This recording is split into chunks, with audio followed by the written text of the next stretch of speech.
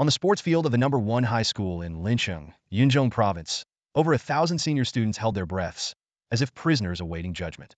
The mysterious magic circle on the high platform emitted an eerie glow, like an invisible giant hand ready to reshape everyone's future. When Changha finally arrived, dragging a drunken Chu Ci with him, the ceremony was already halfway through. Memories flooded back to Chu Ci. This world was a bizarre blend of game and reality.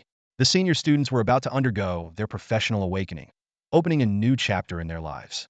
By completing dungeons and hunting monsters, they could gain experience points and level up.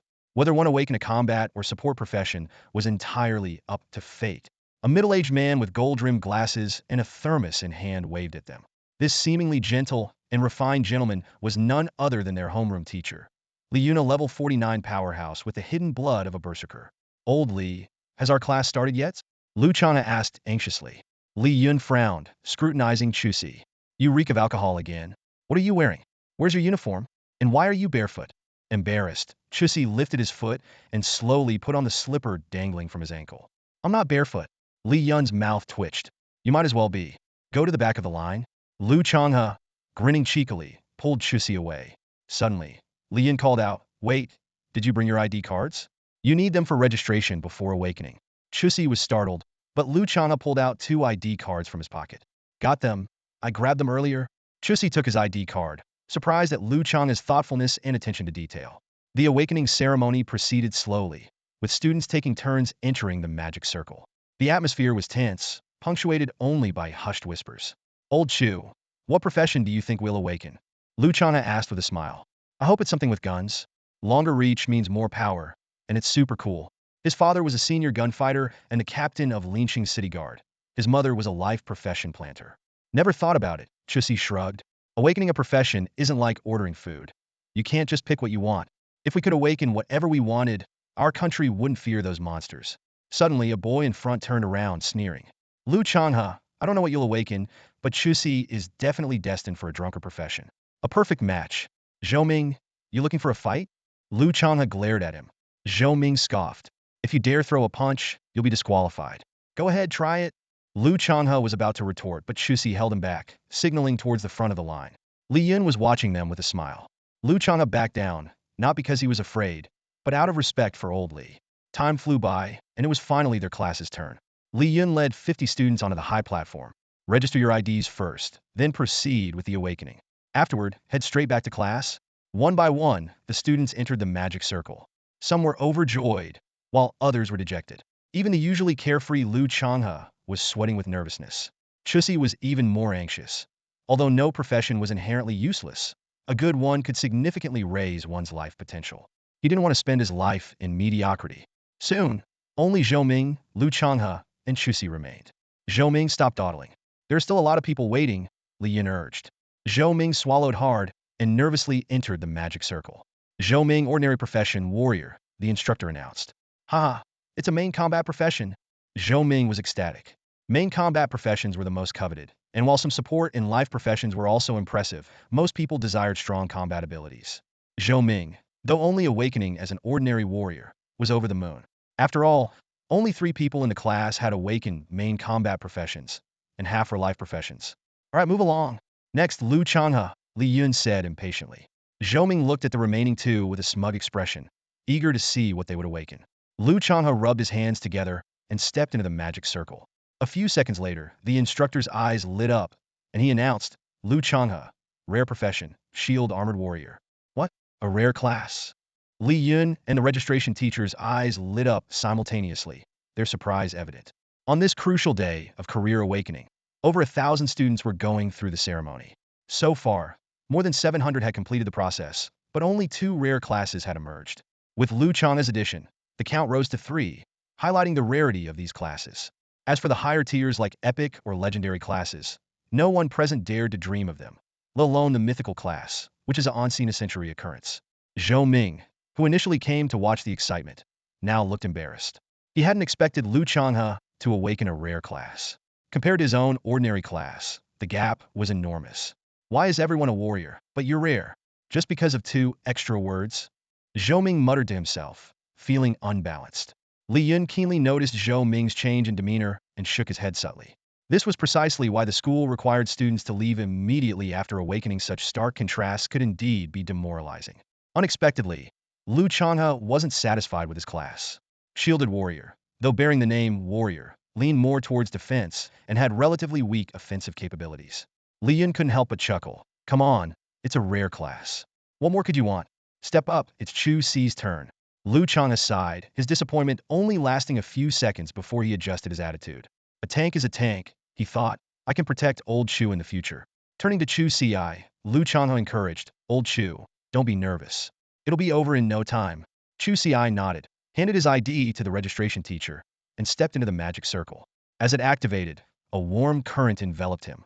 But the sensation was fleeting. Career awakening successful. You have obtained the class, Swordsman. Your attribute panel is now accessible, a mechanical voice announced. In front of Chu Ci, the familiar attribute panel that every career holder knew appeared. The panel displayed. Name, Chu Ci. Class, Swordsman. Level, 10100. Health, 100 Constitution, x10. Mana, 100 Spirit, x10. Strength, 20 Agility, 10 Constitution, 10 Spirit, 10 Intelligence, 10. Physical attack, 40 Strength, x2. Magic attack, 20 Intelligence, x2. Physical defense, 10 Constitution, x1. Magic defense, 10 Spirit, x1. Skills thrust, talent, sword mastery, thrust. A quick strike at the target, dealing 150 damage, 110 level 0, 100 proficiency. Sword mastery. Increases all sword skills damage by 5, 110 level 0, 100 proficiency. The instructor operating the magic circle announced, Chu Ci, ordinary class, swordsman. Lian smiled and commented, not bad, not bad. Although it's just an ordinary class, it's a main combat class. If you develop well, there's a chance you could become a powerful level 50 or even level 60 swordsman. Lu Changha also looked excited. Old Chu, not bad at all. Who knew you had it in you to wield a sword? I'm a shielded warrior, and you're a swordsman. Perfect, I'll protect you, and you handle the damage. Zhou Ming, standing nearby, initially wanted to dismiss it by saying, isn't it just a swordsman? But remembering that he was merely a basic warrior himself, he swallowed his words. Chu Ci wasn't disappointed with the result. Even though it was a basic class, it was still a primary combat role. He did a quick mental calculation. 1 rare class and 4 primary combat roles in the class, pretty decent. Li Yun twisted open his thermos, took a sip, and said, all right, let's head back to class. There's something we need to discuss.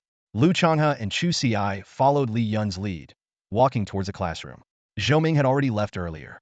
Along the way, Lu Changha enthusiastically imagined how he and Chu Ci would team up to defeat monsters effortlessly. Li Yun couldn't help but complain to Chu Ci. How do you even tolerate this chatterbox? Chu Ci rarely smiled, which surprised Li Yun. In his memory, Chu Ci always wore a cold, indifferent expression around him. This was the first time he had seen him smile.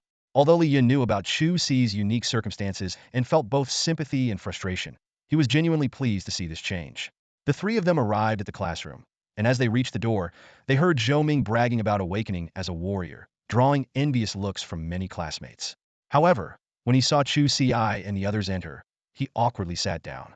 After all, Chu Ci was also a primary combat role, and Lu Changha had a rare class, making any comparison moot. Standing at the podium, Li Yun scanned the room and began his speech. Classmates, 3 years have flown by. As your homeroom teacher, it has been an honor to guide you. Those of you who haven't awakened your desired class, don't be discouraged. Every class has immense potential. It's just waiting for you to unlock it. Those of you who are satisfied with your awakened class, don't get complacent. There are many students like you, and this is just the beginning. Eventually, you will step out of this school, out of Lincheng, out of Yinzhong province. I hope that in the future, you will stand at the pinnacle of Daxia, safeguarding its peace and becoming its protectors. Li Yun's words both uplifted the disheartened students and humbled the proud ones. He continued, there are only half a month left until the college entrance exams, 17 days to be exact. During these 17 days, you need to work hard to level up and prepare for the exams. By 8 a.m. tomorrow, you need to gather at the school. I will lead the students with primary combat and support classes to the beginner dungeon to level up. Those who have awakened life skill classes will be guided by Teacher Lu to enhance your professional skills. Pausing for a moment, Li Yun added with a serious expression. Of course, students who haven't awakened primary combat classes can also sign up to join the dungeon run, but I don't recommend it, as a single misstep could be fatal. After finishing, Li Yun waited for a few seconds. Seeing no students willing to take the risk, he felt a sense of relief. The classroom fell into a brief silence as everyone contemplated their futures. Awakening a life-oriented profession doesn't mean you can't fight. You can still go out and kill monsters to level up. Li Yun stood at the podium, his eyes scanning the attentive faces of his students. He continued, but without awakening a main combat profession, you won't have combat skills or talents, only basic attacks. Of course, if you have the means, you can learn general attack skills, but they won't help much. Li Yun's voice was slightly hoarse, a clear consequence of last night's drinking. He coughed lightly before going on. In the early stages, the gap between combat and life professions might not be significant because everyone is just starting. But as you progress, the difference becomes more pronounced. His gaze turned deep, as if he was lost in memories. I once met a guy who awakened as a chef, a life profession. Unwilling to accept it, he ignored his awakened profession and bought general attack skills to fight monsters. I didn't know his situation back then and thought leveling up together would be fine. Li Yun's tone carried a hint of helplessness. The result? I was a high-level berserker with various combat talents and passive bonuses, able to kill small monsters with a single skill. His attacks only took off a 20th of a monster's health. When I found out he was a chef, I was almost infuriated to the point of spitting blood. His expression grew serious. So, I hope none of my students turn out to be such disappointments. Alright, that's all for now. You can go home and prepare. As Li Yun finished speaking, the classroom was filled with the sounds of chairs moving and books closing. The students began to pack up and get ready to leave. Just then, Li Yun approached Changha and whispered, "Keep an eye on him tonight. Don't let him drink again, or he'll be late tomorrow." He pointed to Chu Ci, who was busy packing his bag and seemed oblivious to the conversation. Changha thumped his chest, promising earnestly, "Don't worry, Mr. Li. I'll stay at his place tonight and make sure he's on time tomorrow." Li Yun nodded in approval and then left the classroom. With the teacher gone, the classroom's atmosphere instantly became lively. Students gathered in small groups, some excitedly discussing the upcoming dungeon, while others expressed envy over different professions. Many crowded around Changha and Chu Ci, curious about their awakened professions. Changha's rare profession, in particular, sparked a lot of interest. Finally, escaping the enthusiastic crowd, Chu Ci and Changha exited the classroom. Changha patted Chu Ci's shoulder and suggested, "Let's go to the market and buy some groceries. I'm staying at your place tonight, remember?" Chu Ci glanced down at his feet, noticing he was only wearing one slipper. He sighed, "I'd rather go home first and put on some proper shoes." He felt a bit uneasy under the curious stares of passersby. Changha's eyes gleamed with mischief. "Let's run, get the groceries, and head back quickly. You don't want everyone staring at us, do you?" Chu Ci reluctantly nodded, and they ran towards the market. Amid the bustling market, they quickly picked out the ingredients and then headed straight to Chu Ci's home. By the time they got back, it was almost 11 in the morning. In the kitchen, Chu Ci washed the vegetables and asked, "Aren't you going home? Do Uncle Lu and Annie know you awakened a rare profession?" Changha, tying an apron, replied with his back to Chu Ci, "I'll go in the afternoon. I already messaged them, but they haven't replied yet. They're probably busy." He turned around, signaling for Chu Ci to help tie the apron strings. Chu Ci shook the water off his hands and skillfully tied the apron for his friend. Despite his muscular build, Changha was quite the cook. "After you finish washing the vegetables, go tidy up your room," Changha said. "It smells like alcohol in there and I can't stand it." Chu Ci nodded and, after washing the vegetables, went to his room. The strong smell of alcohol hit him as soon as he entered, and empty bottles were scattered on the floor. He opened the window for ventilation and started cleaning up, picking up the bottles and changing the beddings. When Changha finished cooking, Chu Ci had almost finished tidying up. Seeing the table full of dishes, Chu Ci exclaimed, "So many dishes?" Changha explained as he took off his apron, "We're celebrating. I wanted to make a soup too, but we ran out of time. I'll do it tonight." Chu Ci's eyes lit up. "If it's a celebration, we should have some drinks." Changha immediately reminded him, "Don't forget what Mr. Li said. I'm supposed to make sure you don't drink. It's just noon. A little drink won't hurt. Just a small glass," Chu Ci said dismissively. "I'm not drinking," Changha insisted. "Fine, you can just enjoy the aroma," Chu Ci said as he walked towards another room, which was his parents' room. Since their passing, it had become his storage for alcohol. Suddenly, Chu Ci remembered something. "Oh, I recall Dad once brought home a good bottle of wine, saying we'd open it to celebrate when I awakened my profession." He sighed. His parents were gone, but at least he had Changha by his side.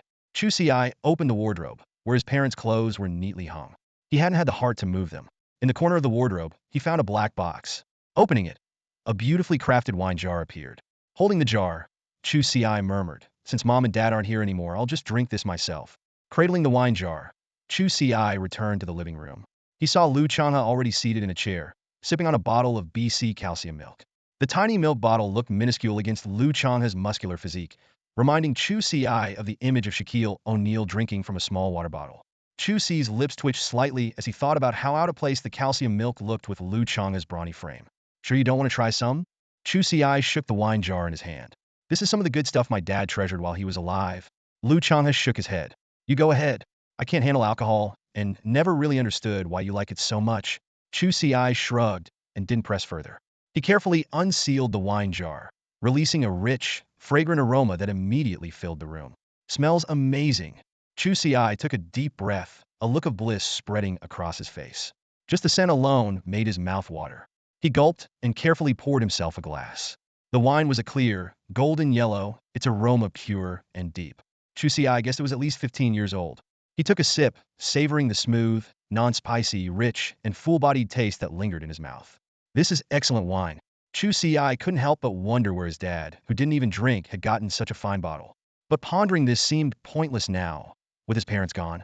As Chu Ci was about to take another sip, a voice suddenly echoed in his mind. You have consumed a mythical spirit wine. As your current profession is Swordsman, level 1, you meet the hidden requirements to activate a new profession, Drunken Sword Immortal Unique. Current activation progress. 1. Please increase the activation progress to 100 within 5 minutes, or the activation will fail. Chu Ci was stunned, staring incredulously at the wine jar in his hand. This was mythical spirit wine? He quickly opened his profession panel. Name, Chu Ci. Profession, Swordsman. Activating new profession, Drunken Sword Immortal Unique. Progress 1. The profession panel had changed, with all other attributes disappearing. But seeing that he could indeed activate a new profession made Chu Ci's heart race with excitement. Increase the progress? How do I increase the progress? Chu Ci muttered to himself. Could it be by drinking? He took another sip of the wine and saw the progress increase by 4, reaching 5. At this point, Chu Ci couldn't afford to ponder why his dad had mythical spirit wine. He had just over 4 minutes left to finish the entire jar and fully activate the new profession. With that in mind, Chu Ci drained his glass in one gulp. Under Lu Changha's astonished gaze, he lifted the wine jar and began chugging directly from it. Whoa, Chu! What are you doing? Have you lost your mind? Lu Changha suddenly jumped out of his seat and snatched the wine jar from Chu Ci's hands. We agreed to just have a small drink. You'll kill yourself drinking like this. Chu Ci's eyes sharpened, and his expression turned unusually serious. Luma, give it back to me. I've triggered the conditions to activate a hidden profession. He reached out to reclaim the jar. Lu Changha was stunned, but, seeing the determination in Chu Ci's eyes, hesitantly asked, Are you serious? I wouldn't lie to you, Chu Ci said urgently. Hurry up, this thing has a time limit. Lu Changha gritted his teeth, paused for a few seconds, and finally relented. Damn it, if you're lying to me, no soup for you tonight. With that, he handed the jar back to Chu Ci. I'll definitely have your soup, Chu Ci said, taking the jar and wasting no time as he tilted his head back to drink. As the liquid flowed down his throat, a progress bar rapidly filled in his mind. 20, 30, 40. At that moment, the clear skies over Yunzhong province suddenly darkened as a river stretched across the entire province, causing immediate uproar among the populace. Look, what is that? Why is there a river in the sky? Are you kidding me? Am I dreaming in the middle of the day? Holy crap, there really is a river.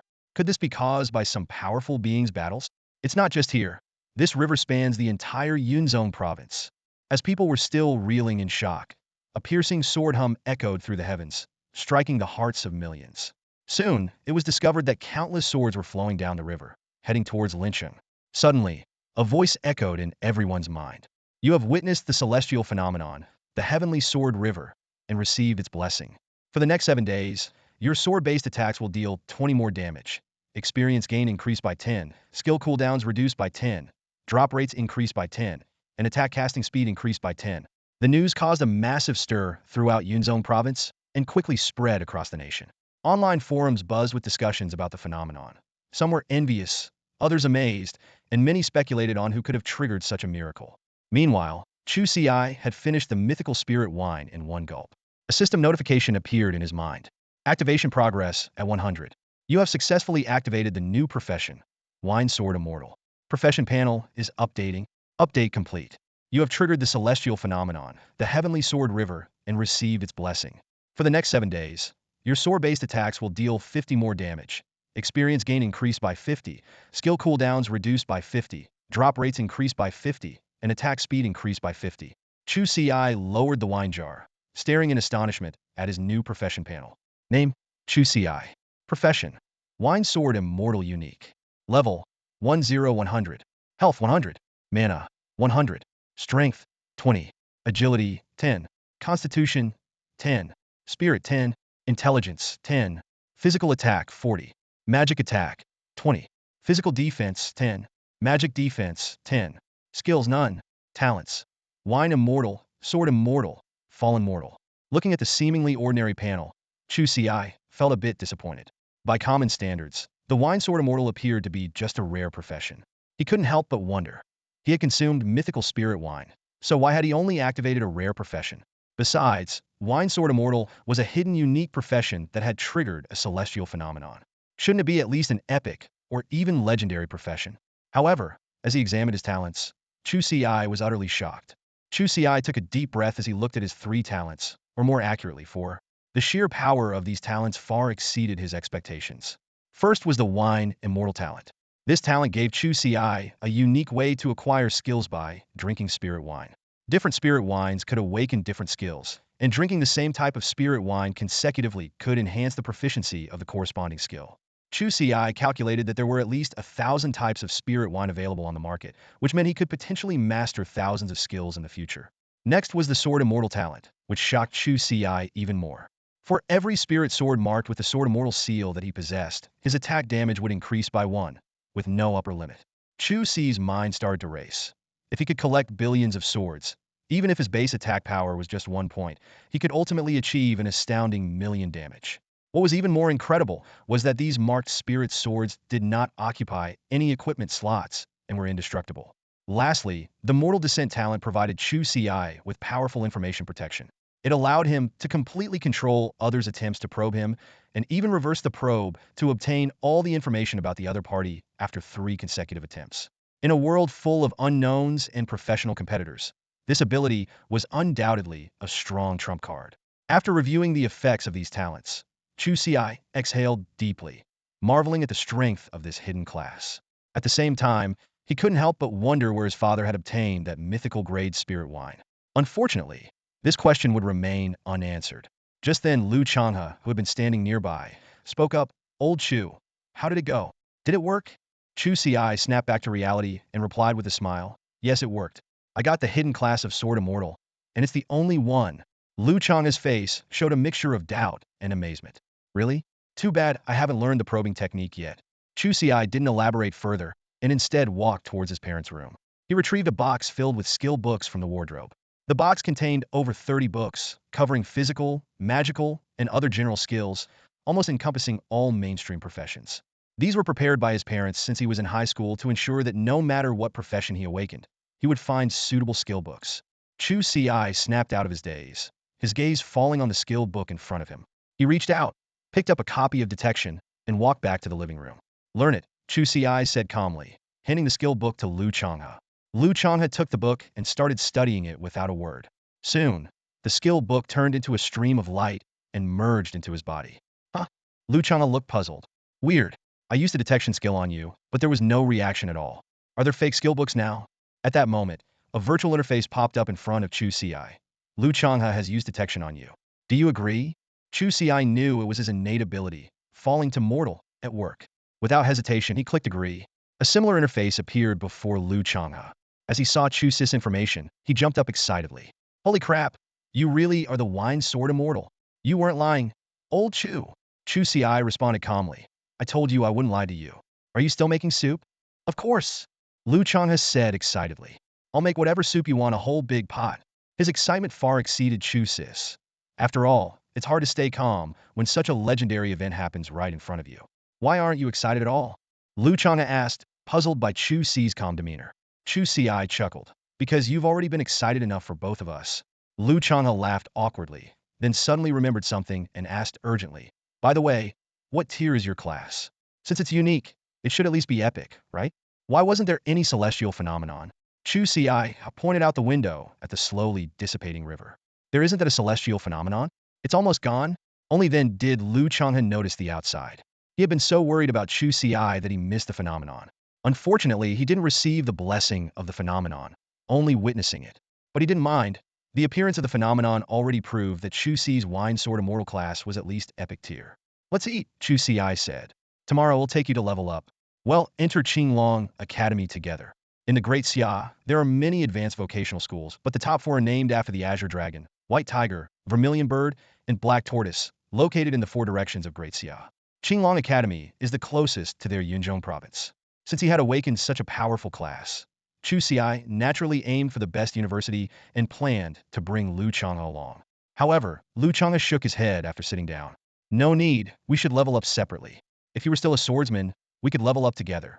But now, with your class at least epic tier and being a primary combat class, leveling up together would only slow you down. Chu Ci opened his mouth, wanting to say something, but seeing Lu Chang's serious expression, he held back. Alright, I'll level up first and then bring you along, Chu Ci finally said. He'll open the doors of Qinglong Academy for you. Basic setting. Classes and equipment tiers are divided into common, advanced, rare, epic, legendary, and mythic. Dungeon and quest difficulty levels are divided into normal, hard, nightmare, and hell. Additional settings will be supplemented later. The outside world remained bustling, but Chu Ci and Lu Changha were immersed in their own world, focused on their lunch. At the dining table, Lu Changha was talking non-stop, while Chu Ci was more reserved, concentrating on his food. Lu Changha alternated between eating and browsing the latest news on his phone. Old Chu, Lu Changha said, putting down his chopsticks, his eyes sparkling with excitement. The internet is buzzing about your phenomenon spanning the entire Yunzhong province. They're saying you're at least a legend tier, maybe even myth tier professional. The blessing effect is incredibly strong. Too bad I missed it. He shook his head regretfully and continued. Everyone online is speculating about who awakened such a powerful profession. You mustn't reveal yourself now. You're not fully developed yet. Don't take any risks. Don't worry. I won't tell mom and dad. Wait until you're stronger and can protect yourself before you amaze them. Lu Chang's eyes were full of concern, and suddenly, an idea struck him. Excitedly, he said, "Oh right, when I get home, I'll bring you my dad's concealment ring. This equipment not only grants invisibility, but also blocks detection spells from professionals up to 10 levels higher than you." He looked at Chu Ci with a satisfied expression, as if he were watching his own child finally succeed. Chu Ci shook his head. No need. My talent comes with a built-in information concealment effect. As long as I don't consent, others' detection spells can't see my information. You mean, the reason my initial detection spell didn't work was because of your talent? Lu Changha asked, surprised. That's right, Chu Ci confirmed with a nod. Moreover, my talent allows for counter-detection. If someone uses a detection spell on me 3 times in a row, and I reject it each time, I can obtain their information. Lu Changha, intrigued, suggested eagerly. That's strong? Let's test it out. He immediately used the detection spell on Chu Ci 3 times in succession. Chu Ci's talent, Fallen, was triggered again, and after rejecting all attempts, an information interface popped up before him. Chu Ci carefully reviewed Lu Changha's detailed information, including his profession, level, various attributes, skills, and talents. After reading, Chu Ci remarked in surprise, your talent is pretty strong too. With Unyielding and Shield Guardian combined, as long as you aren't one-shot or facing true damage, you're nearly indestructible. Your superior recovery boosts your endurance, and the Earthquake skill has a control effect. Right now, you're just missing an attack skill. With one, combined with your talents, you'll be able to solo high-level monsters. Lu Changha was stunned. No way. You can see my talents? Why can I only see your name, level, and profession when I use the detection spell? It dawned on Chu Ci just how terrifying his Fallen talent truly was. His detection ability far surpassed ordinary detection spells, revealing even the attributes, skills, and talents of others in detail. Old Chu, your talent is incredible, Lu Changha realized. Why bother leveling up? You should become an intelligence broker instead. Chu Ci laughed and responded, alright, if I ever hit rock bottom, I'll consider it. The two quickly finished their lunch and washed the dishes together. Just then, Lu Changha received a call from their parents, asking him to come home. After Lu Changha returned home, Chu Ci didn't idle around. He decided to use this time to buy some essentials. Returning to his parents' room, he carefully took out the mysterious box. The first item he retrieved was a ring that shimmered faintly, an advanced storage ring with an astounding capacity of 1,000 cubic meters, far exceeding the backpacks of ordinary professionals. Chu Ci put on the ring and felt a strange power flow through him, then proceeded to store all the items from the box into it. I should go buy some spirit wine and weapons, Chu Ci muttered to himself. He changed into a decent outfit, making sure to put on shoes this time. Once downstairs, he hailed a taxi and headed straight to the largest mall in Lin City. In the bustling mall, Chu Ci quickly found a store specializing in items for professionals. As soon as he stepped inside, a smiling saleswoman greeted him. "Hello, sir. How can I assist you today?" Chu Ci glanced around, noticing that the store was crowded with parents accompanying their newly awakened children. He turned to the saleswoman and got straight to the point. "What kinds of spirit wine do you have here? What are their grades?" The saleswoman was momentarily taken aback, clearly not expecting this seemingly inexperienced customer to be interested in buying wine. She quickly regained her composure, showcasing her professionalism. "Sir, we currently have 13 types of spirit wine. 10 are ordinary grade, and 3 are high grade. No rare grade spirit wine?" Chu Ci pressed on. "Sir, rare grade spirit wine is extremely precious, and we don't carry it in our store. If you need it, I can inquire with my supervisor." Chu Ci thought for a moment. "Let's start with the ordinary grade spirit wine." Guided by the saleswoman, Chu Ci arrived at the spirit wine display area. Rows of bottles were neatly arranged, each accompanied by a brief description. Purple Bamboo Brew, ordinary grade, increases strength attribute by 5 for 3 hours, non-stackable, priced at 300 gold coins. Spring Breeze Brew, ordinary grade, increases mental attribute by 5 for 3 hours, non-stackable, priced at 300 gold coins. Cold Water Brew, ordinary grade, reduces damage taken by 5 for 3 hours, non-stackable, priced at 300 gold coins. Chu Ci was secretly amazed by the high prices of the spirit wines, far surpassing the best industrial alcohol he had ever tasted. Those expensive industrial liquors had no special effects other than intoxication, yet the cheapest spirit wine here cost 300 gold coins. "I'll take a jar of Purple Bamboo Brew first." Chu Ci decided to test its effects. The saleswoman quickly handed him a jar of Purple Bamboo Brew. "Is there anything else you need?" "Not for now, just the bill, please." Chu Ci pulled a gold card from his pocket to pay. This gold card was left to him by his parents, containing a whopping 10 million gold coins. Considering his father even owned mythic-grade spirit wine, this amount of money seemed insignificant. After paying, Chu Ci couldn't wait to open the jar and took a swig. "You have consumed ordinary-grade spirit wine, Purple Bamboo Brew. Drunken Master effect triggered. New skill activated. Sword slash, activation progress 5. A notification suddenly appeared in front of Chu Ci, and the progress bar quickly filled up. The saleswoman beside him was stunned, completely unprepared for someone to drink it on the spot. "Sir, I've paid," Chu Ci responded calmly. The saleswoman was left speechless, only able to watch this peculiar customer leave with a look of helplessness. Chu Ci quickly downed a jar of Purple Bamboo Brew. A system notification echoed in his mind. "You have acquired a new skill, Sword Slash. Sword Slash deals 150 physical damage to the target, cooldown time 30 seconds, 110 level, 100 proficiency." A smile tugged at the corner of Chu Ci's mouth. He finally had his own skill. His gaze landed on the sales assistant, who was eyeing him with a peculiar look. "Another jar," Chu Ci said decisively. The sales assistant quickly fetched another jar of Purple Bamboo Brew, hesitated for a moment, then asked, "Sir, you're not planning to drink it here, are you?" Her tone revealed her concern that Chu Ci might get drunk and cause trouble in the store. Chu Ci didn't respond, simply smiled and handed over his gold card. The sales assistant paused for a few seconds before taking the card and completing the transaction. Under her worried gaze, Chu Ci lifted the jar again and began to drink heavily. System notifications flashed continuously. "You drank Purple Bamboo Brew. Sword slash proficiency 5. You drank Purple Bamboo Brew. Sword slash proficiency 7. You drank Purple Bamboo Brew. Sword slash proficiency 10. In just about a minute, Chu Ci had finished the second jar. As the last drop went down, the system prompted again. "You drank Purple Bamboo Brew. Sword slash proficiency 3. Your sword slash skill has leveled up to level 2.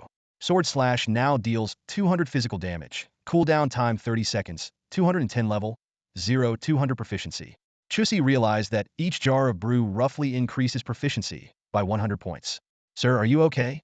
The sales assistant asked, full of concern, reaching out to support Chu Ci, as if fearing he might collapse. "I'm fine." Chu Ci shook his head, feeling no trace of intoxication, suspecting it might be due to his Drunken Master talent. "Give me 10 jars of all the spirit brews," Chu Ci said decisively. Having confirmed the effect, he didn't want to draw more attention in the store. He noticed quite a few customers stealing glances at him. "Huh?" The sales assistant was momentarily stunned. "What? Out of stock?" No, we have them." "Are you sure you want that many?" "Swipe the card."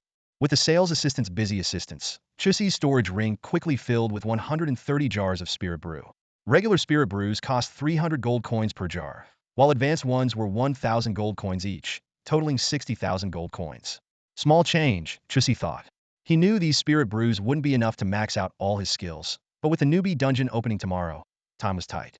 Besides, he didn't plan to drink all 130 jars today. Even if he wouldn't get drunk, he was concerned about the potential physical strain from consuming so much in one day. I'll pace myself with these brews, Chu Ci decided internally. Sir, do you need anything else? The sales assistant, relieved that Chu Ci wasn't drinking more on the spot, asked with a smile. Do you sell containers for the brews? Drinking straight from the jar isn't very elegant, Chu Ci inquired. The sales assistant handed him a list of various containers for liquids. From simple black gourds to purple wooden teapots with heating functions, and even baby bottles, the selection was extensive. Chu Ci browsed through and noticed that the highest quality available was advanced, with no rare options. Chu Ci finally chose an advanced item, the purple spirit gourd. It was a palm-sized gourd, entirely purple with silver patterns, looking quite sophisticated. It had 3 separate compartments, each capable of holding up to 10 jars of spirit brew, priced at 80,000 gold coins. Despite the hefty price, Chu Ci didn't hesitate to buy it. The transaction was swiftly completed, and the purple spirit gourd was in his possession. Sir, anything else you need? The sales assistant's face was beaming, clearly pleased with this big spender. Do you really not have any rare spirit brews? Chu Ci asked again. The effects of the regular brews were already impressive. He couldn't help but wonder what surprises rare brews might offer. The sales assistant hurried inside and soon returned with a middle-aged man. Smiling, the man extended his hand to Chu Ci and said, Hello, sir. I'm Hi, the manager of this store. Please follow me to the reception room. He handed Chu Ci a business card and led him to an elegantly decorated reception room. Without wasting any time, Hi placed a jar of spirit wine on the table. Sir, our store currently has only this rare spirit wine. This is rare grade Qingyu wine, made from the gallbladder of the elite-level wild creature, Qingyu snake, infused with dozens of medicinal herbs. Chu Ci interrupted him, asking directly, how much? For him, although rare spirit wine had good effects, it only increased skills and proficiency. 238,000 gold coins for 1 jar, Hai quoted. Chu Ci nodded. Although the price wasn't cheap, he could afford it. How many jars do you have? Currently, we only have 1, Hai explained. After all, our Lin city isn't a major city. If you go to Yunzhong City, the capital of Yunzhong province, there would be a lot more rare spirit wines. I'll take it, Chu Ci said decisively. You sell weapons here, right? Do you have any first-grade swords? Hai's eyes lit up. Of course we do. If you want, sir, I'll give you a first-grade long sword and throw in a 5th-grade long sword as well. Chu Ci, however, pressed on. How many first-grade swords do you have? Hai was momentarily taken aback, but quickly pulled up the store's inventory list. Sir, we currently have a total of 2,547 first-grade swords in stock, all of common grade. I'll take all of them, Chu Ci said, thinking that over 2,000 swords should be enough for now. Hai's eyes widened, unsure of how to react. He wondered why this customer needed so many first-grade weapons, but as a businessman, he quickly masked his surprise. Chu Ci added, Oh, and I'll also take a book on detection techniques and some recovery potions. Let's settle everything together. Hai completed the staggering transaction and personally escorted Chu Ci out, his eyes filled with curiosity and confusion. Chu Ci, however, paid no mind. After leaving the mall, he took a taxi straight home. Although there might be other shops in the mall selling spirit wine, he decided to first make use of what he had just bought and convert it into his own strength. Once home, Chu Ci immediately studied the detection technique. Then, he eagerly opened the jar of rare spirit wine and drank it down in large gulps. A system notification sounded. You have consumed rare-grade Qingyu wine, triggering the wine immortal effect. You have awakened the power of the wine immortal, activating the exclusive skill of this profession, sword mastery. Activation progress. 5. Chu Ci's heart skipped a beat as he looked at the prompt interface. The sword/slash skill activated by the purple bamboo brew wasn't exclusive, but the newly acquired sword control technique was unique. Suppressing his excitement, he quickly downed a jar of green feather wine. A system notification popped up. You have obtained the exclusive skill for this class, Sword Control Technique. Sword Control Technique, Level 1, exclusive skill for the Wine Sword Immortal class. You can control the spirit swords in your hand for long-range attacks. Currently, you can control up to 10 swords within a 10-meter radius. This skill has no proficiency limit, and its effect will improve as your level increases, with no upper limit. Chu Ci's eyes lit up, envisioning the grand scene of summoning thousands of swords in the future. He took a deep breath to calm his excitement and turned to pick up other spirit wines. After all, just having 2 skills was far from enough. He then drank high-grade spirit wines one after another. Dark fragrance, returning guest fragrance, and bamboo leaf green. With each drink, the system notified him of new skills acquired. Break all passive skill. When you attack a target, There is a 5 chance to ignore 20 of the target's defense. Level 110, proficiency 0, 100. Returning willow movement, passive skill. When you receive damage, there is a 1 chance to evade the damage. Level 110, proficiency 0, 100. Returning heart sword formation. Controls spirit swords to form a sword formation. The more spirit swords, the larger the formation. Requires at least 10 spirit swords. Attack speed increases by 10, and targets within the formation take 5 more damage. Cooldown time, 3 minutes. Level 110, proficiency 0, 100.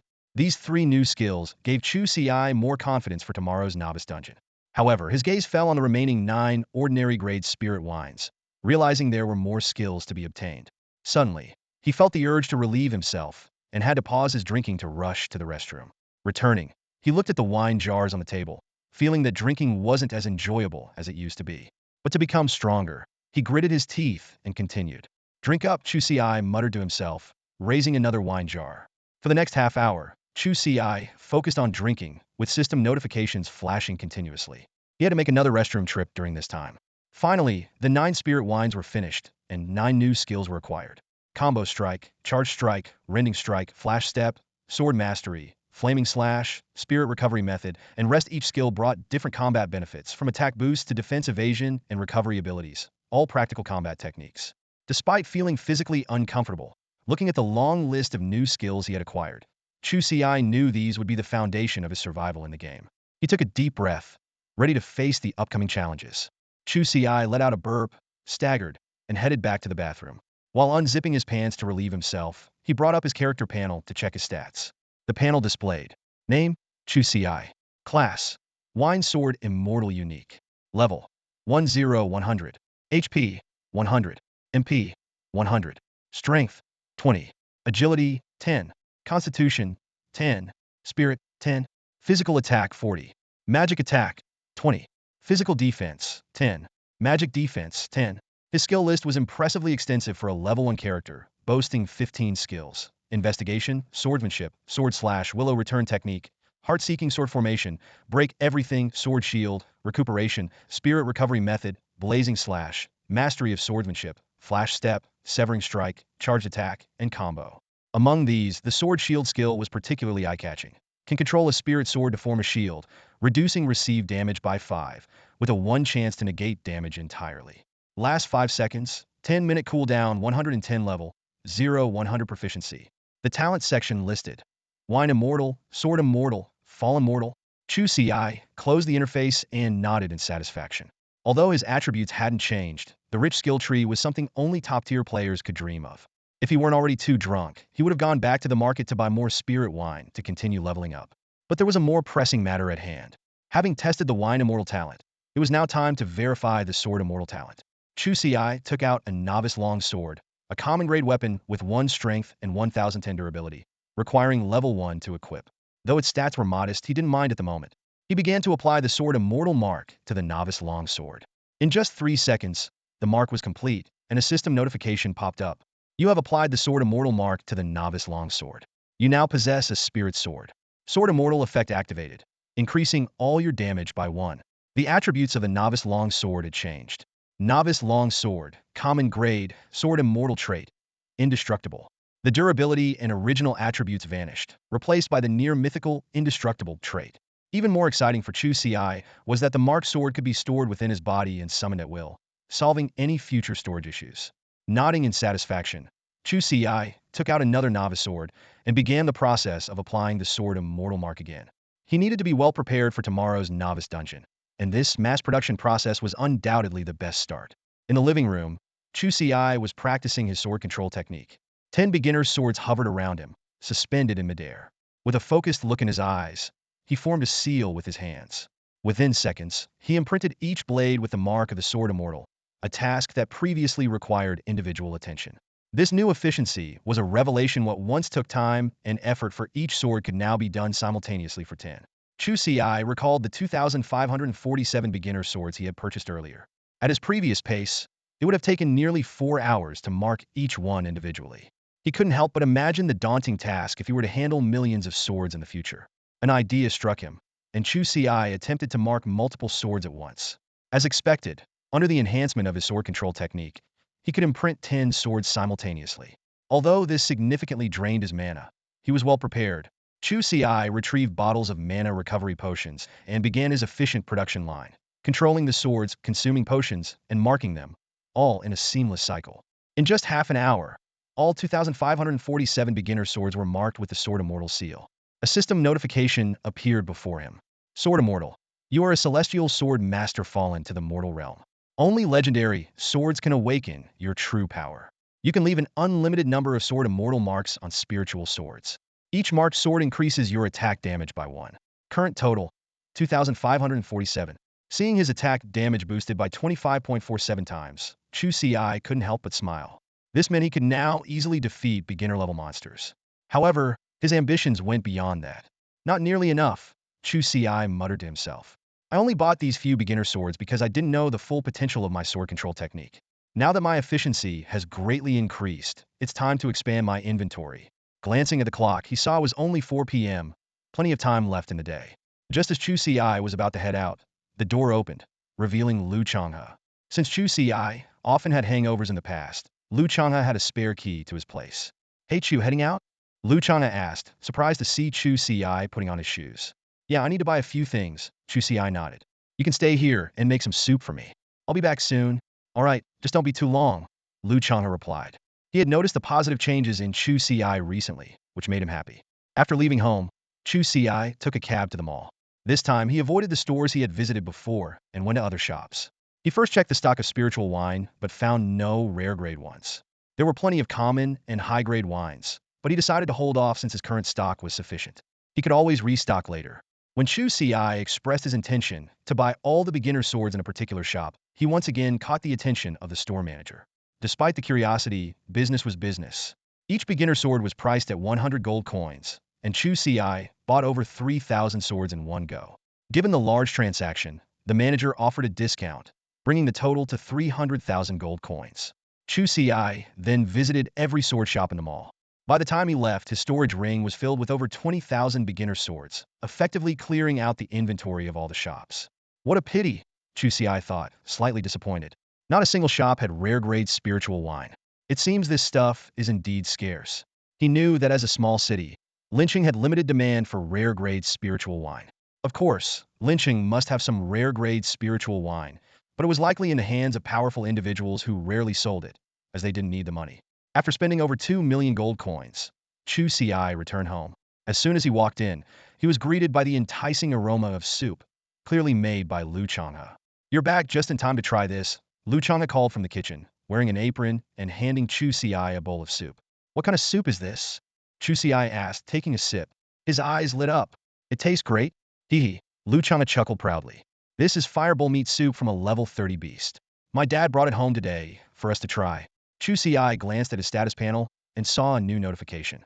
Chu Ci drank the broth made from the fierce bull's meat and immediately felt a warm sensation spread throughout his body. He turned to Lu Changha and said, I've gained a special effect restoring 10 health points per second for 30 seconds. It's a pity I'm not a chef. I've heard that powerful chefs can make even stronger broths. Lu Changha shook his head with a smile. You should be grateful. Many people would kill for a rare class like yours. Chu Ci chuckled at his words and then downed the remaining broth in his bowl. He felt the effect again and noticed that the duration had slightly increased. Take a break while I whip up a couple more dishes, then we can eat, Lu Changha said, heading back to the kitchen. All right, Chu Ci replied, heading to the living room. He didn't waste any time and immediately started using his sword control technique. 10 long swords floated in front of him as he focused on marking the novice swords with enchantments. Lu Changha glanced over out of habit and was stunned by what he saw. Holy crap, Lao Chu, is that one of your skills? He asked, staring incredulously at the 10 floating swords. Yes, it's my sword control skill, Chu Ci replied calmly. Sword control? Is it what I think it is? Lu Changha asked excitedly. Does that mean you can fly on a sword? But you're only level 1. Chu Ci shook his head. It's not that impressive. I can only make the swords fly, not myself. Sword flying is still beyond my reach. It could be because my level is too low, or maybe sword control and sword flying are entirely different skills. Lu Changha, still excited, said, if you already have sword control, it's only a matter of time before you can fly on a sword. When you do, you have to take me for a ride. Sword flying, how cool is that? Chu Ci teased, sure thing. You almost gave me your first kiss. Taking you for a ride is no big deal. Lu Changha clasped his hands in mock farewell and returned to cooking. He noticed Chu Ci continuously switching swords, but wisely chose not to ask further, understanding that it was Chu Ci's secret. The fact that Chu Ci was willing to display this skill in front of him already spoke volumes about their brotherly bond. Half an hour later, they started their meal. After dinner, Chu Ci resumed marking the novice swords with the Sword Immortal imprint, while Lu Changha cleaned up the kitchen. Even with the tenfold speed boost from sword control, it took Chu Ci nearly 4 hours, working until 10 p.m., to mark over 20,000 novice swords. Finally, Chu Ci checked his status. Number of spirit swords, 29,485. Damage bonus, 29,485.50. With nearly a 300-fold damage boost, Chu Ci was very satisfied. Everything was ready. Now he just had to wait for tomorrow to grind in the novice dungeon. That evening, Chu Ci refrained from touching his wine glass and went to bed early to conserve his energy for the novice dungeon the next day. The following morning, he woke up to the aroma wafting from the kitchen. Lu Changha had already prepared breakfast and was sitting at the dining table, sipping hot porridge while staring at his phone. "Hey Chu, check out the news!" Lu Changha called out excitedly. "The authorities have issued a report on that celestial phenomenon you triggered yesterday. But strangely, they're saying it was caused by someone named Shun Jiangyun, not you." Chu Ci picked up his phone and indeed saw the headline about the celestial phenomenon from the previous day, along with an official announcement. The report stated that Shun Jiangyun from the Shin family, a renowned swordsmanship clan in Yunzhong province, had awakened a legendary profession, triggering the Heavenly Sword River phenomenon. The comment section was buzzing with discussion. So, it was Shun Jiangyun from the Shin family. That makes sense. I heard that the Shin family has had a streak of sword-related professions for generations. No wonder they're called the swordsmanship clan. The patriarch of the Shin family awakened an epic profession, and the current head, Shin Lin, is also epic. I didn't expect Shin Jiangyun to go a step further and awaken a legendary swordsmanship profession. Does anyone know the specific profession Shun Jiangyun awakened? That's classified information. A legendary profession has to be kept secret. I heard the principal of Qinglong Academy personally took him in yesterday. They must be planning to train him well. Chu Ci remained calm as he read the news, but Lu Changha was indignant on his behalf. Shun Jiangyun is taking credit for your feat, and the Shin family is no better.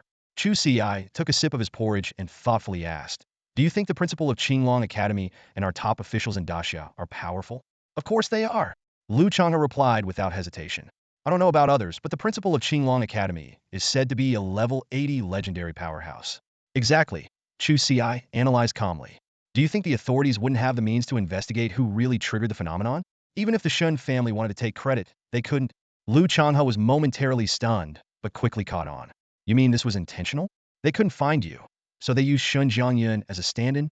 Chu Ci didn't answer directly, but believed it was highly likely.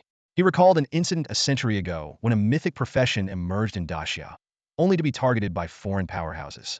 If not for Daxia's preparations, that person might have perished before they could grow.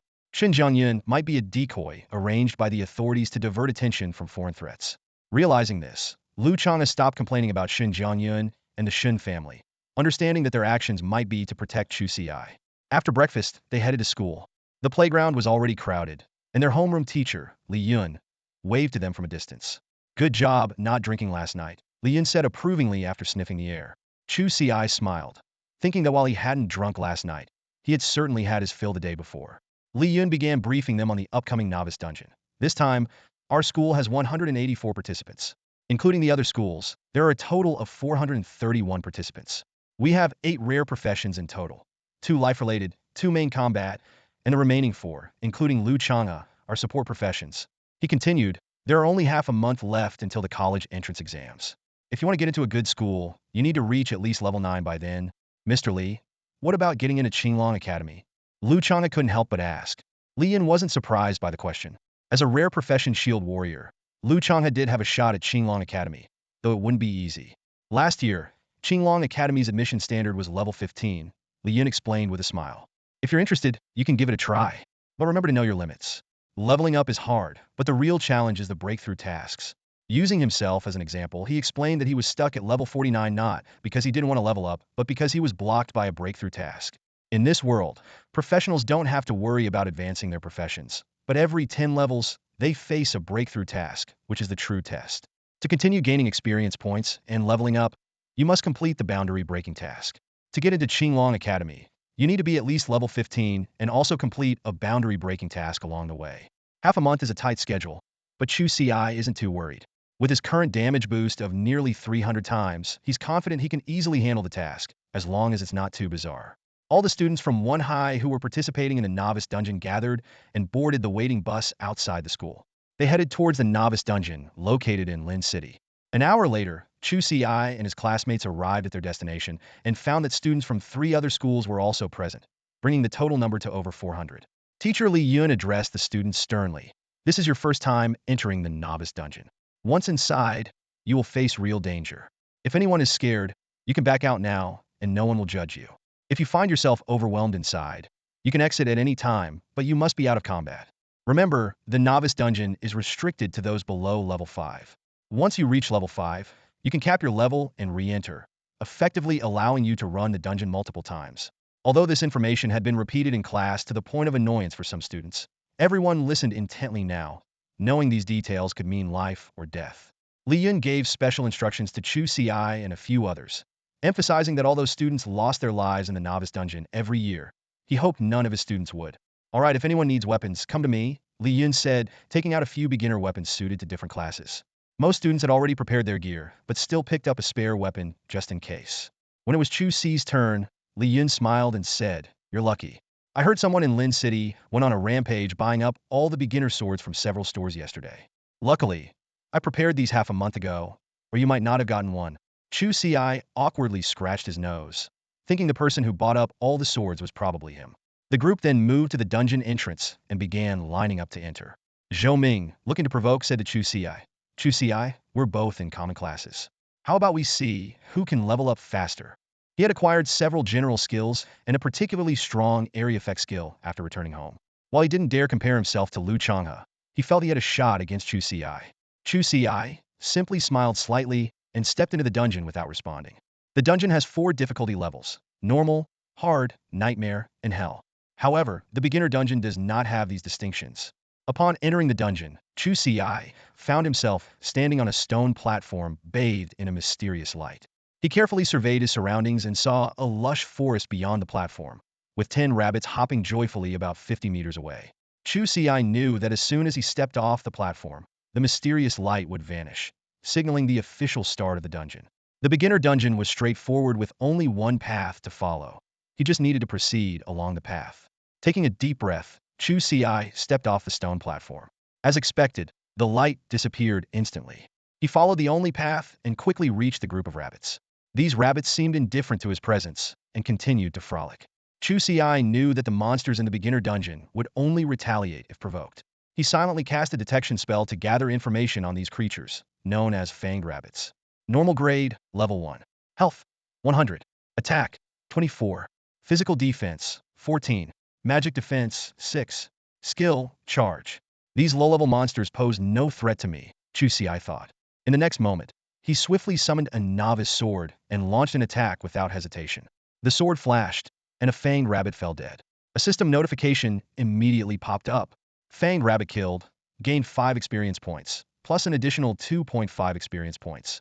With Chu Ci's nearly 300-fold damage boost, these level 1 creatures were effortlessly killed in one strike. The extra experience points were due to a special trait being triggered. Chu Ci recalled the experience point rules of this world.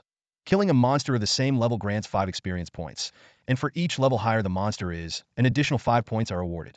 Conversely, killing monsters below one's level reduces the experience points by 1 for each level difference, and no points are awarded for monsters 5 levels below.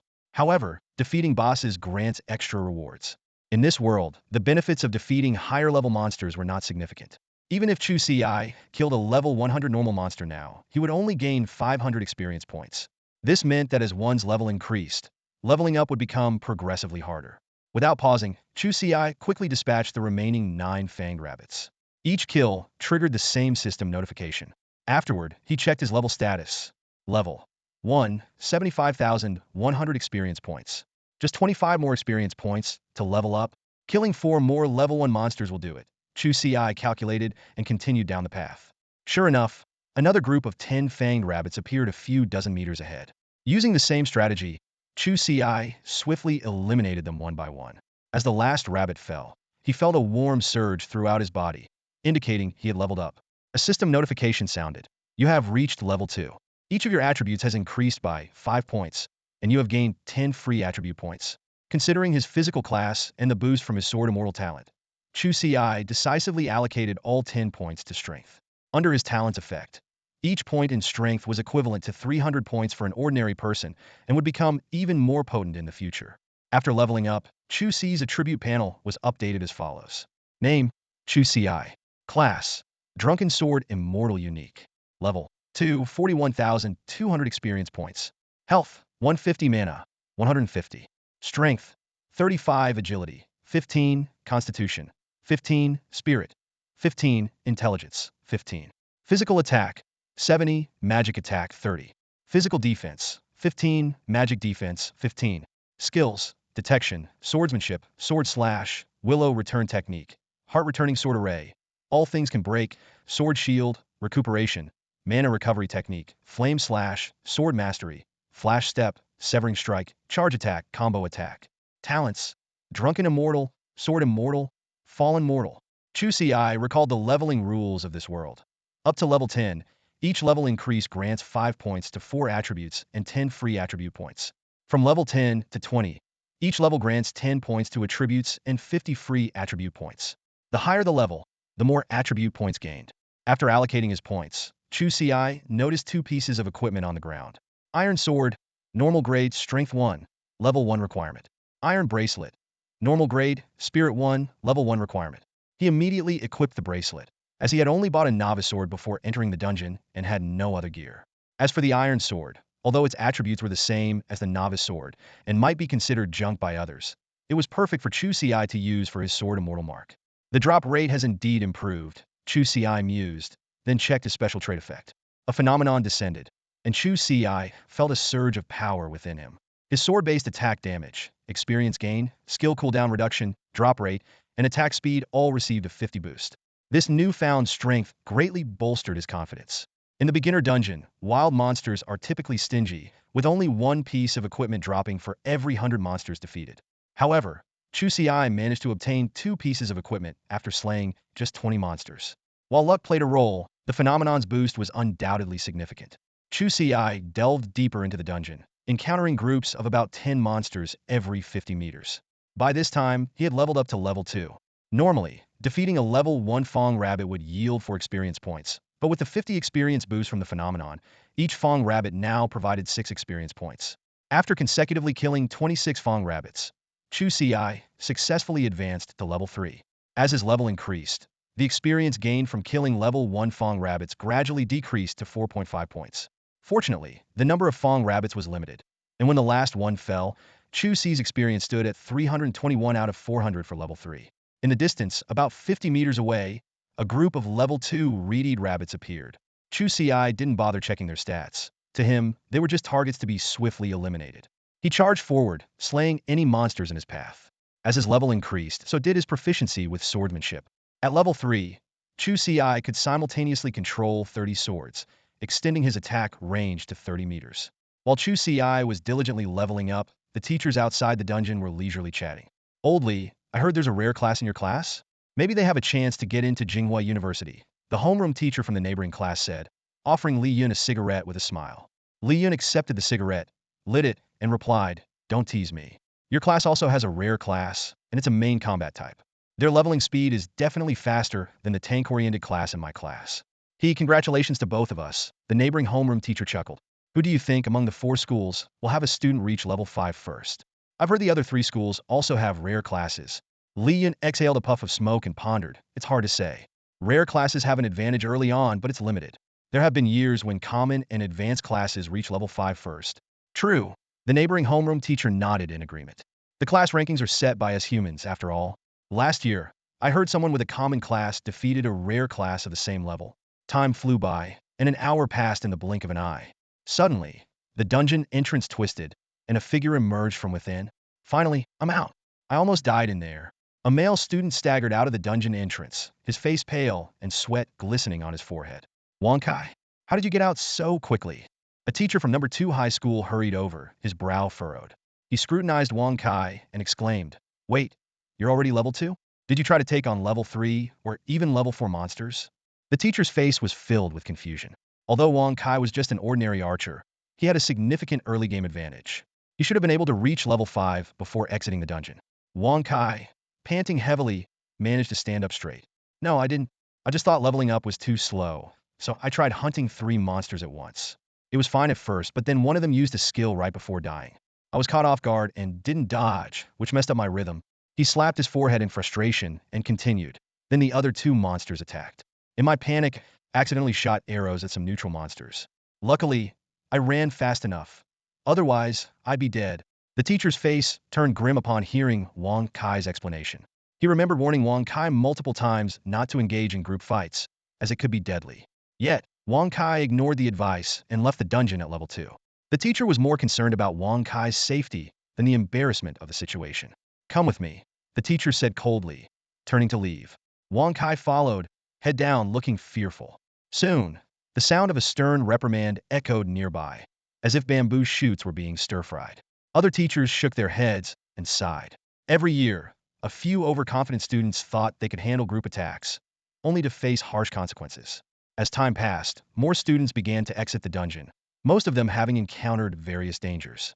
The one-sided teachers suddenly became busy, listening to each student's experiences and patiently explaining solutions. This was the very reason they stayed there, providing practical guidance beyond classroom lessons. The dungeon entrance rippled again, and another figure emerged. Chu Ci. Chu Ci? What happened? Did you run into trouble? Teacher Li Yun, who had been watching the entrance, quickly approached. None of his students had exited the dungeon yet, which made him both relieved and anxious. Seeing Chu Ci come out safely, he felt a bit more at ease. Chu Ci looked puzzled, not understanding why the teacher would ask that. The only trouble he had was killing monsters too quickly, spending most of his time searching for new ones. But seeing the other students who had exited early, he realized what was going on. Mr. Li, I reached level 5, so I came out. No trouble at all, Chu Ci said, displaying his level panel. Level 5998-1000. What? You're already level 5? Li Yun's eyes widened in shock. He had expected Lu Changha, a tank-oriented student, to be the first to reach level 5. Tanks could endure more hits, making leveling easier. But Chu Ci had beaten everyone to it, even the students with rare combat roles who were still in the dungeon. Although Li Yun's exclamation wasn't loud, the other teachers, all level 40 or higher, heard it clearly. They turned their attention to Chu Ci. No way. A student reached level 5 already? It's only been 2 hours. Even with a rare class, it should take 4 or 5 hours. He's from number 1 high school, the best school in Lincheng. Strange. He doesn't look like one of the rare class students from number 1. The teachers whispered among themselves, and the students who had exited early stared at Chu Ci in astonishment. While they were mostly level 1 or 2, someone had already reached level 5. It was unbelievable. Feeling uncomfortable under everyone's gaze, Chu Ci turned to Li Yun and asked, Mr. Li, is there anything else? If not, I'd like to go back into the dungeon. Li Yun snapped out of his daze and asked with concern, do you need to rest? Chu Ci shook his head firmly. I'm not tired. Chu Ci shook his head and resolutely stepped back into the dungeon. Just then, a teacher hurried over to Li Yun, eyes brimming with surprise and curiosity. Wow, old Li, I didn't expect your student to come out on top this time. What's his story? Isn't he the one known for drinking in your class? How did he suddenly become so skilled? Li Yun smiled slightly, a sense of pride swelling in his heart. Yes, it's him, Chu Ci. He's awakened as a swordsman. As for why he reached level 5 so quickly, he might have learned some powerful skills. Although Li Yun didn't fully understand how Chu Ci had progressed so rapidly, as a teacher, he felt deeply gratified. Among all his students, Chu Ci had worried him the most. Seeing this young man, who had once been crushed by family troubles, not only regain his spirit but also surpass all his peers, filled Li Yun with immense satisfaction. When he first joined my class, I knew he had potential. If it weren't for the family issues, he wouldn't have ended up like that. But now he's finally back on track, Li Yun said, his eyes gleaming with hope. If he can keep this up, getting into a good university won't be a problem. At that moment, Chu Ci had no idea that Li Yun was outside the dungeon discussing his past with other teachers. Upon re-entering, he effortlessly slew 2 level 1 Fong rabbits, gaining 3 experience points and reaching level 6. Name? Chu Ci. Class: Drunken Sword Immortal Unique. Level: 612,000.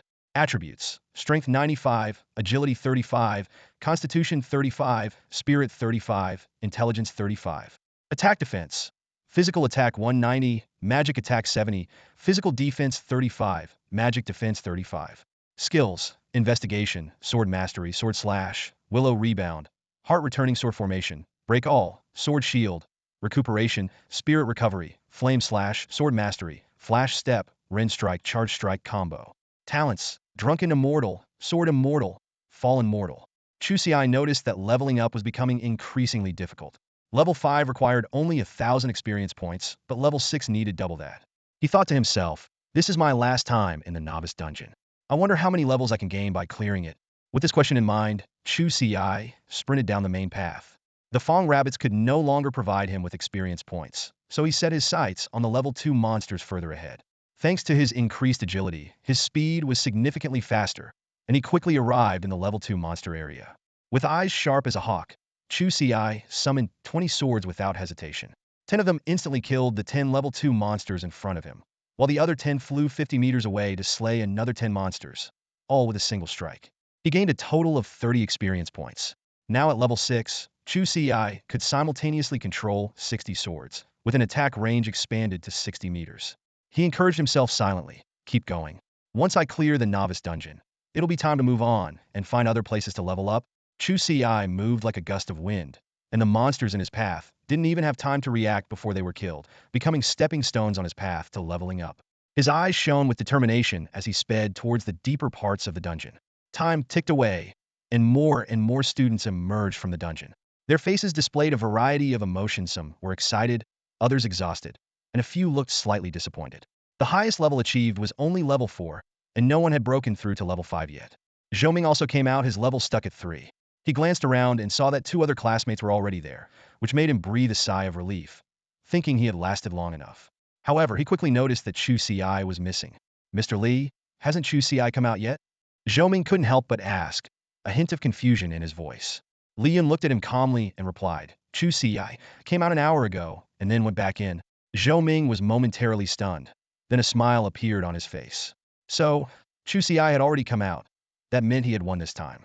But his satisfaction was short-lived as Li Yun continued. He reached level 5 before he came out. It's been an hour since then, so he's probably at level 7 by now, considering his pace. The smile on Zhou Ming's face vanished instantly, replaced by an expression of disbelief. How is that possible? He blurted out. Isn't he in a standard class? How could he be level 5 an hour ago? Zhou Ming's voice was filled with incredulity. He glanced down at his own level, which was barely at 3, still a third of the way from reaching 4. And Chu Ci, who was in the same standard class as him, was possibly already close to level 7? The other 2 classmates couldn't help but laugh at Zhou Ming's reaction. Zhou Ming, didn't you say you wanted to race Chu Ci to see who could level up faster? Still want to race now? Zhou Ming's face darkened, and he gritted his teeth. Race? How can I race when I'm at level 3 and he's at level 7? Despite his shock, Zhou Ming didn't accuse Chu Ci of cheating. In his view, even if Chu Ci had cheated, it was still a testament to his abilities. Seeing this, Li Yun tried to calm everyone down. All right, you're all classmates. There's no need for such competition. If Chu Ci becomes famous in the future, won't you also share in that glory as his peers? He turned to Zhou Ming.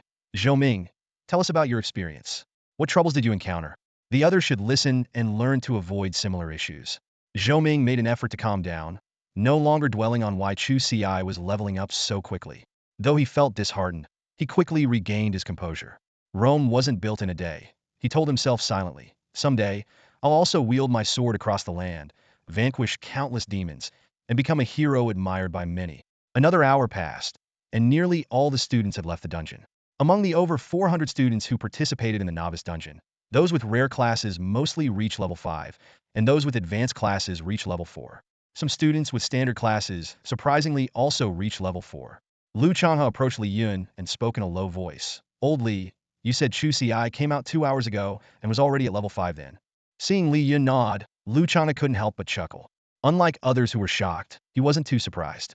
After all, he was the only one in the world who knew that Chu Ci had a unique class. According to online discussions, Chu Ci's class was at least of legendary status, so such performance was only to be expected. Good thing I didn't team up with him, Lu Changha thought with relief. Otherwise, I would have slowed him down. Even though he knew Chu Ci wouldn't mind, he himself would. He didn't want to hold his good friend back when he was finally rising to prominence. Li Yun took out the food he had prepared from his storage ring and said, let's take a break and eat something to recover before going back in.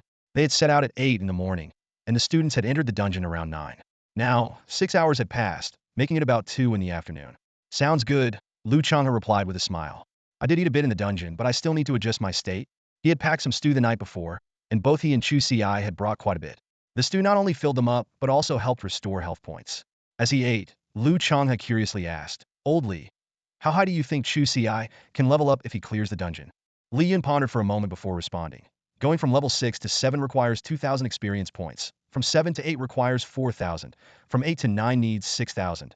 And from 9 to 10 demands 10,000. Li Yun said, "The boss in the beginner's dungeon is only level 6. As he levels up, the experience points he gains will decrease. So even if he clears the dungeon, he'll only reach level 8 at most." Changha asked in surprise, "Aren't you curious why I said Chu Ci could clear the dungeon?" Li Yun smiled and replied, "Of course I am, but every professional has their own secrets. As your teacher, my duty is to take care of you in life, protect you when you're weak, and guide you to become stronger. If you encounter any trouble, you can always come to me. I might be able to help." Saying this, Li Yun twisted open a thermos and handed it to Changha, reminding him, "Eat slowly. No one's going to snatch it from you." Changha took the thermos without hesitation, took a sip, and swallowed the food in his mouth. He looked at Li Yun with disdain and said, "Old Li, your goji berries have no flavor anymore. I'll bring you a pack of my dad's goji berries tomorrow. You brat. Now you're criticizing me?" Li Yun feigned anger. Changha stood up with a cheeky grin. "Old Li, I've rested enough. I'm heading into the dungeon. If old Chu comes out later, tell him to get on with his own tasks. He doesn't need to wait for me." With that, he ran towards the dungeon entrance. Hey, my thermos!" Li Yun called out. "It's flavorless anyway. It has no nutritional value." Changha's voice echoed as he disappeared into the dungeon. Li Yun shook his head with a smile. His storage ring flashed, and another thermos appeared in his hand. He took a sip, chewed carefully, and muttered to himself, "Brat tricked me out of a thermos." Meanwhile, inside the dungeon, Chu Ci was in a fierce battle with the boss. Killed level 6 Firewolf King, experience points 3, additional 1.5 experience points. You successfully killed the boss, gaining 100 experience points, with an additional 50 points. The system notification sounded, indicating that this dungeon was now meaningless for Chu Ci. His attribute panel updated. Name, Chu Ci. Class, Drunken Sword Immortal Unique. Level, 9451710000. Health, 500 mana, 500. Strength, 140 agility, 50 constitution, 50 spirit, 50 intelligence, 50. Physical attack, 280 magic attack, 100. Physical defense, 50 magic defense, 50. Damage boost, 295.35x. Skills, Inspect, Sword Control, Sword Slash, Willow Step, Heart Returning Sword Array, Everything Breaks, Sword Shield, Recuperate, Mana Restoration, Flame Slash, Swordsmanship Mastery, Flash Step, Severing Strike, Charge Strike Combo. Talents, Drunken Immortal, Sword Immortal, Fallen Mortal. As Li Yun had mentioned, under normal circumstances, the number of monsters in the beginner's dungeon wouldn't be enough for Chu Ci to reach level 9. However, with his 50 experience boost, he had managed to hit level 9 just by clearing the beginner's dungeon. During his dungeon runs, Chu Ci hadn't forgotten to drink, which leveled up all his skills to level 2, with some even reaching level 3. He was calculating that once his experience points maxed out at level 9, he could trigger his breakthrough quest and then move to a new area to level up. Chu Ci didn't rush to leave, but instead looked at the items dropped by the boss. Although the beginner's dungeon boss had been killed countless times, his 50 drop rate boost from his unique traits still yielded a considerable amount of loot. Chu Ci carefully inspected the equipment and items he had just acquired. First, he donned the sturdy leather armor, feeling the boost in both his physical and mental resilience. Then, he picked up the wolf fire sword, which emitted a faint red glow. However, instead of equipping it, he stored it in his inventory ring, thinking that it might come in handy later. Next, his gaze fell upon a fist-sized stone. He recognized it as a common grade skill stone, which had a 50% chance of granting a skill relevant to his class upon use. Although it was just a common grade item, Chu Ci knew that such stones still held considerable value in the market. After a moment of contemplation, he decided to save it for someone else, as he had better means of acquiring skills. The last item caught Chu Ci's special attention, a common grade quest enhancement scroll. He studied the scroll's properties carefully, considering its potential uses. Though it could only be used once, it had the ability to increase the difficulty of a quest, thereby yielding better rewards. This was highly appealing to many. Chu Ci decided to keep this scroll for now, thinking it might be useful in the upcoming boundary-breaking quest. After reviewing all his gains, Chu Ci exited the dungeon. As soon as he emerged, Teacher Li Yun approached him with concern. Chu Ci briefly explained that he could no longer enter the dungeon and expressed his desire to train alone. Li Yun nodded in understanding and took a long sword out of his storage gear, handing it to Chu Ci. "Take this weapon. It should provide you with some assistance. Chu Ci accepted the sword and was surprised to discover that it was a high-level piece of equipment, the Golden Light Sword. Chu Ci examined the Golden Light Sword's attributes closely. 46 strength, with the additional ability to ignore 5 of the target's defense. He couldn't help but be impressed by the sword's power. Seeing Chu Ci's amazement, Li Yun smiled and explained, "This sword has been with me for many years. I was lucky to get it from a boss in the wild back in the day. Since I became a teacher, I've lent this sword to outstanding students every year." Chu Ci felt both grateful and excited upon hearing this. He gripped the Golden Light Sword tightly, silently vowing to make good use of the weapon and not let his teacher down. Level 5 advanced weapons are still quite rare in Lincheng, especially for newly transferred students. They are practically akin to divine artifacts. Chu Ci looked at the weapon in Mr. Li's hand, which was glowing with golden light, and shook his head, saying, "No need, Mr. Li. I don't need this gear. Give it to Lu Changha instead." Chu Ci originally intended to give his own wolf flame sword to Lu Changha, but now it seemed unnecessary. He was secretly surprised, not expecting Mr. Li to have such a treasure hidden away. Li Yun hesitated for a moment, but eventually followed Chu Ci's suggestion. He added, "By the way, Lu Changha said not to wait for him when he entered the dungeon earlier." "Got it, I'll head out first." Chu Ci nodded. "Tell him to give me a call when he comes out." Chu Ci planned to make a trip to the mall. Although he could kill monsters instantly, using the sword control technique consumed mana, and the recovery potions he purchased earlier were almost depleted. It was a good time to restock. "Take care of yourself," Li Yun reminded him. "Don't worry, Mr. Li." Chu Ci waved goodbye with a smile. Watching Chu Ci's departing figure, Li Yun couldn't help but sigh. Although he saw students leave every year, a wave of sadness still surged in his heart. He silently thought, the kids have grown up, it's time for them to soar on their own. An hour later, Chu Ci arrived at the mall by bus. Just as he got off, Lu Changha called. "Old Chu, where are you?" "I just got out of the dungeon." Lu Changha's voice sounded tired. "I'm at the mall, getting some recovery potions." "How are you? What level are you now?" Chu Ci asked as he walked into the mall. "I'm at level 6. The monsters later on were so tough, I almost died in there." Lu Changha replied with a bitter laugh. Upon hearing this, Chu Ci immediately made a decision. "All right, head to Wild Boar Forest and wait for me. I'll help you run the dungeon. Don't worry about dragging me down. I'm already level 9. I'll soon trigger the boundary-breaking quest and won't need the experience points." "All right then, I can also try out the Golden Light Sword Mr. Li just gave me." Lu Changha's tone lightened noticeably. Wild Boar Forest is another dungeon in Lincheng, requiring level 5 to enter.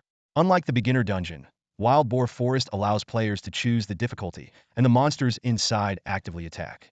After stocking up on a lot of potions at the mall, Chu Ci took another taxi to Wild Boar Forest. By the time he arrived, it was already past 4 in the afternoon. "Old Chu, have something to eat first." Lu Changha handed over a hand-grabbed pancake, which he had made himself the night before. Chu Ci didn't stand on ceremony, taking a bite of the pancake as he handed over a common skill stone. "You should use this skill stone." "I don't need it." "All right." Lu Changha didn't waste words, taking the skill stone and using it immediately. "How did it go? Did it work?" Chu Ci asked. "Got lucky, it gave me a movement skill." Lu Changha replied with a smile. "Charge. Quickly move forward 3 meters with a 10 chance to knock the target into the air. Cooldown time is 1 minute, 110 level, 0, 100 proficiency." Not only does it have mobility, but it also has a control effect. It's a decent skill. Chu Ci nodded in approval. "All right then, let's enter the dungeon." Chu Ci sent a party invitation, and he and Lu Changha headed to the entrance of Wild Boar Forest. At this time, besides the people strolling around, there were no other players. After all, the Wild Boar Forest dungeon wasn't high level, and it was mostly students who came here to level up each year. But today was just the first day, and many students were still battling in the beginner dungeon. It would take at least 2 or 3 more days before this place got crowded. With that thought, Chu Ci and Lu Changha entered the dungeon, and a screen popped up. "You are the party leader. Please select the difficulty of this dungeon. 1. Normal. 2. Hard. 3. Nightmare. 4. Hell." Chu Ci looked at the 4 options, falling into brief contemplation. Staring at the difficulty selection screen, Chu Ci unhesitatingly chose the Hell mode. Unlike the beginner dungeon, the Wild Boar Forest dungeon could only be entered once per day. Chu Ci didn't want to waste this precious opportunity and decided to challenge the highest difficulty in one go. "Seriously, Chu? You pick Hell mode? The weakest monsters in there are all high level." Lu Changha exclaimed, his face full of worry. Chu Ci calmly shook his head and responded, "Don't worry, I'll take care of it." As soon as he finished speaking, they were transported into the dungeon, appearing on a stone platform. Surrounding them was a lush forest, and outside the platform, 10 massive wild boars were rooting around, their tusks gleaming menacingly. A system prompt appeared. Fanged wild boar, high level. Level 5. HP, 1000. Attack, 141. Physical defense, 39. Magic defense, 17. Skill charge. Chu Ci thought to himself. As expected from the Hell Mode dungeon, even a level 5 monster has stats far superior to regular monsters. Changha gulped and asked, his voice trembling slightly. Chu, are you sure we can handle this? One is fine, but attacking one will attract the other 9. Chu Ci didn't answer. Instead, he stepped off the platform, causing the protective barrier around them to vanish. With a wave of his right hand, 10 swords appeared out of thin air and shot towards the wild boars like lightning. In the next instant, astonishing damage numbers floated up. The 10 fanged wild boars didn't even have time to let out a cry before they were instantly killed. System notifications followed. Your party has killed a level 5 fanged wild boar high level, EXP 1, additional 0.5 EXP. Your party has killed a level 5 fanged wild boar high level, EXP 1, additional 0.5 EXP. Chu Ci was quite satisfied with the result. High-level monsters offered twice the experience of regular ones, and rare monsters offered twice that of high-level ones, and so on. Due to the party setting, the experience was halved. Otherwise, each monster would grant 3 EXP. Changha stood there, dumbstruck by Chu Ci's terrifying display of power. 10 wild boars fell in an instant, each taking over 100,000 damage. He also received system notifications. Your party has killed a level 5 fanged wild boar high level, EXP 4. Your party has killed a level 5 fanged wild boar high level, EXP 4. As a level 6 player, Changha could only gain 4 EXP from killing a level 5 monster. High-level monsters gave double the experience, but party settings halved it again. If he were solo, he'd get 8 EXP per monster, but his strength didn't allow that. Chew this, Changha stammered, 30,000 damage. Are you sure that's something a level 9 can do? Chu Ci replied nonchalantly, don't just stand there. I'll handle the killing, you pick up the loot. With that, he took a sip from a purple spirit gourd. Changha finally noticed the scattered loot on the ground and rushed to collect it. He realized that despite the Hell Mode difficulty, with Chu Ci around, he didn't need to lift a finger. He had planned to try out the golden light sword given by Old Lee, but now it seemed better to just relax. After all, having a powerful friend was a blessing. The two continued onward, and every monster they encountered met the same fate, instantly killed by Chu Ci. Remarkably, this was without him using any skills. If he did, the damage would be even more terrifying. When the kill count reached 100 fanged wild boars, Changha excitedly shouted, Chu, I leveled up. A system notification appeared. Your level has increased to 7. Chu Ci nodded. Good. Clearing this dungeon might get you to level 9, triggering a breakthrough quest. Changha marveled. Only you could one-shot these monsters and make Hell Mode seem easy. Anyone else would be on their knees just seeing those 10 fanged wild boars at the entrance. He knew that his rapid leveling was all thanks to Chu Ci's overwhelming power. For ordinary players, this level of difficulty was a nightmare. As the two conversed, the ground suddenly shook violently. 100 meters away, a 5-meter black-haired wild boar was charging towards them, each step causing the earth to tremble. Chu Ci quickly analyzed Tusker Boar, rare to your boss. Health, 5, attack, 10,000, physical defense, 247, magic defense, 142. It has 3 skills, gore, fortify, and charge. But don't worry, this is just a mini-boss in the Hell-level dungeon. The final boss is an epic deer. Before he finished speaking, Chu Ci had already summoned dozens of sharp swords, which shot towards the Tusker Boar King like meteors. Sensing danger, the Boar King barely dodged 2 of the sword lights, but the third sword struck it precisely. With a piercing howl, a massive damage number appeared above the Boar King's head. Its enormous body, driven by inertia, surged forward another dozen meters before crashing heavily to the ground, lifeless. Changha stood dumbfounded, exclaiming, that damage. You could probably one-shot the final boss. Chu Ci didn't respond, only saying calmly, let's get to work.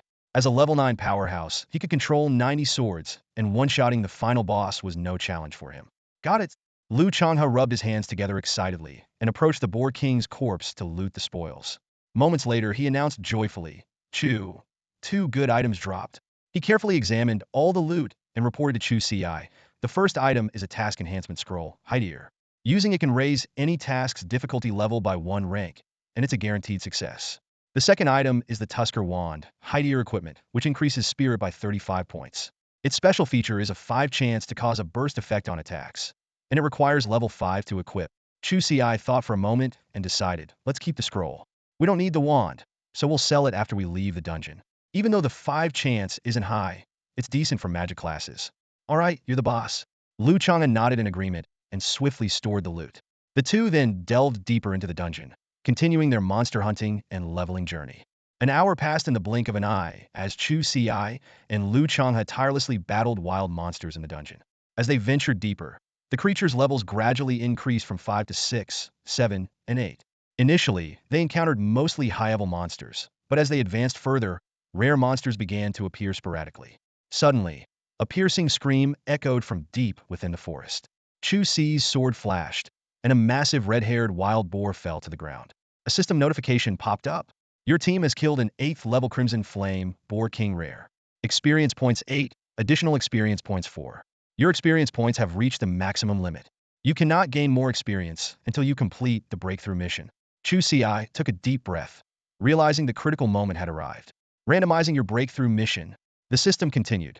Due to your unique class, the difficulty of the breakthrough mission has been increased to Hell level. The mission details appeared before Chu Ci. Monster Slayer Hell level. Kill 100 monsters that are not lower than your level and are at least of epic quality. Mission requirements. Can be completed in a team, with a maximum of 1 teammate whose level must not exceed yours by more than 5. Mission rewards. Class-specific talent awakening scroll X1. Class-specific growth equipment X1. Free attribute points X500. Current progress. 0-100.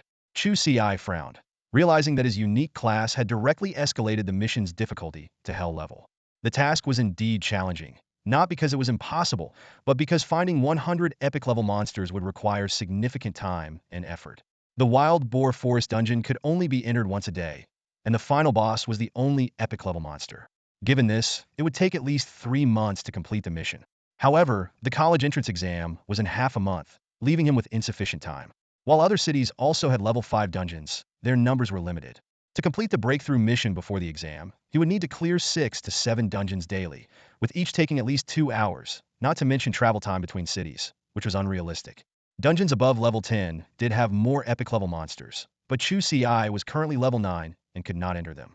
This was why many people got stuck at this level, unable to progress despite their desire.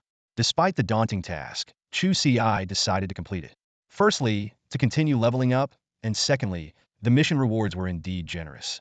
The class-specific talent, in particular, would significantly boost his strength, especially since he already had 3 powerful talents. Additionally, the growth equipment, which could potentially evolve into mythic level, was too valuable to miss. What's up, Chu? Lu Changha noticed Chu Ci standing still with a frown and asked curiously. By now, his level had also reached 8. My experience is maxed out. I triggered a breakthrough mission, and it's Hell level. Chu Ci explained succinctly. Hell level? Damn, that's terrifying. Lu Changha gasped. The difficulty isn't too high for me, but it's very time-consuming, Chu Ci said, dismissing further thoughts. Even if he couldn't complete the breakthrough mission before the exam, his damage output was more than sufficient for it. Let's keep leveling up. I'll help you reach level 9 max first, and see what your breakthrough mission is, Chu Ci said, leading Lu Changha deeper into the dungeon. They had reached the deepest part of the Wild Boar Forest dungeon, where the frequency of rare monsters significantly increased. However, they were still no match for Chu Ci. 1 sword strike was enough to kill them, and if not, 2 strikes would suffice. No monster could withstand his attacks so far. Finally, they arrived at the last area of the Dungeona Deep Valley.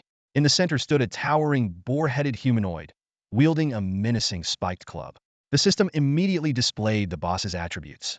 Boar-headed leader epic. Level 10. HP 400,000. Attack 887. Physical defense 181. Magic defense 94. Skills: Rage, Intimidation, Smash, Strong Body. No wonder it's an epic monster. These stats are terrifying high health and high attack. Lu Changha gulped, thinking that if he were alone, he would be crushed instantly. Chu Ci remained unfazed, comparing it in his mind. The final boss of a regular dungeon had only 50,000 HP, while this hell-level Wild Boar Forest dungeon was designed for 100 players, so the final boss was naturally stronger. Roar! The boar-headed leader spotted them and roared, leaping up with its spiked club aimed at them. Chu Ci was prepared. 90 swords were already circling around him. To be safe, he even used a skill this time. Sword Slash. The skill information flashed. Sword Slash deals 350 physical damage to the target. Cooldown 30 seconds. Level 510. Proficiency 751000. The sword light flashed, and before the boar-headed leader could land, its health bar was emptied. Its massive body froze in midair and then crashed heavily to the ground. Boom! Following that, there was a clattering sound as various items and equipment burst forth from the corpse, scattering like raindrops. The system notification popped up. Your team has killed the level 10 boar-headed leader epic. Experience points 40.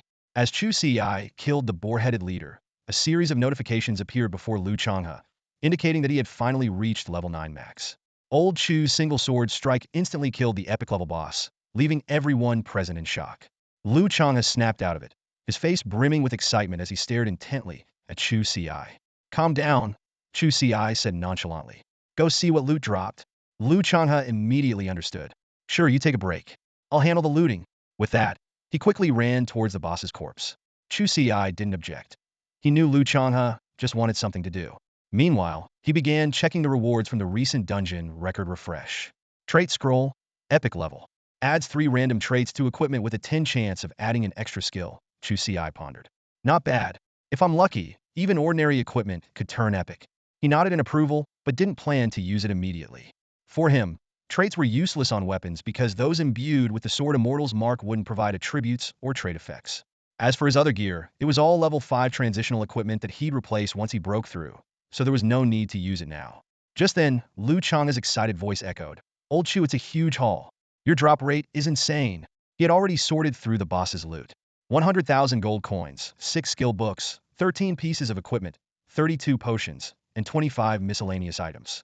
At current market prices, that's worth about 2 million gold coins. Chu Ci calculated. The haul wasn't that impressive. After all, this was a 100-player, hell-level dungeon. This boss's loot only averaged about 20,000 gold coins per person. Of course, this was just from this boss. The entire dungeon's value was much higher.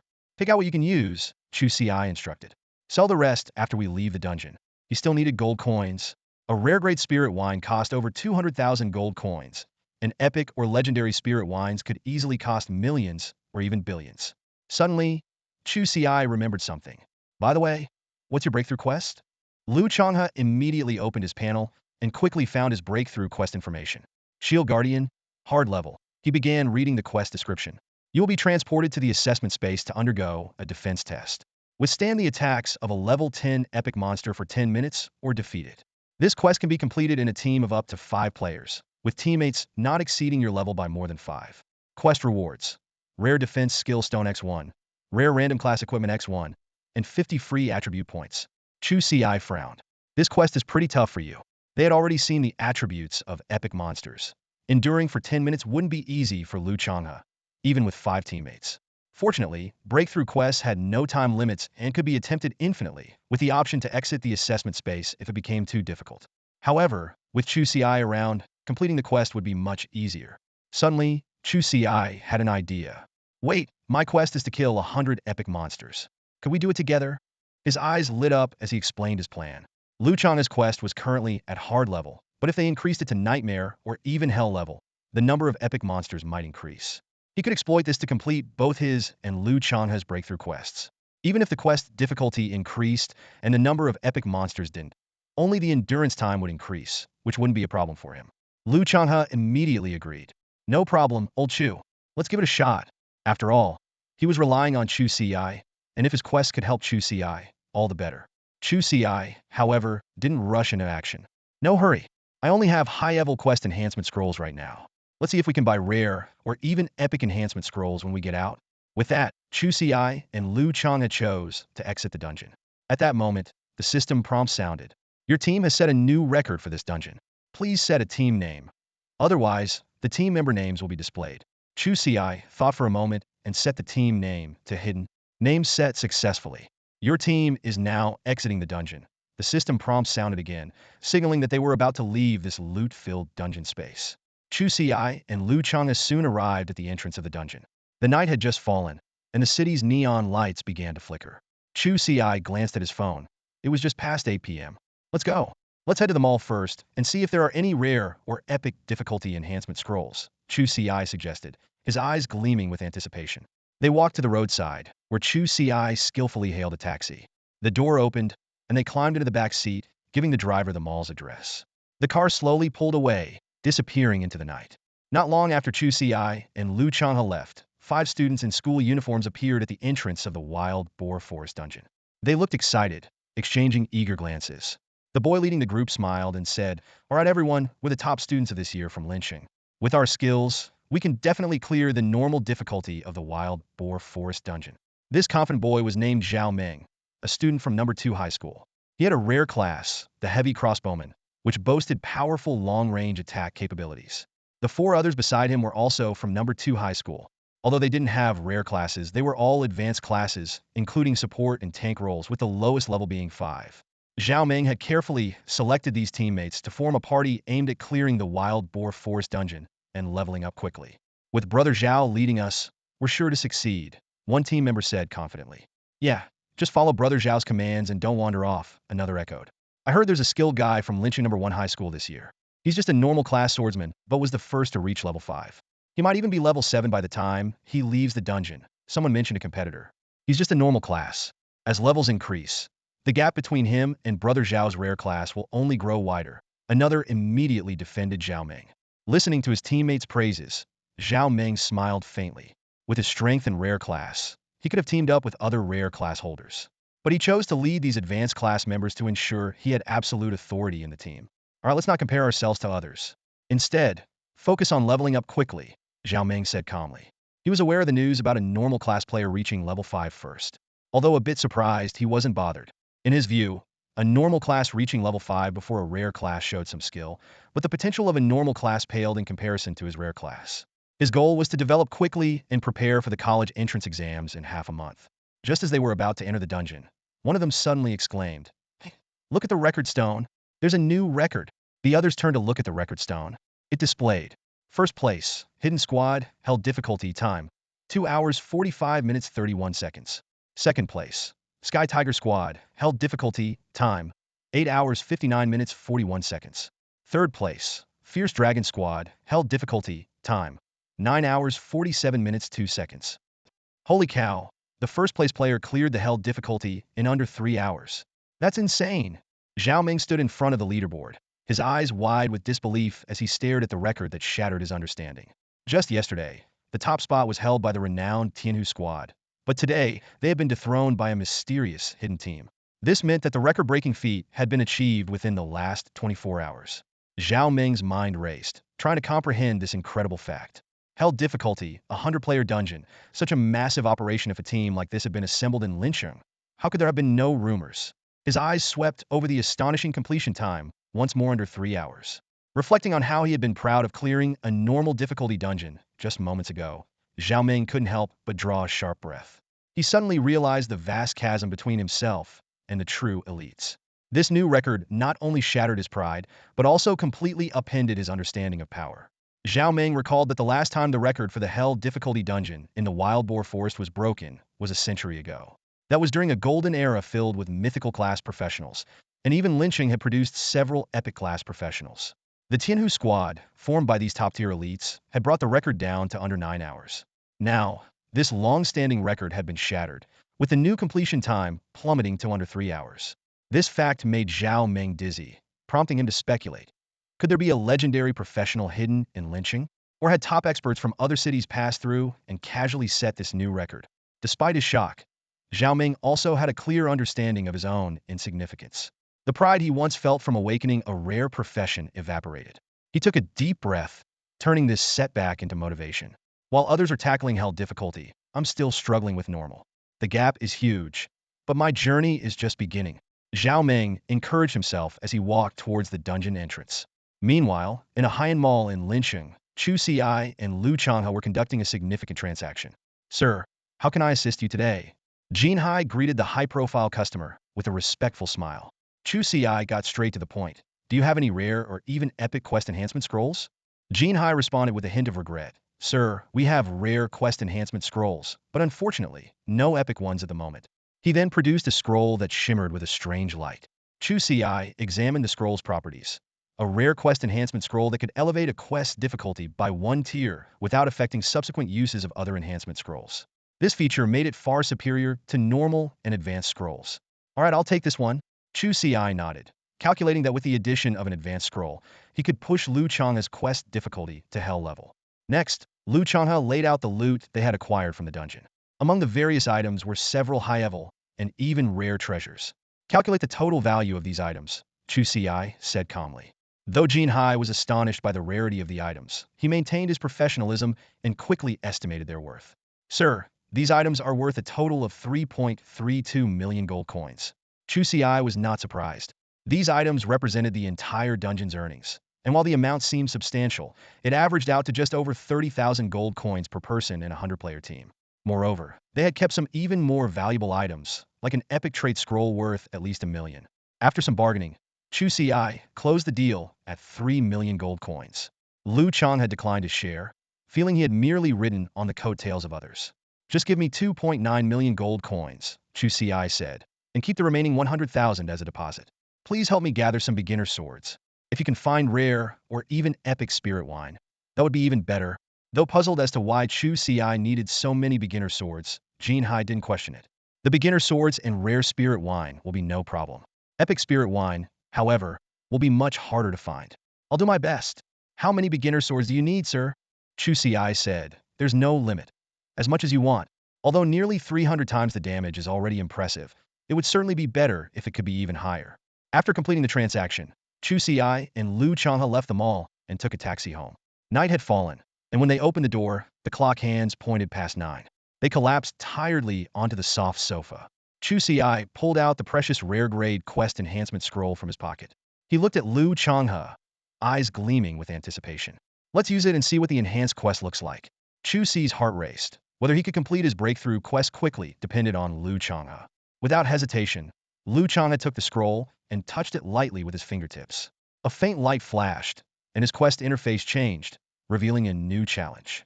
Shield Guardian, Nightmare level. You will be transported to the assessment space to undergo a Guardian test. Survive for 20 minutes or defeat 5 level 10 epic monsters. This quest can be done in a team of up to 3 players, with teammates' levels not exceeding your own by more than 5 levels. Completion rewards. 1 epic skill scroll of your choice.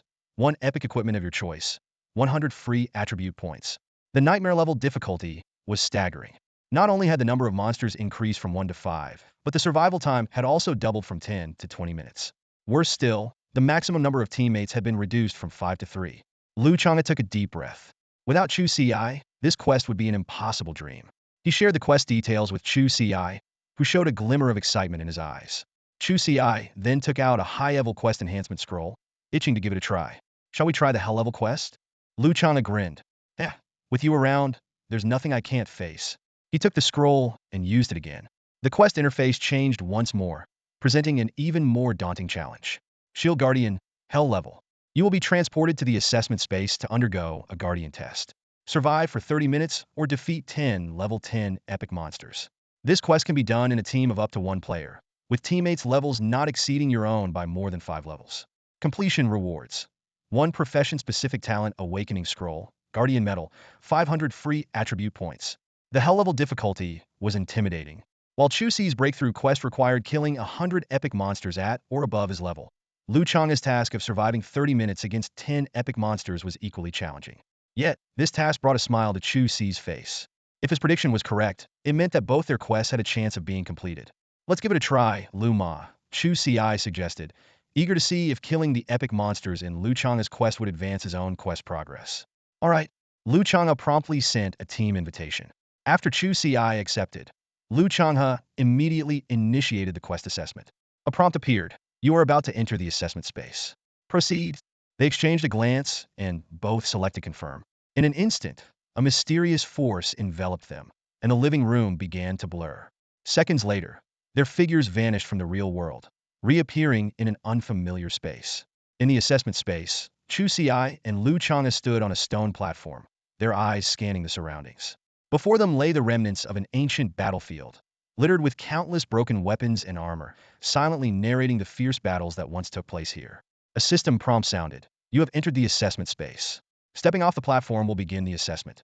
Returning to the platform allows you to exit. Killing monsters will not yield rewards. Chu Ci turned to Lu Changha and instructed, stay on the platform. Lu Changha nodded in agreement, knowing he couldn't be of much help and just hoping not to be a burden to Chu Ci. Chu Ci took a deep breath and stepped off the platform. Instantly, the tranquil space began to quake violently. In the distance, a white tiger with wings sped towards them. To the right, the space cracked open, and a shadowy figure emerged. The ground split as a massive creature burst forth. In mere moments, 10 colossal monsters had appeared on the battlefield. The system quickly displayed the monster information. Winged White Tiger Epic, 10 HP, 500,000 attack, 1085 physical defense, 184 magic defense, 157 skills pounce. Roaring Thunder, Blazing Inferno, Winged Shield. Space Assassin Epic, 10 HP, 500,000 attack, 1241 physical defense, 144 magic defense, 111 skills space tier. Instant Backstab, Shadow Form, Frenzied Stab. Earth Dragon Leader Epic, 10 HP, 650,000 attack, 689 physical defense, 204 magic defense, 178 skills Burrow Assault, Venom Spray, Split, Tenacious Life. The other 7 monsters were equally formidable, covering various types. Flying, ground, underground, magic, physical, tank, ranged, melee, assassin, support. Chu Ci couldn't help but marvel, thinking, this truly is a hell-level task. The difficulty is outrageous. He knew that if Changha faced him alone, surviving even a minute would be a miracle. Return sword formation, Chu Ci shouted, releasing 90 spirit swords that instantly formed a formation and charged at the epic monsters. Without waiting to see the results, he immediately yelled, "Exit!" Prepared in advance, Changha chose to exit without hesitation. In the next moment, their vision blurred, and they found themselves back in the living room of the real world. Chu Ci exhaled in relief, feeling fortunate. He couldn't instantly kill all 10 epic monsters simultaneously. The winged white tiger hovered over 100 meters away, out of his attack range. The space assassin was hidden in space cracks, hard to pinpoint. He chose to use his skill and flee because, despite his high damage, getting hit by those monsters could be fatal. It wasn't worth risking his life yet. He mainly wanted to test the task progress. Old Chu, we killed 5, Changha reported, having received the system prompt. Chu Ci nodded and opened his breakthrough task panel. Monster Slayer Hell Level. Kill 100 monsters not lower than your level, with a quality not below epic. Can be done in a team, with a maximum of 1 teammate, whose level must not exceed yours by more than 5. Rewards. Profession-specific talent awakening scroll X1. Profession-specific growth equipment X1. Free attribute points X500. Current progress, 6100. Seeing the task progress update, Chu Ci was delighted and turned to Changha with a smile. "Ma brings me luck." He had thought it unlikely to break through before the college entrance exam, but Changha's task turned out to be an opportunity. Changha also smiled, relieved that he hadn't let Chu Ci down. "Shall we continue?" Chu Ci asked. "Not right now," Changha explained. "This thing has a 1-hour cooldown before we can enter again." 1 hour? That's not too long. Chu Ci pondered for a moment. "We can have a late-night snack and go again in an hour." "Sounds good. I'll whip up something quick," Changha said, getting up and heading to the kitchen. Changha went into the kitchen while Chu Ci sipped his drink, feeling his skills rapidly improve. System notifications kept popping up. Sword Slash upgraded to level 6, Heart Reverting Sword Formation upgraded to level 6, and Flash Step even broke through to level 7. Time slipped by unnoticed, and half an hour later, Changha emerged from the kitchen carrying a steaming hot dish. "Want some?" Changha asked warmly. Chu Ci shook his head and raised his glass. "No, I'll stick with this." He was about to pour Changha a drink, but then he saw him take a carton of calcium milk from the fridge, skillfully insert a straw, and start drinking leisurely. The two of them began chatting over their respective beverages. Changha, savoring the dish, remarked, "Old Chu, our leveling speed must be the fastest in the entire Lin City, maybe even the whole Yunzhong province." Even now, he found it hard to believe. In just one day, not only had they reached level 9, but they had also set a new record for a hell-level dungeon. Completing a hell-level breakthrough task in such a short time was previously unimaginable. Chu Ci, however, had a different perspective. He calmly analyzed, not necessarily. Yunzhong province is huge, with over 500,000 high school seniors each year. Among them, there are bound to be prodigies. Some students might awaken to ordinary classes but have strong backgrounds, making it possible to reach level 9 in a day. If their breakthrough tasks are of ordinary difficulty, they might have already reached level 10. Changha nodded thoughtfully, then firmly said, "We might not have the highest levels, but in terms of strength, you are definitely the strongest among this year's seniors." Chu Ci didn't argue with that. After all, a 300-fold damage boost was no joke. After their late-night snack, Liu Chang's task cooldown period ended. The two re-entered the trial space, working together seamlessly. After Chu Ci cast his skills, Changha voluntarily exited without needing a prompt. A system notification appeared. You have slain 6 epic monsters. Task progress 12100. Seeing this encouraging message, Chu Ci smiled with satisfaction. He thought a dozen more trials like this, and both his and Luma's hell-level tasks would be complete. However, the night was getting late. Despite the urge to continue, Chu Ci decided to call it a night. After a quick wash, both he and Lu Changha went to their rooms to rest, ready to recharge and fight again tomorrow. The next morning, Luma woke up early to prepare a hearty breakfast for Chu Ci and Lu Changha. After quickly finishing their meal, the two couldn't wait to dive into their tasks. They spent the entire day at home, focused on progressing their missions until nightfall. Near midnight, Chu Ci and Lu Changha emerged from the assessment space once again. This time, Chu Ci finally heard the long-awaited task completion notification. You have slain 6 epic monsters. Task progress has reached 100,100. You have successfully completed the breakthrough task, leveling up to level 10, and gaining 10 free attribute points. Task rewards have been distributed. As the notification sounded, Chu Ci felt a surge of powerful energy flow into his body, instantly raising his level to 10. Simultaneously, the system rewards were also delivered as promised. Eagerly, Chu Ci opened his profession panel and found that he had a whopping 510 attribute points to allocate. Without hesitation, he invested all the points into strength. Then, he carefully examined his updated attribute panel. Name, Chu Ci. Profession, Wine Sword Immortal Unique. Level, 10-020000. Health, 550.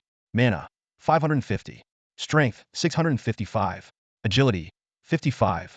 Constitution, 55. Spirit, 55. Intelligence, 55. Physical attack, 1310. Magic attack, 110. Physical defense, 55. Magic defense, 55. Damage bonus, 295.35. Skills, probe sword control, sword slash, willow movement, heart returning sword formation, all things break, sword shield, recuperate spirit recovery method, flame slash, sword mastery, flash, rend strike, charge strike, combo. Talents, wine immortal, sword immortal, fallen immortal. Seeing this impressive attribute boost, Chu Ci couldn't help but smile in satisfaction. He thought to himself, no wonder it's a hell-level breakthrough task. Just the 500 attribute points alone put me far ahead of other players at the same level. With my terrifying 300 damage bonus, even a regular attack can easily deal nearly 400,000 damage. And this is just at level 10. Next, Chu Ci turned his attention to the other two rewards. First was the profession-exclusive talent Awakening Scroll.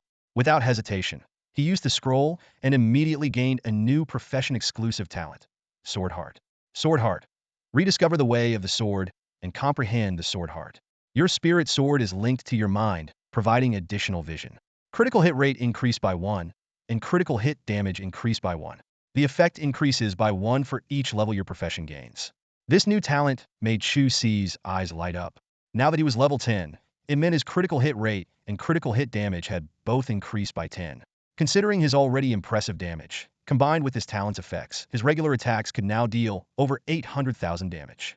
Factoring in skill power, easily breaking the million damage mark was not out of the question. Finally, Chu Ci examined the profession-exclusive equipment, the Immortal Wind Sword Robe. Initially, this ordinary grade equipment only added 1 to Constitution, but once Chu Ci put it on, it underwent a remarkable transformation. Immortal Wind Sword Robe Advanced. Wine Sword Immortal Profession Exclusive. Constitution 50. Trait. Reduces damage taken by 10. Growth. Will level up with the owner, becoming rare grade at level 30. Chu Ci was very satisfied with this equipment. Although it didn't seem particularly outstanding now, he knew it was because his level was still low. This equipment could grow into a mythic grade item, becoming increasingly powerful as he leveled up. While Chu Ci was immersed in his enhancements, Lu Chang's voice brought him back to reality. Old Chu, you look amazing in that outfit. You really look like a sword immortal. Only then did Chu Ci realize his appearance had also changed. He now wore a white robe with silver trim, and his already handsome face was now even more ethereal. I've completed my breakthrough. Now it's time to help you with your task, Chu Ci said to Lu Changha. Lu Changha nodded in agreement, feeling a surge of anticipation. Completing a hell-level task would surely give his abilities a significant boost. Although he might not reach Chu Ci's level, he would still have a considerable advantage over most people. Soon, the assessment cooldown ended, and the two re-entered the assessment space. As usual, the moment Chu Ci stepped off the stone platform, 10 epic monsters appeared. Go!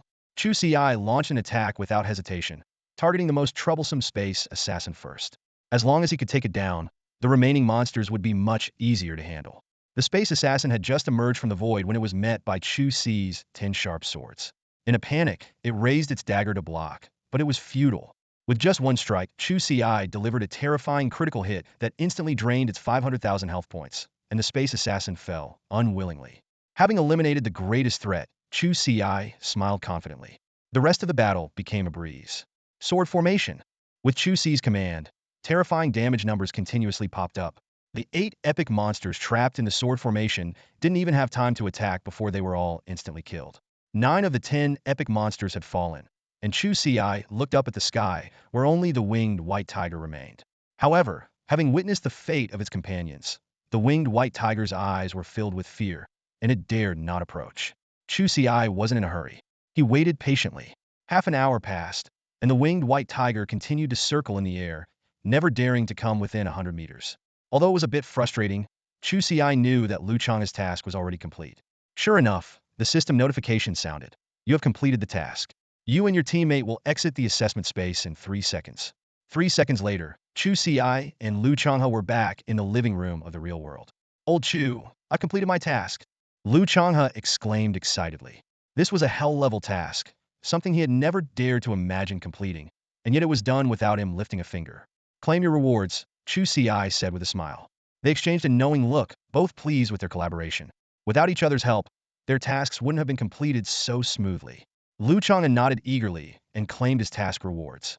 First was the profession-exclusive Talent Awakening Scroll, just like the one Chu Ci had received earlier. Lu Changha immediately used the scroll and gained a new talent. The Wrath of the Shield Armor. As a guardian, you also harbor a furious heart. You will reflect 0.5 of all damage you receive as true damage back to the attacker. For every level you gain, this effect increases by 0.5. Currently, at level 10, the reflected damage is 5. Chu Ci's eyes lit up instantly, and he exclaimed excitedly. This is practically a god-tier talent for the shield armor. If Lu Changha can reach level 100, the reflected damage will be as high as 50. And this is true damage, meaning no matter how thick the enemy's shield is, they will have to endure the damage. Lu Changha looked a bit puzzled. I thought I would get an offensive talent. Chu Ci shook his head dismissively. Don't be ungrateful. This talent is better than an offensive one. Think about it, you already have 3 talents that make you super tanky. Adding the Wrath of the Shield Armor means those squishy enemies won't be able to kill you. Lu Changha suddenly realized, nodding, true, and with you around, I don't need to deal damage. I'll just focus on protecting you. As he spoke, his attention was drawn to another reward. Guardian's Medal Common. You are a natural guardian. Your maximum health increases by 10. You can designate one target to activate the Guardian's Light, absorbing 10 of the damage they receive. Can be upgraded. Current level, 10. Lu Changha immediately equipped the medal, and its effect changed instantly. Guardian's Medal Advanced. You are a natural guardian. Your maximum health increases by 20. You can designate 3 targets to activate the Guardian's Light, absorbing 20 of the damage they receive. Additionally, you have a 5 chance to negate damage. Can be upgraded. Required level, 30. Chu Ci marveled. The Advanced Guardian's Medal is so much better than the common one. Not only does it increase your maximum health by 20, but it also allows you to protect 3 targets. Although the damage you absorb has increased, you now have a chance to negate damage. Imagine when it reaches rare, epic, or even legendary and mythic levels, the effects will be terrifying. This gear makes you a tank. Lu Changha nodded. Yeah, my health is quite high now. He then cast 3 detection spells on Chu Ci. Chu Ci immediately saw Lu Changha's detailed stats. Name, Lu Changha. Class, Shield Armor Warrior. Level, 10-02-0000. Health, 7,860. Mana, 550. Strength, 55. Agility, 55. Constitution, 655. Spirit, 55. Intelligence, 55. Physical attack, 110. Magical attack, 110. Physical defense, 655. Magical defense, 55. Skills, Earthquake Detection, Slash, Strike, Sweep, Heavy Hit, Charge. Talents, Unyielding, Super Recovery, Shield Armor Guardian, the Wrath of the Shield Armor. Chu Ci analyzed the stats carefully, secretly impressed. Although Lu Changha often complained about not being in a main combat role, he had still allocated his points to Constitution obediently. With the Guardian's Medal, his health had soared to over 7,000. In contrast, Chu Ci only had 550 health, a stark difference. What was even more surprising was Liu Changha's 655 points in physical defense, meaning any physical attack below 655 would have no real effect on him. While he was still somewhat vulnerable to magical attacks, the Wrath of the Shield armor talent gave him some countermeasures against them as well. Chu Ci nodded in satisfaction. Nice, nice. Just a few more levels, and your health will exceed 10,000. He thought to himself, this hell level quest really benefited Liu Changha greatly. Even an epic or legendary tank class wouldn't have this much health at level 10 unless they also completed hell level quests or were decked out in rare gear. As night fell, Chu Ci suggested, alright, it's getting late. Let's rest. Tomorrow, we'll head out of the city to level up. At level 10, we can freely leave the city, and the level 10 dungeon is also outside. Liu Changha agreed. Without the experiences from the previous dungeon and the trials of the past 2 days, he might have preferred Chu Ci to solo while he stayed behind. But now, he chuckled inwardly, thinking, with a brother this powerful, who can deal tens of thousands of damage with a single sword strike and clear hell-level dungeons, why not just take it easy? The night passed quietly. This was their 3rd day since awakening their classes, with 14 days remaining until the college entrance exams. Early in the morning, Lu Ma, as always, prepared breakfast on time. After a hearty meal, Chu Ci and Liu Changha called a taxi and headed out of the city. At the city gate of Lincheng, the place was bustling with people. The streets were lined with various shops, including weapon stores, potion shops, and item stores, offering a dazzling array of goods. However, Chu Ci and Liu Changha didn't stop. They had already stocked up on enough supplies at the mall to handle their adventure outside the city. Let's go register at the Adventurers Guild first, Chu Ci said, pointing to a towering building not far away. This guild was affiliated with the official authorities of Daxia, and only those who had reached level 10 could register there. Newly awakened individuals were considered probationary adventurers. Only by completing the first breakthrough task to reach level 10 and registering at the guild could they become official adventurers. Becoming an official adventurer brought many benefits. They could take on commission tasks to earn gold, use the city's teleportation array, and even form guilds. Chu Ci planned not only to register as an official adventurer, but also to take on some tasks before leaving the city. More importantly, he intended to post a task to purchase spiritual wine. As they stepped into the Adventurers Guild, the place was crowded with people, all of whom were at least level 10. Chu Ci and Liu Changha's arrival drew some curious glances. People were surprised to see such young students. After all, it had only been 3 days since this year's awakening, and there were already kids who had reached level 10. Despite their curiosity, no one approached to disturb them. Chu Ci and Liu Changha walked straight to the registration counter. Since it had only been 3 days since the awakening, there were very few, if any, students who had reached level 10, so the counter was empty. Excuse me, we'd like to register as official adventurers, Liu Changha said to a bored-looking young man behind the counter. Are you students from Lincheng this year? Reached level 10 already? The young man looked at Chu Ci and Liu Changha in surprise. This was the first time this year he had encountered students coming to register. Undoubtedly, these two were likely the first students in all of Lincheng to reach level 10 this year. Liu Changha nodded with a smile and handed over their student IDs and identification cards. So you were a student at First High? Liu Changha, right? The young man's gaze shifted between the computer screen and the young man in front of him, a look of approval on his face. Not bad. A rare profession. Let's see your level. Without hesitation, Liu Changha displayed his level information. The young man quickly scanned it and nodded in confirmation. Indeed, already level 10. The young man's attention then turned to Chu Ci. Are you here to register as well? Chu Ci nodded and handed over his student ID and identification card, simultaneously displaying his own level. The young man took the documents and checked them on the computer, a hint of surprise flashing in his eyes. Chu Ci from First High? Even though it's a common profession, reaching level 10 this quickly is impressive. Keep up the good work. He smiled encouragingly. You two are the first students to register this year. Well done. Last year, the first student from our city to reach level 10 took 5 days. As he spoke, the young man efficiently processed their registration, completing it in just a few minutes. He handed them 2 shiny badges through the window. These are your professional badges. Congratulations on becoming official professionals. With less than half a month until the college entrance exams, give it your best shot and make our city proud. If you encounter any problems, feel free to come to our professional guild for assistance.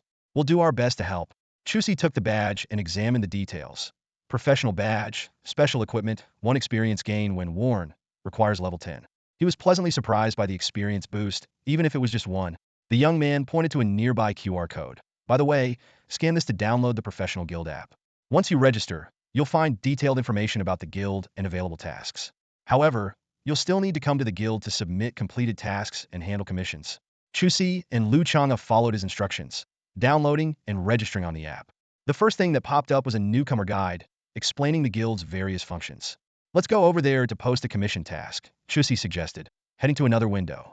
He filled out a form to purchase rare and epic spiritual wines, handed it to the staff, and left a deposit of 1 million task coins. He then checked his phone and saw the task was posted, though no one had taken it yet. All right, we're done here. Let's head out of the city to level up, Chu Ci said, signaling Lu Changha to follow him out of the guild and towards the city gates. As they reached the gate, a familiar figure came into view. Dad, what are you doing here? Lu Changha asked in surprise. It was his father, Lu Yun. Without a word, Lu Yun cast a detection spell on Lu Changha, confirming his son had indeed reached level 10. His face broke into a pleased smile. So you really are level 10. I heard you were heading out to level up, so I prepared something for you. He handed them each a storage ring. Inside are some potions and gear suitable for level 10, along with a map showing the distribution of monsters around the city. You can train in the green zones, but avoid the red zones at all costs. Those areas have at least level 20 monsters, and sometimes even level 30. Chu Ci realized he had been unprepared, not even thinking to get a map beforehand. Lu Yun continued, I've also prepared 5 signal flares for each of you and 2 specially made masks. Outside the city is different from inside. You need to be wary of both monsters and other professionals. If you encounter danger, fire a signal flare, and we'll come to your aid. He turned to his son, speaking earnestly, listen to Chu Ci out there. Then he looked at Chu Ci, take care of him. Don't let him go wild as soon as you leave the city. Don't worry, Uncle Lu. I'll make sure he stays safe, Chu Ci promised with a smile. All right, I have to get back to my patrol. Stay safe, both of you. Lu Yun hurried off, having taken leave from his duties as the captain of the city guard just to see them off. My dad really thought things through. Otherwise, we wouldn't know where to level up after leaving the city, Lu Changha said with a gleam of excitement in his eyes. Chu Ci nodded in agreement and pulled out 2 masks from his backpack, one black and one white. These were the concealment masks Lu Yun had mentioned earlier, of common grade, capable of hiding the wearer's face and blocking the detection of those within 10 levels lower. Chu Ci chose the white mask, while Lu Changha picked up the black one. With the masks on, they arrived at the city gate. After showing their adventurer badges, they smoothly exited the city and stepped into the unknown dangers beyond. As they moved further away from Lin City, an oppressive atmosphere began to envelop them. The air was tinged with the scent of blood. Distant roars of beasts echoed occasionally, and they could sometimes see figures battling monsters in the distance. Though they encountered other adventurers along the way, both parties maintained a safe distance. In this lawless wilderness, caution was the key to survival. Fortunately, they encountered no significant danger and soon reached the designated leveling area on their map. Chu, look ahead, there are monsters, Lu Changha said in a low, serious voice, his usual playful demeanor gone as he pointed ahead. Chu Ci followed his gaze and saw 5 hyena-like creatures slowly emerging from behind a small hill. As the two spotted the monsters, the creatures also noticed them. Without hesitation, the 5 monsters charged at them. Chu Ci quickly assessed the monsters' attributes. Swift hyena common grade. Level 11. HP 2000. Attack 254. Physical defense 64. Magic defense 38. Skill bite. Wasting no time, Chu Ci controlled 5 spirit swords to fly out. 5 massive damage numbers appeared, startling even the prepared Lu Changha with their sheer power. Your party has killed a level 11 swift hyena. Experience points 5, additional 2.5 experience points gained. The system notification sounded as all 5 monsters fell. Chu Ci gained 37.5 experience points, while Lu Changha got 25. The difference was due to Chu Ci's 50 experience bonus. Let's keep moving, Chu Ci said, dispersing 10 spirit swords within a 100-meter radius. With his sword heart talent, these spirit swords not only provided vision, but also preemptively attacked discovered monsters, minimizing unexpected risks. The two steadily advanced through the wilderness, never stopping but maintaining a cautious pace. Whenever they spotted monsters, Chu Ci would kill them before they could react. Sometimes, Lu Changha would receive experience notifications before even seeing the monsters. After 2 hours and another experience notification, Lu Changha sighed, Chu, I suddenly feel useless. Despite knowing he'd be carried, he still felt uneasy about not even seeing the monsters before Chu Ci killed them. Just keep me safe.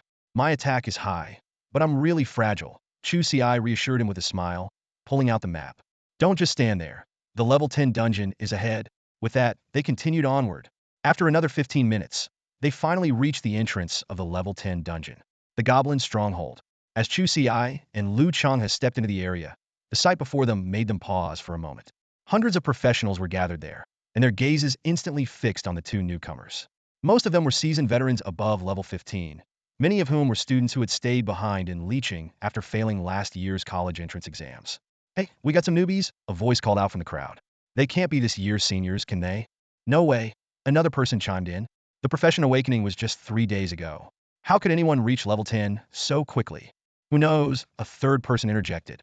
"Maybe we've got a real genius in leeching this year." Laughter rippled through the group. Chu Ci remained expressionless, but Lu Chang's displeasure was evident. They were recognized as newcomers because they were wearing masks, unlike everyone else present. At that moment, a man with a bright, rooster-like hairstyle blocked their path. "You two, are you this year's seniors from leeching?" he asked, his tone carrying a hint of provocation. "It's Ji Gu," someone whispered from the sidelines. "These guys are in trouble." Ji Gu, whose real name was Ji Yuan, had been a senior 2 years ago. He missed out on college by just 1 point and had been stuck in leeching ever since. Despite being at level 19, he avoided undertaking the boundary-breaking task and instead lingered around the Goblin Stronghold entrance each year, bullying fresh graduates to gain some twisted satisfaction. Last year, he even made a young girl cry, but escaped punishment due to his connections. "Got a problem?" Chu Ci asked, his tone calm. "Don't be nervous. I'm a good guy," Jiga said, flashing a smile he thought was friendly but came off as chilling. Chu Ci and Lu Changha exchanged a silent glance, their eyes full of exasperation. Jiga seemed to notice their reaction and hastily added, "Hey, every big brother needs a signature look, right? How do you like mine?" The two remained silent, but sensed that Jiga might not have malicious intentions, though his reason for stopping them was unclear. "Listen, guys," Jiga introduced himself. "I'm Ji Yuan. They used to call me Jiga, but somehow it turned into Jiga Rooster Brother. What do you want from us?" Lu Chang'a asked directly. "Actually, I do have something." Ji Yuan pointed at a nearby tree. "Can we talk over there?" Chu Ci thought for a moment and nodded in agreement. The three of them moved to the tree, with Lu Changha half blocking Chu Ci, remaining vigilant. "Go ahead, what is it?" he asked. Ji Yuan sighed and began to explain his predicament. "To be honest, I'm in a tough spot. Not getting into college was bad enough, but when I reached level 19, I got assigned a nightmare-level boundary-breaking task. I'm just an ordinary profession. It's basically a death sentence." He went on to explain that he waited at the dungeon entrance every year, hoping to find a genius from leeching to help him complete the task. "People say I'm a psycho who didn't get into college and now stays at level 19 just to bully freshmen. That's all bullshit," Ji Yuan said, visibly agitated. "Why would I do that? If I could level up, why would I stay stuck at 19? After hearing his story, Chu Ci asked directly, "So you want us to help you?" "Exactly," Ji Yuan nodded. "In previous years, seniors from leeching would take at least 5 days to reach level 10. But you guys are here on the 3rd day, so you must be geniuses. Don't worry, I've saved up some money over the years. If you help me complete this task, I'll give you 1,000,000 gold coins." He added, "Of course, I can't fully trust you right away. You'll need to reach level 15 before the college entrance exams to prove you have the capability. When the time comes, even if the mission fails, I can still give you 100,000 gold coins as compensation. What do you think?" Jigo looked at Chu Ci and Lu Changha with anticipation, his eyes shining with hope. The bottleneck at level 19 had been tormenting him, like an insurmountable wall standing before him. Lu Chang'a frowned in thought for a moment before speaking. "The nightmare-level mission is indeed difficult, but there are many people in our city. There were quite a few high-level players over there earlier. They might be able to help you complete the mission." Ji Yuan shook his head, his expression serious as he explained, "Brother, you're mistaken. Think about it. Who comes to a level 10 dungeon nowadays? Besides you freshmen, everyone else has been in their professions for at least a year. Coming to a level 10 dungeon, what combat power can you expect from them? Help? It would be good if they don't cause more trouble. This mission can be deadly if mishandled, and I can't send them to their deaths. That's why I found geniuses like you. Maybe you have a chance to help me complete the task." Chu Ci crossed his arms and asked calmly, "Why do you think we would help you?" Gigi's eyes lit up as he quickly raised the stakes. 2,000,000. "If you help me complete the mission, I'll give you 2,000,000 gold coins." Chu Ci's expression didn't change much, clearly unimpressed by the number. He said casually, "I'm not interested in money. Do you have any spirit wine?" A glimmer of joy flashed in Gigi's eyes as he quickly responded. "So, brother, you like spirit wine? Huh? No problem. As long as you help me complete the mission, I'll provide you with plenty of high-grade spirit wine." Chu Ci remained silent, merely giving Ji Gu a half-smile. Ji Gu chuckled awkwardly, realizing that high-grade spirit wine was worth far less than 2,000,000 gold coins. Chu Ci spoke directly, "Epic-grade spirit wine. If you have it, I'll help you." This was almost a refusal, as he didn't believe Ji Gu had epic-grade spirit wine. He was just holding on to a slim hope that Ji Go, having been in the profession circle of Lin City for so long, might have some information about it. Ji's face showed difficulty as he said helplessly, "Brother, you're making it hard for me. Epic Great Spirit Wine is something I've never even heard of anyone having. But if you're looking for rare Great Spirit Wine, I can give it to you after the mission." Chu Ci, who had been planning to leave, paused at these words, a flicker of interest in his eyes. "You have rare Great Spirit Wine?" Ji Go quickly explained, "I don't have it now, but the mission rewards include rare Great Spirit Wine." As he spoke, he displayed his mission details to Chu Ci and Lu Changha. The mission interface clearly showed, Archer Green Shadow, Nightmare level. You will be teleported to Greenfield Camp, where 100 level 20 rare monsters are hidden. Please kill them all. This mission can be done in a team with a maximum of 3 teammates. Teammates' levels must not exceed your own. Mission completion rewards. Greenfield Brew Rare X50. Epic Skill Scroll of your choice X1. Free Attribute Points X500. Random Rare Equipment X1. Greenfield Brew Rare. It is said to be a spirit wine brewed by a strong person living in the wild, using collected flowers, herbs, and dew. Drinking it will grant the following effects for 1 hour. Critical Rate 30. Critical Damage 30. Attack Speed 30. 10 chance to gain permanent attribute points. Chu Ci's eyes lit up as he tasted the green meadow brew in his hand. The effects of this wine far surpassed the rare grade blue feather wine he had previously tasted. In terms of rare grade spiritual wines, it was exceptional. He thought to himself, this makes sense. After all, the blue feather wine was crafted by practitioners themselves, while the green meadow brew was a masterpiece of the world's will. Naturally, the two were worlds apart. Turning to Ji Yuan, Chu Ci's eyes sparkled with anticipation. "Brother, if you can help me complete this task, all this wine is yours." Ji Yuan clenched his teeth, struggling internally. He knew the value of the green meadow brew. Each jar was worth at least 50,000 gold coins on the market, and 50 jars totaled a whopping 2.5 million gold coins. But to complete the task that had been troubling him for nearly 2 years, he was willing to part with this fortune. Of course, this was all contingent on Chu Ci being able to help him complete the task. Chu Ci nodded in agreement, but immediately stated his condition. "All right, but I have one request." He took out an item from his pocket and tossed it to Ji Yuan. Ji Yuan caught the item and, upon closer inspection, was stunned. He looked at Chu Ci in shock, his voice trembling. "Are you crazy? Or am I? This is a nightmare level task, and you want me to use a task upgrade scroll?" Indeed, what Chu Ci had given him was a task upgrade scroll.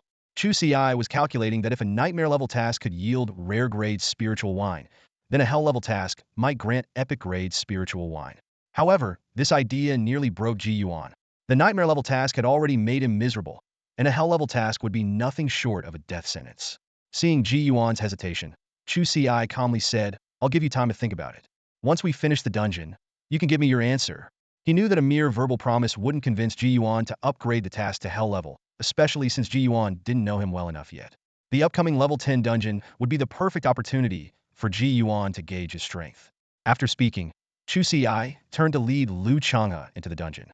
But after taking a couple of steps, he suddenly turned back and extended his hand to Ji Yuan. "By the way, pay me for the task upgrade scroll first." Despite his anxiety, Ji Yuan handed over the money to Chu Ci. He watched as Chu Ci and Lu Changha walked away, then looked down at the task upgrade scroll in his hand, feeling utterly bewildered. He couldn't help but wonder, are the newcomers nowadays this arrogant? Not satisfied with nightmare level tasks and aiming for hell level? Is this kid trying to scam me?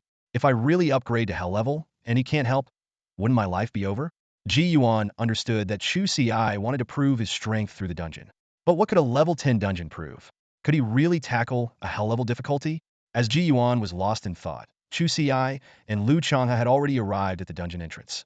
Without hesitation, Chu Ci selected the hell level difficulty, and the two of them disappeared into the dungeon. The bystanders at the dungeon entrance were abuzz with excitement. "What's up with Brother Ji? Did he actually let those two go? Isn't it obvious? He probably thinks they don't have anything valuable on them, so he's letting them go in to farm some items. What good items can two newcomers get? How long do you think they'll last in there? I bet they'll be out in half an hour at most." Not necessarily. These two reach level 10 pretty quickly, so they might have rare grade professions. If it's a normal grade dungeon, I'd say an hour is possible. Place your bets, place your bets. While the outside world was lively and noisy, Chu Ci and Lu Changha had already entered the dungeon. Just like previous dungeons, they found themselves on a stone platform, surrounded by a dimly lit cavern. 10 meters away, 50 goblin warriors, armed with clubs, were patrolling. A system prompt appeared. Goblin warrior advanced. Level 10. HP 5,000. Attack 387. Physical defense 141. Magic defense 94. Skill smash. Chu Ci nodded to himself, acknowledging the difficulty of the hell-level dungeon. The monster's attributes were indeed daunting, and being surrounded by 50 monsters right at the entrance would be a death sentence for anyone lacking strength. But these were not a problem for Chu Ci. With a wave of his arm, 50 spiritual swords flew out instantly. Accompanied by a series of terrifying damage numbers, the 50 goblin warriors fell to the ground, killed in an instant. Another system prompt appeared. Your party has slain level 10 goblin warriors. Due to the hell-level dungeon, experience points are increased eightfold. You have gained 20 experience points, with an additional 10 experience points. In standard level dungeons, you earn normal experience, which means killing a monster of the same level grants you 5 experience points. The difficult level doubles that, the nightmare level doubles it again from difficult, and the hell level doubles it again from nightmare, resulting in 8 times the experience of the standard level. However, because of team play, the experience is halved, regardless of the team size. Thus, the more people in your team, the higher the cost effectiveness. Chu Ci and Changha were fiercely battling in a hell-level dungeon. A level 10 goblin warrior fell, and the system prompt immediately sounded. Your team has killed a level 10 goblin warrior. Since this is a hell-level dungeon, experience is increased eightfold. You gain 20 experience points, plus an additional 10 experience points. With the continuous prompts, Chu Ci and Changha both showed delighted smiles. Grinding dungeons is indeed the fastest way to gain experience, Chu Ci said while quickly scanning the surroundings. Let's pick up the pace and aim to set a new record. I checked earlier, and the top team took 15 hours to clear the hell-level dungeon. Let's try to finish it in 4 hours. With that, Chu Ci and Changha sped up. Although Changha was mainly there to coast, he wasn't entirely idle. He at least cast the Guardian Light on Chu Ci to prevent any mishaps. Their speed was impressive. Chu Ci unleashed 100 spiritual swords.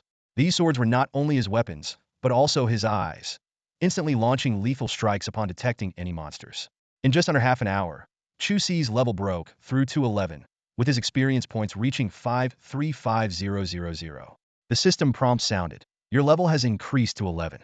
Each of your attributes has increased by 10 points, and you have gained 50 free attribute points. Chu Ci quickly allocated all his free attribute points to strength, and his attribute panel updated instantly. Name, Chu Ci. Class, Wine Sword Immortal Unique. Level, 11,535,000. Health, 1,250. Mana, 650. Strength, 715. Agility, 65. Constitution, 125. Spirit, 65. Intelligence, 65. Physical attack, 1430. Magic attack, 130. Physical defense, 125. Magic defense, 65. Damage bonus, 295.35 times. Skills, detection, sword control, sword slash, willow step, heart returning sword formation, all things breakable, sword shield, rest, mana recovery, flame strike, sword mastery, flash step, rending strike, charged attack combo. Talents, wine immortal, sword immortal, fallen, sword heart. Looking at his soaring attributes, Chu Ci felt a surge of satisfaction. He knew this was just the beginning, and greater challenges awaited them ahead. Thanks to the celestial sword robe, Chu Ci's constitution increased by 50 points, pushing his health past the 1,000 mark. As he glanced at the experience points required for level 11 on his status panel, he couldn't help but take a deep breath. The enormous number was daunting, but Chu Ci quickly calculated his advantage. Currently, he was grinding in a hell-level dungeon, enjoying an 8-fold experience boost. Coupled with the 50 extra experience from anomalies, he effectively received 12 times the experience points. A quick estimate made him realize that he only needed to defeat about 600 more monsters of the same level to reach level 12. In contrast, those students who could only grind in normal level dungeons weren't as fortunate. They would need to kill a staggering 7,000 monsters of the same level to gain 1 level. The disparity was astonishing. Chu Ci silently marveled. No wonder almost every student who reached level 15 each year was recruited by Qinglong Academy. The difficulty of leveling up was indeed significant. As he pondered, Chu Ci led Changha deeper into the dungeon. The monsters they encountered were now level 12 or 13, offering even more substantial experience points. At the same time, Chu Ci was delighted to find that his sword control technique had also improved with his level. From originally controlling 100 spirit swords within a 100-meter range, he could now control 200 spirit swords within a 200-meter range. This significant progress exhilarated Chu Ci. He began to imagine future possibilities. If this trend continued, by the time he reached level 20, he might be able to control an additional 1,000 spirit swords and increase his attack range by 1,000 meters with each level up. By the time he reached levels 80 or 90, wouldn't he be able to control tens of millions or even billions of spirit swords, with an attack range extending millions or billions of meters? This exciting prospect fueled Chu Ci's motivation to level up even more. Under Chu Ci's leadership, it took less than half an hour for Changha to also reach level 11. As time ticked by, the monsters they encountered grew stronger and higher in level, but nothing could halt their progress. With Chu Ci's terrifying damage output, any monster with less than 300,000 health was instantly killed. Even those with more than 300,000 health couldn't escape death if a critical hit was triggered. In between hunting monsters, Chu Ci didn't idle. He occasionally took a sip from his wine gourd, improving his skill proficiency. Although these skills weren't immediately necessary, it never hurt to be prepared. Time passed slowly. 1 hour, 2 hours, while Chu Ci and Changha were frantically grinding monsters inside the dungeon. The people outside began to grow anxious. Someone wondered aloud, "What's going on? It's been over 2 hours, and they still haven't come out. Is this what geniuses are like? They can last 2 hours on their first dungeon run," someone marveled. Or maybe they died inside. Another voice pessimistically speculated. "Don't jinx it," someone immediately retorted. "Even though we're all pretty useless, we survive because we have these geniuses supporting us." Ji Yuan, standing among the crowd, didn't join the discussion. He just stared intently at the dungeon entrance, his eyes filled with complex emotions. Time continued to pass, and before long, 3 hours had gone by. By this time, Chu Ci and Changha had reached the deepest part of the dungeon. Before them stood the ruins of a castle. In the center of the castle's courtyard, a small goblin wielding a staff caught their attention. Goblin Priest. Level, Epic. Health, 2.4 million. Attack, 3,487. Physical Defense, 1041. Magic Defense, 1254.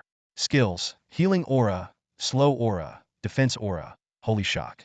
Seeing the final boss's attributes, Chu Ci was taken aback. He hadn't expected the boss to be a priest. Even more concerning was the 100 goblin guards surrounding the boss. Frenzied Goblin X50. Level, Rare 19. Health, 100,000. Attack, 1,587. Physical Defense, 658. Magic Defense, 284. Skills, Frenzy Slam. Goblin Archer X20. Level, Rare 19. Health, 80,000. Attack, 1,387. Physical Defense, 447. Magic Defense, 210. Skills, Rapid Shot Precision. Goblin Shield Bearer X30. Level, Rare 19. Health, 150,000. Attack, 787. Physical Defense, 1247. Magic Defense, 874. Skills, Shield Bash Defensive Stance. Changha couldn't help but click his tongue in awe, thinking that the difficulty of this level 10 hell-level dungeon was indeed terrifying. Even a level 1900-man team might face total annihilation if they weren't careful. Taking down 100 rare monsters is already a daunting task. And to make matters worse, the boss is a healer, which significantly ups the difficulty. Chu Ci scanned the battlefield, his gaze falling on his level panel. After the relentless fighting, he had reached level 13, with a strength of 835 points and a physical attack power of 1670. Even without triggering critical hits or using skills, he could effortlessly annihilate most monsters. Only the boss and the goblin shield guards could barely withstand his attacks. At that moment, the goblin horde noticed Chu Ci and Changha. At the boss's command, 50 berserk goblins brandishing large swords charged forward, while the goblin archers hid in the back, bows drawn. 20 goblin shield guards stood in formation, protecting the boss. Without hesitation, Chu Ci sprang into action. At level 13, he could simultaneously control 300 spirit swords, extending his attack range to an astonishing 300 meters. As the berserk goblins entered his attack range, the spirit swords streaked through the sky like meteors. Amidst a barrage of terrifying damage numbers, the 50 berserk goblins were decimated 200 meters away from the duo. The boss witnessed this scene, seemingly too shocked to move, its raised staff frozen in midair, momentarily at a loss. However, Chu Ci's assault did not relent. The spirit swords continued to soar, swiftly targeting the goblin archers. Despite their 200-meter attack range, the archers were helpless against Chu Ci's superior reach and could only passively endure the onslaught. The goblin archers, with far less defense than the berserk goblins, suffered over 300,000 damage per hit. With the sound of experience notifications, the 30 goblin archers vanished in an instant. Finally, Chu Ci's attention turned to the boss and the 20 goblin shield guards. He unhesitatingly unleashed his sword slash skill. After rigorous training, this skill had reached level 8, capable of dealing 600 damage to its target. The already impressive base damage, amplified sixfold by the skill, resulted in catastrophic destruction. The 20 goblin shield guards didn't even have time to react before they were obliterated by the overwhelming damage, with damage numbers soaring into the millions. Everything happened so quickly that the boss hadn't even had a chance to cast any spells. It stared blankly at its fallen minions, a human-like confusion in its eyes. Who was the real boss here? However, its bewilderment didn't last long. Without the shield guard's protection, the boss was now as vulnerable as a lamb to the slaughter. Chu Ci swung his sword, and the boss's health bar instantly dropped to under 1,000,000. Just as the boss attempted to counterattack, an even more devastating damage number appeared. This was the perfect synergy of Chu Ci's passive skill, Break All Barriers, and his active skill, Double Strike. Break All Barriers passive skill. When you deal damage to a target, there is a 10 chance to ignore 20 of the target's defense. 510 level. Double Strike. Delivers 2 consecutive attacks to the target, with the second attack dealing 80 increased damage. Cooldown time 40 seconds. 610 level. The boss let out a roar of frustration before collapsing to the ground. As a boss, it experienced an unprecedented sense of frustration being killed without even casting a single spell. With the boss's defeat, a series of system notifications popped up before Chu Ci and Changha. Your team has defeated a level 20 epic goblin priest, gaining 140 experience points plus an additional 70 experience points. Chu Ci's eyes fell on the dungeon rewards, a glint of excitement flashing in his gaze. A badge with a metallic sheen appeared in his palm. The deadly badge, an epic item. Its effects were astonishing. It granted immunity to lethal attacks, removed all negative status effects, and restored 10 of health and mana. Although it could only be used once, in this real-world scenario, it was undoubtedly a precious life-saving charm. Changha, trembling with excitement, patted Chu Ci on the shoulder and exclaimed, "Old Chu, you're a monster. You just one-shotted a level 20 epic boss? 3 million damage. I couldn't even break through its defense. But you dealt such terrifying damage." Chu Ci waved his hand modestly, a hint of pride in his calm voice. "Just basic operations. I got a critical hit this time. Otherwise, it would have been just over 1,000,000 damage. Come on, let's see what good stuff the boss dropped." Changha immediately got to work, collecting the items dropped by the boss and other rare monsters. The loot was substantial, with over 100 items, including skill books, equipment, monster materials, and rare items. Most of the equipment required level 15 or even 20 to use, making them temporarily unusable. Chu Ci instructed, "Pick out the equipment we can use and set the rest aside for now. Don't forget the useful items." Changha nodded in agreement and carefully sorted through the items. Among them, a few stood out. Random teleport scroll, rare, allowing teleportation to any location within 100 kilometers. Life revival potion, epic, instantly restoring all health and providing 1 health regeneration per second for half an hour. Identification stone, rare, used to identify unknown items, with the success rate decreasing as the item's level increases. Chu Ci decided to keep these valuable items for future use. After inventorying everything, they roughly estimated that the unusable items alone could sell for millions of gold coins. Including the items they kept, the value was incalculable. The epic life revival potion alone was likely worth millions. Changha sighed. "This is the value of a hell-level dungeon. 1 run can make you set for life. But few can clear it, let alone the 2 of us, with one of us just tagging along." Chu Ci took a sip of his drink and said, "All right, let's head out. We're done for today. We can run it again tomorrow." This dungeon run had been incredibly rewarding. Besides the equipment and items, Chu Ci's level had risen to 13, and Changha had reached level 12. With 14 days left until the college entrance exams, they could potentially run the dungeon 13 more times, aiming to reach level 20.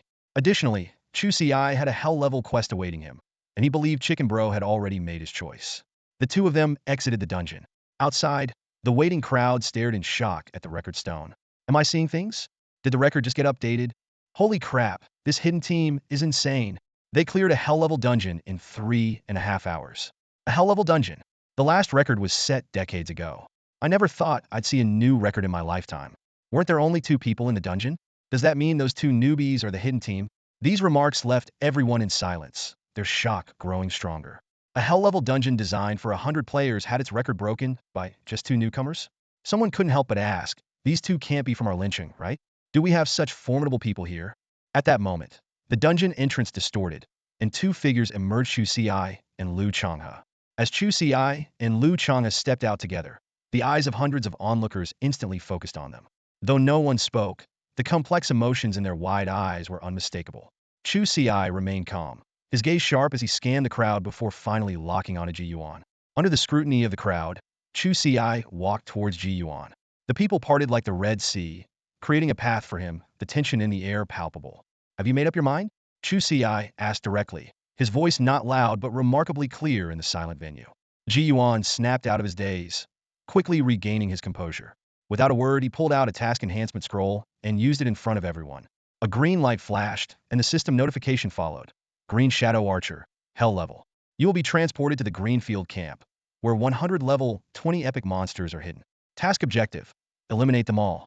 Teaming is allowed, with a maximum of one teammate, whose level must not exceed yours. Task rewards: Epic Wind and Rain Spirit X1, Random Epic Class Talent Scroll X1, 1000 free attribute points, and Random Rare Class Equipment X1. Chu Ci's lips curled into a knowing smile. The effects of the Epic Spirit Wine were not his main concern, as he couldn't benefit from those boosts. What truly intrigued him were the potential new skills he could acquire after drinking it. Master, please take me with you, Ji Yuan said with a mix of anticipation and nervousness, fully aware this might be his last chance. Let's find a quiet place, Chu Ci responded curtly. No problem. Just a moment, Ji Yuan replied, relieved. He quickly ran off and soon returned driving an off-road vehicle. Get in, master. Chu Ci and Lu Changha climbed into the car with practiced ease, and Ji Yuan started the engine, speeding away from the dungeon entrance. The remaining crowd of over 100 people exchanged glances. After a brief silence, someone finally broke it. Aren't you going to try and snatch it? This question was met with scornful looks. Though they all coveted the rewards from the hell-level dungeon, especially the extra rewards for setting a new record, common sense prevailed. The fact that the two could clear a hell-level dungeon alone meant something. All of them combined probably couldn't withstand a single skill from those two. No one was willing to court death. Let's stop here. As the car slowly approached a hillside, Chu Ci decisively spoke up. Ji Yuan's face showed a hint of hesitation. He turned to Chu Ci with a worried tone. Boss, we should just head back to lynching. The wilderness isn't safe. After all, this is a hell-level mission. It'll definitely take an hour or two. Chu Ci, however, was unfazed. He shook his head, his eyes gleaming with confidence. No worries, it'll be quick. Let's do it here. Even though level 20 epic monsters are tough, they can't withstand my damage. Seeing Chu Ci's determination, Ji Yuan sighed and slowly stopped the car. The atmosphere inside the vehicle instantly became tense. Chu Ci quickly got into action, starting to organize. Let's team up. Aunt Lu, you stay here and wait. Lu Changha nodded in agreement and handed Chu Ci a shimmering badge from his pocket. Take this just in case. It was a lethal badge. Both Chu Ci and Lu Changha had one. Chu Ci initially wanted to decline, but after a moment's thought, he accepted the badge. Better safe than sorry, he thought. Having two lethal badges on hand provides a lot of security. Ji Yuan took a deep breath and asked, Boss, shall we start now? Let's begin, Chu Ci replied succinctly. Ji Yuan then initiated the hell-level mission. Chu Ci received the system prompt and clicked agree without hesitation. In an instant, both of them vanished from the car. With a blinding white light, Chu Ci and Ji Yuan found themselves on a stone platform. Before them lay a lush, dense forest with towering trees and intertwined branches.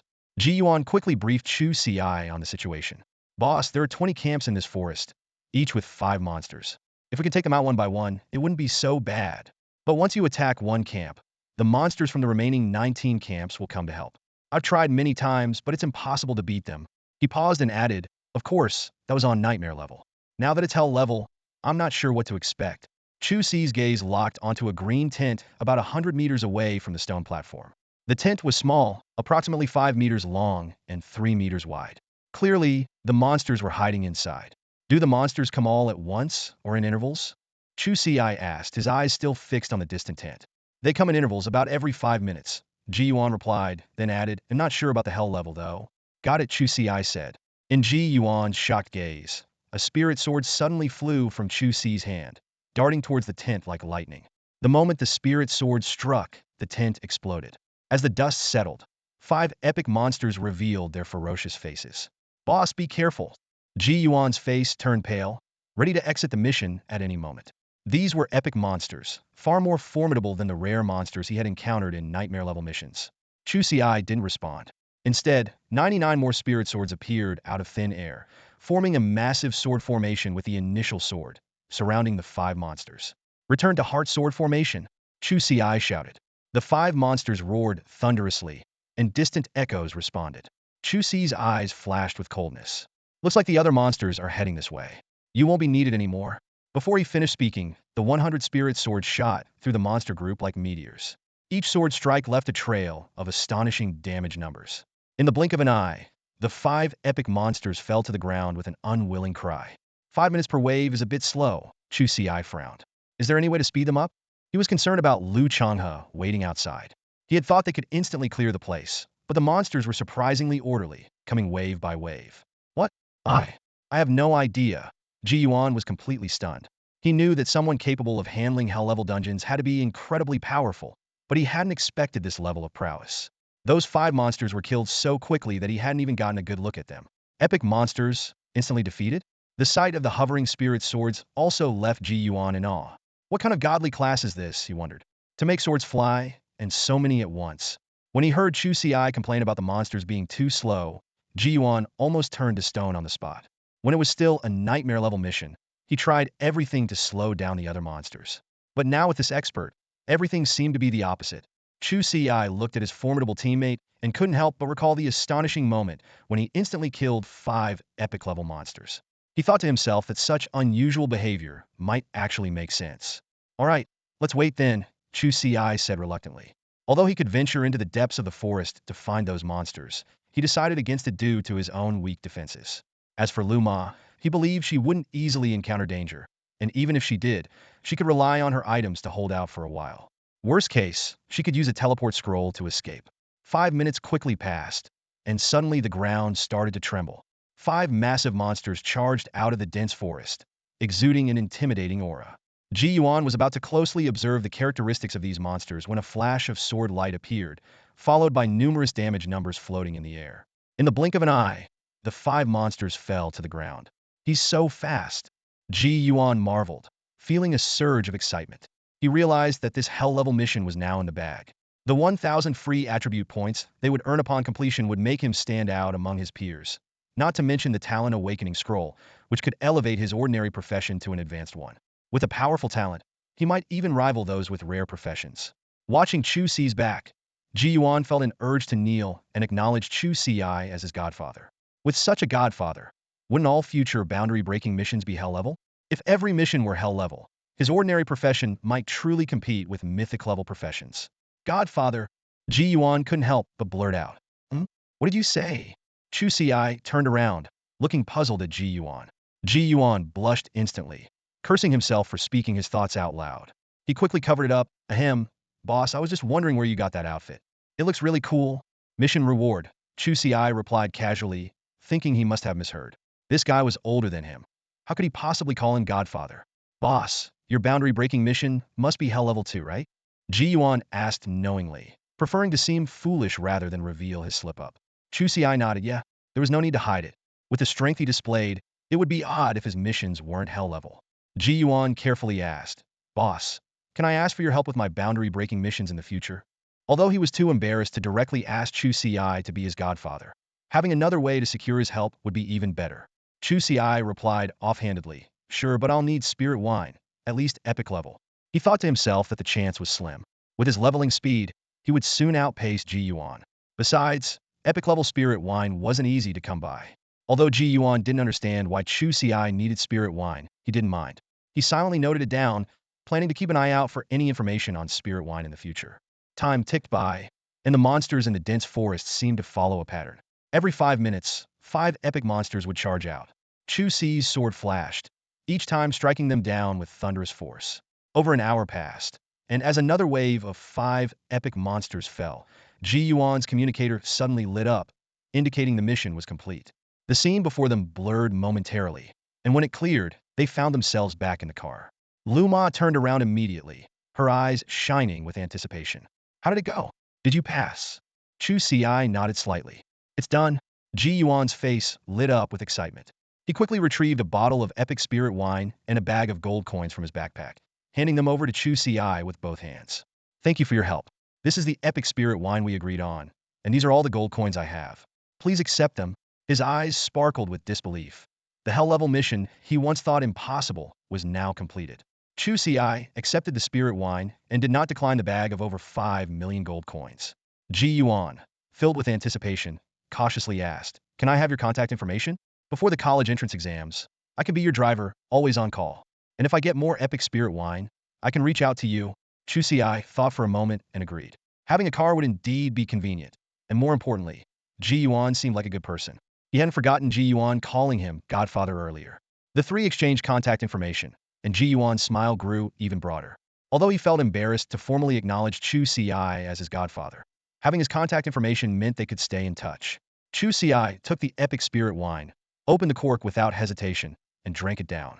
Lu Changha remained expressionless, while Ji Yuan watched in shock. That was epic spirit wine. Shouldn't it be saved for when fighting monsters? But remembering Chu Ci's terrifying damage output earlier, he realized it might not be necessary. As the spirit wine went down, a system prompt sounded in Chu Ci's mind.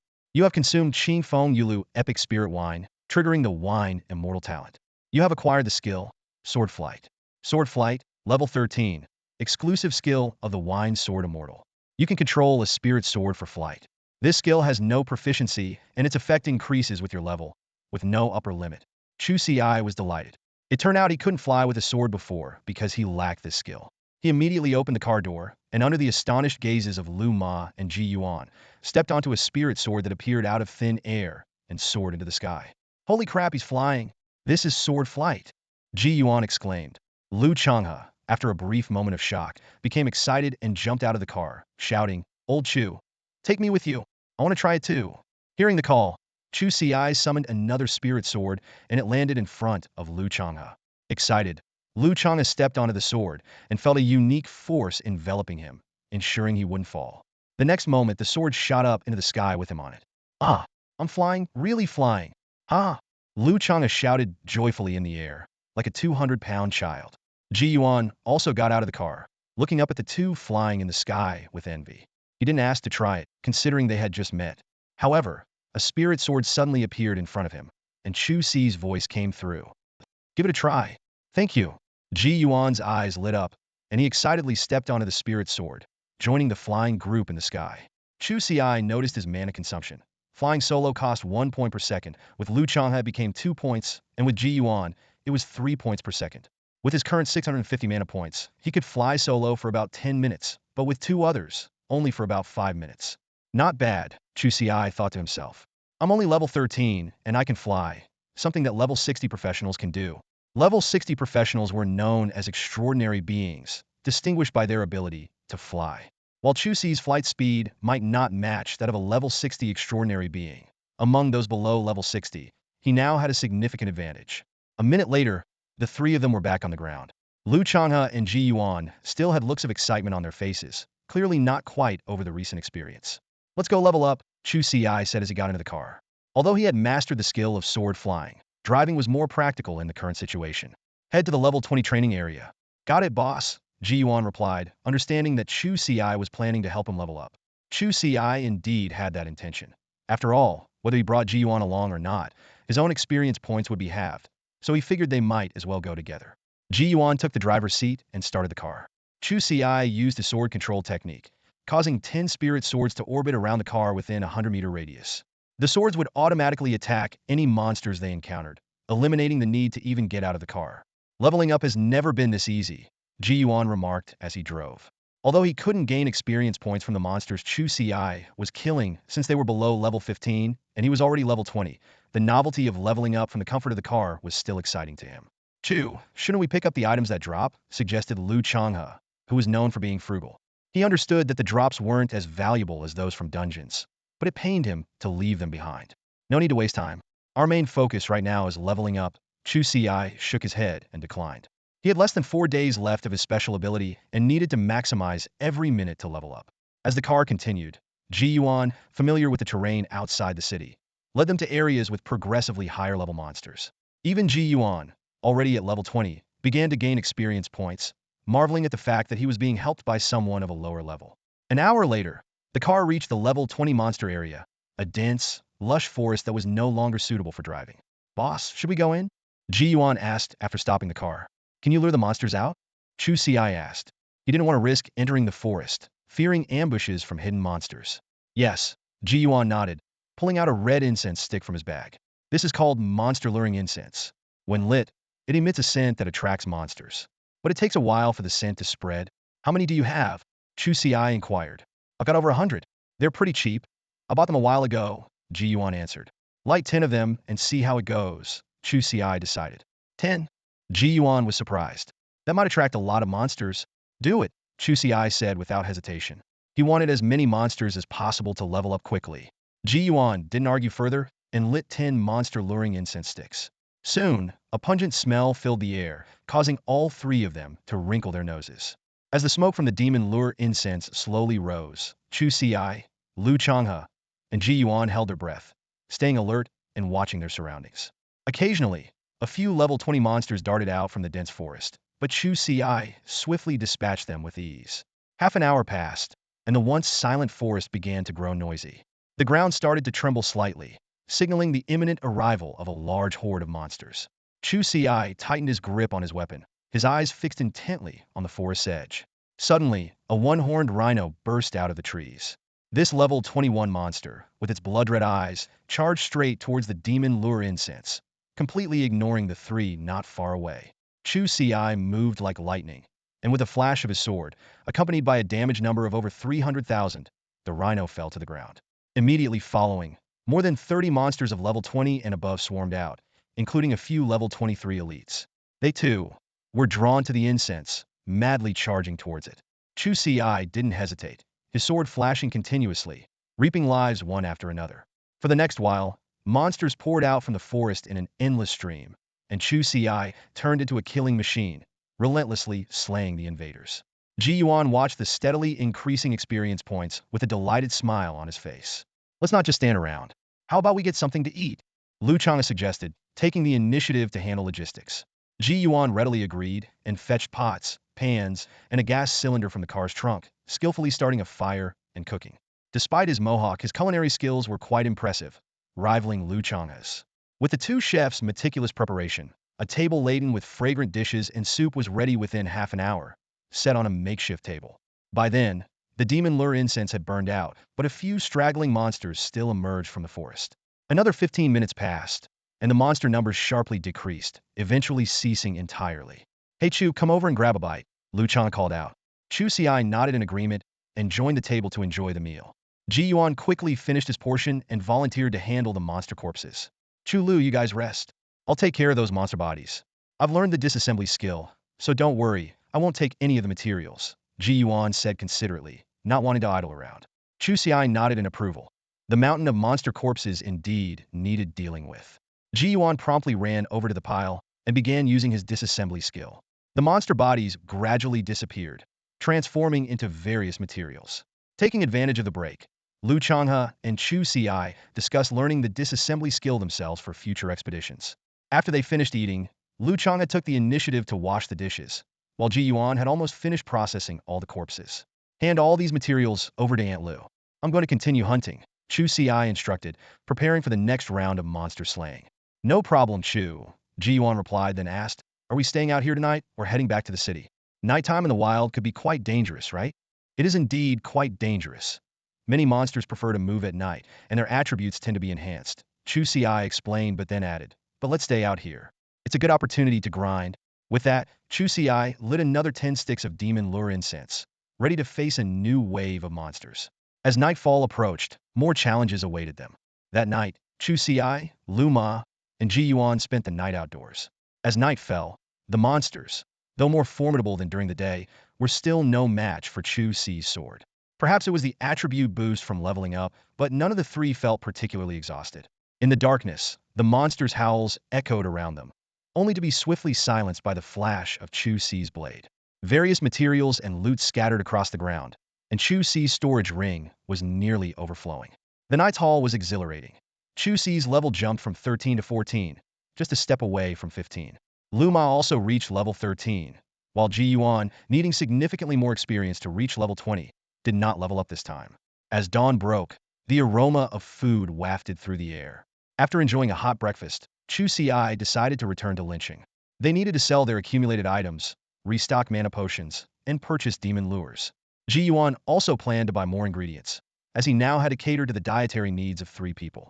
Ji Yuan's modified vehicle sped down the road, reaching Lincheng in less than 2 hours.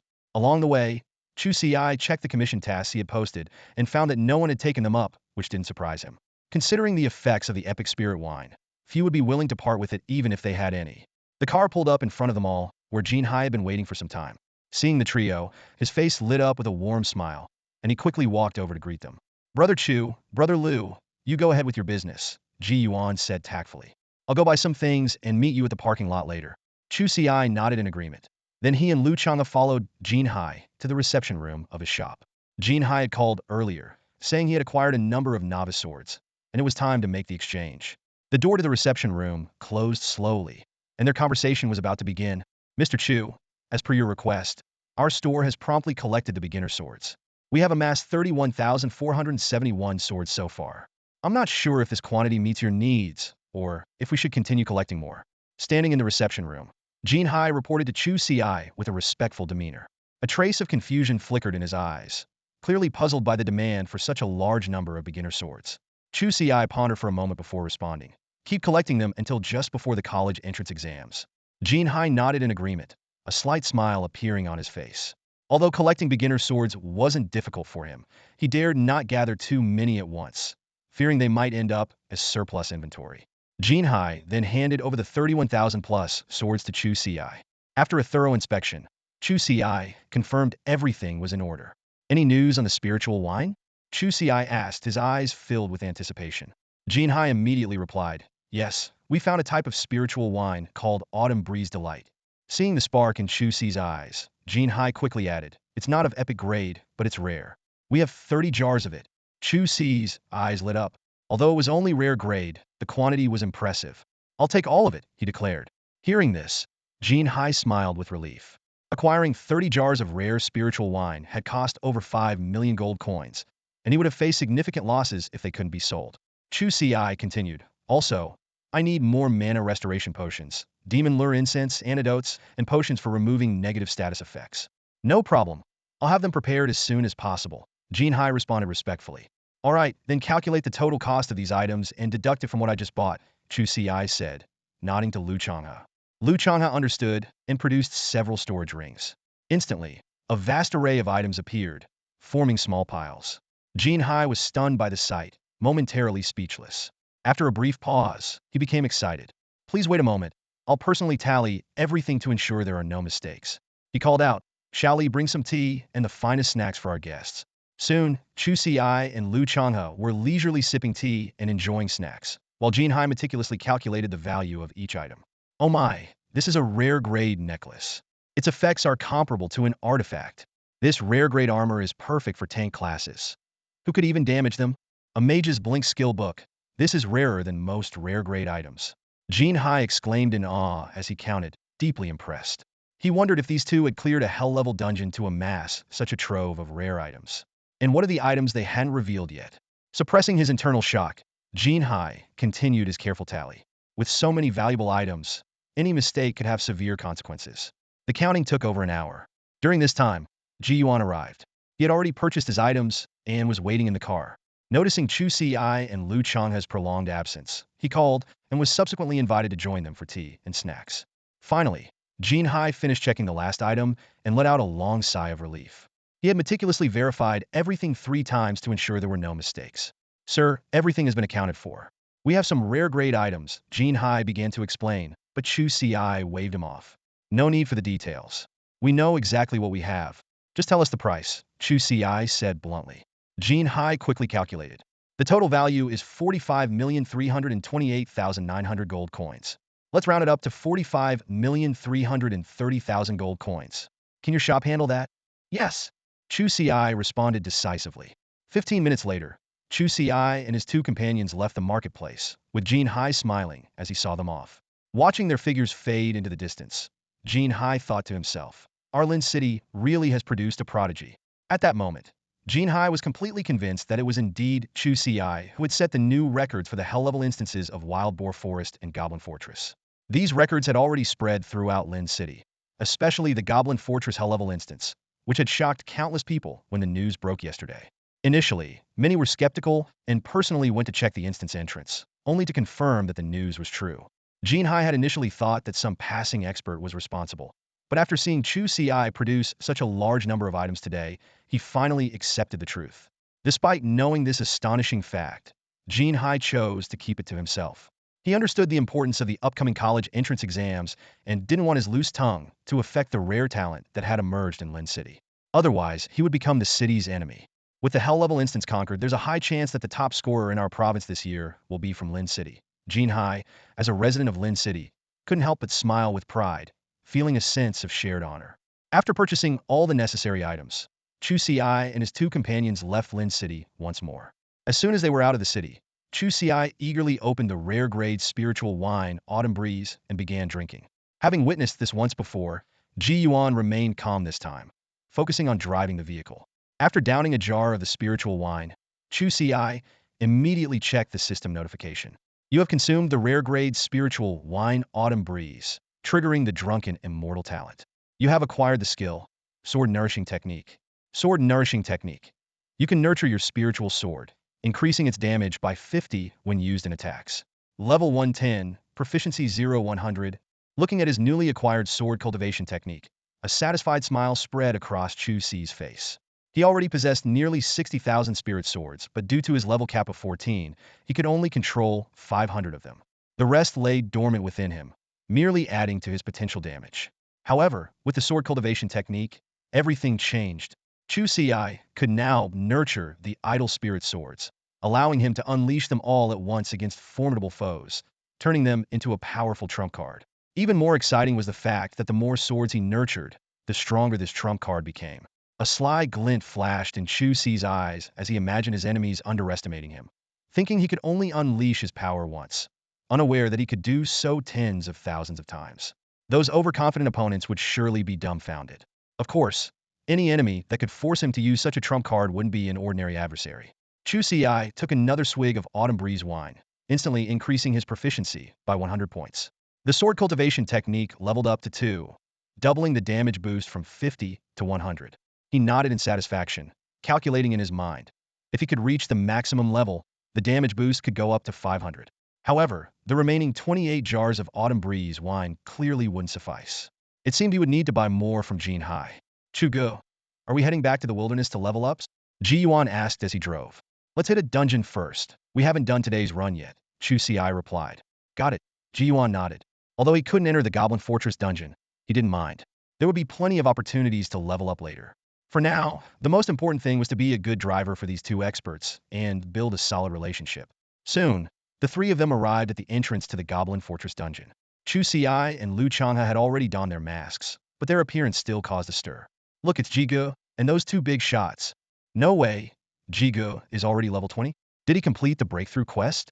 I heard his breakthrough quest was nightmare level. Nightmare level is nothing. With help from those two, even a hell level quest would be a breeze. Jigo is really cozying up to those big shots. So jealous.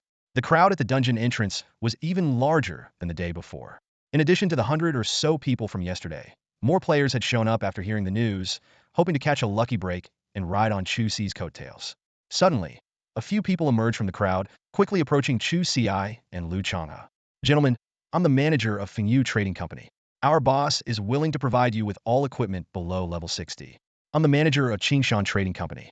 Not only will we provide all equipment and items for free up to level 60, but we'll also give you 1 billion gold coins annually to spend as you wish.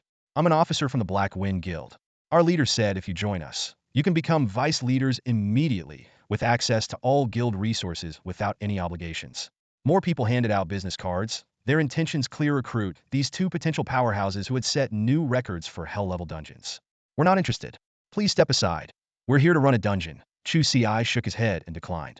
But sir, With a sharp clang, several spirit swords materialized around Chu Ci. Without another word, Chu Ci and Lu Changha advanced steadily. Although the crowd felt that the swords posed no real threat, they couldn't help but step back. After all, they were here to recruit, not to provoke. Ji Yuan, standing off to the side, breathed a sigh of relief. Thankfully, no one acted foolishly. He knew all too well the terrifying damage Chu Ci could inflict. Anyone who continued to block their path would surely face dire consequences. Chu Ci and Lu Changha soon reached the dungeon entrance, ignoring the stares from others as they selected the hell-level difficulty and entered the dungeon. Once the two disappeared, the remaining crowd exchanged glances, but weren't too disappointed. They had come with a just-in-case mindset anyway. However, many eyes turned toward Ji Yuan. They had noticed that Ji Yuan had arrived with Chu Ci and Lu Changha. If they could get some information from him, they might find a way to win over these two experts. As Ji Yuan was watching the performance, he was suddenly surrounded by a crowd. Inside the dungeon, Chu Ci and Lu Changha moved with ease and familiarity. Chu Ci quickly dispatched the goblin warrior at the entrance and led Lu Changha deeper into the dungeon. While efficiently clearing monsters, Chu Ci took out a novice sword he had bought from Jin Hai. At level 14, he could control 500 spirit swords simultaneously, 100 for attacking and the remaining 400 for marking with celestial sword imprints. His movements were fluid, marking 400 swords every 5 seconds. In less than 2 minutes, he had marked all 30,000 novice swords. The number of spirit swords surged to 60,956, causing his damage bonus to skyrocket. With the 50 boost from the phenomenon, Chu Ci's total damage multiplier reached an astonishing 610.06 times. He aimed at a nearby goblin and casually swung a sword. Whoosh! The sword light flashed, and the goblin was instantly killed by over 800,000 damage, without even having time to scream. Chu Ci chuckled softly. This was just a normal attack. If he used a skill, his damage would easily exceed 3 million. With critical hits, combos, and the break-all effect, his damage could surpass 10 million. Being able to deal such terrifying damage at level 14 made Chu Ci aware of his rarity. He didn't get complacent and continued to focus on clearing the dungeon. Despite the damage increase, his speed didn't significantly improve since he could already one-shot the monsters. After more than 3 hours, they conquered the hell-level dungeon again. The record was refreshed by a few minutes, but since Chu Ci and Lu Chang's team was already in first place, they didn't receive any special rewards. After this dungeon run, Chu Ci leveled up to 16, meeting the admission standards for Qinglong Academy.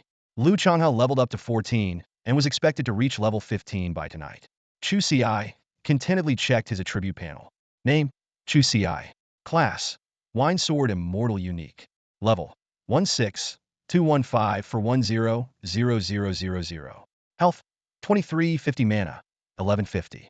Strength: 1015 agility, 115 constitution, 235 spirit, 115 intelligence, 115. Physical attack: 2030 magic attack, 230. Physical defense: 235 magic defense, 115. Damage bonus: 610.06 times.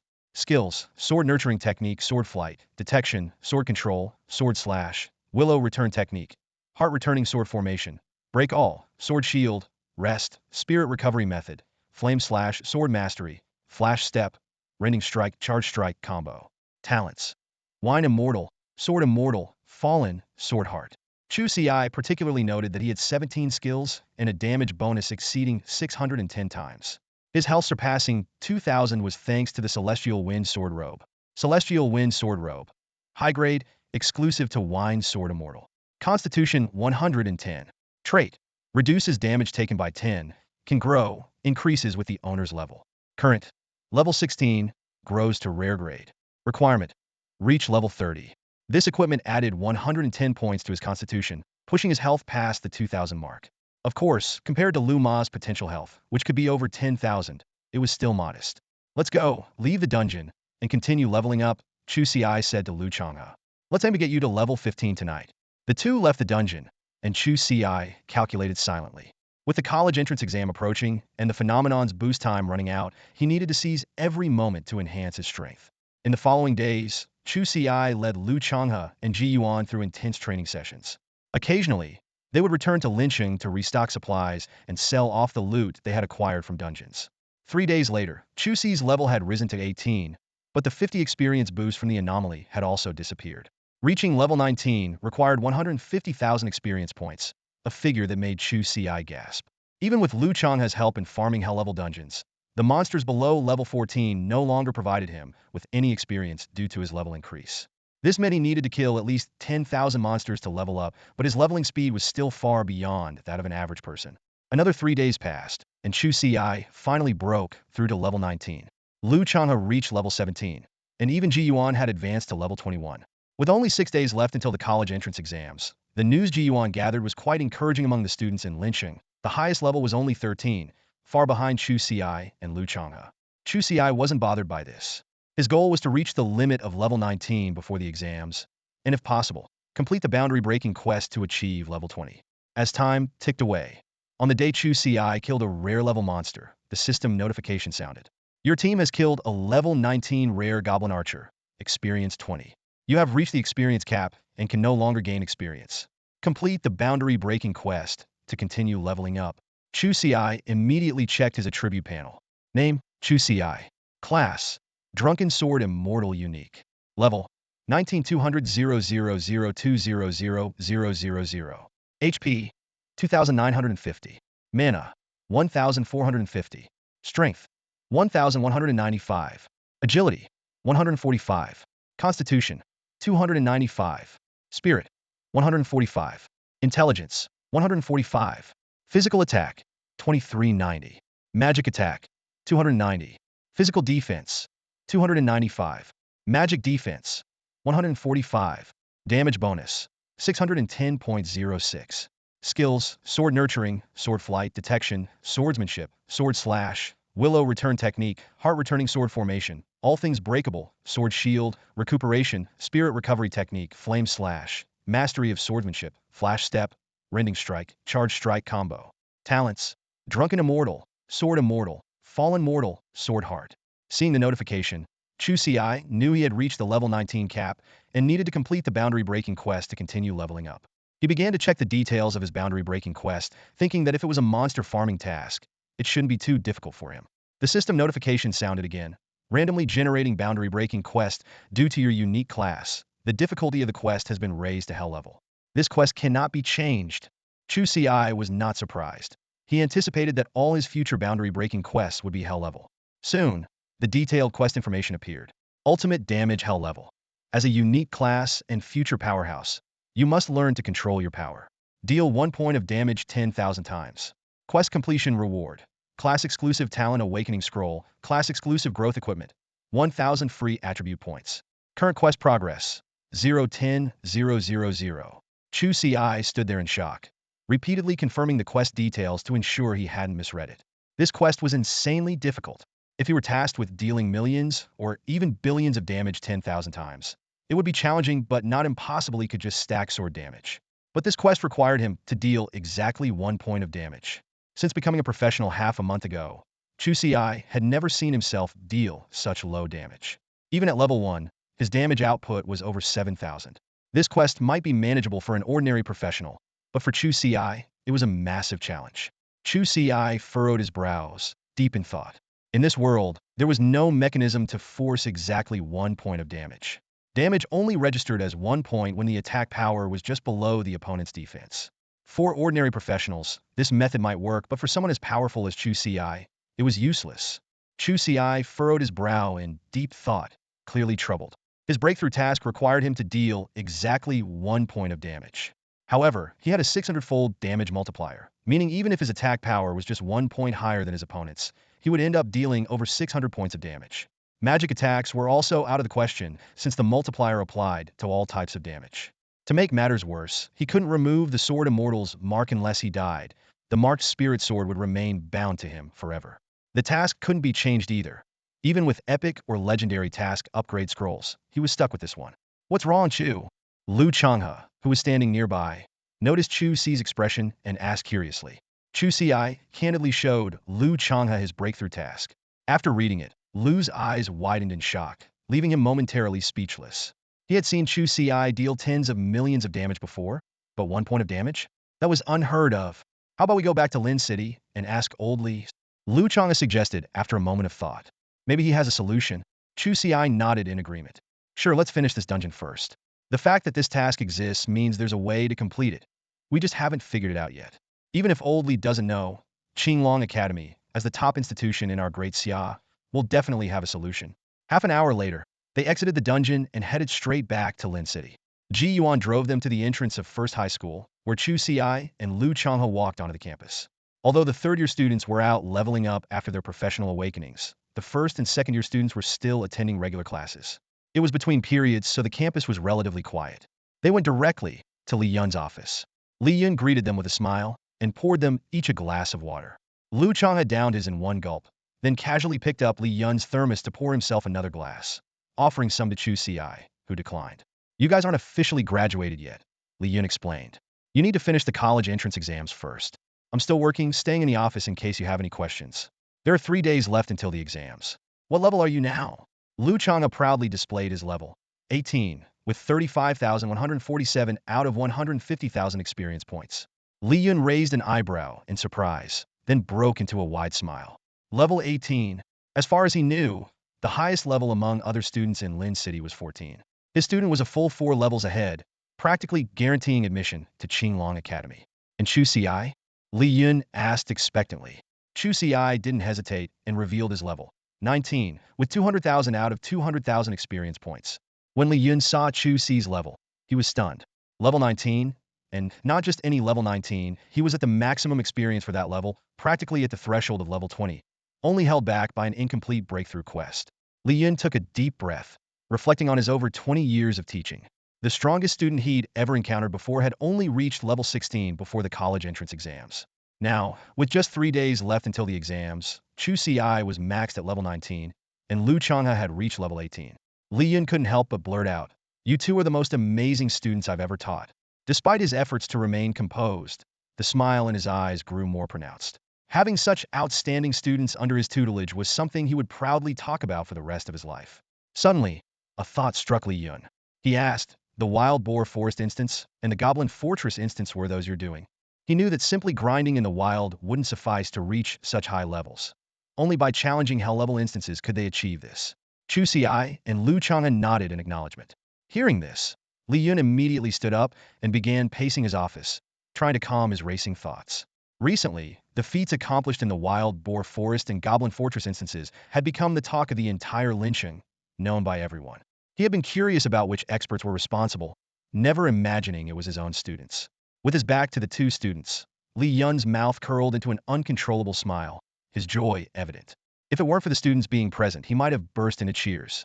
After a moment to compose himself, Li Yun cleared his throat, took a sip from his thermos, and asked, "Ahem, so the reason you two came to see me is because Chu Ci is having trouble with his breakthrough quest, right?" Given their leveling speed, only a breakthrough quest could pose a challenge for them.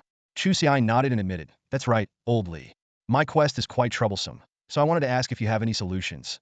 This was the first time he had called Li Yun old Li, indicating a significant change in their relationship. Li Yun chuckled and said, "What's the problem? Even if I can't solve it, I can go to the principal. He won't refuse the chance to have a student reach level 20 before the college entrance exams." Chu Ci and Lu Changha had already become the school's top promotion points for the next year, or even years to come. If Chu Ci could reach level 20 before the exams, it would be a historic achievement for the school, ensuring his name in the annals and making him a role model for countless lynching students. Hearing Li Yun's words, Chu Ci immediately displayed his breakthrough quest. Li Yun's smile froze, and he fell silent. Seeing this, Lu Changha couldn't help but ask, "Old Li, what do you think? Is there a way?" Li Yun responded, "There are ways, more than one in fact, but..." Chu Ci and Lu Changha's eyes lit up, only to grow tense at Li Yun's hesitation. Li Yun continued, "But they're all quite troublesome, and we don't have the means to fulfill them here in Lincheng. You won't be able to complete this quest before the college entrance exams. He sighed, "You really are unlucky to encounter a hell-level quest. Otherwise, you could have made history by reaching level 20 before the exams." Chu Ci let out a sigh of relief, not too bothered by the news. He asked, "Old Li, what are the possible solutions?" Li Yun explained, "The first method is to gather a group of support classes to apply various debuffs on you, reducing your damage output until it meets the quest requirements." Chu Ci frowned in thought. He had considered this method before, but found it impractical. Given his damage had increased 600-fold, it would take extremely powerful support to reduce it to the required level. He said, "This method doesn't seem very feasible, but we can keep it as a backup. The Great Xia is vast. Maybe there's someone out there who can reduce my damage that much." Li Yun continued, "Then there's the second method. There's a special item called the Heaven and Earth Restraint. Its effect is that any damage dealt by the targeted individual within 3 minutes is reduced to 1 point." Li Yun continued to explain, his voice tinged with a hint of mystery. Chu Ci's eyes lit up immediately, as if he had discovered a treasure. Excitedly, he exclaimed, "This item is amazing. Forget 3 minutes, give me 5 seconds, and I can complete the breakthrough mission. I'm at level 19 now and can control 1,000 spirit swords, attacking 10 rounds easily within 5 seconds." Eagerly, Chu Ci pressed on, "Old Li, Where can I buy this item? How much does it cost? He was calculating in his mind, thinking that even if he didn't have enough savings now, he could always gather the funds by clearing hell-level dungeons daily. But Li Yun shook his head, his tone serious. This is a mythical grade item, restricted by the heavens and earth decree, available only in our Xia's national treasury. The smile on Chu Ci's face froze instantly. He opened his mouth, but couldn't utter a word. He hadn't expected the item to be such a rare, mythical grade artifact, stored in the national treasury, and not something money could buy. Lu Changha, looking dissatisfied, furrowed his brow and said, Old Li, isn't that as good as saying nothing? Isn't there a normal or rare grade version of the heavens and earth decree? Li Yun shook his head again, his tone firm. No, this item only comes in mythical grade, and it's part of the Xia's strategic reserve. Don't underestimate the effect of reducing damage to 1 point for 3 minutes. We used it to kill a demigod back in the day. A demigod, meaning a level 100 powerhouse, Li Yun added. Chu Ci and Lu Changha, after hearing this, finally understood the terrifying value of this item. Its worth was entirely dependent on the level of the enemy faced.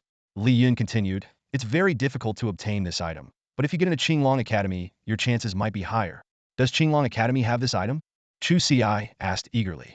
I'm not sure, but as one of the top 4 academies in Xia, there's a chance you might come into contact with it, Li Yun replied. Chu Ci nodded in understanding, thinking that the college entrance exams were just a few days away. Once he got into Qinglong Academy, he could inquire further. He then asked, Are there any other ways? Suddenly, Li Yun shouted, There is. Whoa. Old Li, what are you doing? You scared me. Lu Changho exclaimed, instinctively rubbing his chest, but realizing it didn't hurt. Li Yun looked at Chu Ci and asked, Did you see that? Chu Ci's eyes sparkled with excitement. He knew that Li Yun, a level 49 berserker, had an attack power exceeding 20,000. Even though Lu Changha had previously completed a hell-level mission and added 500 attribute points to his physique, his defense was still just over 1,000. By rights, Li Yun's punch should have instantly killed Lu Changha, but it only caused 85 points of damage, indicating that Li Yun had a special ability to control damage. Chu Ci asked urgently, How did you do that? Is it some special skill? It's not a skill, but a kind of technique, Li Yun explained, his gaze sweeping over Chu Ci and Lu Changha's faces to ensure they were paying attention. When you enter university, there will be a compulsory course called Power Control, Li Yun continued. The purpose of this course is to teach you how to control your own power. He paused to let the information sink in. Our world, although intertwined with games, is fundamentally real. As your levels increase, so do your attributes. While this growth indeed boosts our strength, it doesn't mean we can fully control our power. Li Yun's expression grew serious. When facing enemies, it's fine. High damage is good. Low damage is the problem. But what if it's a friend or family member? He gave an example. Take you and Lu Changha, for instance. If you can casually deal millions of points of damage while he can only manage a few hundred, a simple handshake from you might kill him. Chu Ci and Lu Changha exchanged glances, secretly amazed. How did Old Li know I could deal millions of damage? Lu Changha frowned and raised a question. But Old Li, isn't there an attack determination system? Li Yun shook his head. Not every action is classified as an attack. Otherwise, people wouldn't dare interact with each other. You'd have to check each other's attack and defense stats first. He explained, yes, there is an attack determination system, but accidents can still happen. For example, if Chu Ci gets excited and slaps you, and it passes the attack determination, you could die. Such accidents have happened before. Li Yun continued, in extreme situations, humans can often unleash greater power, but the interface limits this potential. If you can't control your power, no matter how much you unleash, it will only be a futile rage, and the damage will still be based on the interface data. His voice grew even more serious. Once you master your power, you can adjust the force based on your target, which reduces your own energy consumption. Li Yun gave another example. If you can deal millions of damage but are fighting a level 1 monster with only 100 HP, would you use millions of damage to kill it? New professionals might think it's impressive, but seasoned ones will think you're crazy. At this point, Li Yun took a sip from his thermos. You'll learn these things in university. I'm just giving you a heads up. Both nodded, especially Chu Ci, who recalled his previous monster hunting experiences. He had dealt hundreds of thousands of damage just to instantly kill monsters with only a few thousand HP. He thought it was impressive, but now realized how wasteful it was. This inefficiency stemmed from his inability to control his power, relying solely on interface data to determine damage output. Chu Ci pondered and asked, So, Old Li, the third method you're suggesting is for me to learn power control in university? That's right, Li Yun confirmed. How long does it take to learn power control? Chu Ci pressed. Li Yun shrugged. It varies from person to person. Some are naturally gifted and might master it within a year, while others might take 3 to 4 years. For someone like you trying to control damage down to 1 point, it could be even harder.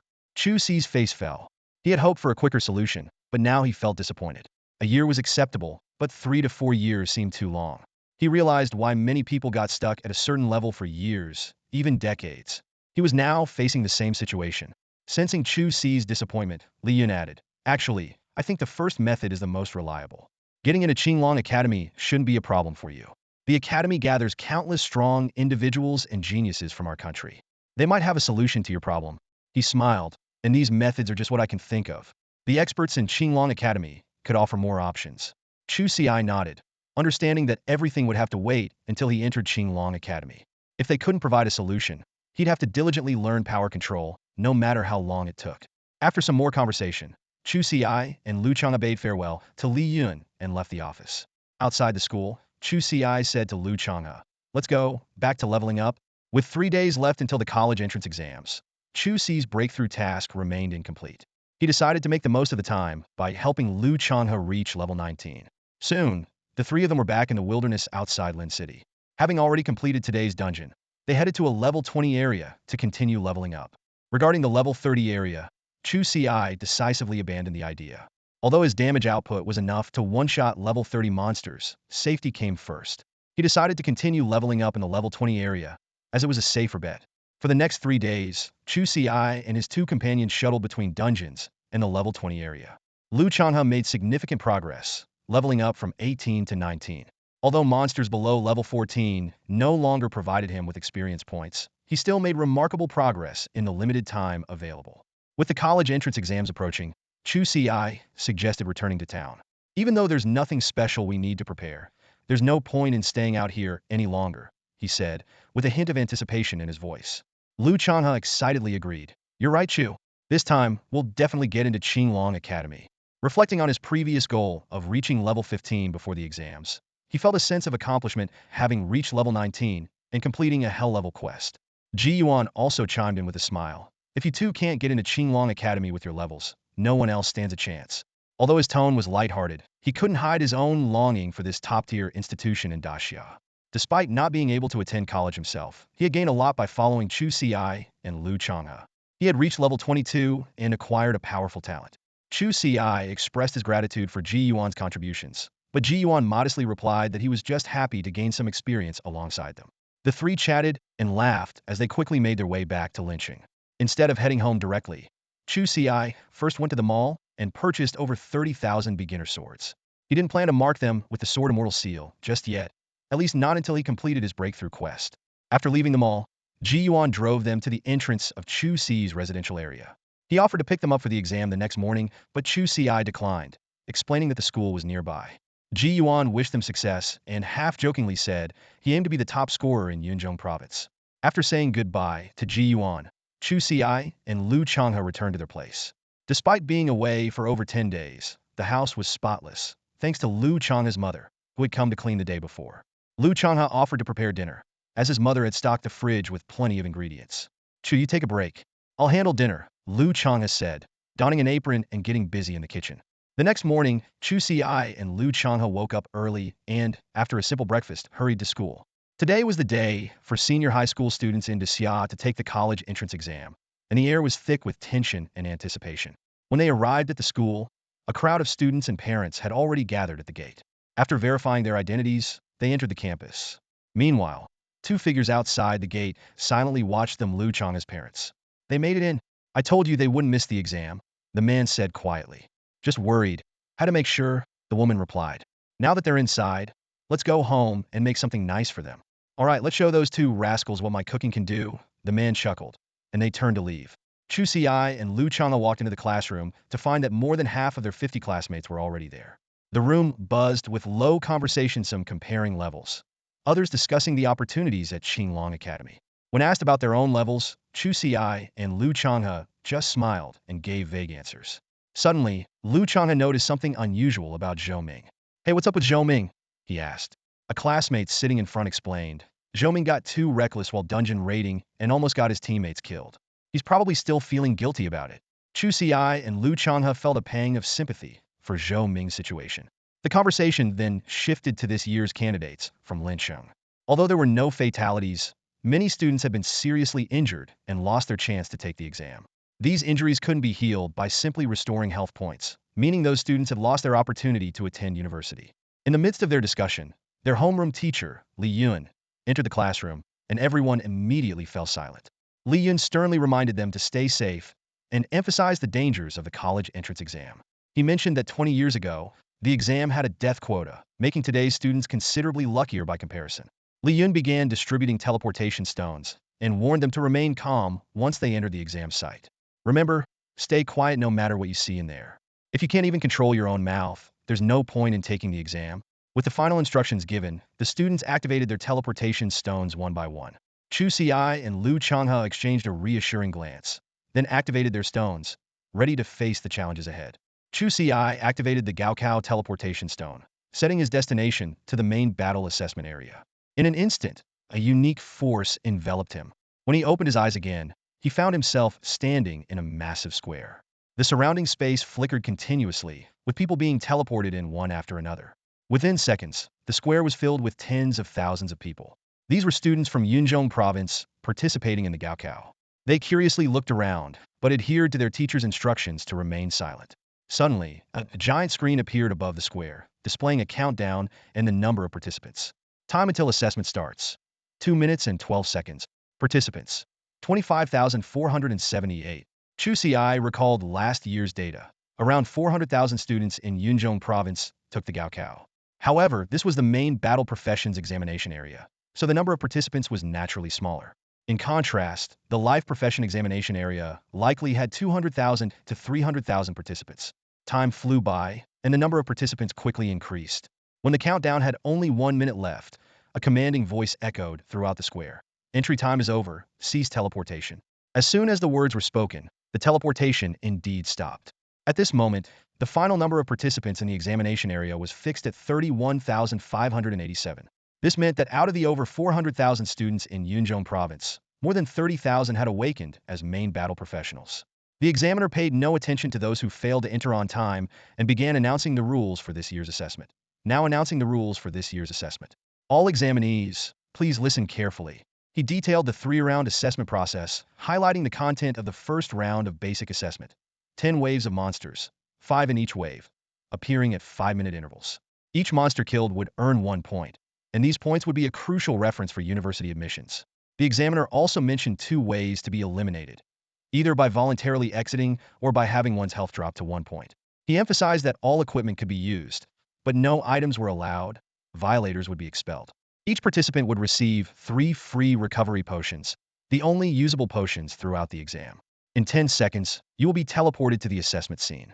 Make your final preparations, the examiner concluded as the giant screen in the square began counting down. Over 30,000 examinees held their breath, adjusting their states. When the countdown ended, a golden beam of light enveloped each person, and they disappeared from the square. However, Chu Ci encountered an unexpected situation. Just as the beam of light enveloped him, an interface suddenly popped up. Gaokao Space is probing your information, triggering the mortal descent effect. Do you agree?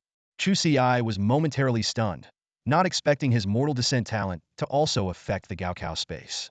Seeing that others had already been teleported away, he knew that if he didn't agree, he wouldn't be able to participate in the Gaokao. Without hesitation, he chose to agree and disappeared as well. After all the examinees had left, more than 50 figures suddenly appeared above the square, all suspended in midair.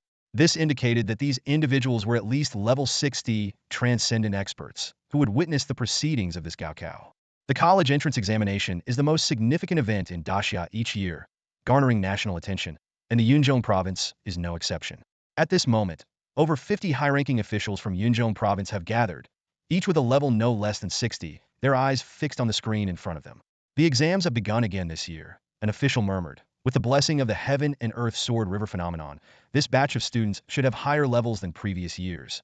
Who would have thought that our Yunzhong province would produce a prodigy this year? Another person chimed in, triggering a phenomenon that covered the entire province.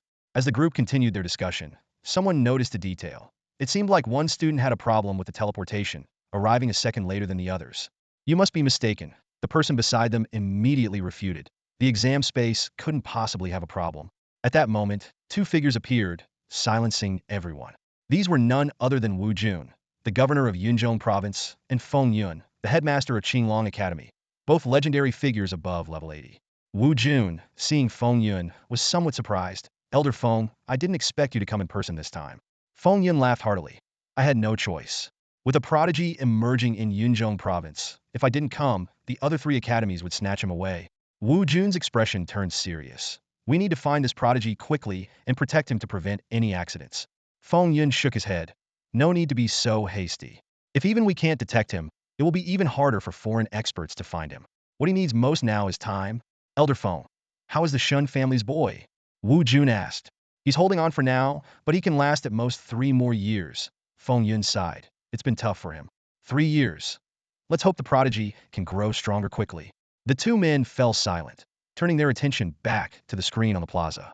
The screen was divided into over 30,000 sections, each corresponding to a student. Additionally, there was a large screen displaying the students' score rankings.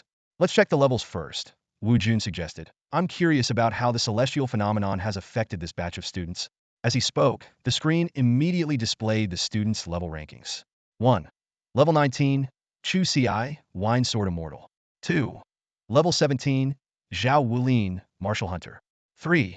Level 17, Sun Jun, Destruction Mage. 4. Level 17, Li Yu, Dragon Spear Overlord. 5. Level 17, Yang Yunpeng, Berserker Summoner. 100. Level 15, Lu Miao Miao, Ice Archer. Seeing these results, both Wu Jun and Feng Yun were stunned. A student reached level 19? How is that possible? Wu Jun exclaimed in surprise. Feng Yun pondered. Wine Sword Immortal? I've never heard of this class before. Do you think it could be him? Wu Jun shook his head. It's pointless to speculate. Let's observe this student named Chu Ci in the assessment. Meanwhile, other examiners also noticed Chu Ci's unusual level and focused their attention on the largest screen, which was displaying Chu Ci's assessment. In the footage, Chu Ci opened his eyes to find himself in a vast grassland. In the distance, 5 prairie wolves were charging towards him. The system immediately displayed the attributes of the prairie wolves. Prairie wolf, normal grade. Level 5. HP 1000. Attack 81. Physical defense 38. Magic defense 19. Skill pounce. For the level 19 Chu Ci, these level 5 prairie wolves posed no threat. But he knew this was merely the first basic assessment, designed to accommodate the majority of students. If higher-level monsters appeared right away, students at level 9 would struggle to earn points. As the 5 prairie wolves closed in to within 20 meters, Chu Ci gently waved his hand, and a spirit sword flew out. In an instant, 5 damage numbers, each exceeding 1,000,000, flashed consecutively, followed by the system prompts. You have slain a monster, score 1. You have slain a monster, score 1. You have slain a monster, score 1. Everyone present was astonished by Chu Ci's performance, which far exceeded their expectations. 5 prairie wolves provided 5 points, and there were 5 minutes left until the next wave of prairie wolves arrived. Chu Ci, unperturbed, sat cross-legged and began to carefully assess his situation. His gaze first fell on the 2 potions mentioned by the examiner that were stored in his ring. There were 3 bottles, each of the health restoration potion and mana restoration potion, totaling 6 bottles. Chu Ci silently noted their effects. Instant recovery of 10 of the respective value upon use, followed by a 1 recovery per second for 10 seconds. He pondered that the health restoration potion might not be necessary, but it's always good to be prepared for the unexpected. As Chu Ci was deep in thought, he suddenly froze, his eyes fixed on the storage ring. An astonishing discovery made his heart race. The storage ring hadn't been disabled, and all the items within could be used freely. This realization didn't bring Chu Ci any joy. Instead, it made him more cautious. He quickly analyzed the examiner's intent. This was a test of the candidate's integrity. Anyone who used their own items would be immediately disqualified, and their exam results nullified. Chu Ci's gaze swept over the wine gourd in the storage ring, silently warning himself not to take a habitual sip, as that would be a fatal mistake. Meanwhile, a light screen appeared in front of Chu Ci, displaying the names of the candidates and their corresponding Scarisa leaderboard. He saw his name, Chu Ci, score 5, rank 99. This result did not surprise him. The first wave of monsters was only level 5, and others could easily defeat them too. Additionally, he had entered the exam a few seconds late, so this ranking was expected. However, while Chu Ci calmly awaited the next wave of prairie wolves, the examiners outside the exam hall were in utter shock. What did I just see? A student dealt 3 million damage, one examiner exclaimed in disbelief. That can't be a student, right? Even an extraordinary expert would be believable, another examiner echoed. Someone quickly began to investigate. Let me check. Chu Ci, a student from Liqing No. 1 High School. Wait, isn't he supposed to be an awakened swordsman? How did he become a wine sword immortal? And what's with that damage? None of the examiners anticipated witnessing such a shocking event so early in the exam. Inside the exam hall, Chu Ci waited calmly, while outside, the examiners were thrown into unprecedented chaos. Wu Jun and Feng Yun gazed at the scene before them, exchanging a knowing look. Is it him? The question echoed in both their minds. If it wasn't him, how could this candidate deal such astonishing damage? Even more baffling was the unheard-of profession of the wine sword immortal and the celestial phenomena related to swords over the past half-month. Is this the terror of a mythic profession? A mere level 10 candidate causing such massive damage? Feng Yun said gravely. You need to handle the follow-up properly. Wu Jun nodded. Rest assured, Feng. The higher-ups have arranged for Elder Chun to perform the Oblivion technique. Even I couldn't leak information if I wanted to. Feng Yun nodded slightly.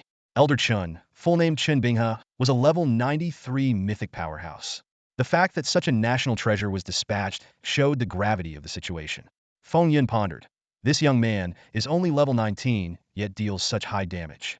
Once he grows, perhaps our Xia kingdom could expand its territories in the outer realms. Thinking this, he couldn't help but smile, for this genius would soon become a student of his Azure Dragon Academy.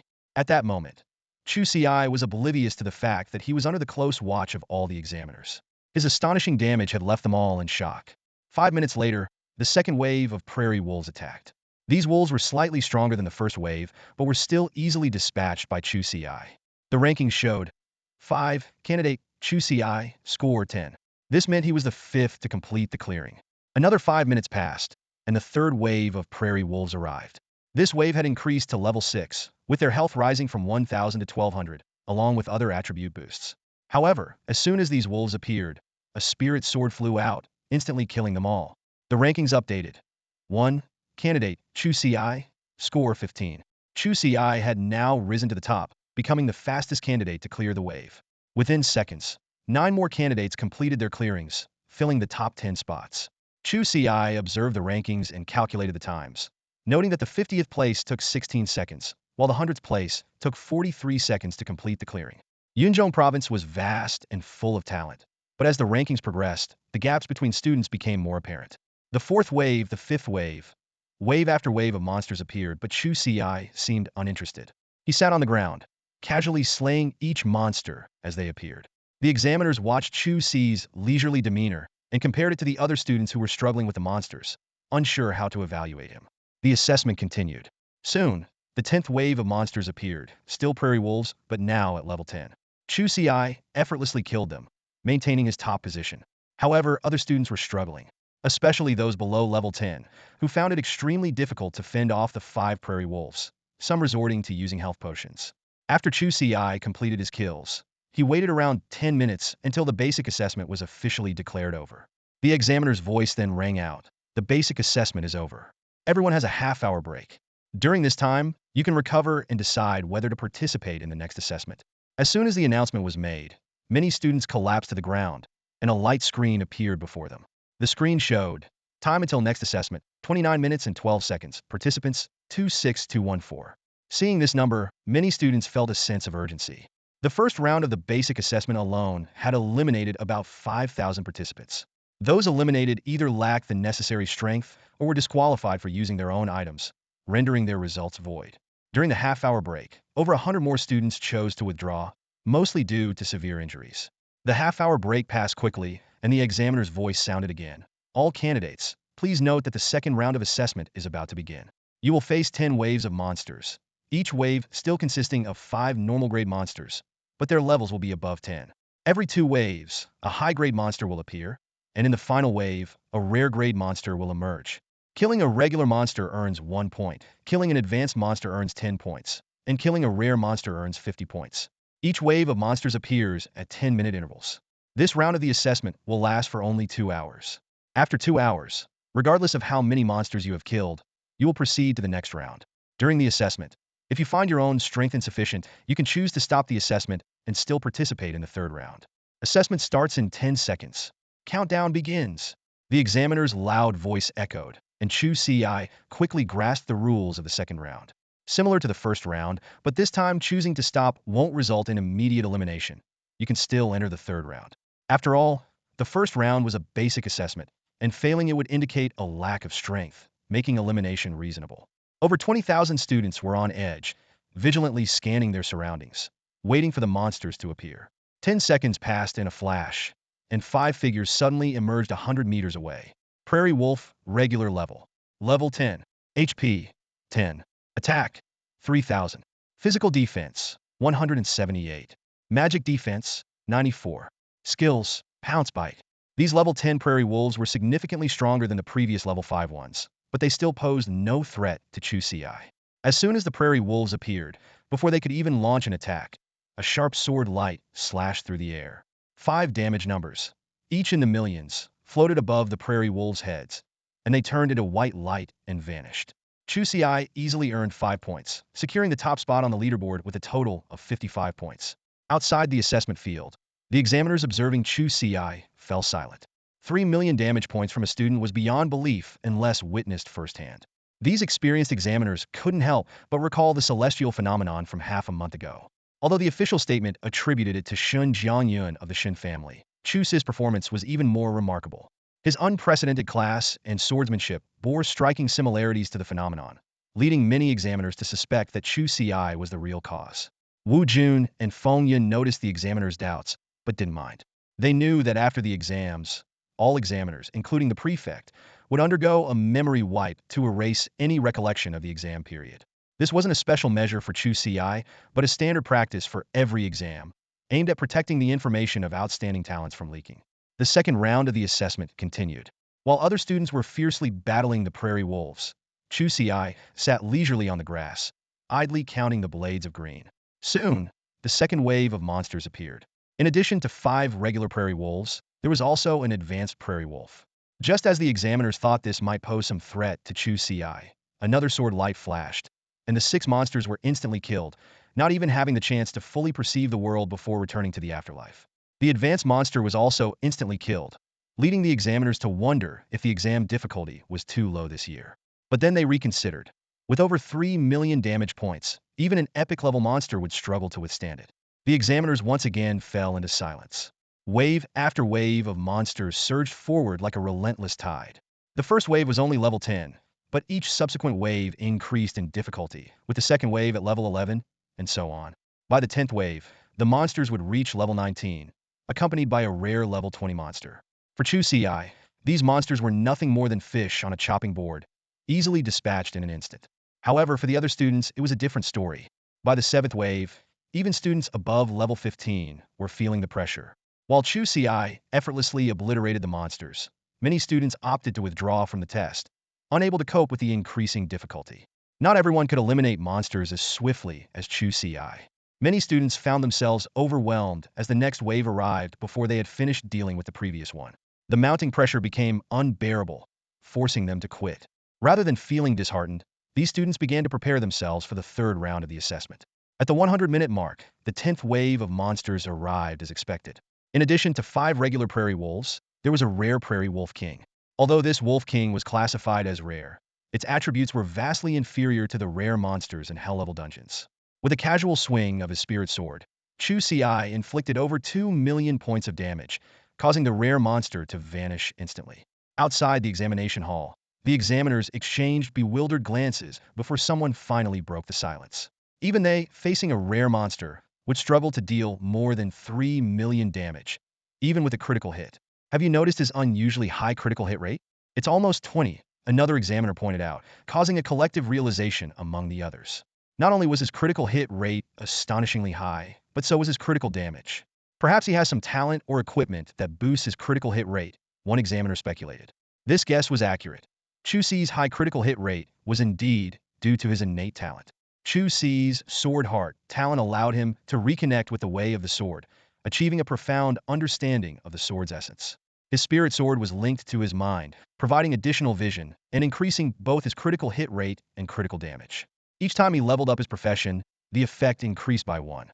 Currently, this talent granted Chu Ci a 19 boost in critical hit rate and critical damage.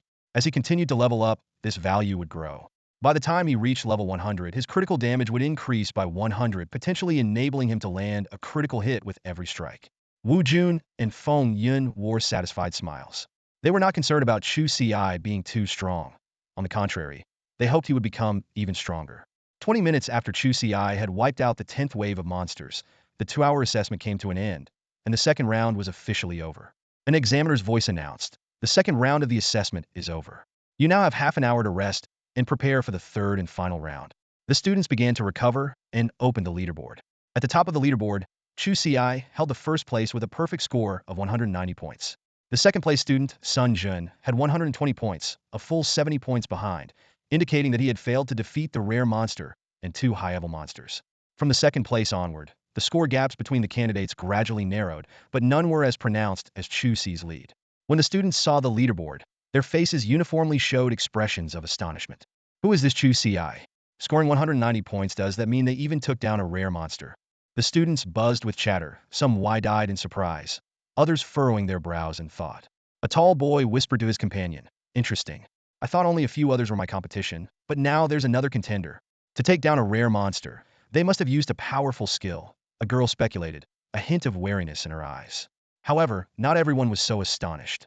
Some of the top-ranking prodigies remained calm, as if they had expected this. They recalled that Chu Ci had already topped the first round of assessments, though it hadn't garnered much attention then. After all, the first round was just a basic test, and everyone had similar scores, so being first didn't mean much. But the second round was different. It revealed the true skill gaps among the students, and Chu Ci still led the pack, attracting more attention. Despite this, some of the top prodigies hadn't given up on claiming the top spot. To them, defeating a rare monster wasn't impossible. It just required a greater cost. Perhaps it meant using a powerful skill or consuming precious recovery potions. The cooldown for powerful skills is too long.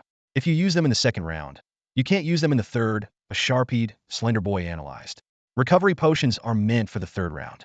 Using them early could be a waste. These prodigies believed that while Chu Ci might be strong, they had likely exhausted their trump cards in the second round. Although Chu Ci was currently in the lead, they were confident they could overtake him in the third round. Outside the examination area, the invigilators, who could see through the students' thoughts, couldn't help but feel a bit exasperated. If these confident students knew that Chu Ci had only used basic attacks without any skills, they might just break down on the spot. The half-hour break flew by. The students readied themselves, ensuring their skills were off cooldown, preparing for the final round. Break time is over. All students, get ready for the third round of assessments, the invigilator's voice echoed. In this round, you will continue to hunt monsters. Common monsters are worth 1 point, advanced monsters 10 points, rare monsters 50 points, epic monsters 200 points, and legendary monsters 1,000 points. You can choose to stop at any time during the assessment, which will last 6 hours. The test begins in 10 seconds. Hearing that not only epic but also legendary monsters would appear in the third round, everyone's hearts skipped a beat. Even the top students from the second round looked serious. The 10-second countdown quickly ended. Beams of light descended from the sky, and 1,000 diverse monsters materialized on the grassland, creating a spectacular scene. The third round had officially begun. On the vast grassland, a swarm of monsters suddenly appeared, startling all the examinees. The scale of this third round of assessment was truly intimidating. However, as time passed, the examinees realized that these seemingly ferocious monsters did not attack proactively. One brave student cautiously approached the nearest monster. When he got within 10 meters, the monster launched an attack. This discovery brought relief to the examinees as they understood the assessment's rule. Combat is only triggered within a 10-meter radius of the monsters. The examinees quickly adjusted their strategies. Those capable of handling multiple monsters at once did so, while those less skilled focused on a single one. They carefully controlled their combat zones to avoid straying into the attack range of other monsters. In the monitoring room, the examiners were buzzing with discussions. This year's students are quite competent. They've already figured out the hidden rule, one examiner remarked. Another added, "This is just the beginning." Once they realize that killing 10 regular monsters spawns a high-level one, killing 100 spawns a rare one, killing 1,000 spawns an epic one, and that they have to kill all 10,000 to encounter the legendary monster, things will get even more interesting. The conversation soon shifted to a special student named Chu Ci. Some questioned whether his mana was sufficient to handle so many monsters, while others believed he might have special recovery abilities. At that moment, the largest screen showed Chu Ci starting to move. He did not act rashly, but carefully observed the situation on the field. These monsters, which were all under level 20, were easy targets for him, but he was acutely aware of his mana limitations. Chu Ci decided to attempt a group attack. He silently recalled his skill, Gue Xian Sword Array, controlling at least 10 spiritual swords to form a sword array, increasing attack speed by 20, enhancing damage to targets within the range by 15, with a cooldown of 3 minutes. As a level 19, he could control up to 1,000 spiritual swords. If he could gather the monsters, he could annihilate them all in one strike. To test the monster's aggro mechanism, Chu Ci first used a single spiritual sword to kill a monster from a distance. When the other monsters showed no reaction, he realized he might need to get closer. Chu Ci cautiously approached a monster. When he got within 10 meters, the monster immediately attacked. He smiled knowingly and quickly retreated, testing the monster's pursuit range. Despite not having specifically boosted his agility, dealing with these level 10 monsters was still a piece of cake for him. Chu Ci kept a distance of over 200 meters from the monsters, but noticed they were still relentlessly pursuing him. This made him realize that these monsters might not have a conventional aggro drop mechanism, or their aggro range was unusually wide. Regardless, this discovery sparked a bold idea in his mind. Enough to kite them, Chu Ci thought to himself, immediately changing his strategy and running towards the monster horde. He precisely controlled the distance, attracting each monster's attention as soon as he got within 10 meters of it, then continued forward. In this manner, more and more monsters were successfully lured, swarming towards him. Outside the examination hall, the proctors observed the scene, exchanging puzzled glances. What is he trying to do? Lure monsters? One examiner questioned. But isn't he luring too many? There are over 300 of them. Another examiner pondered aloud. It seems he understands his mana isn't sufficient. He probably has a powerful area effect skill and wants to gather enough monsters to use it effectively. But even if his skill has a wide range, it can't possibly cover that many monsters, can it? Someone doubted. Who knows? An older examiner said gravely. Before this, would you have believed a student under level 20 could deal millions of damage? Despite their doubts, Chu Ci's actions undeniably captured the full attention of the examiners. They even neglected other candidates, focusing entirely on Chu Ci's next move. Meanwhile, the candidates busy fighting monsters were also closely watching Chu Ci's ranking, especially those at the top, eager to see if Chu Ci could replicate his second-round brilliance in the third round. However, as time passed, Chu Ci's score only increased by 1 point and then remained stagnant. Gradually, other candidates' scores caught up and surpassed his, causing his rank to plummet from first to out of the top 100. Strange, a candidate murmured. Even if he used his trump card in the second round, he shouldn't have only gained 1 point in the third round. What is he doing? Another candidate frowned. He can't have given up on the exam, can he? Half an hour passed, and Chu Ci's scores still hadn't budged. Many candidates began speculating. It seems he got injured while forcefully killing a rare monster in the second round, and might have stopped the exam. Some even thought gleefully. So what if he was first in the second round? The third round is what truly determines the final score. Amidst the candidates' speculations, Chu Ci suddenly stopped. By now, he was completely surrounded by monsters, with over 5,000 of them eyeing him menacingly from all directions. Almost there, Chu Ci muttered, glancing around with a slight smirk. The proctors outside widened their eyes, holding their breath in anticipation, eager to see how Chu Ci would handle the onslaught of over 5,000 monsters. In the next moment, under the astonished gazes of all the proctors, Chu Ci brought his index and middle fingers together. Instantly, 1,000 spiritual swords shot out like arrows from him as the center. In the sky, a massive sword formation slowly took shape, exuding an overwhelming pressure. Kill! With a soft command from Chu Ci, the sword formation erupted in dazzling sword light, charging towards the surrounding monster horde like a 1,000-strong army. Within the sword formation, a torrent of damage numbers erupted above the heads of over 5,000 monsters, like a rain of digits. Vast swathes of creatures fell in rapid succession, clearing the once crowded battlefield in an instant. Chu Ci's eyes were fixed on the score panel, watching the numbers climb at an astonishing rate. 1,000, 2,000. In mere seconds, his score had surged past 5,000, catapulting him to the top of the leaderboard once again. Outside the examination hall, all the examiners stared at the display screen in stunned silence. Despite being mentally prepared, witnessing Chu Ci's slaughter so many monsters in such a short time was still beyond their comprehension. Wu Jun and Feng Yun exchanged a look, both visibly shaken. The power of a mythical class is indeed formidable, but this is just too much, Wu Jun muttered under his breath. Feng Yun's body trembled slightly as he excitedly said, "We must ensure this news doesn't leak. Just think, if Chu Ci is this powerful at level 19, what could he achieve at level 80 or 90? He might even be able to hunt demigods or deities." His eyes sparkled with hope. This could be the dawn of a new era for Xia. one where we no longer fear foreign invaders. Wu Jun nodded solemnly. You're right, but if word of Chu Ci's prowess spreads, those foreign powers will stop at nothing to eliminate him. A genius who dies young is no genius at all. At that moment, an examiner suddenly exclaimed, "This is bad." He's killed so many monsters that according to the respawn mechanism, a large number of high-level and rare monsters will appear next, including 5 epic-level ones. The other examiners quickly checked Chu Ci's score, 5,658 points. This meant he had already killed 5,468 normal monsters in the third round. According to the respawn mechanism, Chu Ci was about to face 546 high-level monsters, 54 rare monsters, and 5 epic-level monsters. Although the examiners knew Chu Ci's damage output was enough to one-shot epic monsters, they also realized he had just unleashed a major skill, which must have drained his mana significantly, potentially weakening him. As they worried about Chu Ci's chances, the scene on the screen left them all speechless. The newly spawned high-level, rare, and epic monsters had barely appeared before being instantly obliterated by flashes of sword light.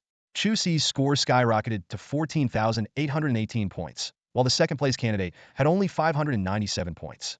The examination hall fell into a stunned silence, until one examiner couldn't help but ask, "So, what exactly were we worried about just now?" The other examiners exchanged awkward glances. An older examiner sighed. It's been only half an hour into the third round, and he's already scored over 10,000 points. The third round lasts a total of 6 hours, you know? 6 hours? Another examiner chuckled, shaking his head. Give him another half hour, and he'll probably clear out all the monsters in the third round. I never thought I'd live to see a student achieve a perfect score in the third round. Yeah, in all these years of the exams, there's never been a perfect score in the third round. Someone cautioned, let's not get too ahead of ourselves. That last move must have used up a lot of his mana. What's there to worry about? Another examiner immediately retorted. He hasn't even used his mana potions yet, and there are still over 5 hours left. Plenty of time to recover. The examiners engaged in lively discussion, filled with anticipation for Chu Ci's next moves. Though unspoken, each of them knew that the celestial phenomenon in Yunzhong province earlier this year was undoubtedly related to Chu Ci. Even though they would undergo memory suppression after the exam, once Chu Ci became a powerful figure, the suppression would be lifted, and they would remember everything that transpired today. Meanwhile, the other candidates were left in shock, their eyes wide as they witnessed the unfolding events. Whoa, what's going on with Chu Ci? Just a moment ago, I saw his score was barely over 100, and he was out of the top 100. But in just a few seconds, his score skyrocketed to over 10,000. The examination space was in an uproar. The candidates were wide-eyed, staring at the leaderboard in disbelief. Chu Ci's score had shot up like a rocket, catapulting him from outside the top 100 straight to the top spot, leaving the second place far behind. How on earth did he do that? One candidate mumbled. Even with some ultimate move, it's impossible to be this powerful. How did he kill over 5,000 monsters in just a few seconds? Voices of doubt and speculation filled the air. Some guessed that the third round might involve other forms of assessment, testing not just combat prowess but also intelligence. The candidates were completely stunned by Chu Ci's soaring score. The second-place score wasn't even a fraction of Chu Ci's. The gap was just too vast. However, no one suspected Chu Ci of cheating. After all, this was a highly monitored exam, with countless powerful individuals overseeing it. Cheating was simply out of the question. Instead, Chu Ci's high score made many candidates question their own methods. They speculated that there might be some clever trick they hadn't discovered yet. As a result, many candidates slowed their monster-killing pace, carefully observing their surroundings in an attempt to find the secret to quickly racking up points. This scene didn't escape the eyes of the external examiners, who looked on with helpless expressions. Chu Ci's high score had inadvertently misled these candidates. If they knew the truth, who knows how they'd react. At this moment, Chu Ci was completely unaware of the situation outside. He was sitting cross-legged on the ground, waiting for his mana to recover. The recent outburst had drained all his mana, but the result was gratifying. With his current score, even if he stopped killing monsters, no one would be able to surpass him. However, Chu Ci had no intention of stopping. He thought to himself, I need to kill all the remaining monsters, including that legendary one. I want to enter Qinglong Academy with a perfect score. That should be enough to catch the attention of the top officials in Daxia, and maybe I'll have a chance to obtain the Heaven and Earth Decree. For Chu Ci, the Heaven and Earth Decree meant quickly completing his breakthrough task, paving the way for further leveling up. Time ticked by, and Chu Ci sat quietly on the grass, waiting for his mana to recover. Over 4,000 monsters roamed in the distance, but because they weren't within aggro range, they didn't attack him. An hour later, Chu Ci slowly stood up, feeling the mana surging within him. It was time to deal with the remaining monsters. He charged towards the group of monsters, and soon, the vast grasslands once again displayed the strange sight of one person running in front, with a horde of monsters chasing behind. There are still over 4,000 regular monsters left on the grassland. Half an hour later, with the last monster aggroed by Chu Ci, all the monsters gathered together again. Under the watchful eyes of the external examiners, Chu Ci repeated his strategy, unleashing 1,000 spiritual swords and directly forming the heart-returning sword array. Sword lights intertwined, resembling a cascading Milky Way. The 4,000 monsters saw a flash of white light, and their health bars were instantly emptied. As they fell, a large number of high-level, rare, and epic monsters spawned immediately. However, these newly appeared monsters were instantly killed by Chu Ci, converting into his score. Despite having witnessed it once, the external examiners were still in awe. This method of farming monsters was terrifyingly efficient, making them understand why Chu Ci had reached level 19 before the college entrance exams. They even speculated that his experience points were maxed out, only held back by a breakthrough task preventing him from reaching level 20. Is it over already? He cleared the third round of the exam in less than 2 hours. One examiner questioned. The exam is supposed to last 6 hours. It's not over yet. There's still a legendary monster, another examiner reminded. Does it matter? With his damage output, do you think he can't kill a legendary monster? That's not certain. If he's unlucky and a defense-type legendary monster spawns, no matter how high his damage is, he won't be able to break through its defense. Just as they were speaking, a pillar of light descended from the sky on the screen. Chu Ci raised an eyebrow, knowing that the legendary monster had spawned. He didn't rush to attack, understanding that a legendary monster wouldn't be easy to deal with on the first encounter. As the light pillar gradually faded, a colossal creature appeared on the grassland. It was a golden-armored demon bull, standing 5 zhang tall, resembling a small mountain. Its entire body was covered in golden armor, with a pair of extremely sharp horns glinting coldly in the sunlight. Chu Ci quickly checked the monster's attributes. Golden Armored Demon Bull Legendary. Level 20. Health 5 million. Attack 4,358. Physical Defense 2,914. Magic Defense 2,598. Skills: Golden Armor Protection, Berserk Demon, Earthquake, Fierce Charge, Roar, Earth Revival. These attributes were far superior to the epic-level bosses he had encountered in Hell Mode dungeons. Chu Ci glanced at his own health. Only slightly over 2,000, not even close to the monster's attack power. In other words, the monster could easily one-shot him. What frustrated Chu Ci even more was that the monster's physical defense was higher than his physical attack. This meant that even with a 600-fold damage boost, his attacks would still result in 0 damage. However, Chu Ci had a passive skill that ignored the opponent's defense. Break All Barriers passive skill. When you attack a target, there is a 12 chance to ignore 20 of the target's defense. Level 710. If this skill triggered, he could damage the Golden Armored Demon Bull. Although it only had a 12 chance, using the heart-returning sword array to attack 6,000 times meant the passive would trigger 720 times. After reducing the Golden Armored Demon Bull's defense by 20, it would have 2,331.2 defense left, while Chu Ci's attack power was 2,390. Under normal circumstances, he could deal 58.8 damage. With a 600-fold damage boost, one hit would inflict over 35,000 damage. With the monster's 5 million health, it would take just over 140 hits to kill it. I can do this! Chu Ci thought happily, but didn't rush to attack. The previous wave of attacks had drained his mana, and he needed to recover first. As for the 3 unused mana recovery potions, he decided to save them for unexpected situations. Fortunately, even legendary monsters adhered to the exam rules. As long as he didn't get within 10 meters of it, the monster wouldn't attack proactively. Nonetheless, Chu Ci kept a 1,000-meter distance to ensure he had time to react if the monster suddenly charged. While recovering his mana, Chu Ci also checked the leaderboard. Unsurprisingly, he was still in first place, with a score of 27,190 points. If you defeat a legendary monster, you can earn an additional 1,000 points. This means the total score for the 3 rounds is 28,190 points. Now, Chu Ci is just one legendary monster away from a perfect score. His gaze swept over the rankings behind him, with the numbers flashing before his eyes. Second place, 1,471 points. Third place, 1,452 points. Fourth place, 1,426 points. And fifth place, 1,411 points. These numbers seem to tell a brutal truth. Only Chu Ci had created a massive gap, while the scores of the other candidates were incredibly close, with any slight fluctuation potentially causing dramatic changes in rankings. Everyone else is working hard too, Chu Ci couldn't help but remark, as the image of Changha came to his mind. As a level 19 support role, Changha was undoubtedly one of the top candidates despite not having maxed out his experience points.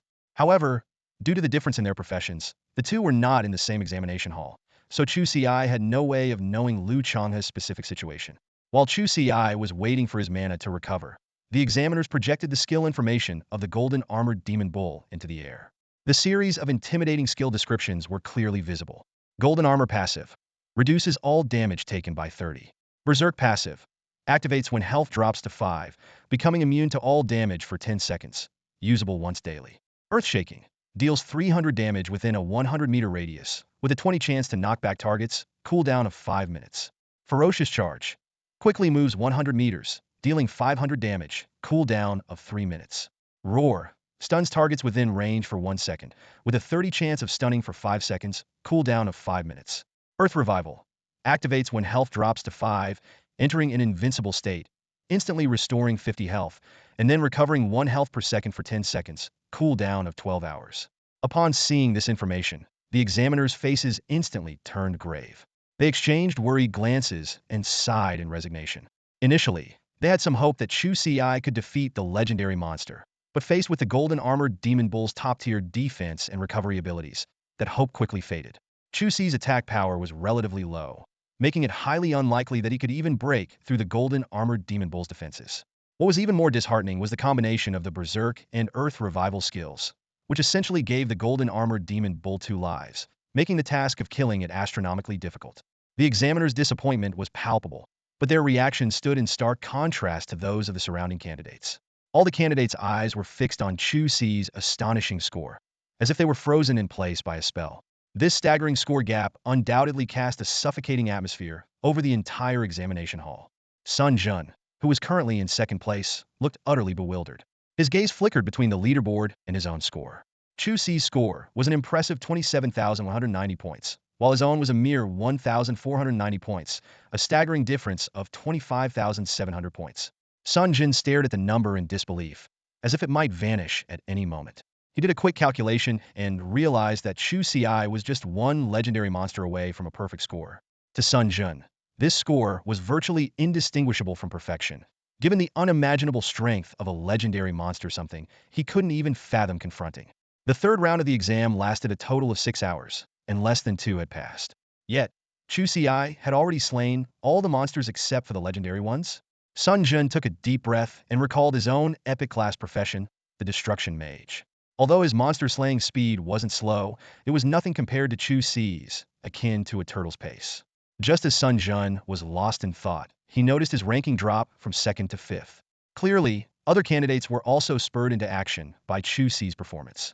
Sun Jun scanned the monsters on the grassland. Originally, he had planned to unleash his full strength in the final hour, and it seemed others had similar plans. However, Chu Ci's sudden emergence had disrupted everyone's strategies. The first place was now out of reach, and they could only compete for second. Sun Jun made a silent determination to give it his all. He quickly lured over a dozen monsters and unleashed a group skill. Within seconds, the monsters fell, and his score climbed, but he only advanced by 1 rank. Sun Jin stopped paying attention to the leaderboard and focused entirely on slaying monsters. His score began to rise rapidly, and other candidates, infected by the competitive atmosphere, also increased their speed. Even though they knew they couldn't surpass Chu Ci, the second place was still worth fighting for. The examiners noticed this scene and couldn't help but smile. These young people had been stimulated by Chu Ci and were now unleashing skills they'd previously been reluctant to use. The examiners watched with interest. Although the first place was a foregone conclusion, the race for second was still wide open. Time flew by, and another hour passed. Chu Ci's score remained unchanged, but the second place had broken the 3,000 point mark. The other candidates followed closely, their scores significantly higher than an hour ago. As the examiners discussed who might take second place, Chu Ci slowly stood up and started walking towards the golden armored demon bull 1,000 meters away. This action immediately caught the examiner's attention. Look, Chu Ci is heading towards the golden armored demon bull. Is he really going to try and take down that legendary monster? An examiner exclaimed. It's pointless. Another examiner shook his head. His damage might be high, but he can't break through the golden armored demon bull's defense. Maybe he has a special plan? Someone speculated. What plan? Even if he could break the defense, the golden armored demon bull has the equivalent of 2 lives. His mana can only last for 1 round of attacks. What about the second round? The golden armored demon bull won't give him a chance to recover mana. Let's wait and see, an older examiner suggested. If he can really take down the golden armored demon bull, it would be historic. The examiners continued to debate, with most doubting Chu Ci's chances due to the vast difference in strength. The golden armored demon bull could withstand multiple attacks, while Chu Ci could barely survive one. However, considering Chu Ci's already high score, even failure wouldn't significantly impact his standing. Mr. Feng, do you think he can succeed? Wu Jun asked, watching Chu Ci on the screen. Feng Yun smiled and replied, I don't know, but if this kid wasn't confident, he wouldn't be doing this. The power of a mythical class profession is beyond our imagination. Wu Jun nodded in agreement, hoping for Chu Ci's success. The stronger Chu Ci was, the brighter Xia's future would be. Chu Ci, of course, was unaware of the many eyes watching him. Even if he knew, he wouldn't care. His gaze remained fixed on the golden armored demon bull, and he walked forward with unwavering determination. Chu Ci stopped his steps 500 meters away from the golden armored demon bull. This distance was safe yet within his attack range. He focused his gaze on the legendary beast before him, thinking to himself, let's see how strong you really are. Return heart sword formation. Chu Ci muttered under his breath, bringing his fingers together in a sword gesture. In an instant, 1,000 spiritual swords soared through the air like a meteor shower, heading straight for the golden armored demon bull, which was resting on the grass. The swords quickly wove an invisible net around the bull. A mysterious formation mark appeared above its head. Attack! Chu Ci commanded, and the sword formation unleashed a tremendous power. Countless sword lights intertwined, forming a blinding silver sea that surged towards the demon bull. As the sword lights struck, damage numbers floated up from the bull's body. Most of the numbers were 0, indicating that the attack couldn't penetrate its defense. However, occasionally, a few sword lights triggered the break-all effect, inflicting real damage on the bull. The examiners watching from a distance had little hope for Chu Ci at first, but when they saw the damage numbers in the tens of thousands, they were stunned. Someone whispered, he actually managed to hurt the golden armored demon bull. Does he have a skill that ignores defense? Must be, another examiner agreed. I knew he wouldn't act recklessly without some assurance. Although this damage isn't as high as the millions we've seen before, it's still impressive. He might really have a chance to take down the bull. However, a senior examiner reminded them, don't forget, the golden armored demon bull has 2 lives. After using this move, his mana will likely be exhausted. How will he deal with the second life? Does he even know about it?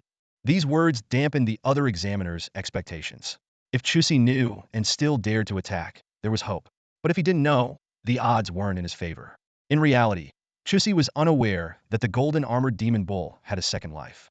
His detection skill could reveal the monster's attribute panel, but not its specific abilities. However, even if he had known, Chu Ci would still have attacked without hesitation. For him, successfully killing the bull wasn't the most crucial thing. His score was already high enough to secure first place. What he valued more was the rare opportunity to face a legendary beast hidden without fearing for his life. At this moment, Chu Ci noticed that the damage numbers were much lower than he had anticipated, and he frowned slightly. It seems it has a damage reduction passive skill, he thought. Despite this, the sword lights relentlessly continued their assault on the bull. The golden armored demon bull, initially asleep, was jolted awake by the first wave of attacks. As it stood up, searching for its attacker, it realized its health had dropped by 1/10. Moo! The bull let out an earth-shaking roar and locked on a Chu Ci in the distance. It stomped its hooves, kicking up clouds of dust, and charged towards Chu Ci like an armored tank. Facing the charging golden armored demon bull, Chu Ci remained calm. Despite its astonishing speed, it would still take 10 seconds to cover the 500-meter distance. Those 10 seconds were more than enough for him to take it down. Chu Ci's eyes were fixed on the opponent's health bar as his sword attacks rained down like a storm. The demon bull's health plummeted visibly. 80, 50, 30. Within just 5 seconds, the massive creature's health had dropped to 10 and was still rapidly decreasing. At this point, it was still 300 meters away from Chu Ci. Another second passed, and the demon bull's health fell to 5. Just as Chu Ci thought victory was assured, the charging beast let out an earth-shattering roar. Moo! In an instant, the demon bull's eyes turned blood red, and its golden armor emitted an eerie crimson glow. An oppressive aura spread out like ripples. Although the spirit swords continued their relentless assault, all damage numbers turned to 0. So this is the berserk skill? It can actually become immune to damage, Chu Ci thought, his eyes flickering. He silently acknowledged that the legendary monster lived up to its reputation, possessing even a health lock skill. But it wasn't over yet. In its berserk state, the demon bull's blood energy seeped into the ground. Chu Ci watched in astonishment as its health instantly surged back to 55 and continued to regenerate at 1 per second. The once near-death behemoth was now rapidly recovering. Chu Ci raised an eyebrow, realizing this must be the Earth Revival skill. He regretted not being able to foresee the skill's effect, which would have allowed him to plan a countermeasure in advance. At that moment, Chu Ci's sword formation collapsed, and all spirit swords returned to his body as mana was depleted. As expected, Chu Ci thought to himself, if my mana had been sufficient, I might have had a chance to kill the demon bull. He then remembered he had 3 mana recovery potions, offering a glimmer of hope. However, the situation was not that simple. The demon bull's aggro was locked onto Chu Ci, and it was still in its damage-immune state. Even if he restored his mana, he wouldn't be able to inflict effective damage. The berserk state of the demon bull had 6 seconds left, enough time for it to enter Chu Ci's 100-meter attack range. The examiners watching from the outside shook their heads in resignation. Sure enough, after using the Earth Revival skill, the demon bull continued its charge toward Chu Ci without pause. 3 seconds later, it had closed the distance to 100 meters, well within Chu Ci's skill range. Roar! Without hesitation, the demon bull unleashed its roar skill, with sound waves spreading like a tangible force. It's over, the examiners thought. If Chu Ci were paralyzed for even 1 second, the demon bull could launch a fatal charge and kill him instantly. However, in the next moment, the once despairing examiners widened their eyes in surprise. On the screen, Chu Ci had stepped onto a spirit sword and soared into the air. Midair, Chu Ci quickly drank a mana recovery potion, restoring some of his mana. This special exam potion instantly restored 10 of his mana and continued to regenerate 1 per second for the next 10 seconds. Realizing that his sword formation couldn't instantly kill the demon bull, Chu Ci had started drinking the mana potion. This restored mana allowed him to fly and avoid the demon bull's control skill. Before level 60, flight skills are indeed a game changer, Chu Ci thought, a smile forming at the corner of his mouth as he looked down at the demon bull 200 meters below. The demon bull looked up at Chu Ci in the sky, confusion in its eyes. It wanted to attack Chu Ci, but couldn't fly. Worse, the distance rendered its roar skill ineffective. A few seconds later, the blood red in the demon bull's eyes faded, and its golden armor returned to normal. The damage immunity effect had vanished. Chu Ci hadn't attacked immediately because he was waiting for the berserk state to end. Otherwise, no matter how hard he attacked, it would be futile. 65 health left. I can kill it. With that thought, Chu Ci's mind focused, and 100 spirit swords materialized around him. The 100 spirit swords summoned by Chu Ci were vastly different from before, each one emitting a faint spiritual glow. These were the sharp weapons he had meticulously cultivated using the sword nourishing technique. This technique not only enhanced the power of the spirit swords, but also allowed them to inflict 250 damage during attacks. After downing 30 jars of rare spirit wine called Autumn Breeze, Chu Ci's sword nourishing technique advanced to level 5, with a proficiency of 14001600. Since I'm already flying with my sword, I might as well test the power of these nurtured spirit swords, Chu Ci thought. With a light wave of his sword finger, the 100 spirit swords transformed into streaks of light, whistling as they shot towards the golden-armored demon bull. Whoosh, whoosh, whoosh. In this round of attacks, 10 spirit swords hit their target, with 2 of them causing critical damage. This single wave inflicted nearly 800,000 damage on the golden-armored demon bull, dropping its health from 65 to 41. Not bad, the damage is significantly higher than before. Another 2 waves should finish it off, Chu Ci assessed while drinking a mana restoration potion to replenish his nearly depleted mana. Below, the golden-armored demon bull was agitated from the passive beating. It roared continuously at Chu Ci and stomped the ground forcefully, but it had no effect on Chu Ci high in the sky. 10 seconds later, with 20 of his mana restored, Chu Ci summoned another 100 nurtured spirit swords. Despite the golden-armored demon bull's attempts to dodge, the swords were incredibly fast and agile under Chu Ci's control, turning to continue the chase even if they missed initially. In this wave, Chu Ci had good luck, triggering the break all barriers passive 13 times, with 3 critical hits, totaling 1 million damage. The golden-armored demon bull's health plummeted to 18. One last round, Chu Ci said, drinking his final mana restoration potion. After waiting 10 seconds for the potion's effect to wear off, he summoned the 100 spirit swords once more. 15, 10, 5, 1. With the appearance of the final critical hit, the golden-armored demon bull's health bar was completely emptied. Its massive body stiffened for a moment before crashing to the ground with a deafening roar. A prompt appeared before Chu Ci. You have slain the legendary monster, golden-armored demon bull. Score 1000. Ranking 1. Candidate.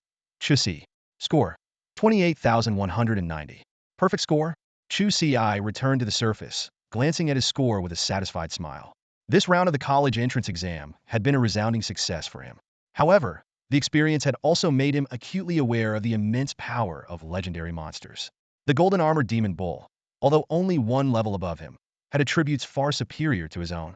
If it weren't for the 600-fold damage multiplier, and more importantly, his crucial skill of sword flight, he wouldn't have stood a chance against his opponent.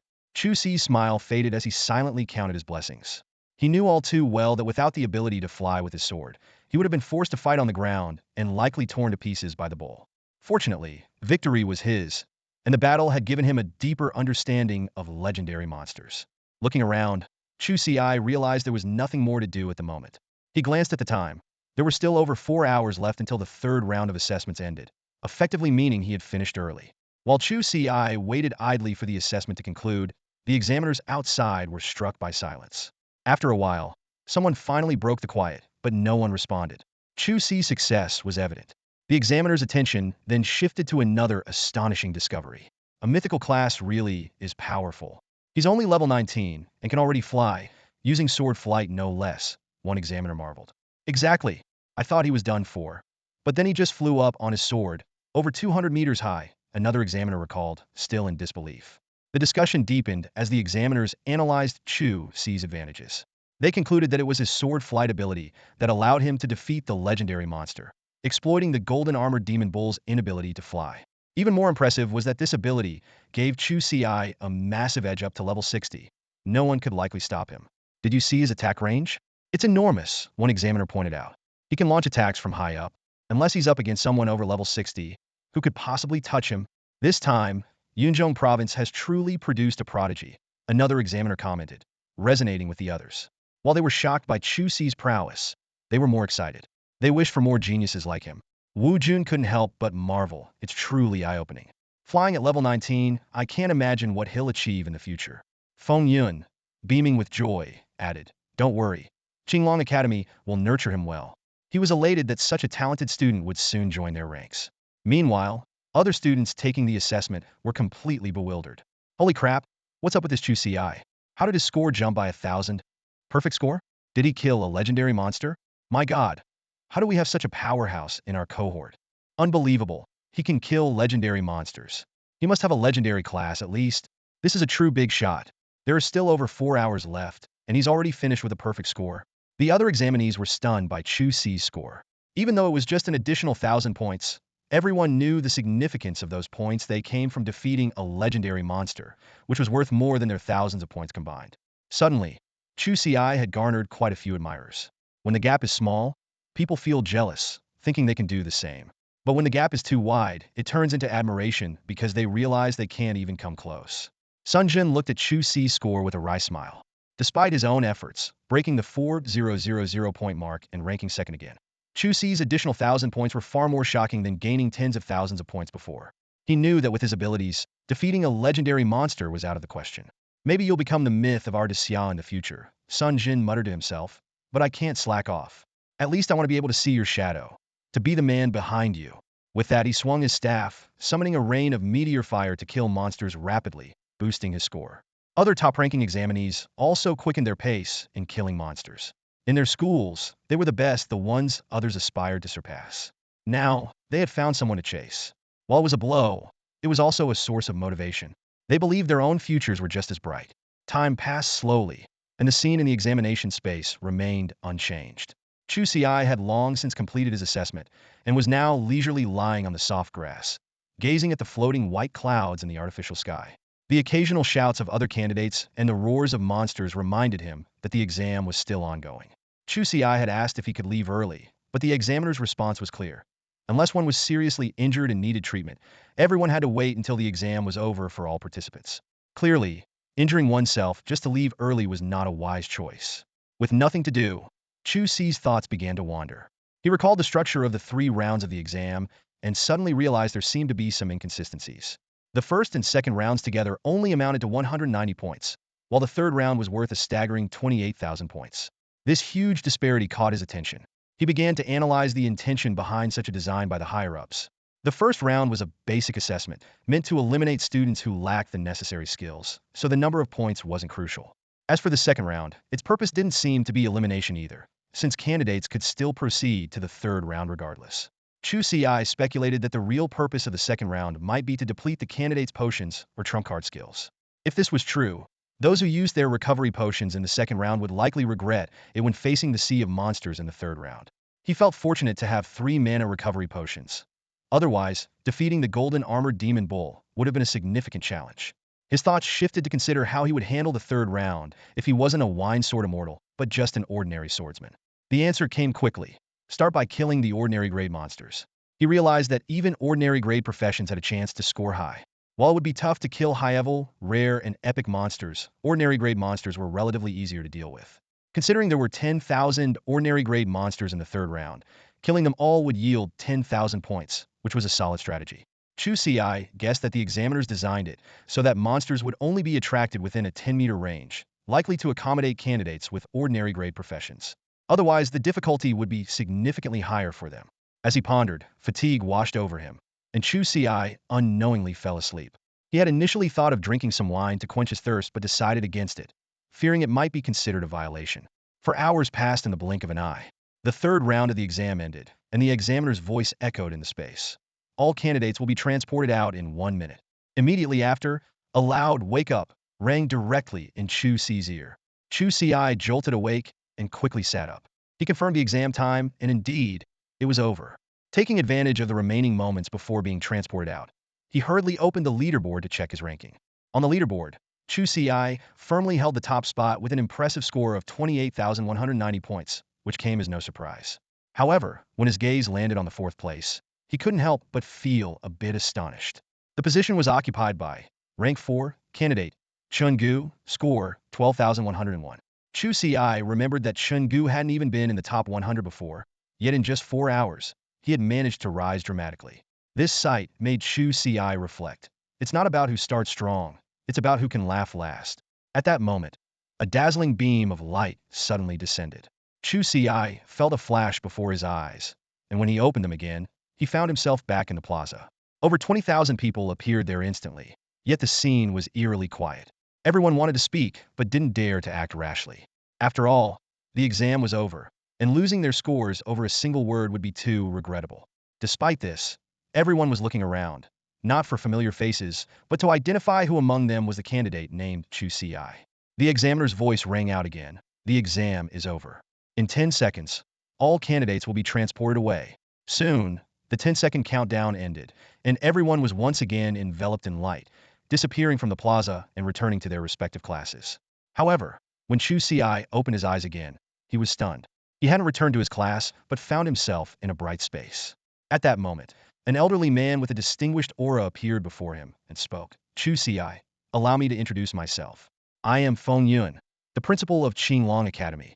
Chu Ci was taken aback and quickly responded respectfully. Greetings, Principal Feng. Although he didn't expect the principal of Qinglong Academy to come personally, considering his exam results, it seemed reasonable. Feng Yun smiled and said, you did very well. The celestial phenomenon in Yunzhong province half a month ago was your doing, wasn't it? Chu Ci nodded frankly. That's right. There was no need to hide it, as his performance in the examination space was undoubtedly clear to the other party. Are you interested in joining Qinglong Academy? Feng Yun asked. Without hesitation, Chu Ci replied, I already plan to apply to Qinglong Academy, especially now that you've come in person. Hearing this, Feng Yun laughed heartily. I still needed to ask for your opinion. If you have any requests, feel free to voice them. Qinglong Academy will do its utmost to nurture you. Chu Ci's heart stirred, and he thought of a crucial question. Principal Feng, how can one obtain a heaven and earth prohibition? Feng Yun's expression suddenly became serious. A heaven and earth prohibition? That's a mythical item. What do you need it for? Chu Ci directly showed his breakthrough task. To complete my breakthrough task. As Feng Yun observed Chu Ci's breakthrough task, his expression shifted continuously, but soon calmed down. Your first breakthrough task is also at the hell level, isn't it? That's right, Chu Ci confirmed. Feng Yun pondered for a moment. As expected, all breakthrough tasks for mythical professions are at the hell level. After a brief pause, he continued, there are many ways to complete this breakthrough task. I can tell you at least 10 methods right now. Chu Ci's eyes lit up. As expected of a legendary figure, Feng Yun could come up with so many solutions in just a few seconds. He didn't necessarily need the heaven and earth prohibition. Using such a powerful mythical item just to complete a level 20 breakthrough task seemed wasteful. If there were other ways, they would naturally be preferable. However, Feng Yun's next word surprised Chu Ci, but the other methods are time-consuming. The shortest would still take at least a month, and given your growth rate, spending a month on a breakthrough task seems wasteful. Chu Ci thought for a moment and replied, a month isn't that long. Even if he were delayed for a month, he was confident he could catch up with the others. Feng Yun slowly shook his head, his brows furrowed. He knew that under normal circumstances, completing a hell-level task in a month wasn't long, but Chu Ci's situation was unique and time was of the essence. Let's use the heaven and earth prohibition, Feng Yun said solemnly. I'll apply for it from above. Come to Qinglong Academy in 7 days, and I'll personally hand it to you. Chu Ci was stunned, looking at Feng Yun in disbelief. The heaven and earth prohibition was a mythical item, and it was going to be used to help him complete a level 20 breakthrough task. But soon, he sensed the urgency in Feng Yun's words, as if he was desperate for him to grow quickly, unwilling to waste even a month. Mr. Feng, may I ask why? Chu Ci asked cautiously. Feng Yun was silent for a moment, his gaze deep. I originally planned to tell you this when you reached at least level 60, but since you've asked, there's no harm in telling you now. He took a deep breath and began, half a month ago, you triggered a celestial phenomenon. To mislead the extraterritorial powerhouses, we announced that Shun Jiangyun from the Shun family had awakened a legendary profession. Feng Yun's tone grew grave. But the extraterritorial powerhouses somehow found out that we in Daxia have a mythical profession emerging and demanded we hand it over. He snorted coldly. Of course we refused. After some friendly negotiations, it was decided that we would set up an arena. We would send out a mythical profession, and they would send their top talents to fight. Chu Ci keenly sensed that the so-called friendly negotiations must have been a fierce struggle. So, who are we sending? Shun Jiangyun, Feng Yun answered. That kid did indeed awaken a legendary profession. However, he paused. He awakened a life profession, not a combat one. Chu Ci was shocked, asking incredulously, a life profession? Sending a life profession to fight extraterritorial talents. Don't worry, Feng Yun reassured. His life profession is very special. Its combat power is not inferior to combat professions. We won't send him to his death. But, his tone turned serious. This profession is extremely powerful in the early stages, but it gets weaker over time. According to our estimates, he can hold out for at most 3 years. Feng Yun's gaze fixed on Chu Ci. After 3 years, not only will he be in mortal danger, but the extraterritorial powerhouses will also realize he isn't a mythical profession. These 3 years are your prime time for growth. That's why Ning Yuan would rather let you use a mythical item than waste a month. Chu Ci fell silent, his mind churning. He hadn't expected so many hidden truths behind the scenes, with Shun Jiangyun becoming his scapegoat. Seeing Chu Ci's psychological burden, Feng Yun said softly, all right, don't feel too pressured. That kid volunteered. He even asked me to give you a message if I saw you. What is it? Chu Ci looked up. Feng Yun didn't answer. Instead, he waved his hand to summon a light screen. Chu Ci focused and saw a resolute-faced youth Shun Jiangyun. Shun Jiangyun didn't seem to be much of a talker. He was silent for a few seconds before speaking, his voice firm and steady. I'll take the spotlight for 3 years. Chu Ci was stunned, momentarily speechless. Chu Ci returned to the classroom, surrounded by classmates who were eagerly discussing the difficulty of the college entrance exam and their scores. However, he remained unusually silent. The name Shun Jiangyun kept echoing in his mind. From Feng Yun, he learned that this boy, 3 months younger than him, spoke with a firm determination for the country and its people. Hey Chu, what's up? You've been quiet since the exams ended. Lu Changha walked over, curious. Chu Ci shook his head and asked, how did you do on the exam? Lu Changha grinned. I didn't let you down 102 points, ranked first in the auxiliary category. We're both getting into Qinglong Academy. Chu Ci nodded, not surprised by the result. After all, Lu Changha had reached level 19, far surpassing other candidates.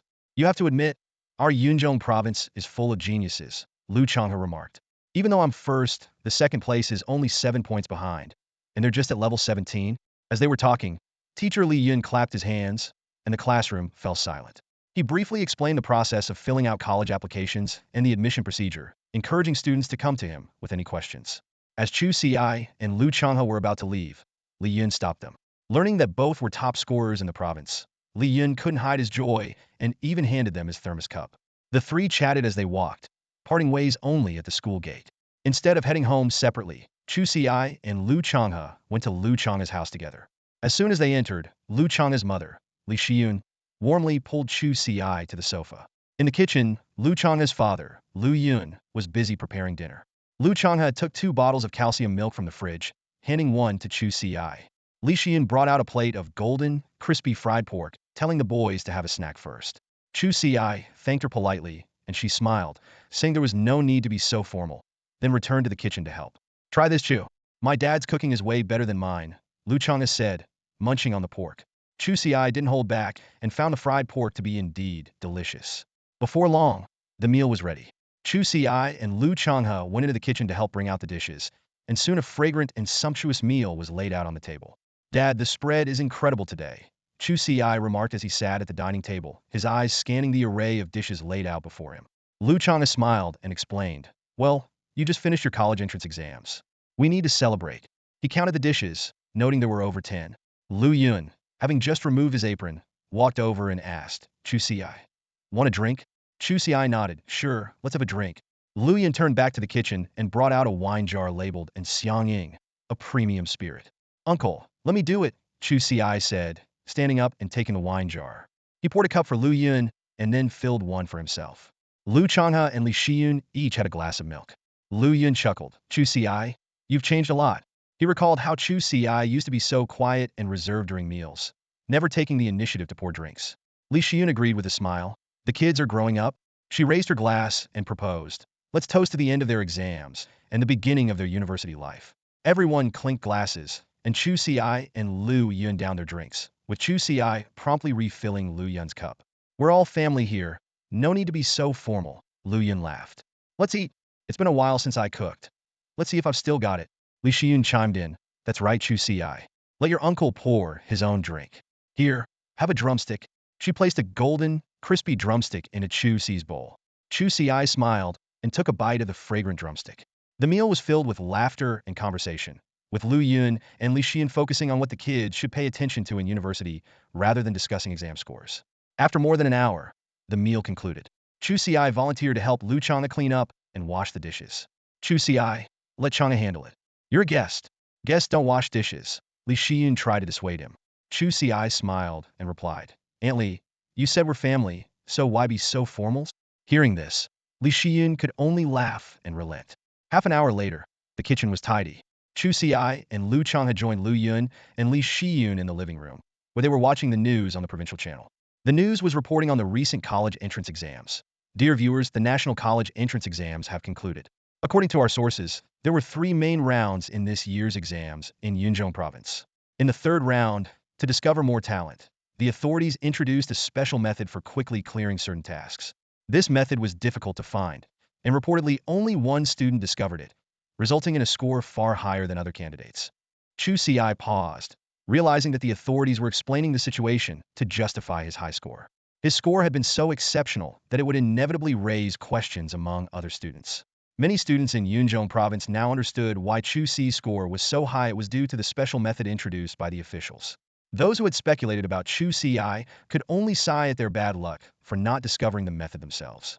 After all, it made sense that a method capable of defeating even legendary creatures wouldn't be easily found by everyone. In the living room, Li Xian walked in with a plate of sliced apples, handing 2 pieces to Chu Ci and Lu Changha. After finishing the news, Lu Yun couldn't hold back any longer and asked, Xiao Ci, Changha, how did you find a college entrance exam this time? Was it hard? Lu Changha took a bite of the apple and laughed. I thought you could hold off on asking. Lu Yun smiled awkwardly. He had been wanting to ask, but felt it was inappropriate to do so right after the exam.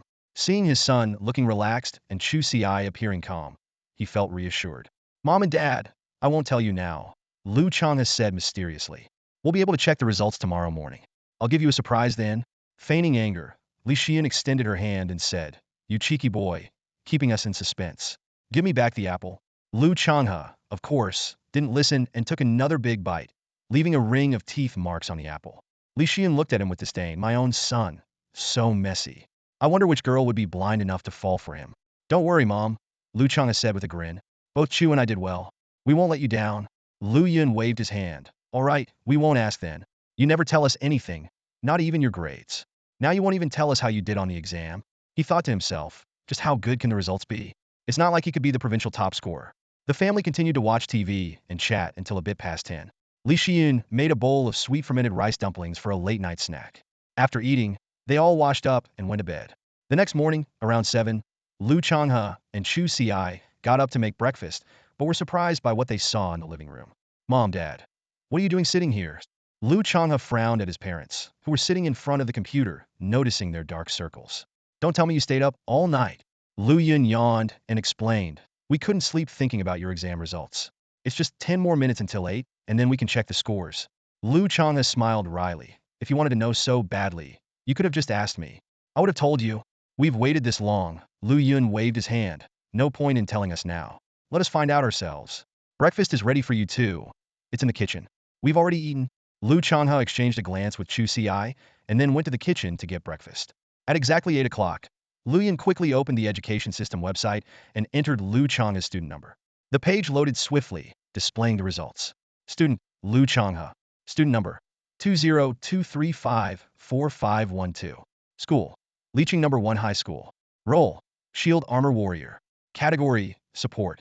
Score, 13,102. Rank 1, Lu Yun and Li Xiyun's eyes widened in disbelief. Lu Yun double-checked the student number in his notebook to ensure there was no mistake, still looking puzzled. Could this really be our son's score?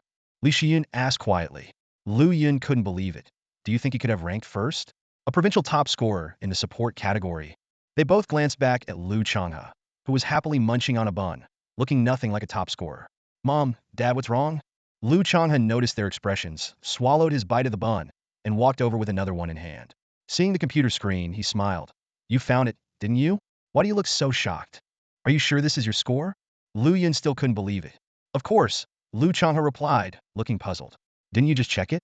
The name, school, and student number all match. You don't think I faked a web page to trick you, do you? Why aren't my parents as happy as I imagined they would be after I became the top scorer in the province's support category? Changha looked at his parents in confusion. Lu Yun and Li Xiyun exchanged glances, their initial bewilderment gradually replaced by delight. My son is the top scorer in the province? Lu Yun took a deep breath, his voice trembling with disbelief. Li Xiyun stood up and scrutinized Changha, her brow furrowed. How did this kid become the top scorer? He doesn't look like it, she muttered to herself, then suddenly had a thought. By the way, what level are you? Changha chuckled and showed his level. Level 19, Li Xiyun exclaimed, and Lu Yun's heart skipped a beat. Are you sure your class is Shield Warrior? Lu Yun asked, puzzled. He knew his son had a rare class, but it was still a support type, so leveling up shouldn't be this fast. It's all thanks to Lao Chu. He helped me out, Changha said, pointing to Chu Ci beside him. Only then did Lu Yun remember that these two kids had been leveling up together. If his son had reached level 19, then Chu Ci must have. Shao Xiaoyu? Li Xiyun began, but Chu Ci interrupted by showing his level. I'm level 19 too. Seeing this level, Lu Yun and Li Xiyun looked at each other, momentarily speechless. If they remember correctly, Chu Ci was just an ordinary class. Dad, Mom, you should check Lao Chu's scores. You'll be even more surprised, Changha said with a smile. Lu Yun and Li Xiyun's eyes lit up. Could it be that their family had produced 2 top scorers in the province? Lu Yun took out a small notebook where Chu Ci's student number was recorded. For the past 3 years, they had attended parent-teacher meetings for Chu Ci as well. Entering Chu Ci's student number, the page quickly loaded. Candidate, Chu Ci. Student number, 202354501. School, Lynching number 1 High School. Class, Swordsman. Type, Main Combat. Score, 28,190. Rank 1. Although they had been prepared, seeing Chu Ci's actual scores still left the couple stunned. Our family has 2 top scorers in the province, Lu Yun said, his grin stretching to his ears.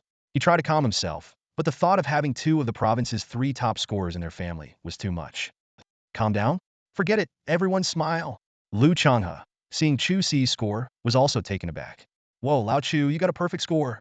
Changha knew that Chu Ci topped the combat assessment, but the exact score remained a mystery. When he finally saw Chu Ci's report card, he gasped perfect score. This astonishing news instantly reminded Lu Yun of last night's headlines. A student had discovered a rapid way to defeat monsters. Could that person be Shao Ci? Chu Ci nodded in acknowledgement, but offered no further explanation, silently thankful that the system listed his profession as a swordsman, masking his true identity. Changha raised an eyebrow thoughtfully, aware of Chu Ci's unique situation, and couldn't help but wonder if the so-called method was merely a cover story created by the officials to justify Chu Ci's extraordinary score. Lu Yun, however, was too elated to care about such details, his smile never fading. Haha, wonderful, just wonderful.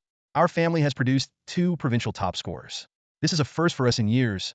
Li Shiyun, despite her doubts, didn't voice them, and instead felt a quiet pride for the two children.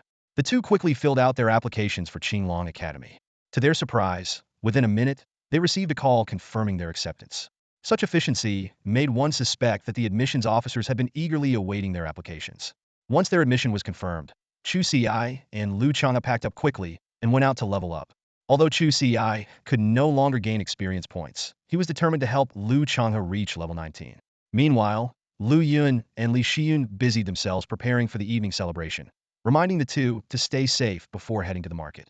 At the same time, a celebratory banner was hung at the entrance of Linching No. 1 High School, announcing that Chu Ci and Lu Changha had become the provincial top scorers in the combat and support assessments, respectively. The principal couldn't stop smiling, and their homeroom teacher, Li Yun, received a series of rewards, making other teachers envious. This news spread like wildfire throughout Linching. On every street corner, people were buzzing with excitement. Wow, both provincial top scorers this year are from Linching. Our town is on the rise. No surprise, coming from No. 1 High School. The last time Linching had a provincial top scorer was 30 years ago, right?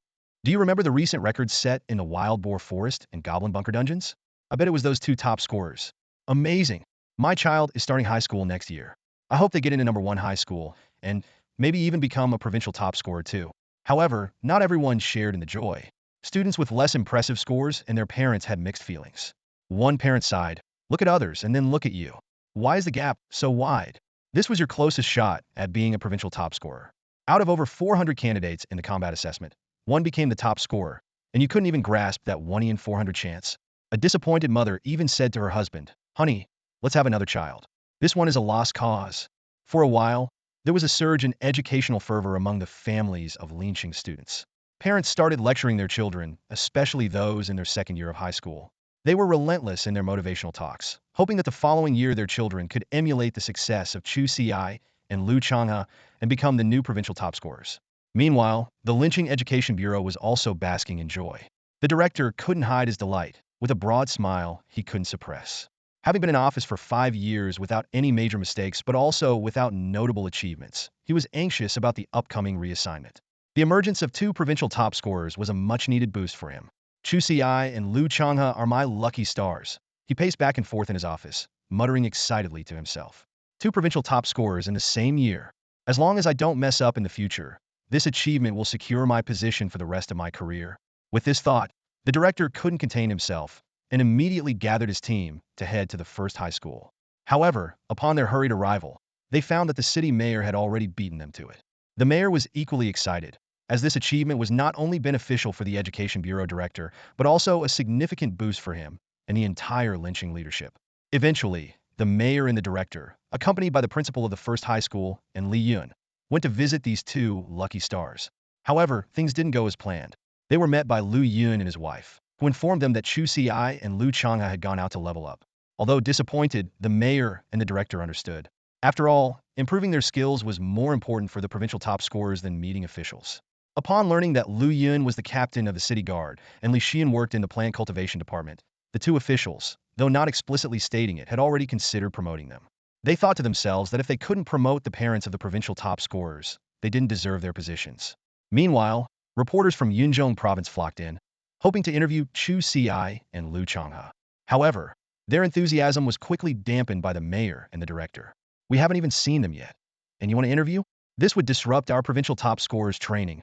Get out." The mayor sternly ordered them to leave. The streets of Linching were filled with a festive atmosphere, and Linching TV continuously replayed the news about Chu Ci and Lu Changha becoming provincial top scorers. However, the two central figures of this storm were oblivious to it all. After leaving home, they had informed Ji Yuan in advance and then focused on their training. It wasn't until the afternoon that Lu Yin called them to come home for dinner. Coincidentally, Lu Changha had just reached level 19 and received a breakthrough mission. Lu Changha stared at the task in front of him, frowning slightly. Best teammate, normal level. Complete a dungeon with a team. Teammates' levels must not exceed your own, and there is no limit on the number of teammates. Endure 20 of the team's damage. Reward: 50 free attribute points. He shook his head. This task is too easy. Standing beside him, Chu Ci was also seeing such a simple, normal level task for the first time. Although the reward wasn't great, the difficulty was surprisingly low. Normal level is boring. Let me upgrade it. Changha decisively took out a rare task upgrade scroll and used it without hesitation. The task immediately changed. Best teammate, hard level. Complete a hard level dungeon with a team. Teammates' levels must not exceed your own, and the number of teammates must not exceed 10. Endure 60 of the team's damage. Reward: 1 random high-level professional equipment, 200 free attribute points. The difficulty and rewards had significantly increased, but Changha clearly wasn't planning to stop there. He took out another rare task upgrade scroll, pushing the task to nightmare level. Best teammate, nightmare level. Complete a nightmare level dungeon with a team. Teammates' levels must not exceed your own, and the number of teammates must not exceed 3. Endure 50 of the team's damage. Reward: 1 epic skill scroll of your choice, 1 random rare professional equipment, 500 free attribute points. The difficulty skyrocketed, making it unattainable for most people. But Changha was still not satisfied. He pulled out a high-level task upgrade scroll, pushing the task to hell level. Best teammate, hell level. Complete a hell level dungeon with 1 teammate and finish in the top 10 times. Your teammate's level must not exceed your own. Endure 100 of the team's damage. Reward: 1 profession-exclusive talent awakening scroll, 1 epic professional equipment of your choice, 1,000 free attribute points. Changha took a deep breath. The difficulty of this task was daunting. Enduring 100 of the team's damage meant that his teammate couldn't be injured at all. Any mistake would lead to failure. This required not only high personal skills, but also a highly capable teammate. Old Chu, this task. Changha looked at Chu Ci with anticipation, clearly hoping to leverage his friend's strength. Chu Ci smiled easily. Let's clear it tomorrow. For him, passing a hell-level dungeon without taking damage wasn't a big deal. He had done it before. Later, Ji Yuan drove them home. During dinner, they learned that the city lord and the bureau chief had visited to congratulate the 2 provincial top scorers. Luyan took out 2 rare storage rings, each with a space of 100 by 100 by 100 cubic meters, filled with generous rewards. 1 million gold coins, skill books, level 20 rare equipment, magic scrolls, and over 100 other items, all suitable for their current level. Take them, Luyan said. Even if you don't need them, you can exchange them for gold. You'll need money for various things when you go to college. Chu Ci and Changha nodded in agreement. Although these items weren't much to them, 1 hell-level dungeon run would yield far more. This was a heartfelt gesture from the city lord and the bureau chief. The next morning, Ji Yuan arrived punctually outside their neighborhood to take them to the dungeon. At the entrance of the Goblin Fortress dungeon, Changha smiled and said, "This should be my last time entering this dungeon." Chu Ci nodded, knowing that his companion was about to complete the boundary-breaking task and reach level 20, after which he would no longer be able to enter this dungeon. He turned to the goblin warriors at the entrance and said to Changha, "You go first." Changha grinned and, without hesitation, jumped off the stone platform, charging straight into the group of goblin warriors. The green-skinned creatures immediately launched their attacks, causing Changha's health bar to slowly decrease. When his health was down to half, Chu Ci made his move. With a wave of his hands, a dazzling light flashed, and all the goblin warriors dropped dead, turning into a pile of corpses. "Old Chu, it's your turn now," Changha said with a smile. Chu Ci nodded in agreement and took the lead, guiding Changha as they rampaged through the dungeon. They had cleared this dungeon countless times and knew every corner like the back of their hands. With Chu Ci's astonishing damage output, monsters were killed before they could get close, keeping him safe. This coordination ensured that Changha could take all the hits, perfectly meeting the task requirements. After more than 3 hours, Chu Ci delivered a fatal blow to the goblin priest, and the system notification sounded. Although they broke the dungeon record again, there were no special rewards, which they had anticipated and didn't mind. "How about it? Task completed?" Chu Ci asked. "Completed," Changha confirmed with a nod, and then used the probing skill on Chu Ci 3 times. Changha's status panel appeared before Chu Ci. Name: Changha. Class: Shielded Warrior. Level: 20-250-000. Health: 27,060. Mana: 1,550. Strength: 155. Agility: 155. Constitution: 2,255. Spirit: 155. Intelligence: 155. Physical attack: 310. Magic attack: 310. Physical defense: 2,255. Magic defense: 155. Skills: Earthquake, Probe, Slash, Strike, Sweep, Heavy Blow, Charge, Blood Shield. Talents: Unyielding, super recovery, shielded guardian, shielded fury, last stand. With the completion of the boundary-breaking task, Lu Chang's health skyrocketed to over 20,000, in stark contrast to Chu Ci's meager 2,000. Additionally, Lu Changha acquired a new talent. Last stand. When health drops to 10, gain a 10-second invincible state. All constitution attributes will be converted to strength at a 1.5x rate, lasting 1 minute. Usable once per day. Chu Ci was surprised by this talent. Although Lu Changha was a competent tank, his attack power was relatively low. With this talent, he could transform into a main combat role in critical moments, delivering unexpected results. Moreover, Lu Changha chose an epic piece of equipment. Savage Bear Armor Epic. Constitution 500. Traits 1. Reduces all incoming damage by 10. 2. 1 chance to stun the attacker when taking damage. 3. Reduces all negative effects by 20. Skill. Savage Bear Protection for the next 10 seconds. Become immune to all damage not exceeding your maximum health. Cooldown 1 hour. This was the first time Chu Ci had seen an epic piece of equipment, and its effects were astounding. Not only did it have 3 powerful traits, but it also came with an active skill. The skill's effect was formidable. Either Lu Changha would take no damage at all, or he would be instantly killed. When Lu Changha donned the armor, his health exceeded 30,000, turning him into an unbreakable tank. In the following days, Chu Ci, Lu Changha, and Ji Yuan focused on fighting monsters in the wild to improve their skills, temporarily avoiding any dungeon explorations. On this particular day, Lu Changha's home was bustling with activity. Li Shiyun and Lu Yun were busy packing numerous bags, preparing for Lu Changha's registration at Qinglong Academy the next day. The room was filled with boxes and various daily necessities, and a sense of impending departure hung in the air. "Mom, that's enough. The school has everything we need," Lu Changha said helplessly as he watched his mother continuously stuff items into the boxes. Li Shiyun paused, then pulled out 2 jars of her specially pickled vegetables. "All right, just one more thing. The school definitely won't have these." She carefully placed the jars into Chu Ci and Lu Changha's boxes. This time, Lu Changha didn't refuse, understanding the value of those pickles made from special plants cultivated by his mother. They were a taste of home. After nearly half an hour of busy packing, they finally finished with 6 large suitcases. As Li Shiyun organized the boxes, she gave detailed instructions. "These 2 boxes contain your new clothes. I bought them especially for your university life.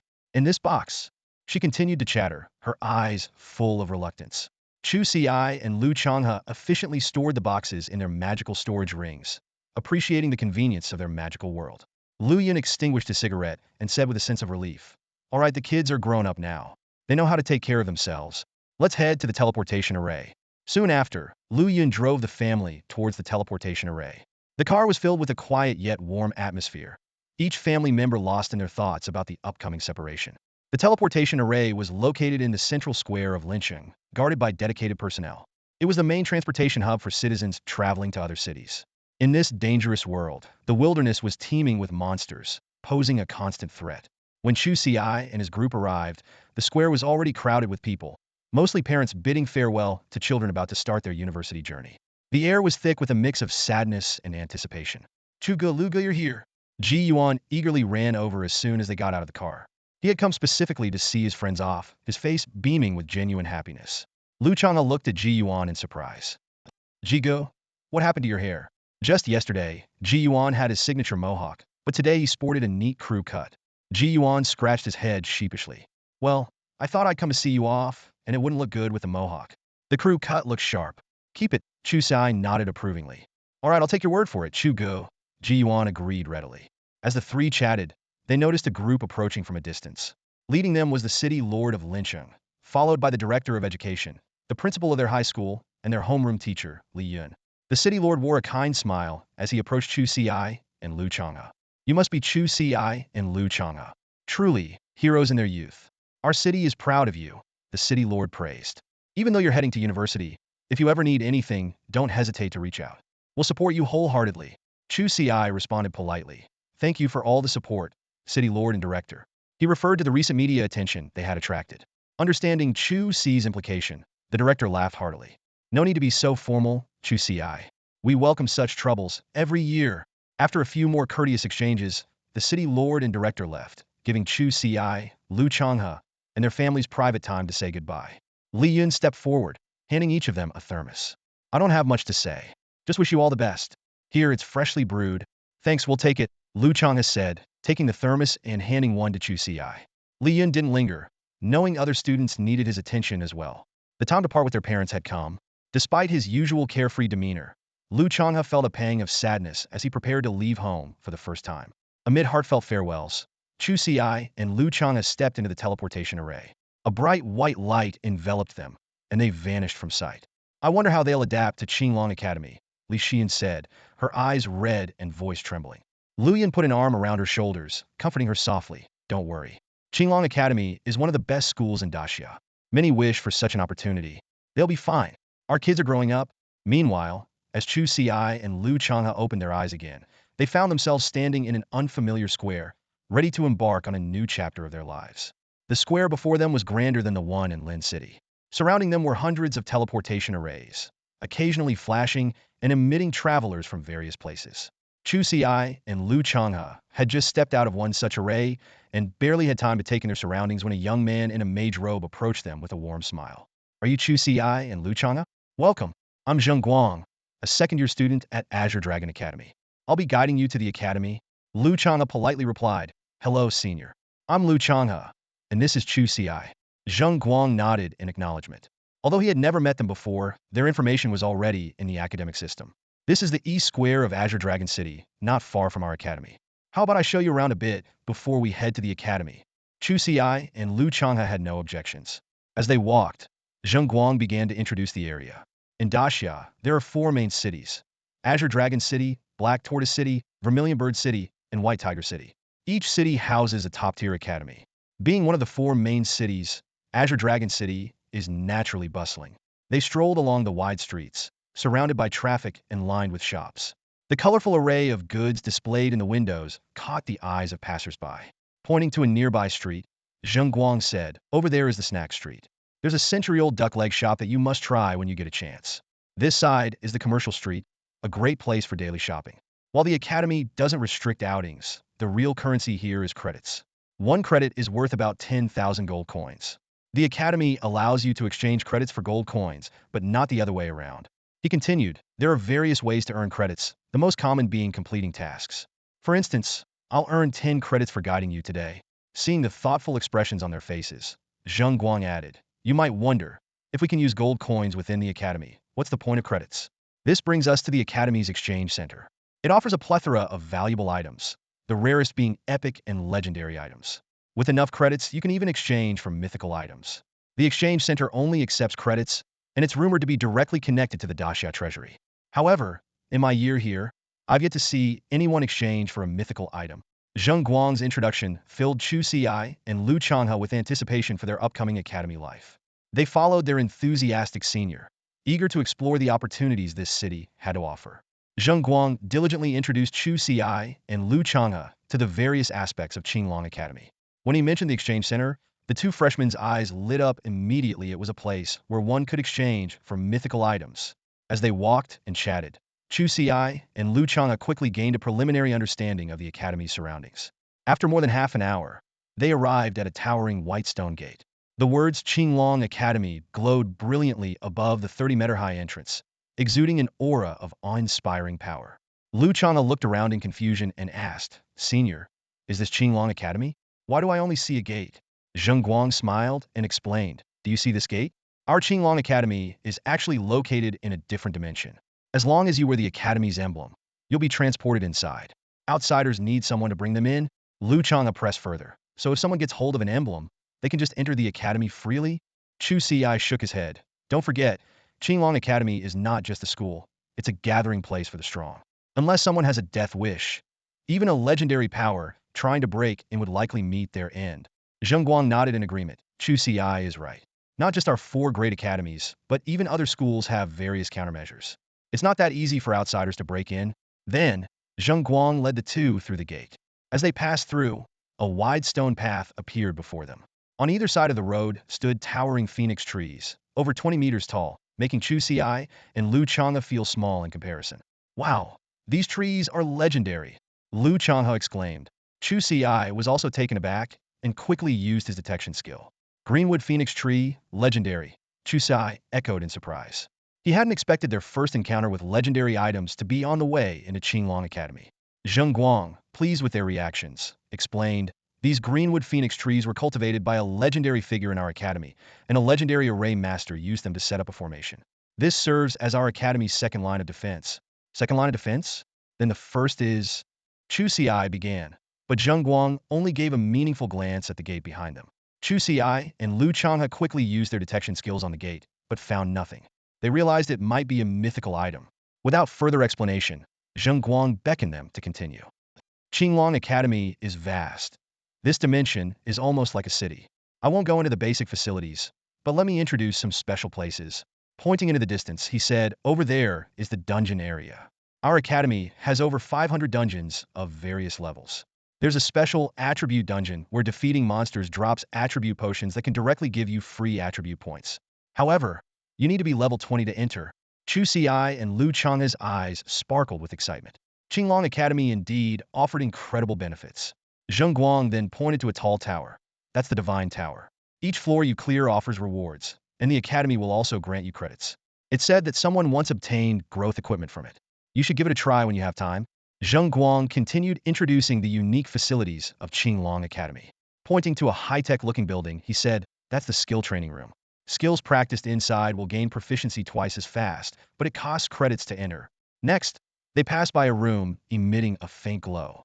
Zheng Guang explained, "This is the power control room. It's designed to help us better manage our power, not be completely limited by our stats. Of course, it also requires credits to use." For the next 20 minutes, Zheng Guang provided a detailed tour of other special areas in Qinglong Academy. Some places were designed for lifestyle-related professions, which might not be particularly relevant to them, but Zheng Guang still made sure to explain each one. He repeatedly emphasized that most of these special facilities require credits to access. "That's why I mentioned earlier that credits are the hard currency at Qinglong Academy," Zheng Guang concluded. "But don't worry, you'll receive a detailed booklet after registration that will cover everything." As they spoke, the three of them arrived at an imposing academic building, the registration area for new students. A middle-aged man with a warm smile approached them. "You must be Chu Ci and Lu Changha, right? I was the one who called you earlier. My name is Feng Hui." "Hello, Mr. Feng." Chu Ci and Lu Changha greeted in unison. Feng Hui enthusiastically said, "Welcome to Qinglong Academy. Please take out your IDs, and I'll handle your enrollment." The enrollment process was surprisingly quick. Feng Hui completed it in just a few minutes. He handed each of them a shiny school badge and a beautifully crafted introduction booklet about the academy. "By the way, you two are provincial top scorers. Don't forget to collect your rewards at the exchange center later," Feng Hui reminded them. Chu Ci and Lu Chang'a thanked him repeatedly and then followed Zheng Guang out of the registration area. Once outside the building, Zheng Guang gave a stern warning: "Take good care of your school badges. They're like your high school ID cards, essential for many things here." He continued, "If you lose it, replace it immediately. However, the replacement isn't cheap. The first time costs 1,000 credits, the second time 2,000, and the third time 5,000. As for the fourth time," Zheng Guang shook his head, "I don't know, because no one has been careless enough to lose their badge for times." Chu Ci and Lu Changha were both shocked, realizing that they had only earned 10 credits during their entire tour. "Let's go," Zheng Guang called out. "I'll take you to the exchange center. As provincial top scorers, you have special rewards waiting for you." With that, he led them towards the exchange center, marking the beginning of their new chapter at Qinglong Academy. On their way to the exchange office, Zheng Guang, Chu Ci, and Lu Changha weaved through the campus of Qinglong Academy. Students passing by frequently greeted Zheng Guang, their faces showing respect and friendliness. Observing this, Lu Changha couldn't help but marvel. "Senior, I didn't expect you to be so popular around here." With a hint of pride, Zheng Guang replied, "If you were in the top 3 of your grade, you'd be popular too." This revelation struck Lu Changha like a bolt of lightning, leaving him stunned. Even Chu Ci, walking beside him, raised an eyebrow in surprise, clearly not expecting Zheng Guang to hold such a status. Zheng Guang, seeing their reactions, smiled even more, enjoying the moment of showcasing his prowess. However, Lu Chang's next words wiped the smile off Zheng Guang's face. "Senior, are the top 3 students in our academy really that poor? You care about 10 credits?" Lu Chang's tone was filled with disbelief, as if he had uncovered some grand secret. Zheng Guang's expression stiffened for a moment. Though he didn't actually care about the 10 credits, being questioned so bluntly was a bit irritating. Just as he was about to explain, Chu Ci chimed in, "Senior, are you doing this just for us? Would someone in the top 3 really guide freshmen for 10 credits?" His tone carried clear skepticism. Taking a deep breath, Zheng Guang decided to come clean. "That's right. I'm also from Yinzhong province, and I was last year's top scorer in the lifestyle category. Upon hearing this, Chu Ci and Lu Changha suddenly understood. No wonder they hadn't heard of Zheng Guang before. He was the top scorer in the lifestyle category. While still an impressive title, most people's attention was typically on the combat and support categories, making lifestyle top scorers less prominent. Chu Ci thoughtfully asked, "Senior, is there something you need from us?" With a mysterious smile, Zheng Guang replied, "I'll tell you once you reach level 20. Don't worry, it won't be anything troublesome." As they conversed, they arrived at the exchange office, which was laid out like a bank with multiple counters. Zheng Guang led them to a counter in the corner, where an elderly man with white hair was seated. "This is Mr. Wu, who manages the exchange office," Zheng Guang introduced. "Mr. Wu, these two are Chu Ci and Lu Changha, the top scorers from Yunzhong province here to claim their rewards." Mr. Wu glanced at them and simply said, "Hand over your badges." Chu Ci and Lu Changha handed over their badges. After a moment, Mr. Wu returned them and explained, "The reward for top scorers is straightforward. Your high school exam scores will be converted into credits at a 1:10 ratio. The second place gets a 1:5 ratio, the third place 1:2, and everyone else gets a 1:1 conversion. Since the academy doesn't know your individual needs, it's easier to convert your scores into credits, so you can purchase what you need." Chu Ci quickly calculated that his high school score of 28,190 points would convert to 281,900 credits, nearly 300,000. The amount left him astonished. Mr. Wu continued, "Additionally, as top scorers, you'll each have a separate residence. You two will be in East District, houses 7 and 8. Zheng Guang, take them there?" "Yes, Mr. Wu," Zheng Guang responded. As the three left the exchange office, Chu Ci and Lu Changha decided not to redeem anything for now, as they didn't have any immediate needs. They soon arrived at the East District, which was filled with individual villas, home to Qinglong Academy's top figures. Zheng Guang explained the housing arrangements in detail. The East District is for freshmen. Second years are in the West District, third years in the South District, and fourth years in the North District. I'm in West District, Villa 4. If you need anything, feel free to find me. You can live here for a month, and the Academy will conduct monthly assessments to reassign residences based on grade rankings. Your badge is the key to your villa. Unless you invite someone, no one can force their way in, and there are serious consequences for attempting to do so. You can check the course schedules in the academic system. After finishing, Zheng Guang pulled out his phone. "Come on, give me a 5-star review." After Zheng Guang left, Chu Ci and Lu Changha entered their respective residences to settle in. The villas were fully equipped and ready for immediate occupancy. After unpacking, they called Lu Yun to let him know they had arrived safely. After the call, Lu Changha excitedly suggested, "Hey Chu, want to go for a walk?" Chu Ci nodded in agreement and stepped out of the dormitory with Lu Changha, beginning their journey of exploration at Qinglong Academy. Today, the academy was bustling with activity as prodigies from various provinces gathered for the new student registration day, adding to the lively atmosphere. Qinglong Academy admits only 5,000 new students each year. Even the weakest among these elites possess rare-level professions, with many others holding epic or even legendary-level professions. Even the least powerful in this group would be considered a genius outside the academy. The two of them wandered around the vast campus for a full hour and still couldn't see all of it, highlighting the immense scale of Qinglong Academy. At noon, they headed straight to the cafeteria, where meals were not only free but also came in a wide variety, with no limit on quantity. In the afternoon, with nothing else to do, Chu Ci and Lu Chang had decided to explore Qinglong City. They saw many fascinating things and broadened their horizons. As night fell, they returned to the academy, enjoyed a hearty meal, and went back to their dorm to rest, preparing for the official start of classes the next day. Just as Chu Ci lay down, a figure quietly appeared in his room. Chu Ci opened his eyes warily and, by the artificial moonlight of the alternate space, recognized the visitor. It was Principal Feng Yun. "Not bad, you woke up in 14 seconds. Not quite a battlefield veteran, but you have some vigilance," Feng Yun said with a smile. "Change your clothes. I brought the heaven and earth decree for you." Hearing this, Chu Ci felt a surge of joy. He could finally break through. He quickly changed his clothes, and Feng Yun instantly teleported them to a plaza. "This is the heaven and earth decree," Feng Yun said, taking out a palm-sized purple gold token with the word decree inscribed on it. It was a mythical grade artifact. With a wave of his right hand, he summoned a level 20 epic monster. Once you use it, attack immediately. A level 20 epic monster should be enough for you to break through, Feng Yun instructed. Chu Ci summoned 1,000 spiritual swords and nodded. "I'm ready, old Feng." Without hesitation, Feng Yun activated the heaven and earth decree. Chu Ci received a prompt. "You are under the restriction of the heaven and earth decree. For the next 3 minutes, all your damage will be reduced to 1 point. In an instant, the 1,000 spiritual swords transformed into beams of light, striking toward the level 20 epic monster that Feng Yuan had immobilized. The monster could only watch helplessly as the sword beams approached, its eyes filled with despair. My life is over, the monster lamented inwardly. The spirit sword descended, and a flurry of damage numbers flashed on the monster, but they were all just 1 point. The monster, which had been ready to die, now only felt a tingling sensation and suddenly found hope. It looked at Chu Ci with a mocking gaze, as if to say, "You think you can kill me with this pathetic damage?" Chu Ci was unaware of the monster's thoughts. He was focused on checking the progress of his breakthrough quest, 5841100000. Seeing the numbers rise, he smiled. If even a mythical item couldn't help him complete the breakthrough quest, he might as well cough up blood. A few seconds later, the quest progress reached 100, and a system notification popped up. You have successfully completed the breakthrough quest. Level increased to 20. All attributes increased by 10 points, and you have received 50 free attribute points. Quest rewards granted.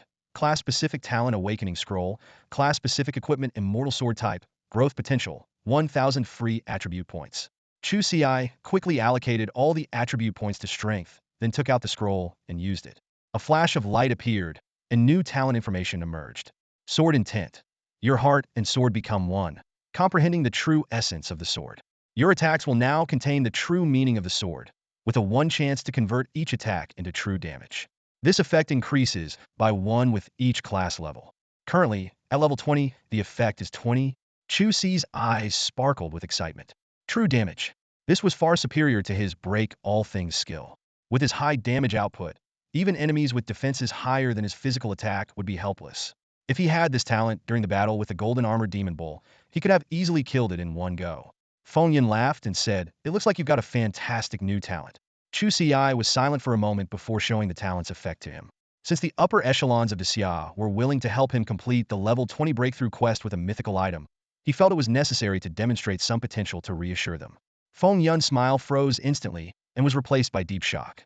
As a legendary level expert above level 80, he understood better than anyone the terrifying potential of this talent. It was a talent that grew stronger with each level. Once it reached level 100, all damage would be converted to true damage, completely ignoring defenses. Good, good, good. This is absolutely worth it. Feng Yun laughed heartily. Just one mythical item has given you the power to slay gods. It's absolutely worth it. His expression then turned serious. From now on, your information must never be leaked. Not even I can speak of it. Chu Ci nodded solemnly. Rest assured, Elder Feng, I know how to handle this. Feng Yin continued, I understand your intentions. I will report this to the higher-ups. If you encounter any trouble in the future, you can come directly to me. The Xia will provide you with anything you need. Even if we don't have it, we will find a way to get it for you. His eyes sparkled with hope, as if he saw the future rise of the Xia. He even began to wonder if Chu Ci was truly just a mythical class. From what he knew, even mythical classes didn't possess such overwhelming capabilities. Chu Ci nodded and then focused his gaze on the final reward, a small, white pill about the size of a fingertip. This was the Immortal Sword Seed, a unique item belonging to Jiao Jianxian. Once the sword seed matures, an immortal sword will emerge, but it requires the consumption of 100,000 spirit swords. 100,000 spirit swords? Chu Ci pondered, and there's no restriction on the grade or level of the swords? This number wasn't too daunting for him, but at the moment he only had a little over 30,000 novice swords, which was far from enough. Turning to Feng Yun, Chu Ci straightforwardly said, Elder Feng, I need 100,000 swords. Feng Yun raised an eyebrow. 100,000 swords? That's not too difficult. Any specific grade or level requirements? No grade or level requirements, just 100,000 novice swords will do, Chu Ci replied, shaking his head. Hearing this, Feng Yun frowned instead. If you needed swords of level 20 or even 50, I could get them for you right now. But 100,000 level 1 novice swords? Even I can't produce that many at the moment. He explained with a wry smile, level 1 novice swords? I haven't seen those in years. As one of the top 4 academies in Daxia, the worst students at Qinglong Academy are above level 10. How could there be level 1 novice swords here? The area around Qinglong Academy is prosperous, but you won't find any swords below level 10, let alone level 1 novice swords. Chu Ci then realized how impractical his request was. Level 1 novice swords were indeed hard to come by, not because they were precious, but because the demand was so low that they were rarely produced, especially in a place like Qinglong Academy. Any level will do then, Chu Ci conceded. Feng Yun nodded. Give me 10 minutes. Once the heaven and earth restriction effect wears off, take care of that monster to test your new abilities. With that, he turned and left. 3 minutes passed quickly, and the heaven and earth restriction effect vanished. Chu Ci didn't hesitate and summoned a spirit sword, launching an attack on the epic level monster. Seeing Chu Ci attack again, the monster's eyes were filled with disdain. It remembered that Chu Ci's previous attacks had only dealt 1 point of damage, and it wondered what difference this time would make. However, in the next moment, a terrifying damage number appeared above the monster's head, sending a shiver down its spine and filling its eyes with disbelief. With just one strike, it felt its life force reduced to a mere thread. How is this possible? The monster thought in terror. Didn't this human only deal 1 point of damage before? Why now? Unfortunately, it had no time to ponder further. Another lethal damage number floated up, completely ending the life of the epic level monster. Chu Ci defeated a level 20 epic monster, earning 5 experience points and 100 bonus experience points. As he looked at the panel displaying over 500,000 true damage, a smile crept onto his lips. The terrifying true damage effect left him satisfied and eager for future developments. At the moment, Chu Ci still had over 30,000 novice swords to deal with. Once he imprinted all of them with the Sword Immortal mark, his damage would increase more than 300 times. In less than 10 minutes, Feng Yun hurried back, holding a storage ring. He handed the ring to Chu Ci and explained, "There are 100,000 swords in here, ranging from level 20 to 50. Although they are of ordinary quality, they are sufficient for the Sword Immortal seeds." Chu Ci took the storage ring and quickly drew out a sword to approach the Sword Immortal seed. The sword was instantly devoured, proving Feng Yun's words true. Seeing this, Chu Ci didn't hesitate and immediately cast the sword control technique, directing 2,000 swords to fly towards the Sword Immortal seed. The sword control technique, a level 20 exclusive skill for the Drunken Sword Immortal, allowed Chu Ci to remotely control spiritual swords to attack. As his level increased, he could now control 2,000 swords simultaneously, expanding the attack range to 2,000 meters. This skill required no proficiency accumulation. Its effectiveness increased with Chu Ci's level, holding limitless potential. The Sword Immortal seed greedily devoured the incoming swords, growing visibly faster. Seeing this, Feng Yun immediately set up a concealment barrier within a 100-meter radius to prevent outsiders from spying. As more swords were devoured, the Sword Immortal seed grew from the size of a fingertip to the size of a goose egg. Half an hour later, when the last sword was consumed, the Sword Immortal seed suddenly erupted with a pillar of light, with countless sword lights sweeping out. If not for Feng Yun's timely barrier, this phenomenon would have alarmed the powerful figures of the Qinglong Academy. With the manifestation of this divine object, Feng Yun took a deep breath, eyes gleaming with anticipation. He thought to himself, Chu Ci was already exceptionally powerful. With this treasure, his future achievements would undoubtedly be even more astounding. The phenomenon lasted for just over 10 seconds before dissipating. All the sword lights re-entered the Sword Immortal seed, which gradually became ethereal before solidifying into a 3-foot-long sword. Chu Ci examined the attributes of this natal Sword Immortal sword. High quality, exclusive to the Drunken Sword Immortal class, 150 strength, and a trait that converts one of damage dealt into his own health. It could grow with the user's level and upgrade to rare quality at level 30. Chu Ci was somewhat surprised by this lifesteal effect. Considering he could deal millions of damage with a single strike, even a 1 lifesteal meant recovering tens of thousands of health per attack. However, he quickly realized that this trait might not be very useful to him. Enemies he could kill in one hit didn't require lifesteal, and those he couldn't kill in one hit, he could usually defeat with a single blow. Despite this, Chu Ci wasn't disappointed, as it was always better to be prepared.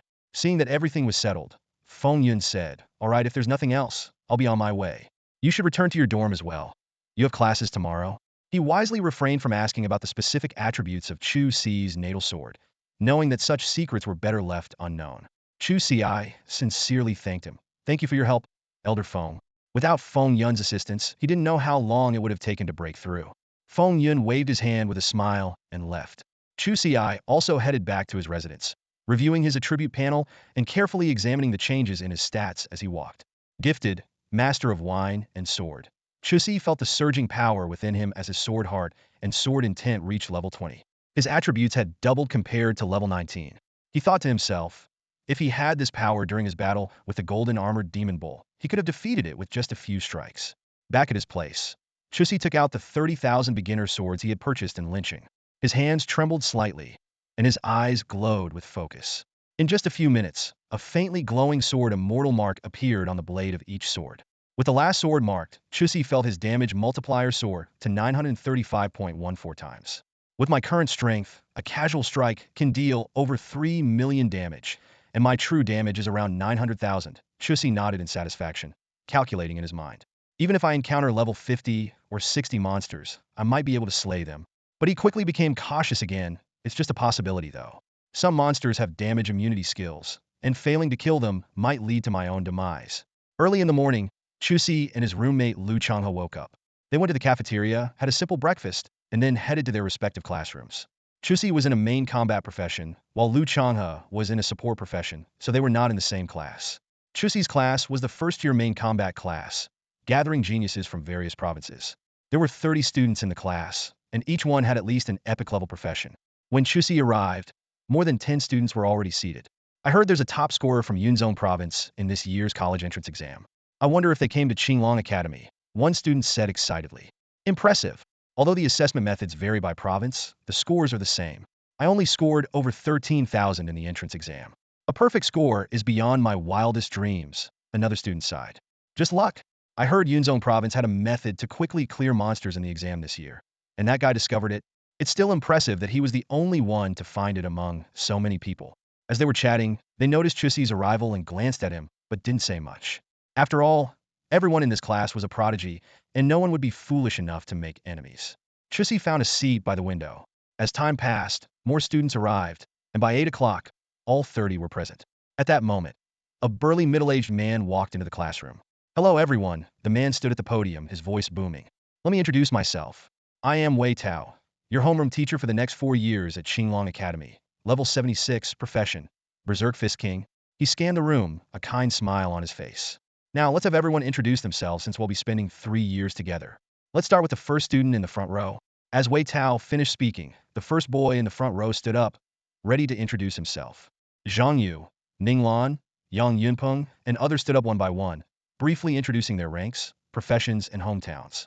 When it was Chu Ci's turn, he calmly said, Chu Ci, level 20 profession, Swordsman from Yunzhong province. As soon as he finished speaking, the classroom fell silent, and everyone's eyes focused on him.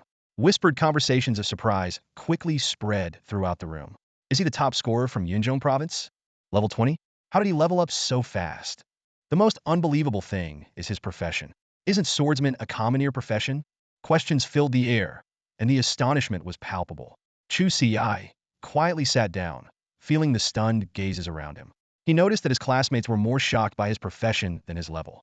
If he had an epic or legendary profession, the reaction might not have been so intense. However, for someone with a commoner profession to become the top scorer, it was indeed hard to believe. Soon, someone remembered the mention of a fast monster-clearing method in Yunzhong province's exams, and the shock slightly subsided. Although some speculated it might have been luck, no one dared to underestimate him. After all, he was the only one among many candidates to discover this method, which in itself was impressive. Professor Wei Tao gently clapped his hands to signal everyone to continue. The remaining students proceeded with their introductions, and soon all 30 students had introduced themselves, becoming somewhat familiar with each other. Chu Ci quietly listened to everyone's introductions and noticed that the class was entirely composed of melee physical professions. The ranged and magic professions were likely in other classes. All right, Professor Wei Tao said, looking around. Now that everyone has introduced themselves, let me talk about some rules of Qinglong Academy. He explained concisely that the academy did not restrict students' freedom, but there were monthly exams, and those who did not meet the standards would face strict assessments. He particularly emphasized the importance of theoretical classes, pointing out that seemingly useless theories could be life-saving in critical moments. As the homeroom teacher, Professor Wei Tao would teach the students to control their power. He explained, after becoming a professional, even in a state of extreme anger, if you cannot control your power, your damage output will strictly follow the panel values. He further elaborated on the critical hit effect, noting that it was a mechanism to balance potential outbursts. In theory, if you completely control your power, even with only a 1 critical hit rate, you can achieve critical hits every time. These words brightened the eyes of all the students, imagining their damage doubling. Wei Tao continued, controlling power is also closely related to your skills. You might think the skill level cap is level 10, but actually skills can continue to improve after reaching level 10, which is known as ultimate skills. Chu Ci and some of his classmates showed puzzled expressions, while others remained calm, clearly already aware of this. The classroom was filled with an atmosphere of anticipation and curiosity, and everyone focused intently, waiting for Professor Wei Tao's next words.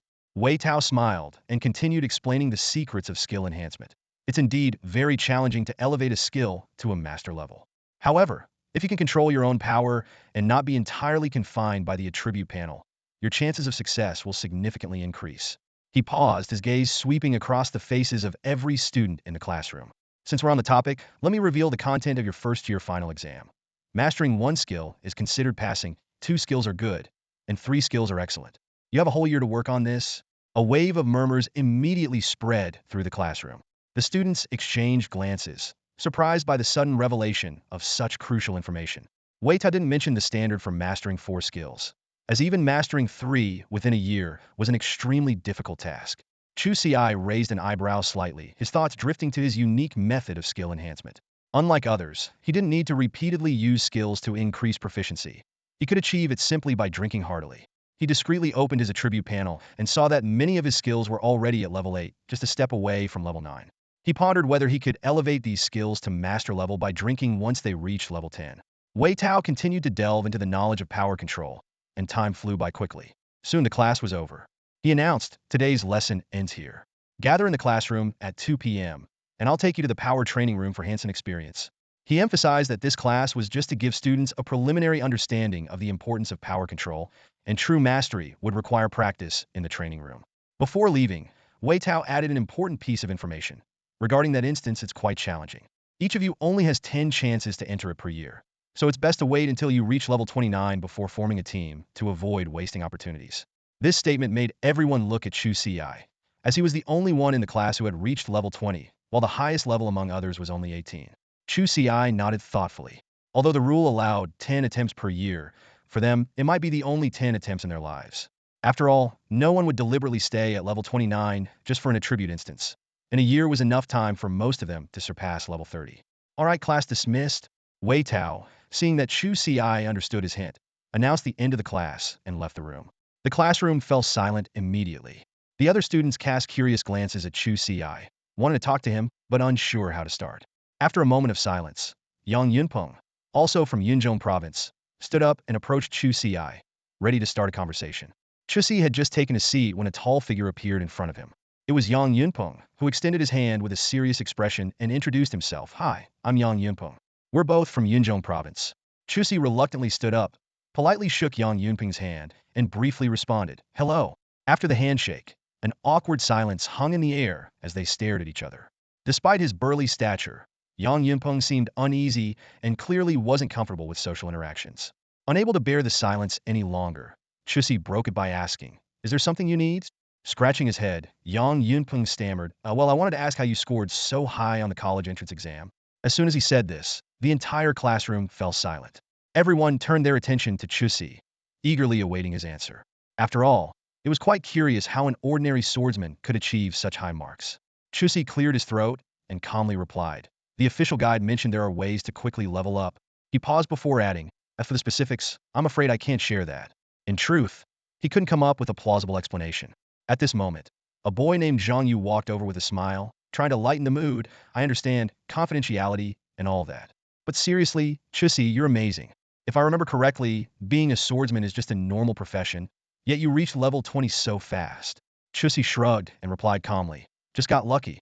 Indeed, without the heaven and earth restriction, his classmates would likely have reached level 20 by now, while he'd still be struggling at level 19.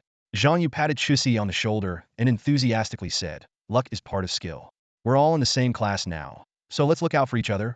He then looked around and invited the other classmates. "Anyone interested in leveling up together? Chu Ci's already at level 20. We can't fall behind. I know a few support players we can bring along." The classmates responded eagerly, and the classroom buzzed with excitement. Someone shouted, "Count me in. Let's aim to hit level 18 today." Another chimed in, "Me too." Chu Ci politely declined the invitation. "I'll pass." Zhang Yu explained with a shrug. "Even if you wanted to join, you couldn't. You're already level 20. You can't enter the dungeons we're going to." Though disappointed, he understood Chu Ci's situation. The classmates then teamed up and headed to the support class to find more team members. Chu Ci didn't linger and instead called Lu Changha before meeting him on the first floor. Lu Changha greeted him with a smile. "Hey Chu Ci, they all went to level up. What's our plan?" "Some wanted me to join, but when they heard I was already level 20, They left. Chu Ci suggested, let's go level up too. We have nothing else to do. Sounds good. Let's see how tough the dungeons at Qinglong Academy are. Lu Changha agreed. And that attribute dungeon. Who knew you could only enter it 10 times a year? I thought it was unlimited. They arrived at the dungeon area, which wasn't too crowded, mostly occupied by second-year students with life professions. Chu Ci and Lu Changha nodded politely at the other students before starting to choose a dungeon. Just as Chu Ci was contemplating which dungeon to pick, Lu Changha excitedly pointed to one named Elf Gathering Grounds and said, Chu Ci, let's do this one. Raising an eyebrow, Chu Ci looked at Lu Changha, who quickly explained, don't give me that look. Aren't you curious to see what elves look like? Despite the blush creeping up his face, Lu Changha tried to maintain his composure. Chu Ci recalled the content of his high school textbooks, which detailed the characteristics and skills of various creatures, including fairies. But he shook his head immediately. Book knowledge is nothing compared to seeing it with your own eyes. Lu Ma's eager expression made it impossible for Chu Ci to refuse, so he reluctantly nodded in agreement, emphasizing to himself that this was purely to fulfill Lu Ma's wish.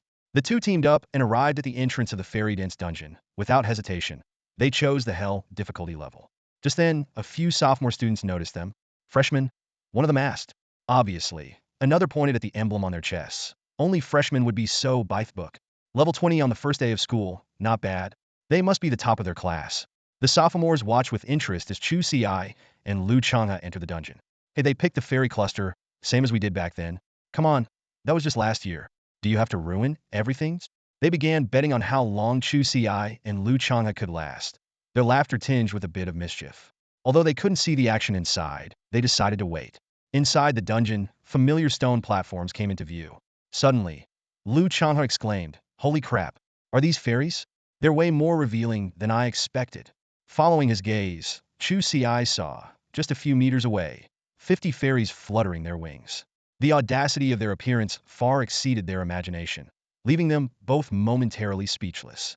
Chu Ci and Lu Changha exchanged bewildered glances, utterly shocked by the scene before them.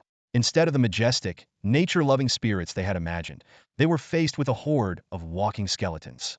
Beneath the rotting flesh, black bones were faintly visible. The tattered, pitch-black dragonfly wings looked incapable of flight. These creatures resembled undead monsters more than anything else. A system notification popped up. Rotting Elf Archer Advanced. Level 20. HP 6000. Attack 1547. Physical Defense 651. Magic Defense 647. Skills: Archery Mastery, Dark Arrow. Chu Ci silently assessed the stats, which were mediocre by his standards. He knew, however, that the real challenge lay in their ability to fly. Before hitting level 60, he had experienced firsthand the advantage of flight while battling the legendary Golden Armored Demon Bull. Any other melee class would likely be kited to death by these creatures. Let's go, time to grind, Chu Ci said calmly. Although he was disappointed by the elves' grotesque appearance, it made it easier for him to attack without hesitation. As soon as he spoke, 50 spirit swords shot out with a whistle. Terrifying damage numbers floated above the rotting elves' heads, and they were dead before they could even react. System notifications appeared in quick succession.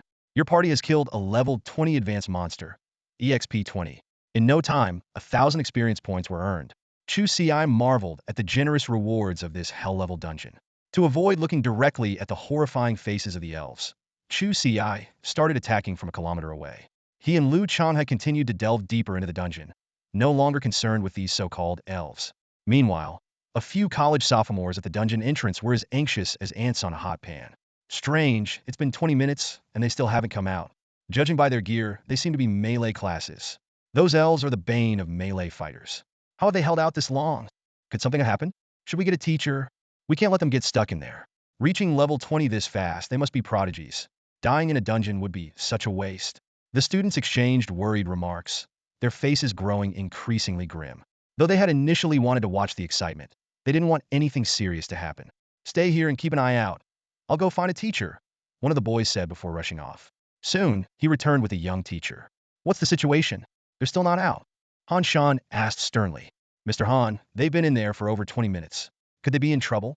Han Shan didn't respond, but instead took out a stone mirror. Though it couldn't show the interior of the dungeon, it could indicate whether the students were in danger. As the mirror glowed with a faint light, Han Shan's eyebrows shot up in disbelief. Has anyone else entered this dungeon recently? Han Shan asked. The students exchanged glances and then shook their heads. We've been here for half an hour, and only the two of them went in. We don't know about earlier. Then it must be them. Rest assured, they're fine. The dungeon is still operating normally. Han Shan nodded. The stone mirror, while unable to display the dungeon's interior, could show the number of active dungeon spaces. Currently, only one space was running in the elf gathering ground, meaning Chu Ci and Changha were safe. By the way, are you sure they're freshmen? Han Shan asked again. Definitely. Only freshmen wear their school badges on their chests, someone answered confidently. Han Shan nodded, his face calm, but his mind in turmoil. The stone mirror had revealed that Chu Ci and Changha had chosen a hell-level dungeon. Two new freshmen chose the hell-level difficulty, and it was in the elf-dense area, one of the toughest dungeons. They were practically courting death. Han Shan frowned, feeling a surge of anxiety.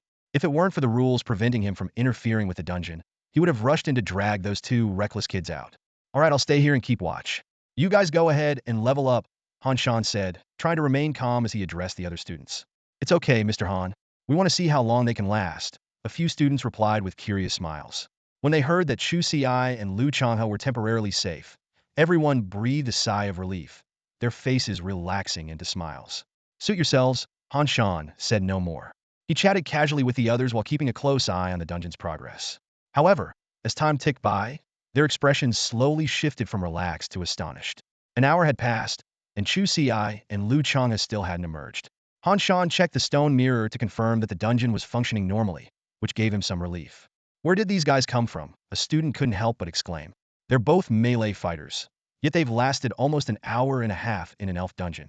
Do you think they might clear it on their first try? Another student speculated in a low voice. Impossible, a third student shook his head. Even the normal difficulty isn't easy to clear. I heard the hell-level difficulty is unbeatable. The students continued their discussion, while Han Shan took a deep breath. Only he knew that the two freshmen were struggling in the hell-level dungeon. Despite this, he didn't believe these greenhorns could clear such an insane difficulty. All he could do now was pray that they would come to their senses and not throw their lives away. Time continued to pass, making the wait increasingly agonizing. Some students took out tables and chairs, set up snacks, and even brought out a deck of cards to pass the time. They invited Han Shan to join them, but he had no mood for games. His eyes stayed glued to the stone mirror, fearing he might miss any clue about the student's fate. Meanwhile, Chu Ci and Changha, unaware of the concern outside, had arrived at the base of a towering ancient tree. The tree stood hundreds of meters tall, with a trunk so wide that it would take over 20 people holding hands to encircle it. Scattered throughout its branches were hundreds of wooden huts, most of them dilapidated. The most eye-catching feature was a luxurious wooden house at the very top, standing in stark contrast to the other rudimentary dwellings. As Chu Ci and Changha stepped into this mysterious domain, the door of the luxurious wooden house slowly opened, and a figure emerged. It was still a sprite, but this one was much more macabre. It was nothing but a skeleton, with purple bones intricately etched with tiny patterns. Dark energy swirled in its hollow eye sockets, and a pair of emerald wings, though mismatched with its eerie presence, were missing one. At a glance, Chu Ci recognized it as the final boss of the dungeon. The staff in the boss's hand suddenly glowed with a dazzling purple light, causing the 99 wooden houses on the ancient tree to slowly open, each releasing a sprite. Chu Ci speculated that this might be a magic-based or summoning boss, and he quickly released his spirit swords. One sword flew directly to the boss, allowing him to use his detection skill. The results made Chu Ci's pupils contract slightly. Name, Buta. Race, Sprite. Class, Sacrificer. Level, 30. Health 1. Attack 1. Physical Defense 1. Magical Defense 1. Skill, Sacrificer's Curse.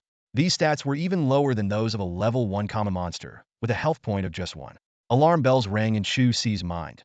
Something was seriously off. He quickly realized that this was the only named sprite. Before Chu Ci could think further, the 99 rare sprites had just emerged from the wooden houses when his spirit swords whizzed down. Meanwhile, Han Shan at the dungeon entrance was frowning. More than 3 hours had passed, and the two freshmen still hadn't come out. He was puzzled.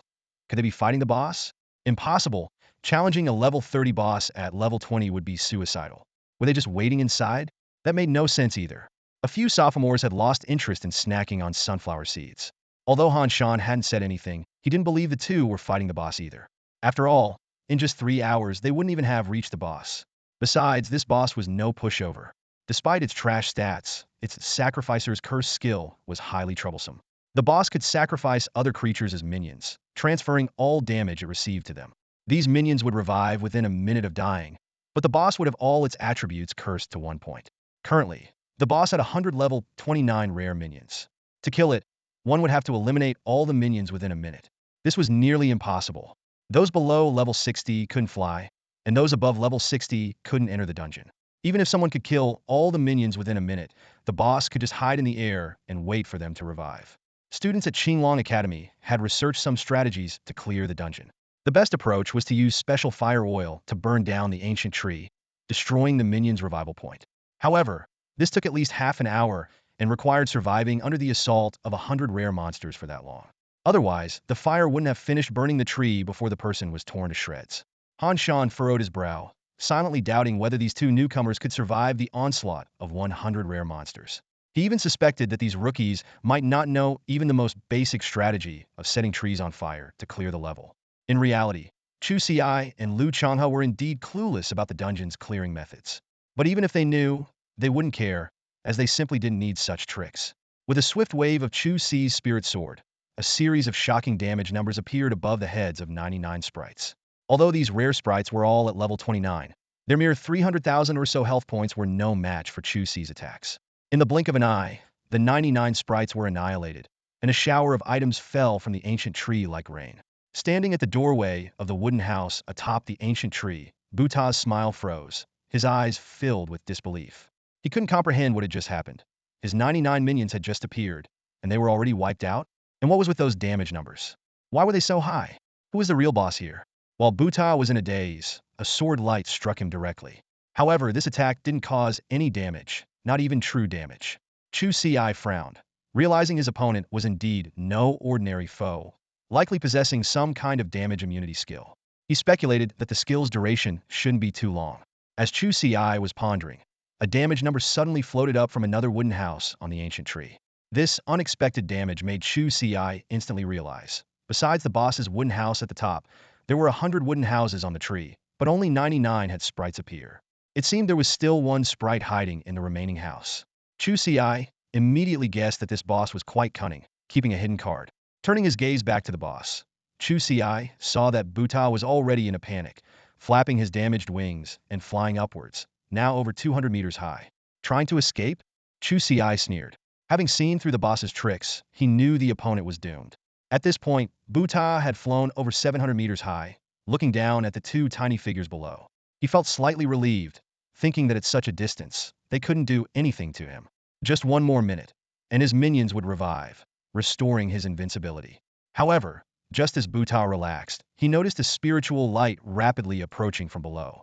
When he saw what it was, his face turned pale. It was a sword, but it was too late. The sword was too fast for Buta to dodge. With a swish, the sharp blade pierced through Buta's body. Using over 4 million damage to finish off Buta's last point of health was undoubtedly overkill.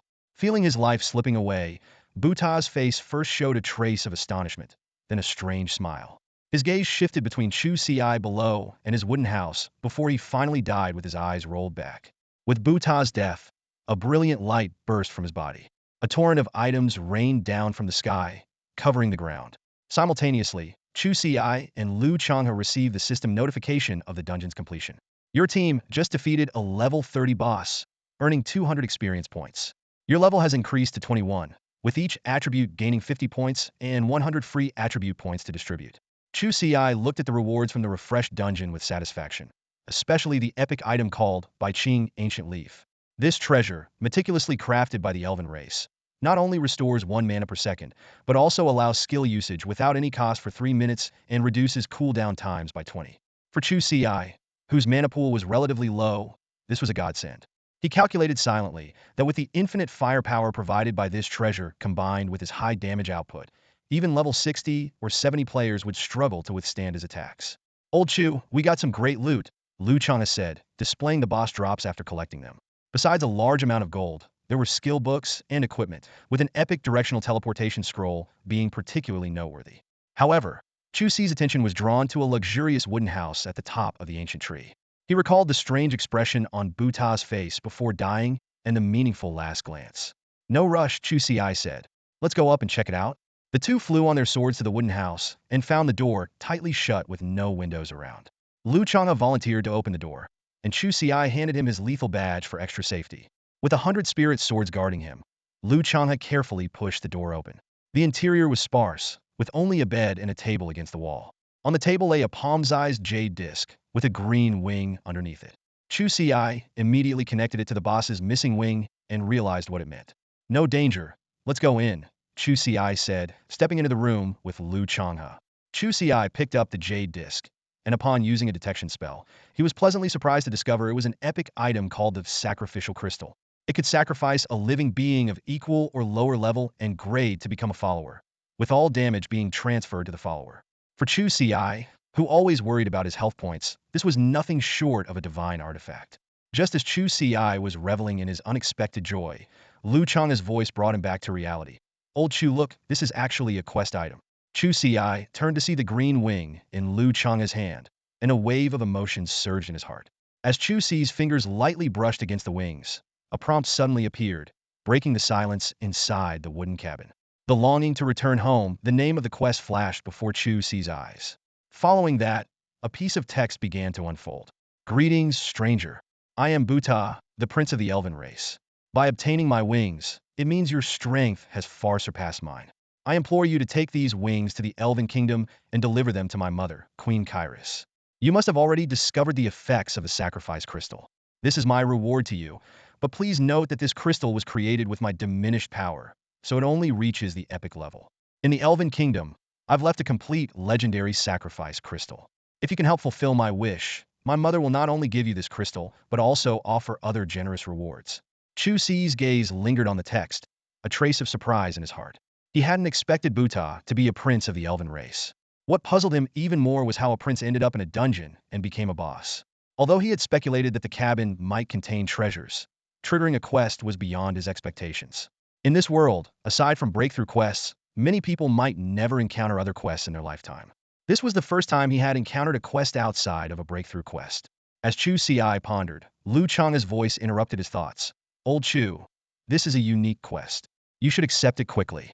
Quests are hard to come by, Changha said with a smile. As the first person to come across this quest, he chose not to accept it. For one, he was only here to gain some experience, and secondly, his strength wasn't enough to handle such a high-level quest. Chu Ci nodded. All right. The allure of the sacrifice crystal was significant. Even an epic-level crystal was quite impressive, let alone a legendary one. Moreover, if he could reach the Elven Kingdom, he might obtain rare items like the Water of Life or the leaves of the ancient Tree of Life. However, Chu Ci also knew that this quest would not be easy. The Elven Kingdom was located in the Outer Realm, a place teeming with powerful beings. With his current strength, venturing there would be akin to seeking death. But since the quest had no penalty mechanism, accepting it seemed like the right choice for now. You have received a new quest, the longing to return home. This quest has no time limit. The system notification sounded in Chu Ci's ear as he carefully put away Buta's wings. Despite using a probing spell, he found that the wings had no other purpose besides being a quest item. Just as Chu Ci accepted the quest, a dungeon notification suddenly echoed throughout the space. Chu Ci and Changha stood at the dungeon entrance, ready to set up their team name. Chu Ci habitually chose Hidden Squad, and then the two of them exited the dungeon together. Outside the dungeon, Han Shan and 4 others were waiting idly. Suddenly, a dazzling golden light flashed on the nearby stone tablet, catching everyone's attention. They were astonished to see the leaderboard had changed. The top spot was now held by Hidden Squad, with a hell-level difficulty completion time of just 3 hours, 41 minutes, and 16 seconds. The previous first-place team, 22nd Class of War 2, had been pushed to second place with a time of 9 hours, 12 minutes, and 47 seconds. The 5 of them exchanged puzzled looks and began to discuss. What just happened? How did the leaderboard change so suddenly? Hidden Squad? Strange, we've been here for 4 hours and didn't see anyone else. Clearing the Elf Sanctuary in under 4 hours on hell difficulty? What kind of experts are they? Could they be a team of epic or even legendary class professionals? The team name is interesting. Are they trying to hide their identities, or do they not know which class and year to fill in? Listening to the speculations, Han Shan was taken aback. He quickly pulled out a stone mirror to check and found that only one dungeon space was operating in the Elf Sanctuary. A bold idea flashed through his mind. Could it be those 2 freshmen? Han Shan swallowed hard. If this were true, his worldview would be completely shattered. Although Qinglong Academy was full of experts, freshmen clearing a hell-level dungeon and setting a new record was unheard of. As the 5 were fervently discussing, one of them suddenly proposed a startling guess. Do you think it could be those 2 freshmen? This idea left the other four stunned. They recalled that only those two freshmen had entered the dungeon, and the name Hidden Squad did seem to fit a freshman style. But freshmen clearing a hell-level dungeon? That was beyond belief. The five turned their eyes to Han Shan, expecting an explanation. Han Shan took a deep breath and revealed that only one space in the dungeon was operating. Although he didn't explicitly say it, this was enough to leave the five in shock. So, it really was two freshmen who set the new hell-level dungeon record? The five exchanged glances, their eyes filled with incredulity. Holy crap, that's amazing. Are this year's freshmen that strong? Breaking a dungeon record on the first day of school? Qinglong Academy is getting some big shots. Not only did they break the record, but they also cut the time to under 4 hours. That's a miracle in a dungeon full of flying monsters. Just as the five were excitedly discussing, the dungeon entrance rippled, and Chu Ci and Lu Changha walked out. Chu Ci checked the time. It was almost 1 o'clock, and he thought about grabbing some lunch before the 2 o'clock class. Suddenly, he noticed 5 people staring at them intently. Before Chu Ci could react, the 5 rushed over, eagerly introducing themselves. Hey freshmen, I'm Lu Chung from the second year Life Class 5, specializing in equipment enhancement. Add me as a friend. I can help boost your gear. Freshman, I'm an alchemist. If you need any potions, come to me. I'll give them to you for free as long as you let me join your leveling sessions. And me, I'm... The 5 second-year students vied to introduce themselves, their enthusiasm catching Chu Ci and Lu Changha off guard. Seeing their excitement, Chu Ci and Lu Changha were puzzled, not understanding the sudden burst of friendliness. 2 freshmen just cleared the hell-level dungeon, and it was the most challenging flying monster scenario, setting a new record. This news hit like a bombshell, and the few sophomores present couldn't hide their surprise and excitement. They knew right away that these 2 freshmen must be hidden experts. The 5 sophomores exchanged knowing glances. As students in life skills classes, they were well aware of their leveling disadvantages. They were the only ones in their entire sophomore year who hadn't reached the level 30 threshold. Solo grinding was inefficient, and finding a high-level combat class to help them level up was unrealistic. Relying on freshmen was out of the question. They found themselves in a difficult position. However, the appearance of these 2 big shots was a godsend. If they could latch onto these powerful players, their leveling problems might be solved. With this thought, a glimmer of hope appeared in their eyes. Han Shan noticed the subtle shift in the atmosphere and cleared his throat. All right, stop crowding around them. Chu Ci and Lu Chang'a nodded in unison, then accepted the friend request from the 5 sophomores.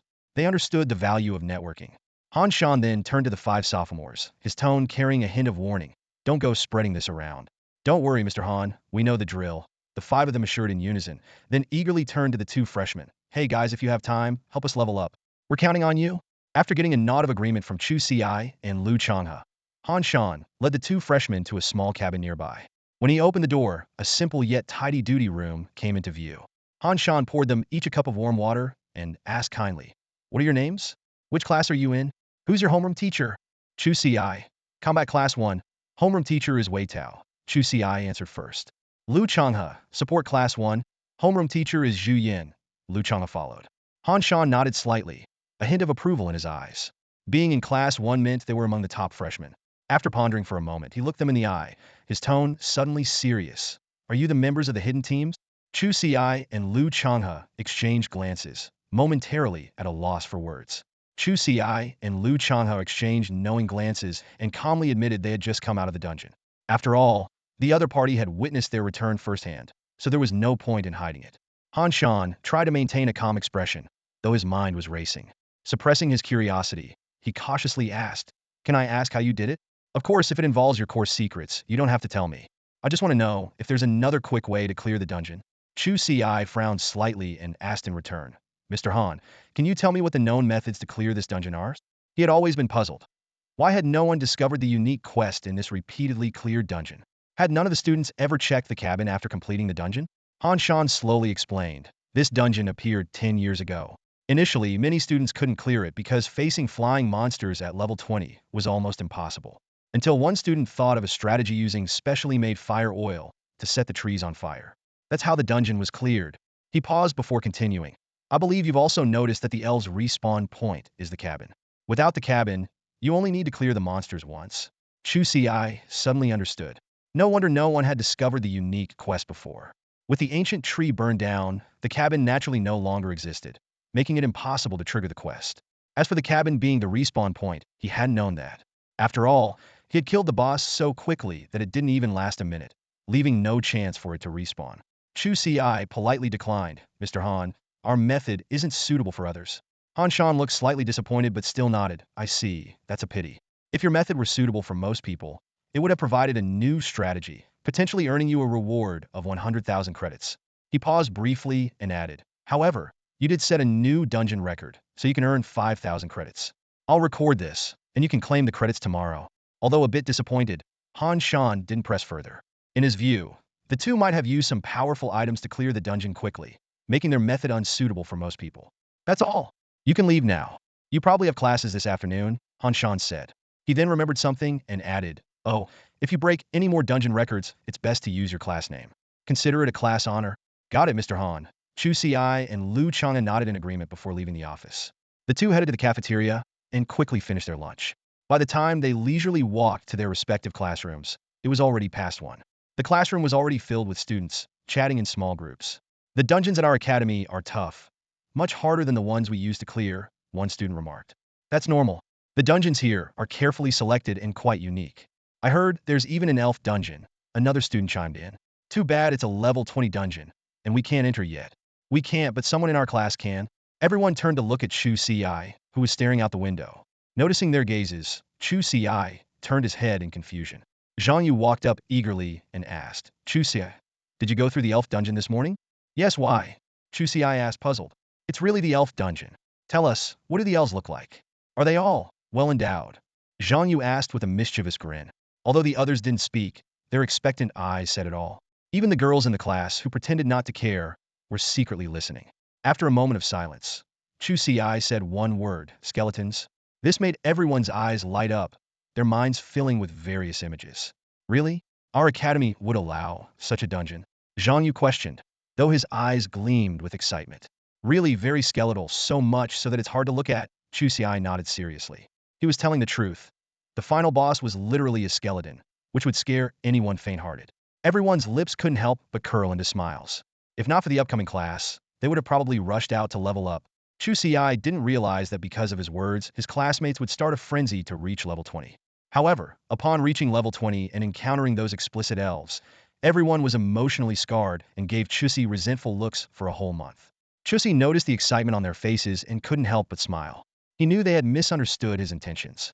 After all, before entering the elf dungeon, he had harbored the same expectations.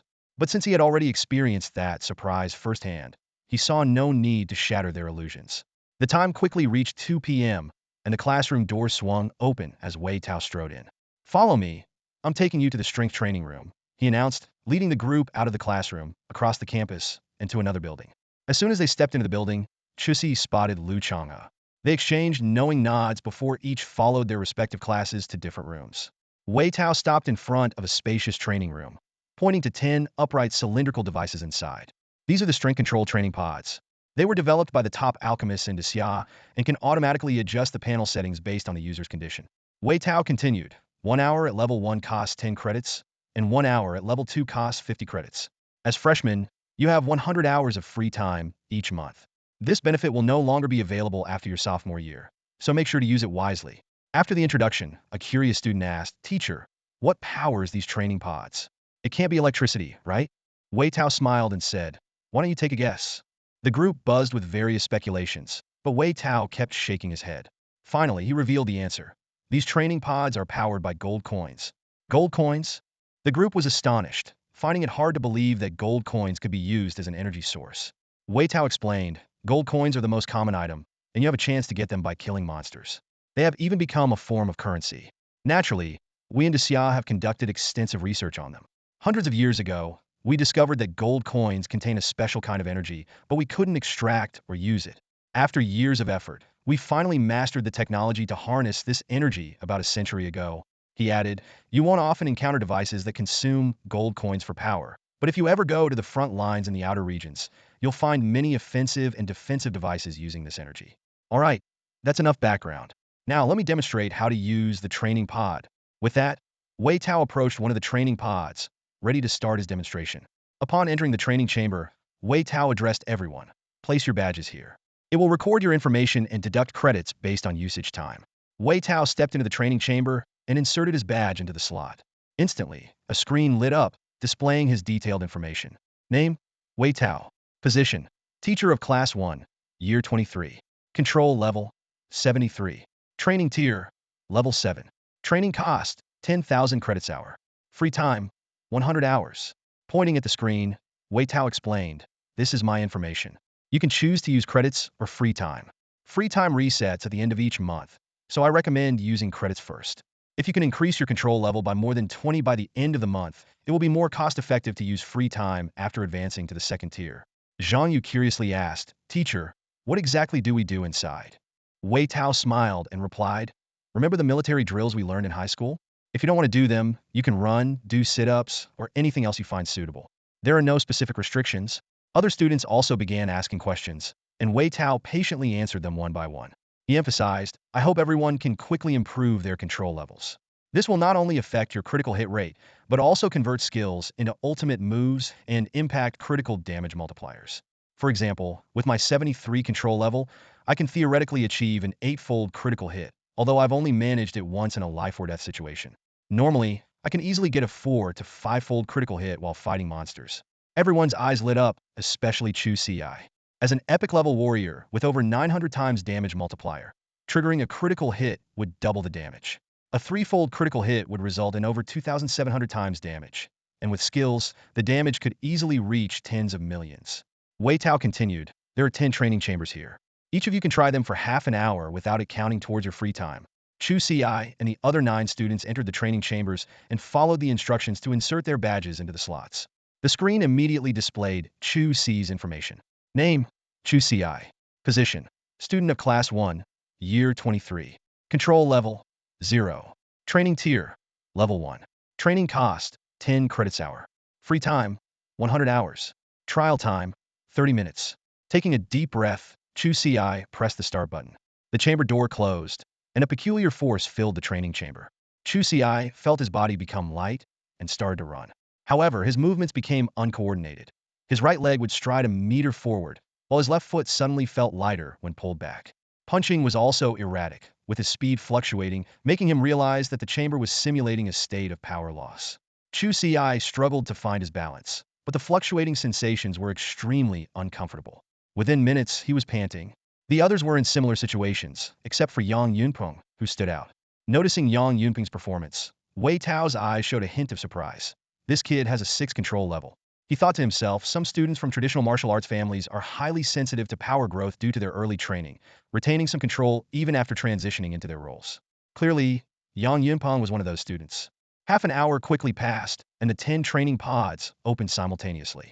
Yang Yunpeng stepped out calmly, with only a light sheen of sweat on his forehead, while the others were drenched in sweat, their clothes soaked as if they had just been fished out of water. "This pace, sometimes fast, sometimes slow, is really torturous," someone complained, gasping for breath. "Half an hour, and I barely have one control. Like anyone else is doing better," another student chimed in, wiping the sweat off their face. "That's not necessarily true." Someone glanced at Yang Yunpeng with envy in their voice. Yang Yunpeng already had 6 control as soon as he went in.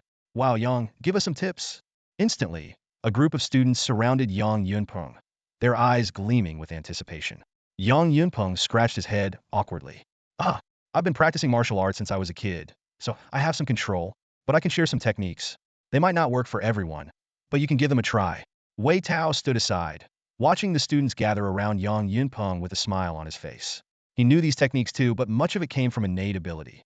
If it were as simple as giving a few pointers, he wouldn't hesitate to teach. "All right," Wei Tao interjected at the right moment, breaking up the lively discussion. "The next group can go in now. If you want to discuss more, you can do so after class." He gave everyone a few minutes to compose themselves.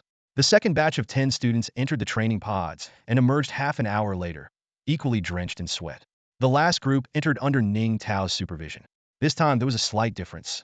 A girl named Ning Lan achieved 3 control. Although it wasn't as high as Yang Yunpeng's, it was still far above the majority. Chu Ci remembered her as a quiet, shadowy ranger. "All right, everyone has had their turn," Wei Tao announced. "From now on, if you want to go in again, you'll have to use your free time or spend credits. Today's class is over. I know you're all eager to improve your skills, but remember to allocate your rest time wisely." After class, 10 students decided to stay and continue training, while the others planned to grind in dungeons. Chu Ci went to Lu Changha's class and found out that he also intended to continue training, so they agreed to meet at the cafeteria later.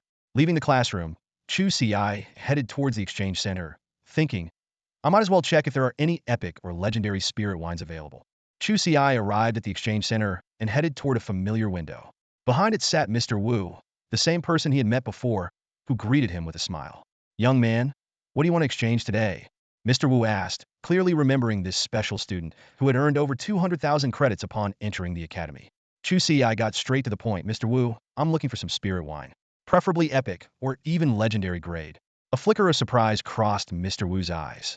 While it wasn't uncommon for new students to want good items, someone like Chu Ci asking for the highest grade spirit wine was rare. Spirit wine is available, Mr. Wu explained, but the exchange center currently only stocks epic grade spirit wine. Legendary grade needs to be pre-ordered and will arrive within 3 days. He added, these high-grade wines have powerful effects but are time-limited. They're considered strategic resources, mainly supplied to the front lines. Within the academy, epic grade is feasible, but legendary requires higher approval. Hearing that legendary grade spirit wine was also available, Chu Ci smiled. Mr. Wu, can I see the list of epic and above spirit wines?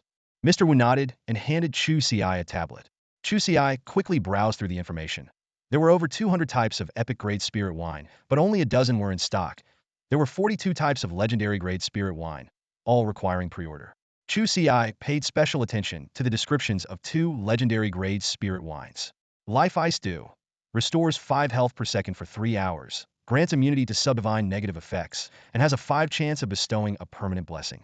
Sengluo Guyu grants a chance to dodge attacks for 3 hours, guarantees converting one skill into a unique skill, with potential for more conversions. These effects far surpassed any spirit wine Chu Ci had encountered before, but the prices were staggering. At cheapest cost 1 million credits, equivalent to 10 billion gold coins. So, do you want to place an orders? Mr. Wu asked with a smile. Your credits might not be enough. Perhaps you should consider the epic grade ones? Chu Ci was silent for a moment. He did want the legendary grade spirit wine, but his credits were insufficient. Although he could ask the principal for help, he didn't want to bother him for non-essential items. Besides, with his current strength, such spirit wine wasn't an urgent need. Mr. Wu, I'll take these 4 epic grade spirit wines. Chu Ci pointed out 4 in-stock epic grade spirit wines. Their prices range from 50,000 to 200,000 credits. After completing the transaction, Chu Ci was left with few credits. As he was about to leave, he suddenly remembered something. Mr. Wu, is there any mythic grade spirit wine? There is, but you can't afford it, Mr. Wu explained. Mythic grade items require military merits and corresponding ranks. You'll have the opportunity to earn military merits on the outer front lines in your second year. But to exchange for mythic grade items, you'll need at least the rank of a major general. Chu Ci understood and then bid farewell to Mr. Wu before returning to his residence. He couldn't wait to open a jar of epic grade spirit wine called Lu Xiang and drank it all in one go. A system prompt immediately sounded. You have consumed Lu Xiang epic grade spirit wine and triggered the wine immortal talent, gaining a new skill, Void Sword Formation. The skill description of Void Sword Condensation appeared in Chu Ci's mind. With a mere thought, he felt the power in the void converge, forming countless invisible and intangible void swords around him. Chu Ci continuously channeled his mana until it was completely depleted. Then he paused to count. To his delight, over 100 void swords were floating around him. 10 units of mana for each sword. Not bad. Chu Ci nodded in satisfaction. Although currently, each mark level only increases damage by 1, stacking up to 5 at most. This is just the effect at level 1. As his level increases, the effect will undoubtedly become much stronger. More importantly, these invisible swords are perfect for ambushes, and there is no limit to their number. As long as he has enough mana, he could theoretically summon an infinite number of void swords. With this thought, Chu Ci took out the remaining 3 jars of epic spirit wine and drank them all in one go. As the liquid went down his throat, his wine immortal talent was triggered, and new skills emerged. Sword Light Escape transforms into a beam of sword light for 5 minutes, doubling speed with a 5 chance to gain invincibility. 30-second cooldown. Sword Flash teleports to any spirit sword, becoming immune to all damage for 0.5 seconds. 3-minute cooldown. Sword Draw charges for 3 seconds, dealing 150 damage to all targets within a 100-meter radius and inflicting a bleeding effect. 10-minute cooldown. Chu Ci carefully considered these 3 new skills. Sword Light Escape and Sword Flash significantly enhanced his survival ability, one for fleeing, the other for combat. Especially Sword Flash, combined with his 3,000-meter spirit sword control range, meant he could teleport that far instantly, with a brief invincible state, completely avoiding the risk of dying upon landing. As for Sword Draw, it was an extremely powerful area attack skill. With Chu Ci's current strength, he could likely sweep through all enemies within a 100-meter radius with a single slash. Even more exciting was that these were just the level 1 effects, with limitless potential for the future. Just as Chu Ci was reveling in his newfound power, there was a knock on the door. He opened it to find Principal Feng Yun standing outside with a warm smile. "Mr. Feng, is there something you need?" Chu Ci invited him into the room. Feng Yun got straight to the point. "I heard from Old Wu that you need legendary spirit wine." Chu Ci was taken aback, surprised at how quickly the news had spread. He replied humbly, "Mr. Feng, I do need it, but I can earn the 1,000,000 points with some effort." Feng Yun nodded. "I believe you can." He already knew that Chu Ci had broken the record for the Elf Gathering Grounds dungeon with Lu Changha. Each record-breaking earns 5,000 school credits, plus the rewards from epic gear exchanges in the Tongshan Tower, making 1,000,000 credits just a matter of time for Chu Ci. "Don't worry, I understand your thinking," Feng Yun continued. "I'm here because I have a favor to ask." Chu Ci was curious, what could an over-level 80 legendary powerhouse need from him? "Please go ahead, Mr. Feng." Feng Yun explained. "Recently, a secret realm appeared on Fishing Island, which will open in half a month. However, only practitioners below level 30 can enter." However, it wasn't just the Great Xia that discovered this secret realm. The Woku also found it and naturally didn't want to miss the opportunity. With a serious expression, Feng Yun explained. In the end, after negotiations, both sides agreed to send 100 people each into the secret realm. Whatever they can obtain depends entirely on their own abilities. Chu Ci raised an eyebrow at this, his tone carrying a hint of disdain. "Are we, the Great Xia, afraid of the Woku? Although the Woku are not weak, they are far behind us. If the Great Xia wanted, we could flatten their country in a day and wipe out all the Woku." Feng Yun shook his head, a trace of worry flashing in his eyes. "Of course we're not afraid. In the past, when we and the Woku simultaneously discovered a secret realm, they wanted to compete, but we only sent a few myth-level warriors to their little island for a stroll, and they didn't dare act recklessly. But this time is different. In recent years, the Woku have aligned themselves with the Lighthouse Nation, and their courage has grown. The shadow of the Lighthouse Nation is behind them this time." He paused before continuing. "However, even with the Lighthouse Nation backing them, as long as we don't agree, the Woku can't enter this secret realm. The reason our higher-ups conceded this time is because of you." "Me?" Chu Ci was a bit surprised. Feng Yun's eyes were sharp as he looked directly at Chu Ci. "That's right. The higher-ups are well aware of your situation. Although you are very strong, you haven't experienced the baptism of blood. Killing monsters and killing people are different. So you need to participate in this secret realm operation." At this point, Feng Yun grinned, showing a set of white teeth. "Although the higher-ups didn't give you any specific requirements, this old man doesn't like the Woku wandering around in our Great Xia's secret realm." Chu Ci suddenly understood, a cold gleam flashing in his eyes. "I see. The higher-ups agreed to let the Woku into the secret realm to provide me with targets. Don't worry, old Feng, I don't like the Woku wandering around in our secret realm either." He thought to himself. "Killing people? Huh? I've killed plenty of monsters, but I wonder what it feels like to kill a person." Feng Yun continued. "Yes, it's up to you. Initially, the higher-ups wanted the Woku to send 500 or even 1,000 people into the secret realm, but the Woku were smart. Probably fearing total annihilation, they only sent 100 people. Quite a pity." A look of disappointment flashed in his eyes as he spoke. Before Chu Ci could respond, Feng Yun changed the subject. "All right, I'll take you there in half a month. Now that the mission is clear, let's talk about the benefits. Actually, there is only one benefit. Everything you obtain in the secret realm belongs to you. Of course, if there's anything you can't use, you can exchange it for credits." Chu Ci nodded in understanding, thinking that this treatment was already quite good. Without the Great Xia, he wouldn't even have the chance to enter the secret realm. Feng Yun took out a delicate wine jar from his pocket and placed it in front of Chu Ci. "Besides, since this old man is giving you a mission, there is naturally a reward. This is the legendary spirit wine, Qingxi 100-Year Brew. It's yours now." Chu Ci looked at the wine jar in front of him, momentarily speechless.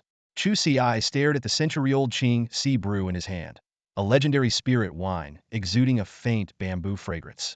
He immediately understood the true purpose of Elder Feng's visit. "Elder Feng, Chu Ci began, but was quickly interrupted. "Enough with the formalities." Elder Feng waved his hand dismissively. "This is a personal task I'm assigning to you, and the reward is naturally up to me. Can't we discuss the reward after the task is completed?" Chu Ci hesitated. Elder Feng raised an eyebrow. "What's the matter? Lack confidence in yourself? Think you can't complete the task? That's not it. Then take it." Elder Feng smiled. "This spirit wine has been with me for over a decade, and I have no use for it." Chu Ci no longer refused and carefully put away the spirit wine. As Feng Yun was about to leave, he suddenly turned and asked, By the way, when do you plan to tackle the attribute dungeon? I'm planning to check it out tomorrow, Chu Ci replied honestly. Tomorrow? Feng Yun frowned. You don't intend to go with just Lu Changha, do you? Uh, that's the plan. Feng Yun took a deep breath, relieved he had asked. Go in 3 days, he said. I'll find 98 more teammates for you to form a 100-man team. All right, Chu Ci nodded in agreement. Leading a dungeon raid wasn't difficult for him. After Feng Yun left, Chu Ci eagerly opened the legendary spirit wine. He had thought it would take at least a month of hard work to save enough credits to buy such a high-level spirit wine, but this unexpected gift was a pleasant surprise. He took a cautious sip. The taste was indeed excellent, though still not as good as mythical-grade spirit wine. Chu Ci drank the entire jar in one go and immediately felt a surge of new power within him. A system notification sounded.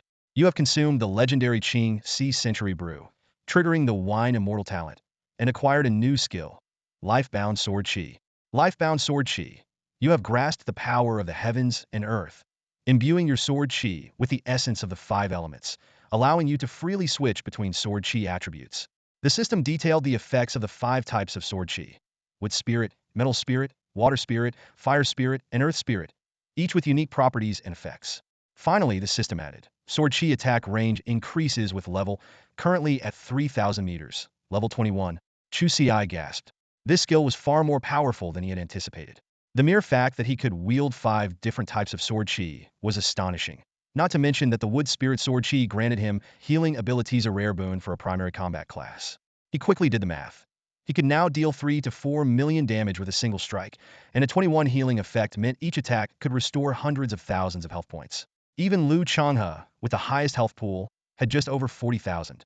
This meant that as long as his allies weren't instantly killed, Chu Ci could easily keep them at full health. What was even more astounding was the attack range. His sword control technique already had a reach of 3,000 meters, and with the sword chi range, he could effectively strike enemies up to 6,000 meters away.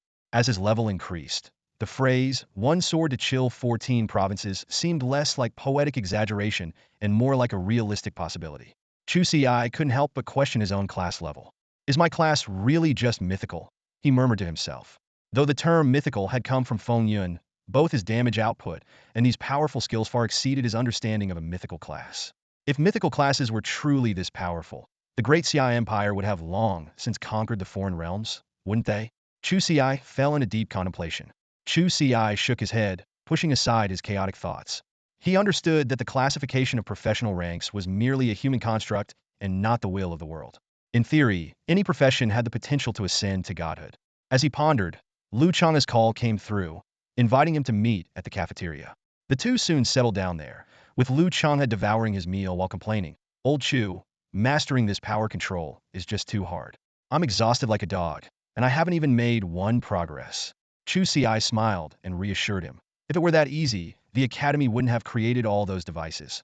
Seeing Lu Chang's disheveled state, he couldn't help but find it amusing. Lu Changha swallowed a large mouthful of food and continued, true enough. We'll just have to keep working hard. By the way, 3 people in our class have already made decent progress, with the highest reaching 7. They say once you hit 10 control, you can start transforming skills into ultimate abilities. Chu Ci was taken aback. The highest control level in his class was Yang Yunpeng with 6. He hadn't expected anyone in Lu Chang's class to reach 7. That one difference could be monumental in the later stages of improvement. After dinner, the two wasted no time and headed straight to the dungeon area to continue leveling up. However, when they arrived, they encountered 5 second-year seniors, the same group they had seen earlier in the day. After some pushing and shoving among themselves, Lu Cheng stepped forward, looking somewhat embarrassed. Hey, freshman, are you here to level up? Could you take us along? We won't freeload. We can pay with credits. How about 2,000 credits per run? The 5 of them looked expectantly at Chu Ci and Lu Changha.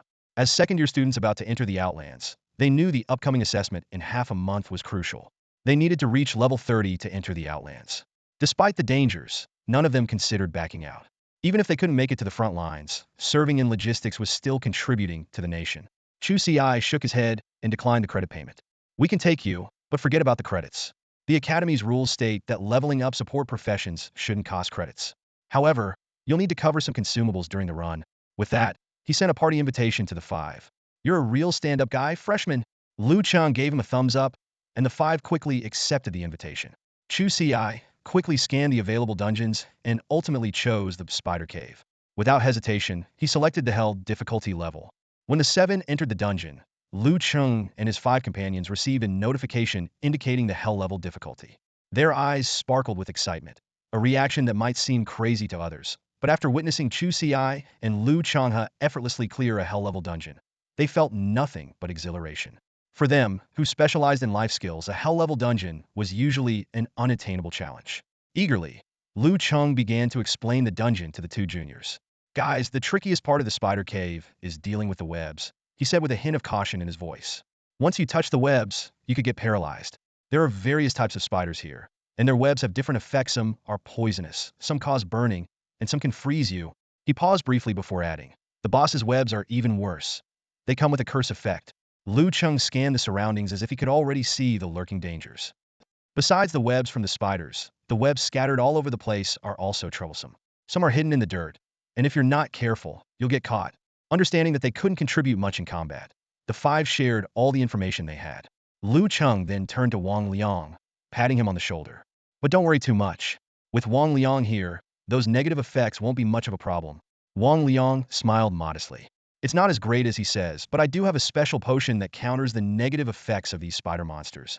As he spoke, he pulled out a bottle, emitting a soft, white glow from his bag. This is the White Light Potion, an epic-grade item, Wang Liang explained. Drinking it can reduce negative effects by 20 and has a 10 chance of complete immunity for an hour. He took out 6 more bottles and handed them to Chu Ci and Lu Changha. Here, take 3 bottles each. I made these myself. If we need more later, I'll try to make some more. Lu Changha took the potion, looking at Wang Liang in astonishment. Senior, you can make epic-grade potions? Wang Liang shook his head. It's just luck, really.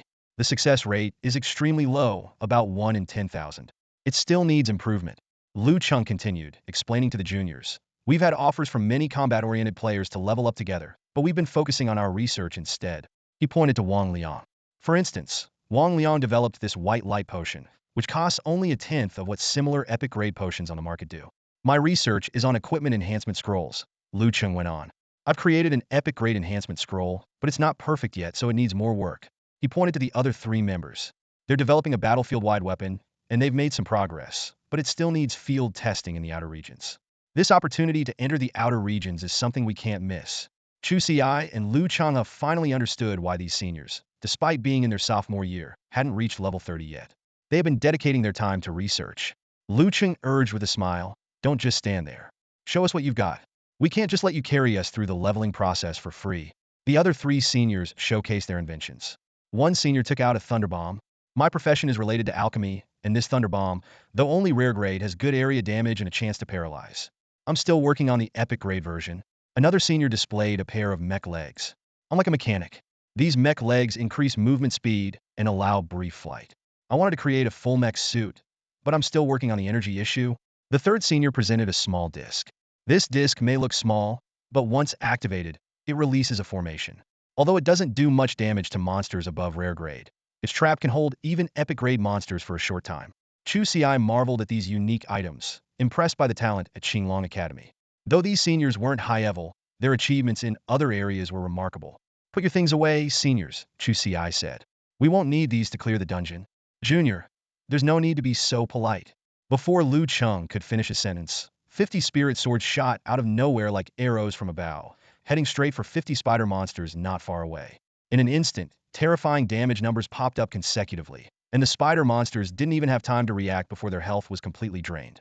The eyes of Lu Cheng and his 4 companions lit up as the system's notification sounded, informing them that they had gained experience points. The 5 stood frozen in shock, staring at the scattered corpses of the monsters and the gleaming loot on the ground. Chu Ci casually remarked, Seniors, you can keep these items for use in the Outlands. The warriors on the front lines need them more than we do. Lu Changha smiled as he handed a potion back to Lu Cheng, then ran off like an excited child to collect the spoils. Lu Cheng and his 4 companions exchanged looks of astonishment. If they didn't know Chu Ci was a new student, they might have mistaken him for a level 60 extraordinary expert. The damage he dealt was simply too incredible. With a serious expression, Lu Cheng promised, Don't worry, Junior. We won't breathe a word about what happened in this dungeon. The other 4 nodded in agreement, silently relieved they hadn't forgotten their memory eraser spells. Otherwise, they would have to cast them on themselves upon leaving. Let's keep going and clear more monsters, Chu Ci said with a smile, leading the group deeper into the dungeon.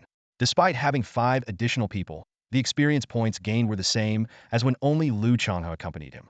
The group moved effortlessly through what was supposed to be a hell-level dungeon, encountering no more monsters except for the 50 at the entrance. Is this really a hell-level dungeon? It doesn't seem that hard, someone wondered aloud. Of course not. That's because our junior is leading us. If it were just us, we might not even be able to handle the 50 monsters at the entrance, another quickly retorted. Lu Cheng and his companions were filled with mixed emotions, as this was the first time they had experienced such an easy monster-clearing session. They had no idea that Chu Ci had been remotely controlling the spirit swords to clear monsters from a distance. Every time they saw the experience increase notification, it meant another monster had silently been eliminated. Although the monsters posed no threat to Chu Ci, the complex terrain of the spider cave still took up quite a bit of time. Even so, in just over 3 hours, Chu Ci had led the 6 of them to the boss. At the deepest part of the dungeon lies a massive cavern, its ceiling covered densely with cobwebs. Hundreds of cocoons made from the webs hang from above. In the center of the cavern, a gigantic spider with purple markings on its body lies in wait. Chu Ci observed intently as the Spider Queen's attributes appeared before him. Epic Boss, level 30. HP, 30. Attack, 4,500,000. Physical Defense, 4,587. Magic Defense, 2,001. Skills, Split, Web Spray, Venom Irrigation. This was the first time Chu Ci had seen the attributes of a level 30 Epic Boss. He couldn't help but recall the anomaly of the boss Buta he had encountered in the Elven settlement. In comparison, the Spider Queen's attributes were decent, but Chu Ci thought, I can one-shot it. Lu Cheng whispered a warning, Junior, be careful later. Those cocoons contain rare monsters. The boss's venom not only deals direct damage, but also causes continuous percentage-based health loss. The most troublesome is its split skill. Once its HP is depleted, it will split into thousands of smaller spiders. Though they're only high-level, they all self-destruct. Chu Ci nodded in understanding, feeling a sense of caution. Thousands of self-destructing spiders would be overwhelming, even for him. At that moment, cracks began to appear in the cocoons on the cavern ceiling, with rare spiders ready to emerge. Chu Ci acted swiftly, sending out 100 spiritual swords in an instant. The blades flashed, and the rare monsters were killed before they could fully emerge. The boss, initially watching from the cavern's depths, was taken aback as its minions were destroyed before birth. Before it could react, sword lights struck its body. Chu Ci had prepared 5 spiritual swords, but the first strike alone depleted the boss's HP entirely. Lu Cheng and his team were stunned. They knew their junior's damage output was terrifying, but they hadn't expected him to one-shot the boss. The boss seemed equally confused, pausing for 2 seconds after its HP dropped to 0 before letting out a shrill scream and collapsing. As the boss fell, its body exploded, releasing thousands of smaller spiders that surged like a flood. These spiders, inheriting the boss's will, immediately targeted Chu Ci, swarming towards him. Chu Ci remained unfazed, calmly uttering, sword draw technique. A crescent-shaped sword light flashed, and before the spiders could get close, they were obliterated in a gory spectacle. Various fluids splattered everywhere, creating a gruesome scene. A system notification sounded. Your level has increased to 22. All attributes increased by 50 points, and you gained 100 free attribute points. Item acquired. Wailing Scroll Epic. When used, emits a wailing sound that stuns the target for 10 seconds. Chu Ci was delighted. I've leveled up. This is so fast. Finally, level 29. There's hope to reach level 30 within half a month. Lu Cheng and his team were equally thrilled, exclaiming, I'm almost leveling up too. But this speed is insane. If we were leveling up on our own, it might take us half a month just to level up. Thanks to our junior, our leveling efficiency is incredible. By sophomore year, he'll probably be at least level 50 or even 60. The team took out the dungeon rewards and sincerely offered, Junior, take these scrolls. We don't need them. Chu Ci shook his head, declining. No need. You guys are heading to the front line soon. These scrolls can help keep you safe. Even if you don't use them, they could be given to other soldiers. Although the wailing scroll was good, it wasn't very useful for him. Having one for self-defense was enough. Let's go. It's only a little past 9. Let's keep leveling. Chu Ci didn't give them a chance to refuse and directly exited the dungeon. As he left, he set the team name to Class of 23, Battle Group 1. The others had no objections, as they had been carried through the levels. After exiting, the 7 immediately entered another dungeon, again choosing the Hell difficulty. After another 3 hours of intense battle, they cleared the dungeon. All 5 seniors reached level 29, and although Chu Ci didn't level up, Lu Changha successfully reached level 23. It was already past midnight, and the dungeon attempts had refreshed. Lu Cheng hesitated, asking, Should we keep going? Clearing 2 hell-level dungeons in one night and breaking records both times left them both surprised and delighted. Although they didn't feel very involved, at least they participated. Chu Ci glanced at the 5 people from Lucheng beside him, pondering silently. Their faces showed a bit of fatigue, but also a hint of anticipation. All right, we don't have any classes tomorrow. Let's tackle the Elf Gathering Grounds dungeon, Chu Ci suggested, a glint of excitement flashing in his eyes. He wanted to see if the dungeon would change after accepting the unique quest. Even if there were no unique quests left, obtaining another sacrifice crystal would still be a worthwhile reward. More importantly, he had a theory if he was right, this dungeon would become an excellent spot for leveling up. The 5 from Lucheng immediately brightened up at his words. They had been worrying about whether they were just extra baggage, but to their surprise, the junior didn't just welcome them. He actively invited them to join. They nodded eagerly, their faces lighting up with smiles. The next day, the 6 of them entered the Elf Gathering Grounds dungeon once again. Chu Ci, familiar with the terrain, wasted no time and began efficiently clearing the monsters. The flying creatures that troubled others fell easily under Chu Ci's attacks, like paper tigers. Lucheng and the others, having witnessed Chu Ci's prowess many times before, watched the scene of the elves being instantly killed with calm composure. In just over 2 hours, Chu Ci led the group to the ancient tree. The boss, Buta, the prince of the elf tribe, appeared before them again. Despite having accepted Buta's quest, Chu Ci showed no mercy. The elves that flew out of the wooden huts were instantly killed, turning into light particles and dissipating into the air. Buta, seeing this, had a look of shock on his face. He frantically flapped his damaged wings, trying to escape to the sky. However, this time, Chu Ci didn't pursue immediately but waited patiently for something. After a minute, 100 wooden huts opened again, and another 100 rare elite elves flew out. With a spark of excitement in his eyes, Chu Ci attacked once more, killing these monsters one by one. He kept his eyes fixed on the notification panel. You have killed a level 29 rare elite monster, gaining 140 experience points. Seeing that he could indeed continue to earn experience points, Chu Ci's lips curled into a smile. 100 monsters respawning every minute meant he could gain 14,000 experience points each time. He quickly glanced at his level panel. Level 22, 130, 000, 400, 000 XP. This meant that just by clearing 20 waves of monsters, waiting 20 minutes, he could level up. His theory was correct, this dungeon was a perfect place for rapid leveling. Chu Ci's eyes sparkled with excitement, and he couldn't wait to begin this intense leveling spree. Are you planning to level up here? Lucheng keenly sensed Chu Ci's intentions, his brows furrowing slightly with a hint of uncertainty in his voice. Chu Ci nodded and smiled. That's right. I originally thought these resurrected monsters only gave experience the first time they were killed, but it turns out they still give experience after reviving. Given that, this is the best place to grind. His eyes gleamed with excitement as he surveyed the dense gathering of rare monsters around them. The 1-minute respawn time isn't long, and since these are all rare monsters, the efficiency is much higher than other dungeons. As he spoke, Chu Ci couldn't help but glance up at the sky towards Buddha, silently grateful. This mysterious figure not only gave him a unique quest, but also indirectly provided him with this perfect leveling spot. Lucheng shook his head with a wry smile. Only you would dare to use this method. Others have tried leveling up here before, but they couldn't last more than a few waves. Watching Chu Ci effortlessly slay monsters, he couldn't help but marvel. After all, no one else's damage is as ridiculously high as yours, with almost no resource consumption. Chu Ci confidently declared, I plan to grind here until you seniors reach level 29 with full experience before we leave. As for their breakthrough quests, he knew he couldn't help.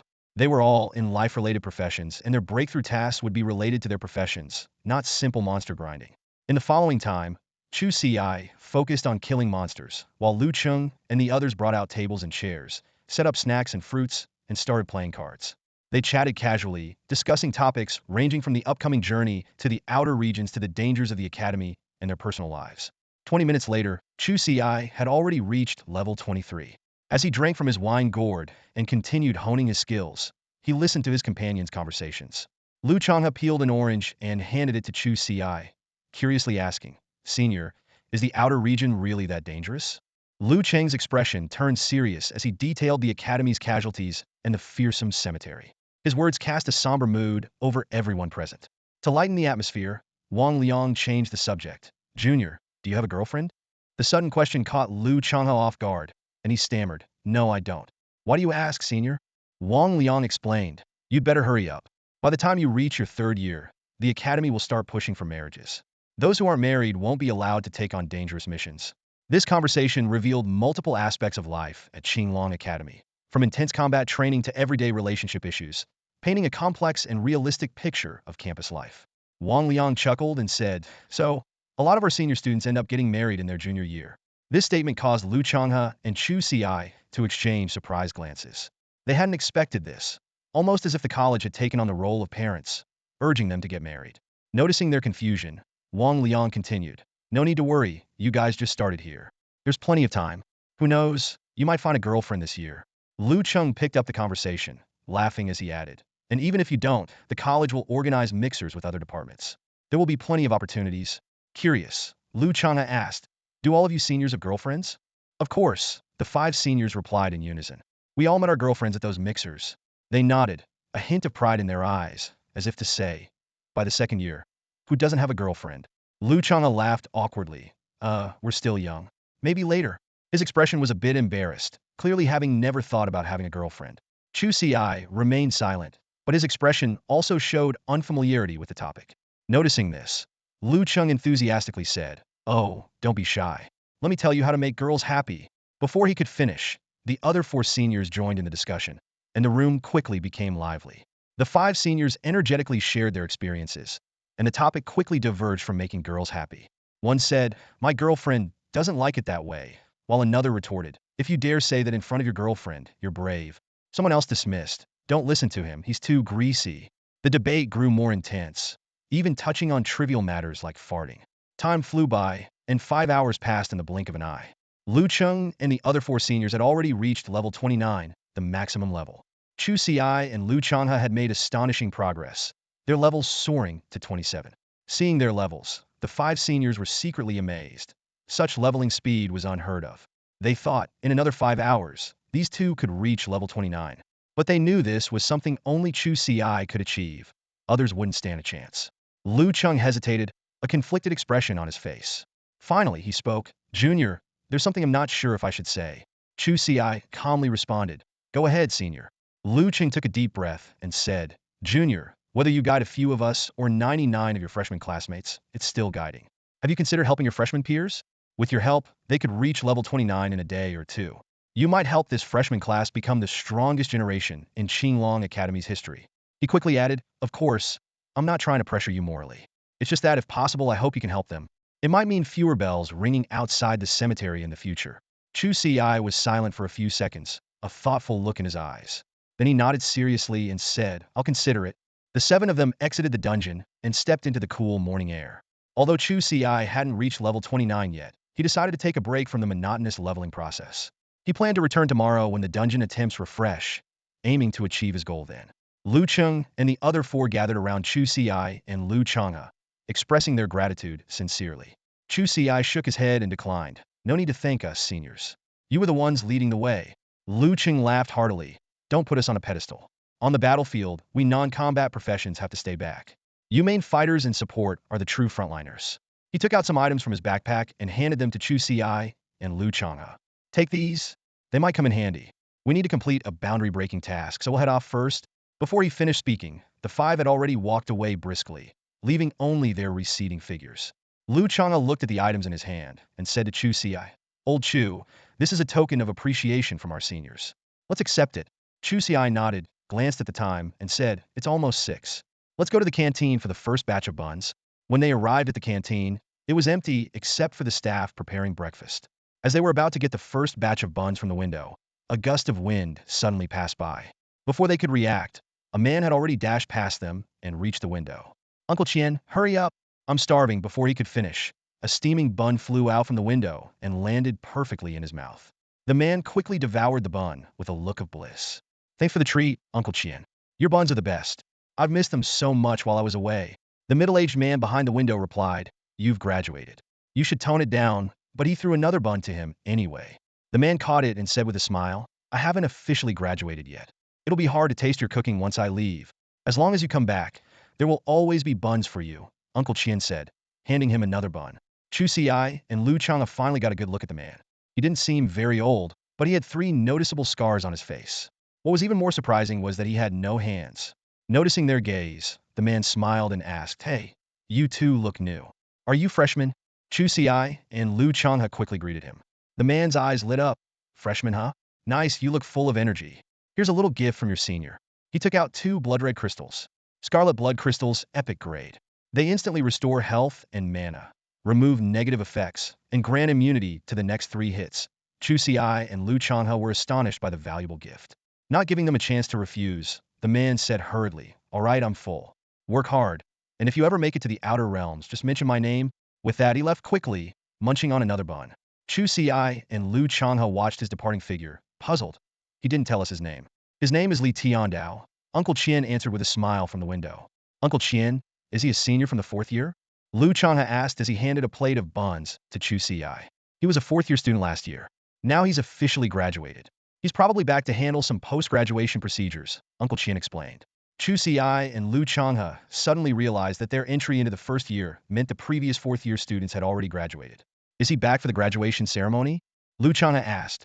Uncle Qian's smile turned a bit bitter. "There's no graduation ceremony. Even if there were, they wouldn't have enough students to attend." Uncle Qian sighed, shook his head, and then lightened his tone. "All right, let's not talk about that anymore. If you guys ever go to the outer regions and run into trouble, you can look for that guy." Despite his unreliable appearance, he was the first of his cohort to reach level 60 in Transcendence, and his abilities are indeed impressive.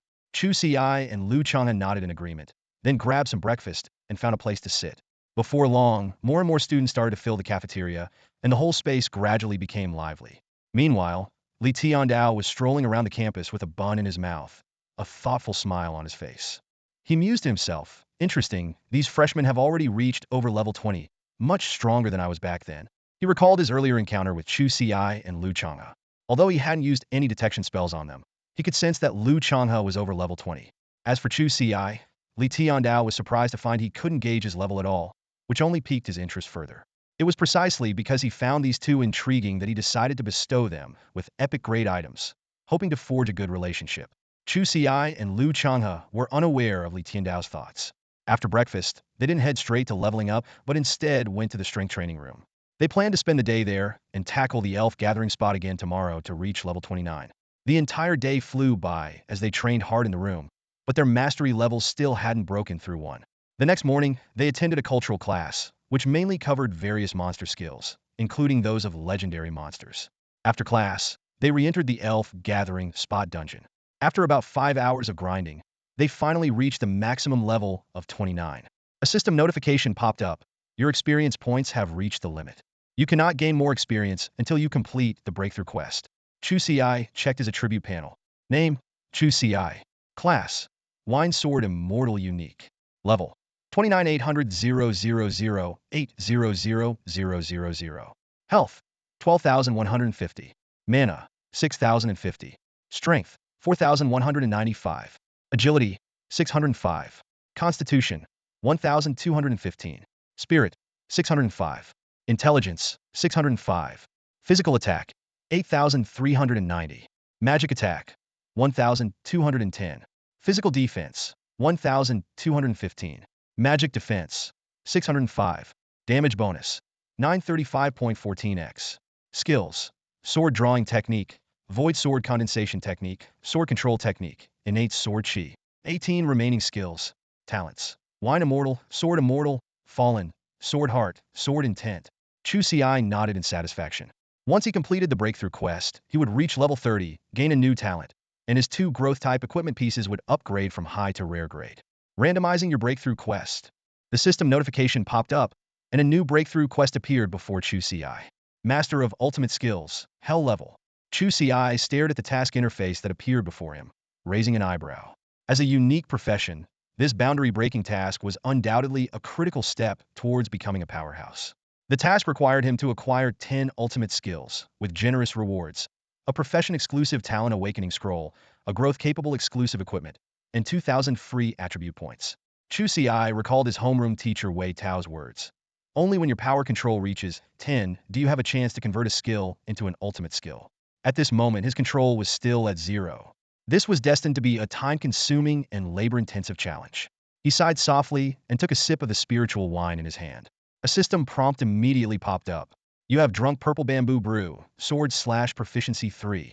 Your sword slash skill has reached level 10, effect enhanced. The detailed information about sword slash was displayed.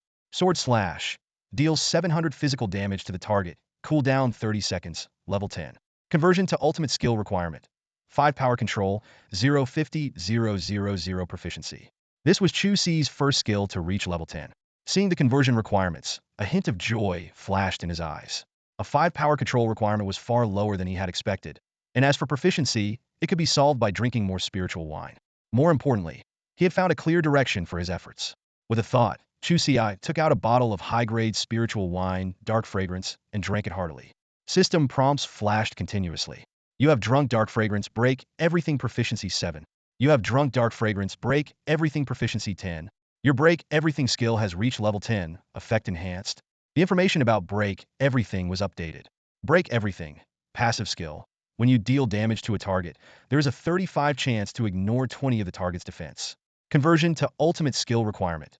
10 power control, 0 proficiency. Chu Ci suddenly understood. Skills obtained from ordinary spiritual wine, like sword slash, only required 5 control to convert into ultimate skills. However, skills from high-grade spiritual wine like break everything required 10 control. He quickly browsed through his skill list and found that out of 22 skills, 10 came from ordinary spiritual wine. This meant that as long as he achieved 5 power control, he could complete the boundary-breaking task by converting 10 ultimate skills.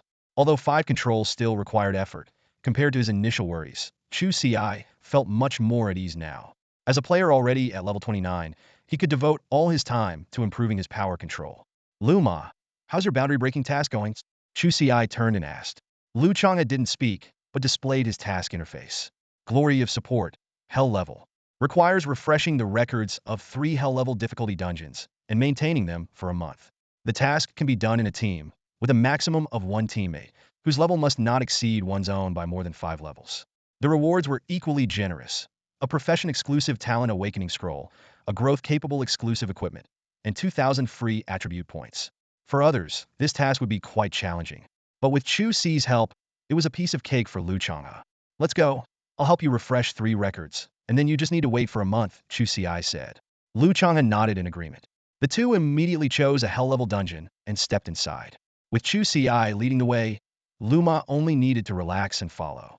That night, they easily refreshed the records of 3 dungeons, with times more than twice as fast as the second-place holders, making it nearly impossible for anyone to surpass them. However, since the records needed to be maintained for a month, Lu Changha's boundary-breaking task was not yet completed and required waiting for time to pass. After a night's rest, Chu Ci planned to go to the power training room to improve his control, but was approached by Feng Yun. Have you been leveling up these past few days? Feng Yun asked. That's right. Chu Ci nodded and then displayed his latest level. Seeing that Chu Ci had already reached level 29, a flicker of surprise passed through Feng Yun's eyes. Although he had anticipated Chu Ci's rapid level up, the speed still exceeded his expectations. Feng Lao, I wanted to discuss something with you. Chu Ci wasted no time and got straight to the point. He enthusiastically explained the method for fast leveling up in the dungeon Elven Gathering Grounds. Feng Yun nodded thoughtfully. You want to quickly level up this year, students? Exactly, Chu Ci replied confidently. With my guidance, they can reach level 29 in just 1 day. Feng Yun didn't agree right away. Instead, he cautiously said, I'll consider it and let you know after we return from the secret realm. Although he was tempted rapidly leveling up the freshmen would give them more time to enhance their skill sheet, didn't want to hinder Chu Ci's own progress. Let's go. I'll introduce you to some people, Feng Yun said, leading Chu Ci to a spacious hall. Inside the hall, 98 young people sat in neat rows. As soon as Chu Ci and Feng Yun entered, all eyes turned to Chu Ci. The sharp gazes made him feel a bit pressured. Feng Yun succinctly explained the situation. For the next 10 days, you'll lead them through attribute dungeons to get familiarized. Later, they'll join you in the secret realm. Don't worry, they won't leak any information about the dungeon. He then turned to the 98 people. You all know the plan. From now on, follow Chu Ci's lead. Yes, sir. The 98 people responded in unison, their voices resonating through the hall and causing it to tremble slightly. Startled by the intensity, Chu Ci couldn't help but ask, Feng Lao, are they from the military? He scrutinized the group, noticing that although they were of similar age, they exuded a unique aura that set them apart from ordinary students. Feng Yun nodded in confirmation. That's right. They are from your cohort, but they all possess legendary-level professions. They were directly recruited by the military upon awakening and didn't take the college entrance exam. Chu Ci suddenly understood. He recalled that there were no legendary level professions in his class, because all such students had been directly recruited by the military. He himself hadn't joined the military initially because he had only awakened a common level profession. His legendary level profession, Drunken Sword Immortal, had awakened later. Looking at the 98 future top talents of the Xia, Chu Ci felt a sense of awe.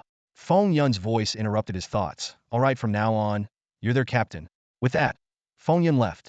In the hall, 98 pairs of eyes continued to focus on Chu Ci, making him feel a bit uneasy. Just as he was about to speak, someone stepped out from the crowd. Captain, my name is Fu Wen, temporary deputy squad leader, level 28 profession, forbidden mage. Awaiting your orders. Young Fu and stepped forward, straightened his back, and gave Chu Ci a crisp military salute. His voice was firm and powerful, and there was a hint of pride in his eyes. Chu Ci looked at the young deputy in front of him, initially wanting to say that such formality wasn't necessary.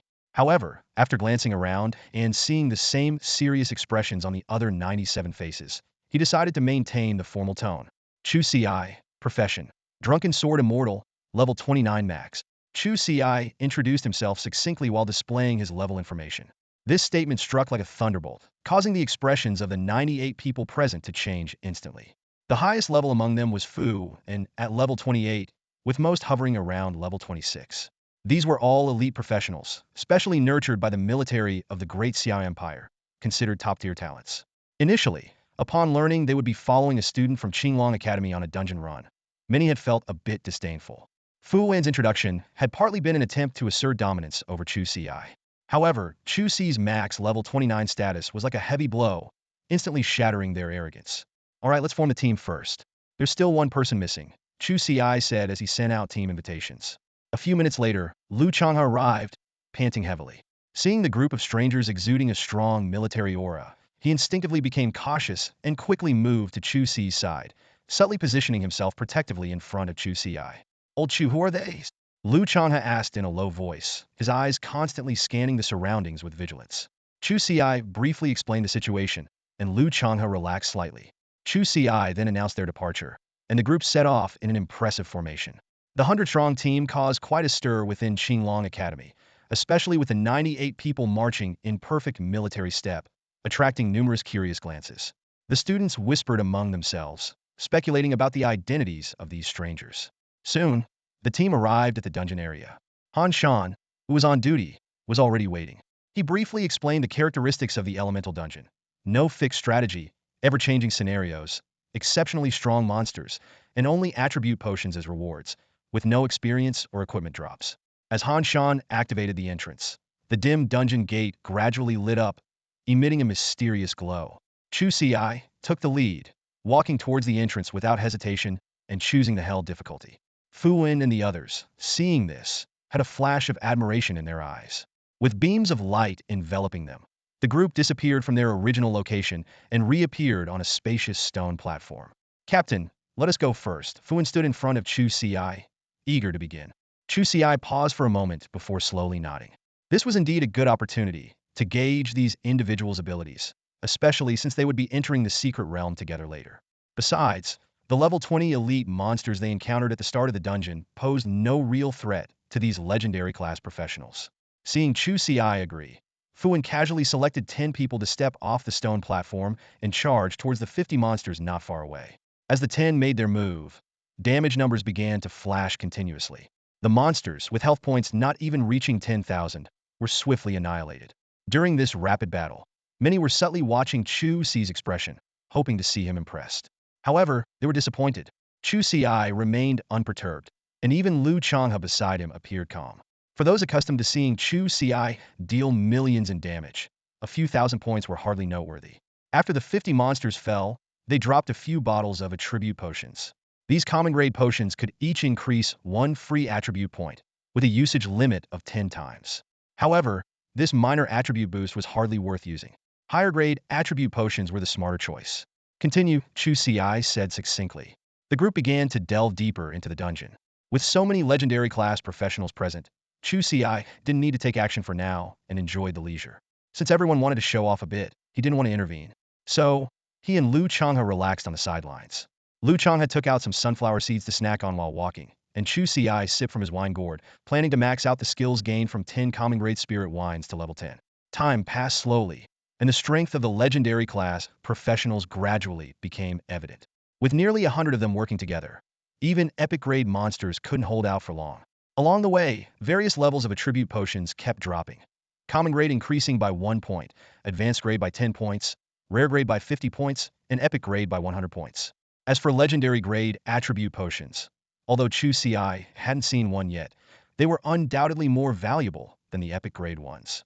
5 hours flew by, and with the combined efforts of the 98 legendary class professionals, the dungeon progress was nearing its end. Captain, the next one is a legendary grade monster. Fuan approached Chu Ci, not finishing his sentence, but the implication was clear. After all, it was agreed that Chu Ci would lead, yet he hadn't taken action so far. Don't worry, I'll handle it, Chu Ci responded calmly, then led the group to the deepest part. A legendary grade monster, originally sleeping soundly on the ground, slowly opened its eyes. The Earth Star Dragon Beast, a legendary level 30 monster, stood imposingly at the end of the dungeon. Its massive body was covered in shimmering silver scales, boasting a terrifying attack power of 15.5 million. With 14,214 points of physical defense and 4,517 points of magical defense, it formed an almost impenetrable barrier. Additionally, its skill value of 3,954 further highlighted its formidable strength. From a distance, Chu Ci and his team could see the boss lying on the ground, exuding an unparalleled aura of dominance. It possessed 9 powerful skills, including Earth Guardian and Dragon Flame Breath, each one more daunting than the last. This boss is way stronger than the level 30 epic bosses we've encountered before, someone whispered in awe. The Earth Star Dragon Beast. It's got dragon bloodline. This is going to be a real headache, another person remarked worriedly. Everyone was discussing how to tackle this formidable enemy. Though confident in their ability to defeat it, they knew the cost would be significant. All eyes turned to Chu Ci. They remembered his earlier promise to take action, and orders from higher-ups mandated they follow his lead. The team was both curious and eager to see what this young leader, appointed as the captain for this secret mission, was capable of. Fuan hesitated, about to advise Chu Ci to reconsider, but saw that he was already in motion. Chu Ci brought his fingers together, and the sky was immediately filled with countless spirit swords, gathering to a staggering total of 10,000. The sight left everyone present in awe, witnessing Chu Ci's true power for the first time. With so many spirit swords, even if each one only deals 1,000 damage, that's still over 10 million in total, someone exclaimed. Chu Ci noticed their reactions and felt a sense of pride. As a formidable level 29 warrior, he could already control 10,000 spirit swords, with an attack range reaching a remarkable 10,000 meters. However, to everyone's surprise, Chu Ci did not launch a full-scale attack. Among the 10,000 swords, only one shot towards the Earth Star Dragon Beast. What is the captain doing? Fuan and the others were puzzled. Does he intend to take down the boss with a single sword? That's impossible. As they pondered, the lone spirit sword descended. Sword slash. 2 blood-red damage numbers appeared above the Earth Star Dragon Beast's head, the staggering figures leaving everyone speechless. Over 80 million? No, it was over 100 million in damage. The team stood in shock, unable to utter a word. They finally understood why their superiors had insisted on keeping this mission confidential and why they had to follow Chu Ci's orders. A single sword inflicting over 100 million damage. This wasn't just a newcomer. This was a hidden god-level powerhouse. Even more terrifying, Chu Ci had thousands more of such spirit swords. Reflecting on their earlier boasts of dealing tens of thousands in damage, everyone felt a wave of shame. Their hard-fought efforts paled in comparison to Chu Ci's effortless strike. The Earth Star Dragon Beast, which had just opened its eyes, closed them again. It probably never understood who it had provoked, and how its health bar had vanished in the blink of an eye. Chu Ci breathed a sigh of relief, grateful that the boss didn't have any death avoidance skills, or his rare moment of showing off would have failed. With the fall of the Earth Star Dragon Beast, the system notification popped up. Your team has successfully slain the level 30 legendary monster Earth Star Dragon Beast. You have received 1 bottle of Legendary Attribute Potion. Legendary Attribute Potion, upon use, grants 200 free attribute points. Usage limit: 0-10. Chu Ci nodded with satisfaction, calculating in his mind that a single legendary attribute potion could provide 200 attribute points. 10 bottles would mean 2,000 points, which was quite a substantial gain. He looked around and saw that every team member who participated in the dungeon had received a legendary attribute potion, reminding him of Old Feng's arrangement. If it had just been him and Lu Ma entering, they would have only gotten, at most, 2 potions, which would have been a waste of opportunity. Let's go. Time to leave the dungeon, Chu Ci said as he recalled the floating spirit swords one by one. These swords had already sufficiently intimidated the legendary level talents present, so there was no need to continue showing off. Yes, Captain. Fuwen was the first to snap out of it, his voice loud and clear. The others also put away their pride, their eyes filled with respect. Compared to their captain, their once proud abilities seemed insignificant. Chu Ci chuckled lightly and, without saying much, chose to exit the dungeon. With a flash of light, everyone found themselves back on the open ground outside the dungeon. Han Shan had been waiting at the dungeon entrance. Seeing everyone return safely, he immediately stepped forward to count heads. Once he confirmed that no one was missing, he visibly relaxed. After all, these were legendary level talents, each one invaluable to the Xia. If they were to sacrifice themselves, it should be on the front lines, not in a mere dungeon. Chu Ci turned to Fuwen and asked, "What are your plans next? Have your accommodations been arranged?" Fuwen stood at attention and replied, "Reporting, Captain. We will continue leveling up by running more dungeons. The Academy has already arranged our accommodations, so please rest assured." Chu Ci nodded. "Since that's the case, you are free to go. I need to head to the strength training room to improve my control." "Yes, Captain," Fuwen responded, a hint of hesitation on his face. Captain, could we add you as a friend?" The other 97 members also looked expectantly, albeit a bit awkwardly, clearly reflecting on their earlier attitudes towards Chu Ci. "No problem," Chu Ci agreed readily, not minding this small gesture. He understood the mindset of these prodigious talents. In their shoes, he might not have immediately respected a newly appointed captain either. Hearing Chu Ci's agreement, everyone felt a sense of relief. In the following minutes, not only Chu Ci, but also Lu Changha added all of them as friends. Although this friend function had limited utility, unlike in games where you could chat privately or trade items remotely, it at least allowed them to check each other's status through the friend list, which was better than nothing. Chu Ci didn't join Fu Wen and the others for leveling up. After all, these guys were all legendary class professionals. Although their damage output couldn't match his, they could still easily handle the hell-level dungeons without legendary monsters. After parting ways with the group, Chu Ci and Lu Changha headed to the strength training room to start an intense day of extra training. Meanwhile, all the freshmen were also working hard to level up. Many had already reached level 19, just one step away from completing the breakthrough task to advance to level 20. After a day of hard training, Chu Ci's control rate was still at 0, but he wasn't discouraged. The day's training had given him some valuable insights, laying a foundation for future breakthroughs. The next day, Chu Ci led Fu Wen and the others into the attribute dungeon again. As Han Shan had mentioned, the dungeon's environment and monsters were randomly generated. Yesterday, it was a wasteland, but today it had turned into a dense forest with completely different types of monsters.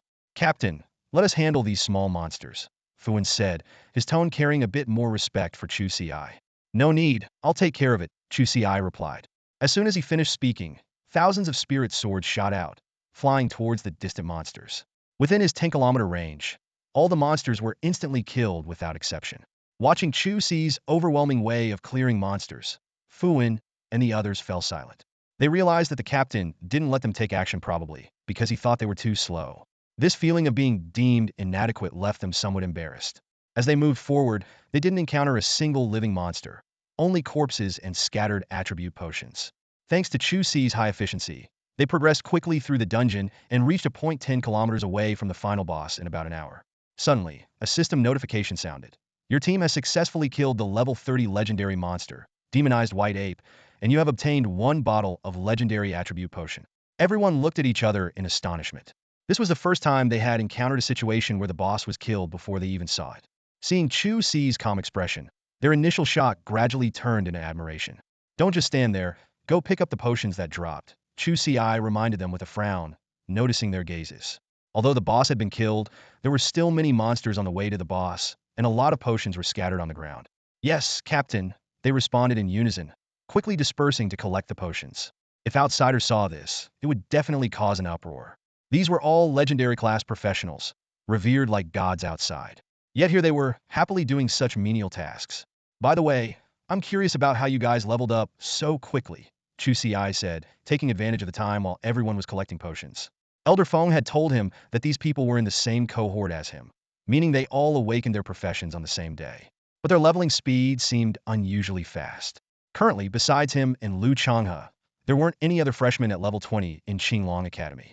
Did the military have some secret method for rapid leveling? Hearing Chu Ci's question, Fuan was silent for a few seconds before looking at him with determined eyes.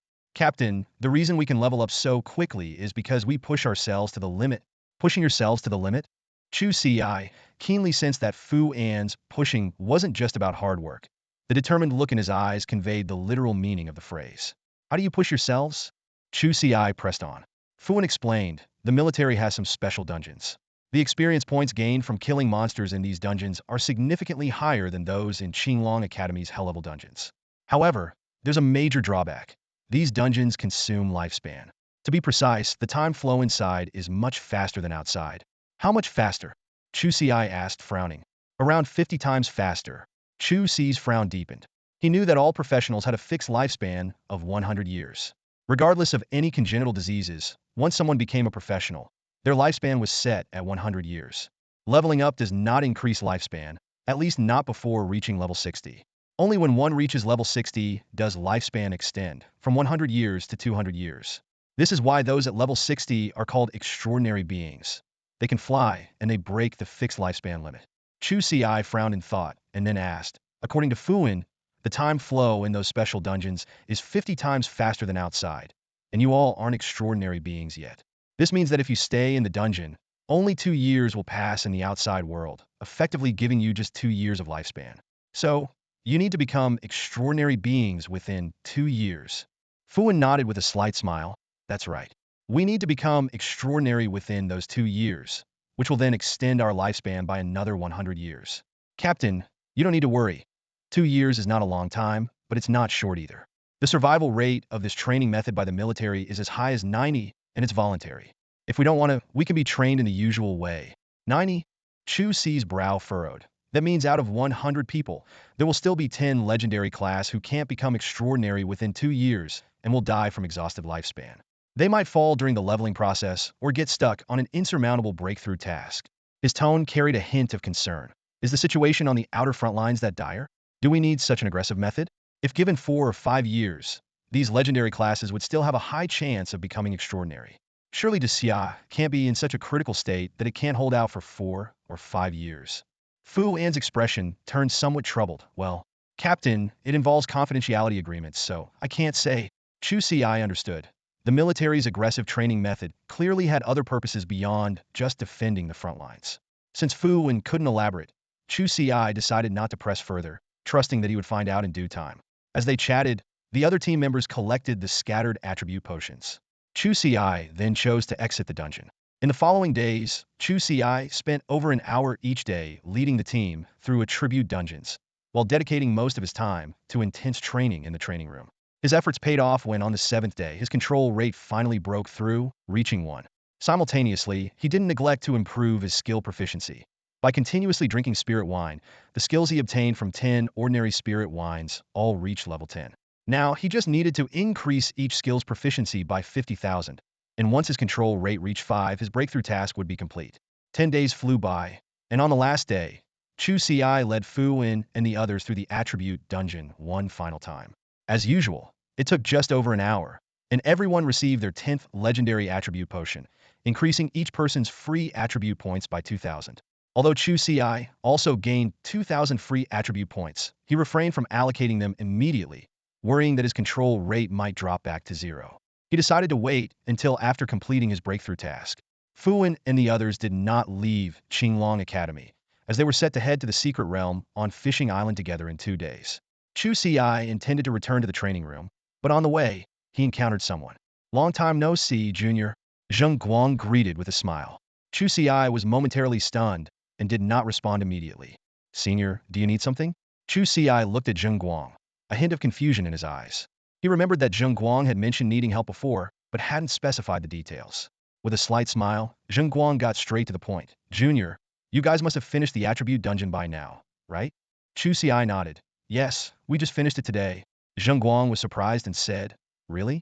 I thought it would take you at least 2 or 3 more months to finish the attribute dungeon. You were quicker than I expected. Although he wasn't sure what level Chu Ci had reached, the fact that he could mobilize legendary level professionals from the military indicated considerable strength. With that in mind, Zheng Guang revealed his purpose for the visit. Junior, remember when I mentioned I needed your help? I was hoping that after you completed the attribute dungeon, you could sell me a bottle of epic attribute potion. Chu Ci frowned slightly, puzzled. An epic attribute potion? What do you need that for, senior? Zheng Guang's expression turned serious as he explained. To be honest, my profession is related to alchemy. Last year, when I learned about attribute potions, I wondered if I could reverse engineer the recipe.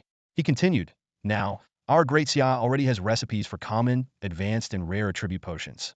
I've done some research and gained some insights, so I thought I might be able to reverse engineer the epic attribute potion recipe. With a hint of helplessness, Zheng Guang added, in previous years, although some people did obtain epic attribute potions, they were few and far between. Most used them for themselves, let alone giving them to me for research. Chu Ci nodded thoughtfully. He knew that recipes for potions like these wouldn't drop from monsters. They could only be obtained from secret realms or through reverse engineering by life professions. Senior, reverse engineering an epic attribute potion recipe must be difficult, Chu Ci noted. He understood that even legendary life professionals had tried and failed. Zheng Guang admitted, it's definitely not easy, but I have a unique talent that allows me to partially analyze potions. Though the chances are slim, I still want to give it a try. Chu Ci understood that Zheng Guang wasn't one to give up easily. How many do you need, senior? Just one bottle of epic attribute potion will do, Zheng Guang replied. Upon hearing this, Chu Ci took out 5 bottles from his storage space and handed them over. Here, take 5. Zheng Guang was stunned. He hadn't expected Chu Ci to have so many. A bold thought crossed his mind. Had Chu Ci already cleared the attribute dungeon and obtained legendary attribute potions? Snapping back to reality, Zheng Guang quickly said, thank you, Junior. An epic attribute potion requires 50,000 academy points to redeem, so that would be 250,000 points in total. Let's go to the exchange office, so I can transfer the points to you. Chu Ci's thoughts raced. He still had over 100 bottles of epic attribute potions. If he exchanged them all for points, wouldn't that amount to over 5 million points? The realization excited him. Are credits really this easy to earn? Chu Ci thought to himself, keeping a straight face. He didn't refuse Zheng Guang's request to buy potions with credits. While he was willing to help, he didn't want to do so mindlessly. The 3 of them arrived at the exchange center. Under the watchful eye of Mr. Wu, they quickly completed the transaction credits for potions. Zheng Guang, eager to get back to his research, thanked Chu Ci hurriedly. Thanks a lot, Junior. I'll be off now. If you need anything, just let me know. With that, he left in a rush. Chu Ci nodded and watched him leave before turning to Mr. Wu. He took out several hundred bottles of attribute potions, including 107 epic grade and 558 rare grade. Mr. Wu, could you exchange all these for credits? He had already given all the high grade and regular grade potions to Fu En and the others. Mr. Wu chuckled. Looks like you've had quite the haul. He skillfully calculated the total. 4.5 million credits for each epic grade bottle and 4,000 credits for each rare grade bottle, amounting to 7.047 million credits. Oh, by the way, Mr. Wu remembered, a batch of legendary spirit wine arrived a few days ago. 200,000 credits. Interested? Absolutely. Chu Ci replied without hesitation, fully aware of the powerful skills that legendary spirit wine could grant. Mr. Wu brought out the wine jar and introduced it. This is Tianlong Jade Brew, legendary grade. It's made from the reverse scales of juvenile Tianlongs and thousands of epic grade materials. Drinking it grants dragon's might for 10 hours, during which legendary grade and lower creatures won't attack you. There's also a 50 chance to gain a Tianlong talent. Chu Ci was secretly impressed. This was far superior to the Huanglong wine he'd had before. Anything else you need? Mr. Wu inquired. Chu Ci thought for a moment. I'll take 10 jars each of the 4 types of epic grade spirit wine from last time, a storage item for the wine, and a storage ring. He planned to enhance the skills he had previously acquired. Mr. Wu quickly fetched the requested items. The myriad liquid wine gourd, epic grade, with 100 independent spaces, each holding 100 jars of wine, costing 50,000 credits. And the purple light ring, epic grade, with 1,000,000 cubic meters of space, 50 anti-theft, and a built-in barrier skill, costing 60,000 credits. After the transaction, Chu Ci spent 4.71 million credits, leaving him with over 200,000 credits. Before leaving, he reminded Mr. Wu, Mr. Wu, please save any future legendary spirit wine for me. Chu Ci and Lu Changha headed to the training room. Eagerly, Chu Ci opened the Tianlong Jade Brew and drank it down. His wine immortal talent activated, granting him a new skill, Immortal Wind Cloud Technique. The skill panel for Xian Feng Yun Ti Shu unfolded before Chu Ci's eyes, and he nodded with satisfaction. This newly acquired skill not only allowed him to better control his own strength, but also provided a 29 dodge rate, along with a series of additional effects when a dodge failed. Chu Ci thought to himself that if he reached level 100, he would achieve a 100 dodge rate, making it a perfect life-saving skill. After closing the panel, Chu Ci and Changha headed to the training room to begin their daily practice. After an hour of intense training, Chu Ci noticed something unusual. Today's session seemed easier than usual, and his perception of his own strength was sharper.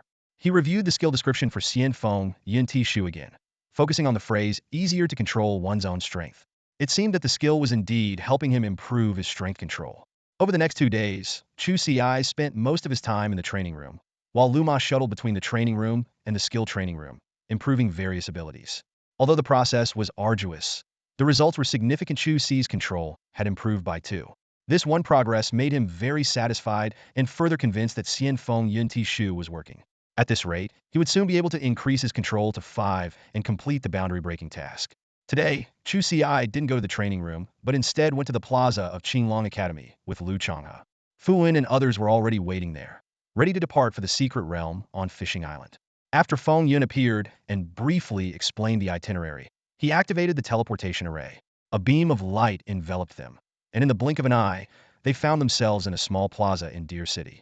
The city lord of Deer City, Zhao Yuanshan, greeted them respectfully and reported the latest situation to Feng Yun. The Woku had already arrived at Fishing Island, led by the legendary strongman Sato Yama, accompanied by 10 epic-level strongmen.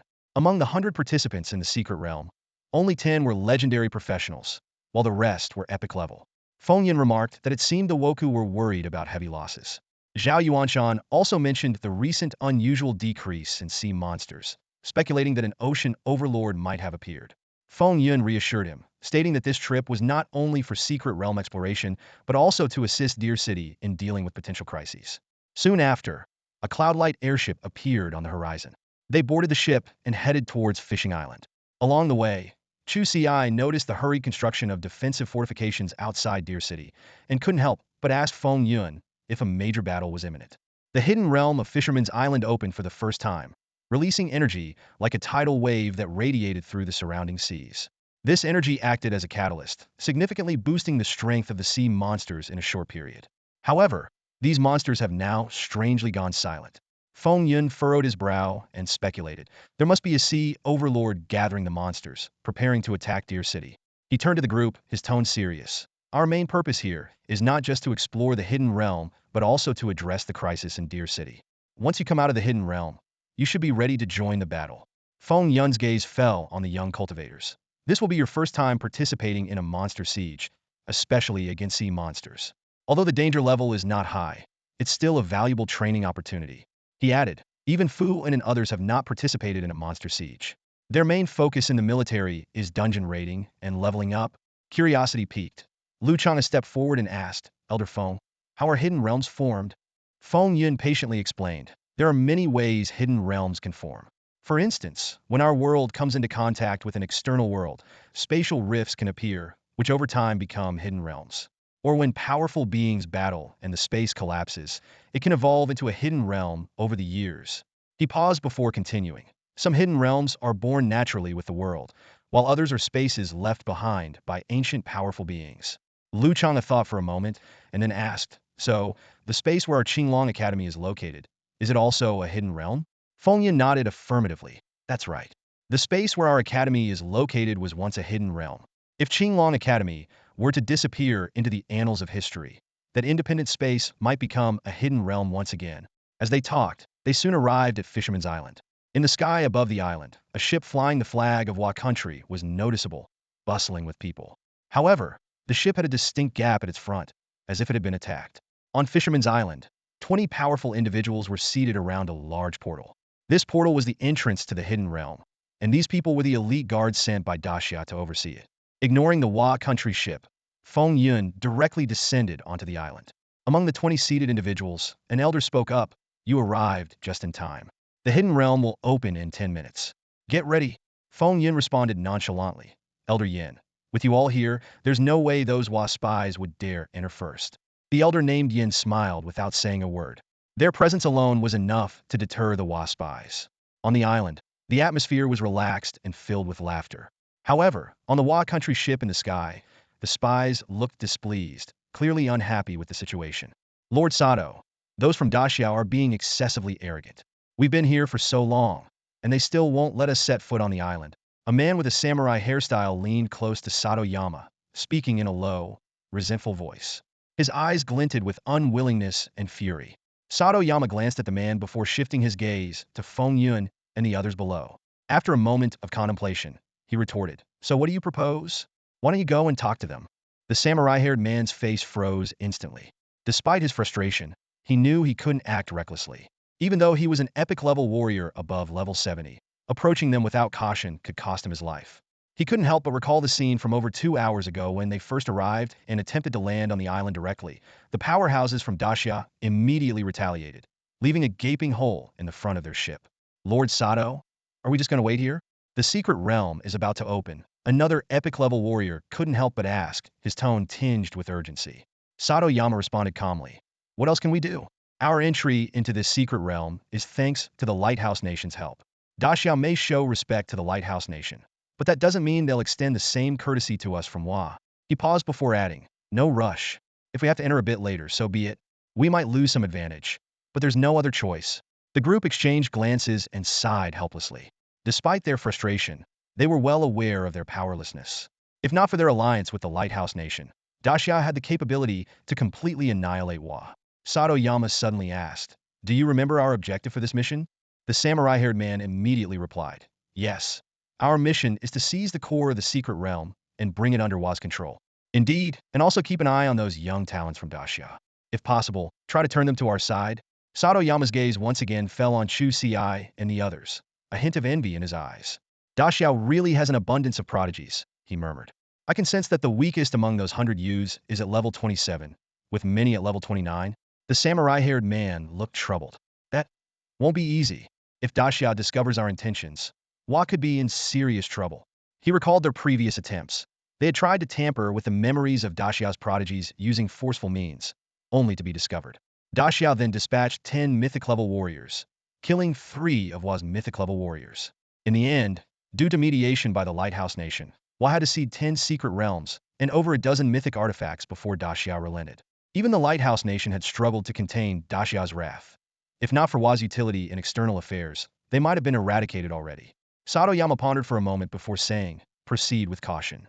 I remember one of the 100 entering the secret realm has the profession of a courtesan singer, which might be useful." "Lord Sato, you mean Kanako Sakuramoto, right? Her profession as a courtesan singer does indeed have the ability to enchant minds." The samurai-haired man suddenly understood. "Yes, inform her to act accordingly." "Understood." While the wacko were conspiring, a dazzling light suddenly emanated from the portal to the secret realm on the fishing island. Everyone's gaze instinctively turned toward it, knowing the secret realm was about to open.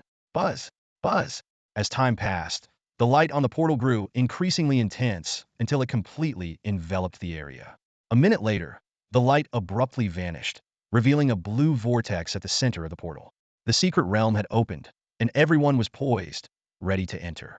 Feng Yun surveyed the group and solemnly reminded them, "Remember, once inside, find the core of the secret realm as quickly as possible.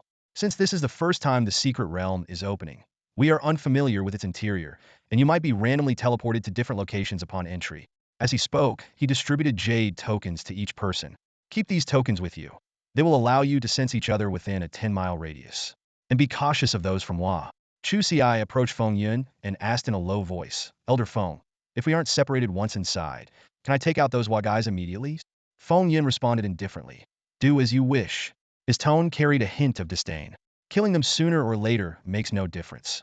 As for the impact on Dacia, the Ministry of Foreign Affairs might issue a lengthy statement expressing the profound sorrow of humanity losing such prodigies." Chu Ci caught the underlying message in Feng Yun's words. From his tone, it was clear that Dacia's stance was very assertive. Chu Ci nodded inwardly, making up his mind. "All right, everyone, enter the secret realm," Feng Yun commanded. As soon as his words fell, Chu Ci led 100 people in single file into the mysterious realm. The air was thick with tension. Satayama, representing the Wa Kingdom, could hardly contain his anxiety. He turned to Yin Yu and asked, "Lord Yin Yu, the secret realm has opened. May our Wa Kingdom enter now?" Yin Yu, a legendary figure, glanced coldly at Satayama without answering.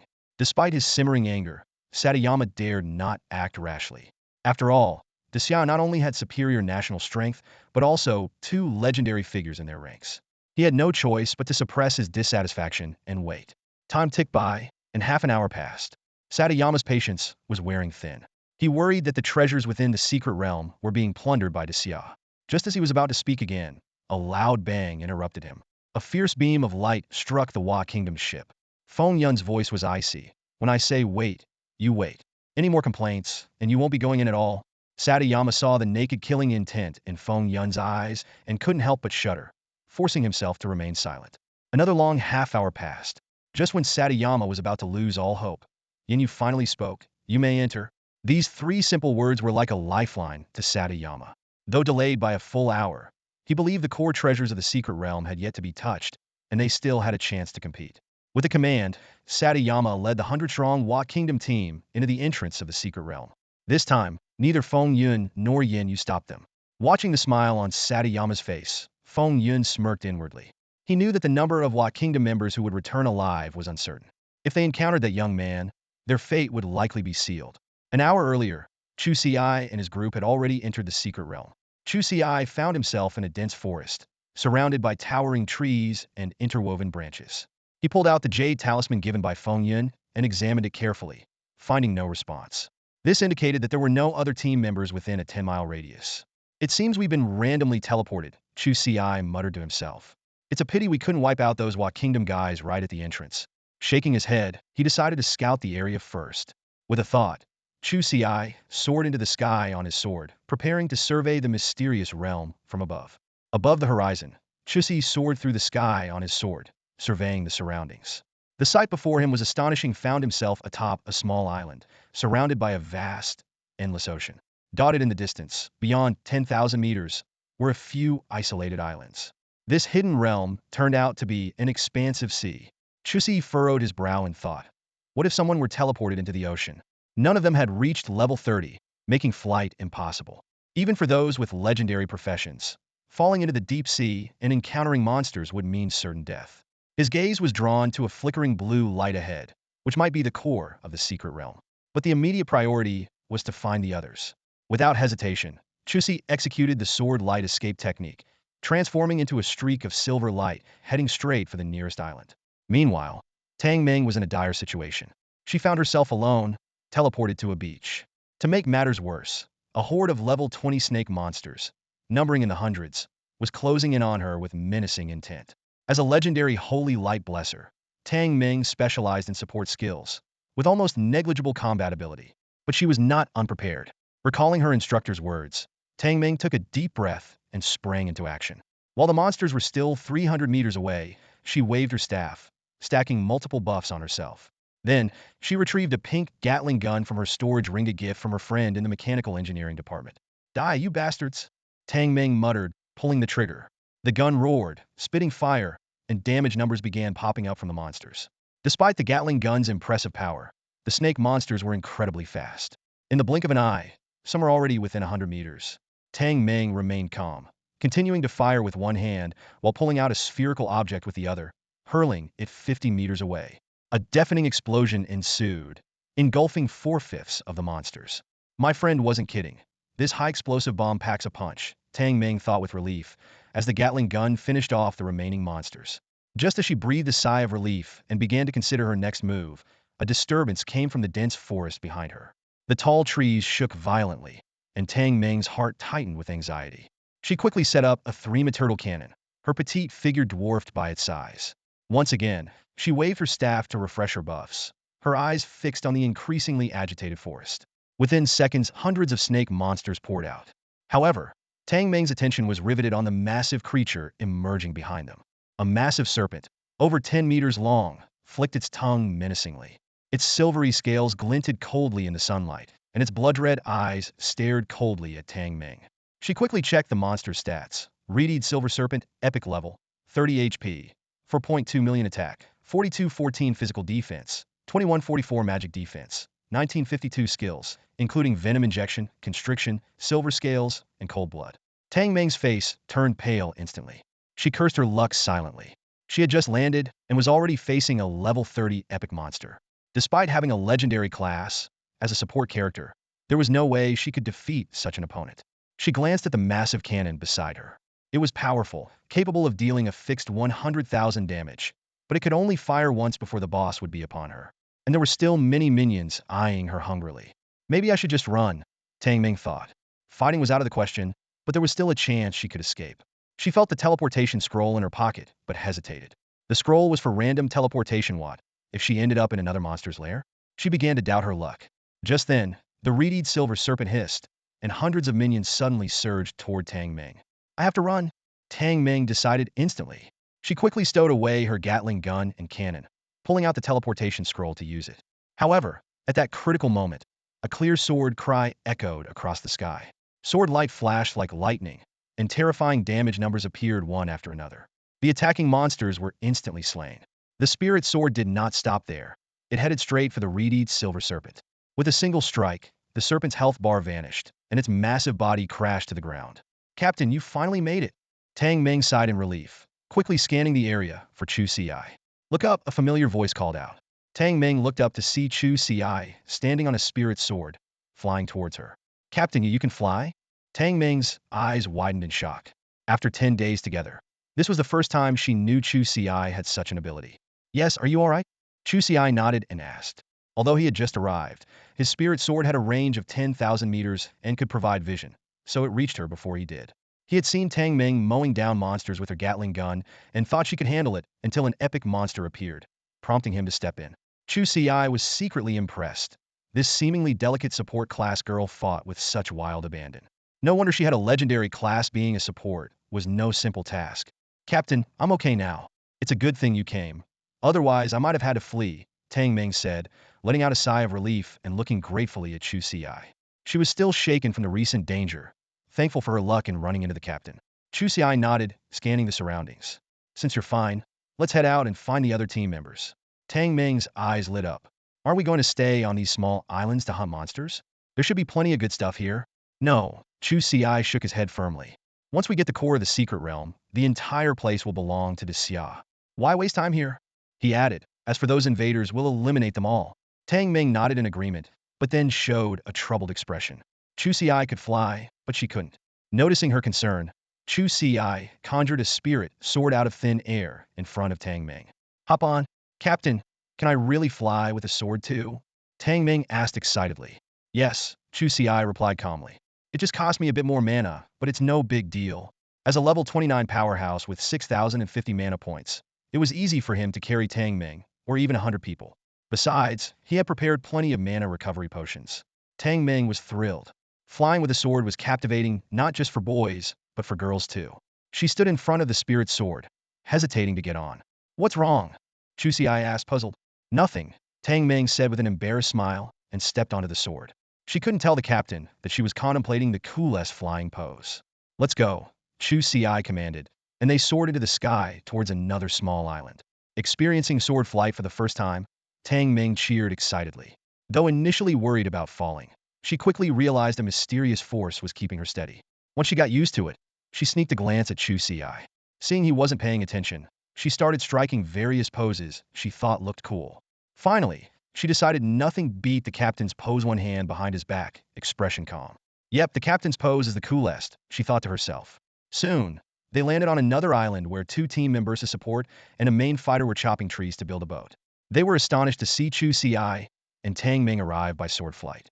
Captain, Tang Ming, you're here. They clearly hadn't expected Chu Ci to have the ability to fly with a sword. Yes, hop on. We're going to find the others, Chu Ci said, summoning 2 more spirit swords. The 2 team members stepped onto the swords and took off, shouting with excitement. Captain, how many people can you carry while flying? One of them asked after calming down. As long as I have enough mana, I can carry 1,000, Chu Ci replied nonchalantly. This statement stunned Tang Ming and the other 2. The thought of 1,000 people flying on swords was mind-blowing. That Chu Ci had such capability at level 29 made even these legendary class professionals feel inadequate. Captain, I can help you recover mana, the legendary support team member said, waving his staff. A streak of light fell on Chu Ci, instantly restoring his spent mana and granting him a 5-minute regeneration effect. With mana recovery support, Chu Ci no longer needed to drink recovery potions. He then led the 4 of them in search of the other team members. The sea area was vast with numerous islands. Fortunately, they had jade talismans to guide them, allowing them to quickly determine which islands had their companions. After an hour, Chu Ci had found 78 people, but Lu Changha and Fu and were still missing. Despite not finding those two, Chu Ci wasn't too worried. He knew that after entering the secret realm, they would be randomly transported but would always land on an island, not in the sea. Lu Ma was strong and had various life-saving methods. Even if she encountered a level 30 epic monster, she could hold her own for a long time or escape if necessary. When the team reached 81 members, Chu Ci was about to recall the spirit swords scattered across the islands and continue the search when he suddenly froze. Because the vision from one of the enchanted swords revealed the presence of two Japanese pirates. Yamamoto, I think I heard fighting noises over there. Could it be that someone from Dacia is on this island? One of the pirates asked cautiously in a low voice. I heard it too, Yamamoto replied, a glint of greed flashing in his eyes. If it's someone from Dacia, that would be perfect. We could ambush them. Lord Sato said that killing one person from Dacia would earn us an epic item. And if we manage to kill 10, we'll get a legendary item. They exchanged glances, both seeing the cruelty reflected in each other's eyes. Yamamoto continued, let's hurry over. If there are too many of them, we might not stand a chance, but if there are only a few, before he could finish his sentence, Yamamoto suddenly stopped in his tracks, pointing ahead with a surprised exclamation. Huh? Why is there a sword here? They had planned to sneak over, but then they saw a sharp sword floating in the air. Treasure. The thought occurred to both of them simultaneously. There were no monsters around, yet a sword was flying by itself. What else could it be but a treasure? Just as they were pondering how to obtain this treasure, the sword suddenly transformed into a streak of light and shot towards them. Instead of being afraid, they were overjoyed. If it had stayed in the air, they would have had no way to get it, but now that it was coming closer, they had a chance to seize it. I'll take it. Yamamoto stepped forward. The other pirate's face remained expressionless, but a cold glint flashed in his eyes. He knew Yamamoto wanted to hog the treasure, but as a support class, he had no choice but to silently endure the main combatant's priority. Unaware of his companion's resentment, Yamamoto focused intently and cast a detection spell on the sword. Beginner sword, sword immortal attribute, indestructible. Upon seeing the results, Yamamoto was stunned. Isn't this supposed to be a treasure? How can it be a beginner sword? Whose beginner sword can fly by itself? In that moment of distraction, the beginner's sword had already reached him. Yamamoto didn't panic, thinking it was just a beginner's sword and couldn't possibly harm him. However, in the next second, a terrifying damage number appeared above his head, instantly depleting his health bar. His pupils dilated, and he lost consciousness, collapsing heavily to the ground. Yamamoto! The remaining pirate's face changed drastically, but before he could react, his health bar was also emptied, and he fell to the ground beside Yamamoto. Just like that, the two Japanese pirates were unexpectedly taken down. Captain, what's wrong? Tang Meng asked curiously as he noticed Chu Ci suddenly stop. The others also turned to look with puzzled expressions. Chu Ci didn't answer immediately. Instead, he quietly led the group through the dense jungle to a secluded spot on the island. When they saw the bodies of two Japanese pirates on the ground, the situation became clear. It's the Japanese pirates, Chu Ci said in a low voice. We hadn't encountered them before because Elder Feng and the others were blocking them outside. Now they've managed to get in. He frowned slightly. We still have 19 people unaccounted for. If they run into the pirates, it could be dangerous. You stay here. I'll go find the others. The group exchanged glances and then nodded. Despite being legendary level professionals, they knew the pirates also had formidable fighters. If the missing 19 encountered several pirates, they'd be in serious trouble. Tang Meng crouched down and retrieved a storage ring from one of the pirates' bodies. He took out a jade token and handed it to Chu Ci. Captain, take this. It's a token from the pirates.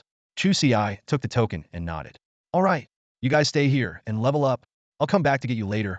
He had already scouted the island. The strongest creatures were just a few level 30 epic monsters.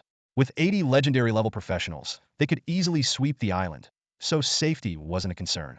As soon as he finished speaking, Chu Ci turned into a streak of sword light and vanished from sight. Captain is amazing, someone exclaimed.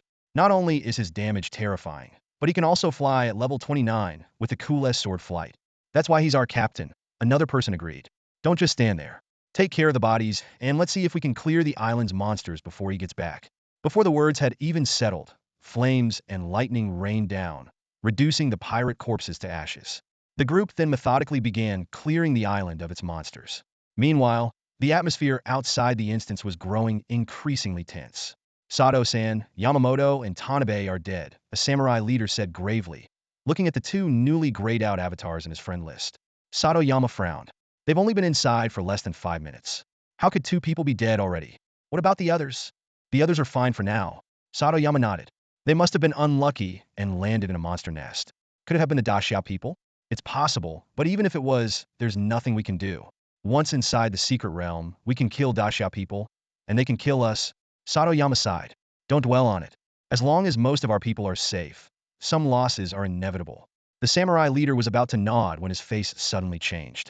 2 more avatars in his friend list had turned gray, indicating another 2 deaths. Worse, every 1 to 5 minutes, another avatar would gray out. At this rate, their 100-strong force would be wiped out in no time. Sato-san, what should we do? The samurai leader informed Satoyama of the situation, who fell silent upon hearing the news. What could they do? The entrance to the secret realm was guarded by Daxia, so they couldn't get close, let alone enter. As for getting those inside to come out, that was impossible. The secret realm had only one exit, which had to be found, or they had to wait for the realm to close automatically. What else can we do? Just wait for the secret realm to end, then go back to Japan and mourn in style, Satoyama said with a bitter smile, his tone filled with helplessness.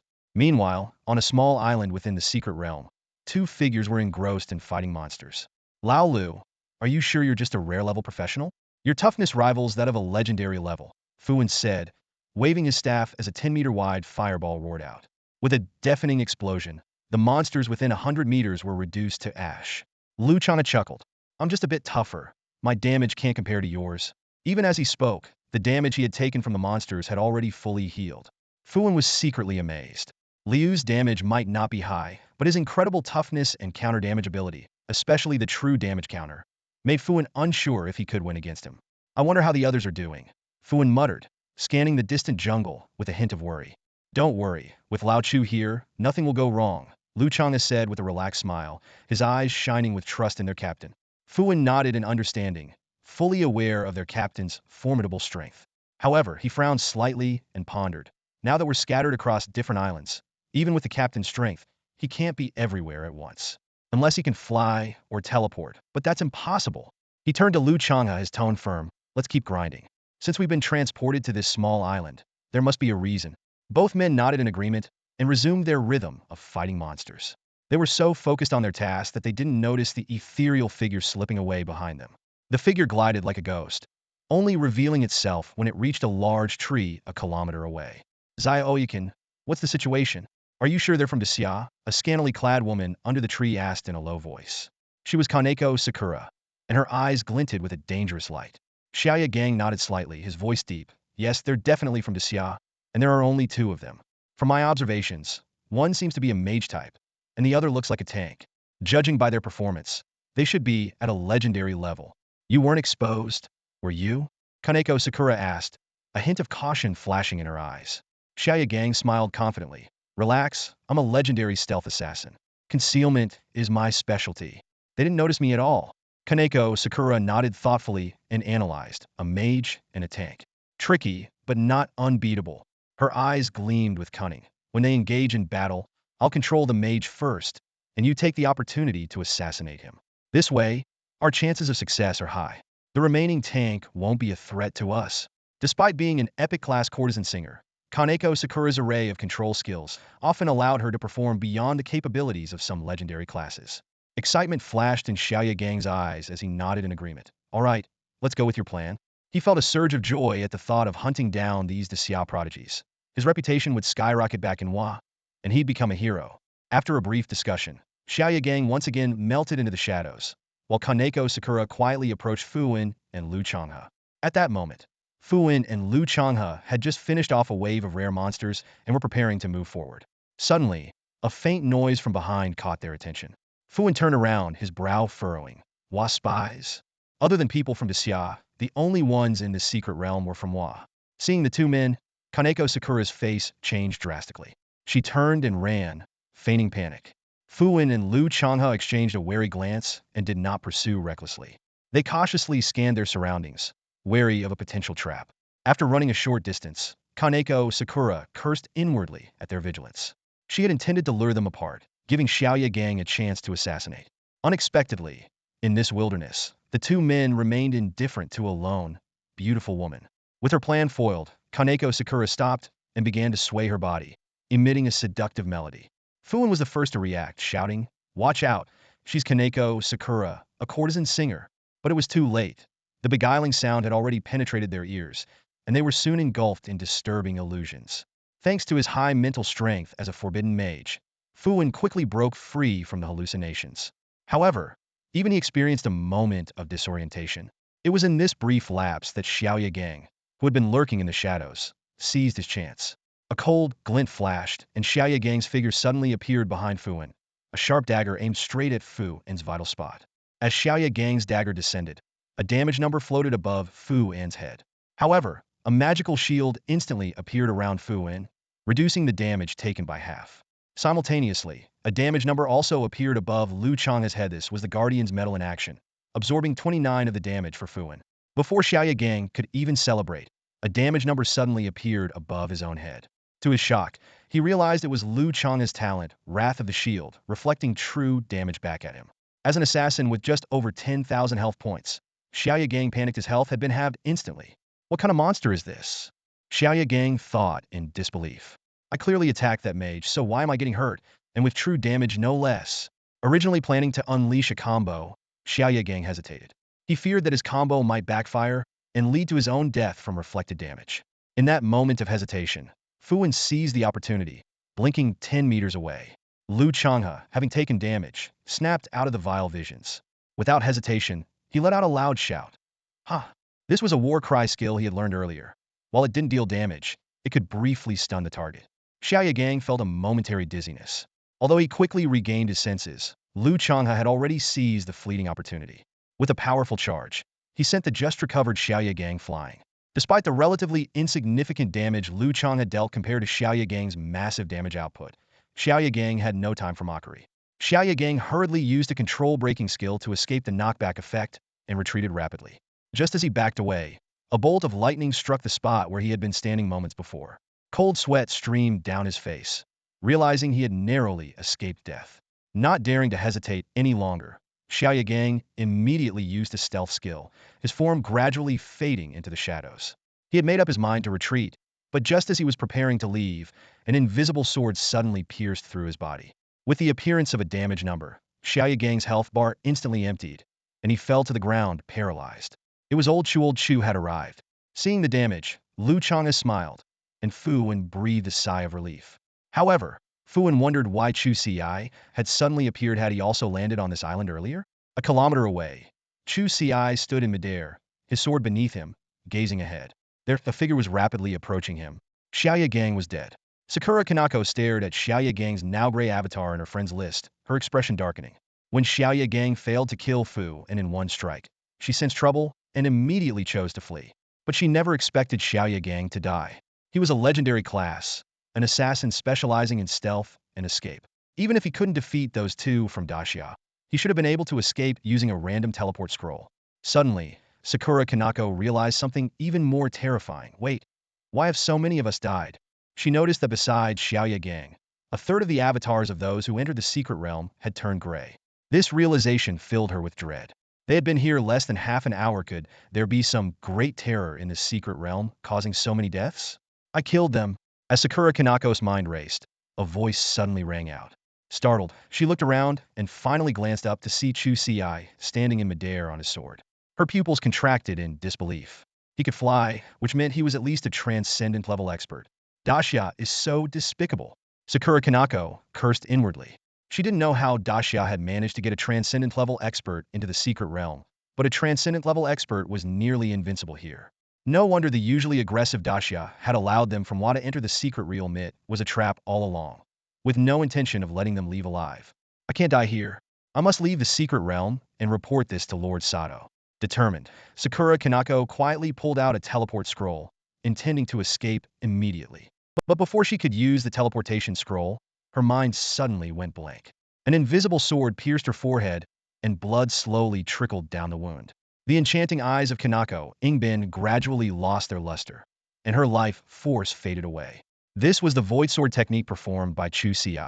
Chu Ci cast a cold glance at the fallen body, then soared into the sky on his sword, speeding towards the direction of Lu Ma and the others. The invisible sword dragged Kanako Ingbin's lifeless body, following closely behind. Upon reaching the destination, Chu Ci dissipated the invisible sword, and Kanako Ingbin's body thudded heavily to the ground. Lu Changha greeted him with a smile. Old Chu, I knew you would find us. Is everyone all right? Chu Ci asked curtly. Lu Changha shook his head. We're fine. Fuan got a bit injured, but he's okay now. Fuan, still recovering from the shock of seeing Chu Ci's sword flight, added, Captain, I'm all right now. He had already taken a healing potion, and his health was fully restored. Chu Ci nodded. Good. Take care of the bodies. I found everyone else. Only you two were left. I'll take you to the rendezvous point in a bit. Yes, Captain, Fuan responded.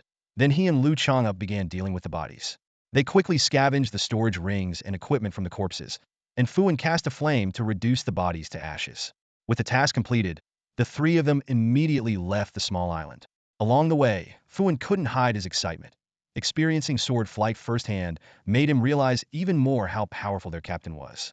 On their way back, Chu Ci made stops at several small islands, effortlessly killing more than a dozen Woku. Under the power of the Void Sword technique, these Woku didn't even know how they died, let alone have a chance to use their teleportation scrolls. Chu Ci calculated in his mind. A total of 100 Woku had entered, and he had already killed 42 of them, leaving 58 still alive. He decided to stop hunting them one by one for now and focus on leading his team to secure the Secret Realm's core. Soon, the three arrived at the rendezvous point. Thanks to Chu Ci's efforts, all 100 members of the Xia were present. Tang Ming reported to Chu Ci, Captain, you're back. We've cleared all the monsters on this island and found a teleportation array that should lead to the core of the Secret Realm. Chu Ci glanced around and saw the teleportation array surrounded by his team. He understood immediately. Each island must have such an array, guarded by monsters that needed to be defeated to use it. It made sense, considering this was a sub-level 30 secret realm. They couldn't expect everyone to build boats to cross the sea. While Chu Ci could fly, the others could not. Alright, since everyone is here, let's head straight to the core, Chu Ci ordered decisively. The group gathered on the teleportation array, which was spacious enough with no limit on the number of people. To prepare for any unforeseen events, all support roles quickly cast various buffs on everyone. Once ready, the teleportation array was activated. In a flash of light, they all vanished in an instant.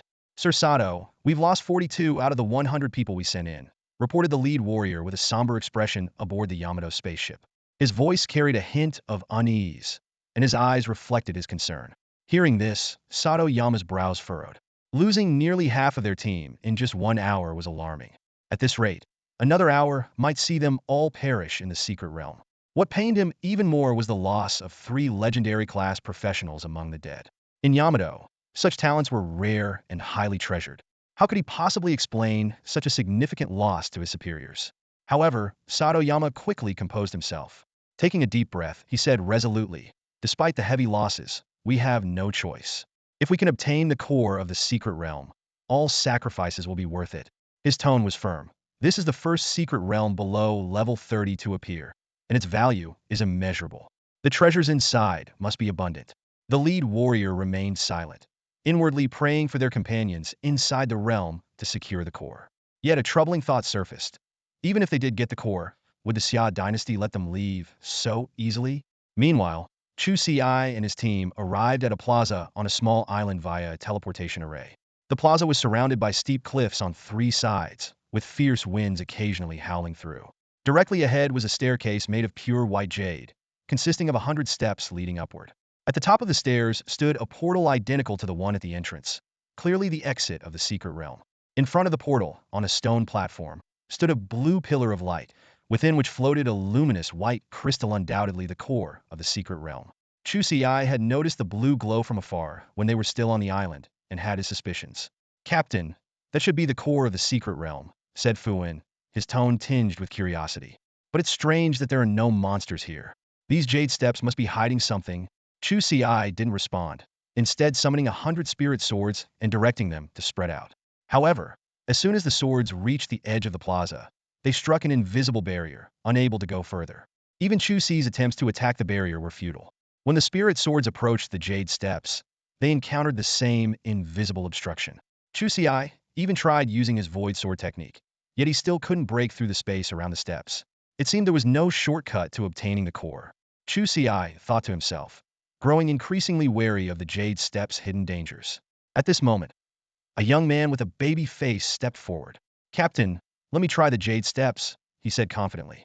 Even if there's danger, I have my damage immunity talent. This team member, named Bao Yuan, had awakened a legendary class tank profession and possessed a powerful talent. Once a month, he could be immune to all damage and negative effects for 1 minute. Chu Ci nodded in agreement, but cautioned, be careful. If anything seems off, retreat immediately. Despite the core being so close, he couldn't afford to be careless. He wouldn't be surprised if dozens of legendary monsters suddenly appeared.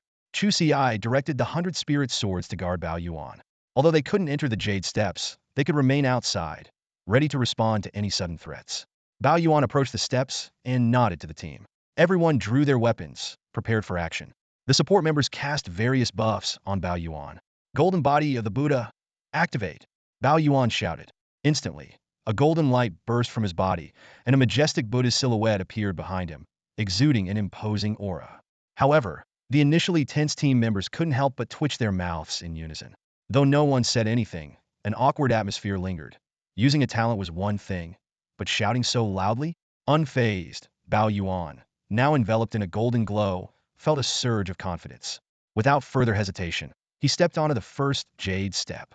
Bao Yuan took a step forward and firmly landed on the second step. His pace did not slow down. Instead, it became faster and faster.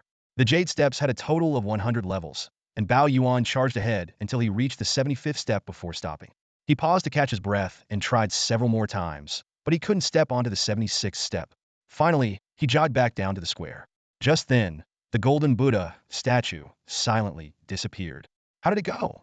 Chu Ci asked, his eyes filled with anticipation. Bao Yuan's eyes sparkled with excitement as he eagerly replied, Captain, these Jade Steps are truly remarkable. When I went up, I wasn't attacked, nor did I experience any negative effects.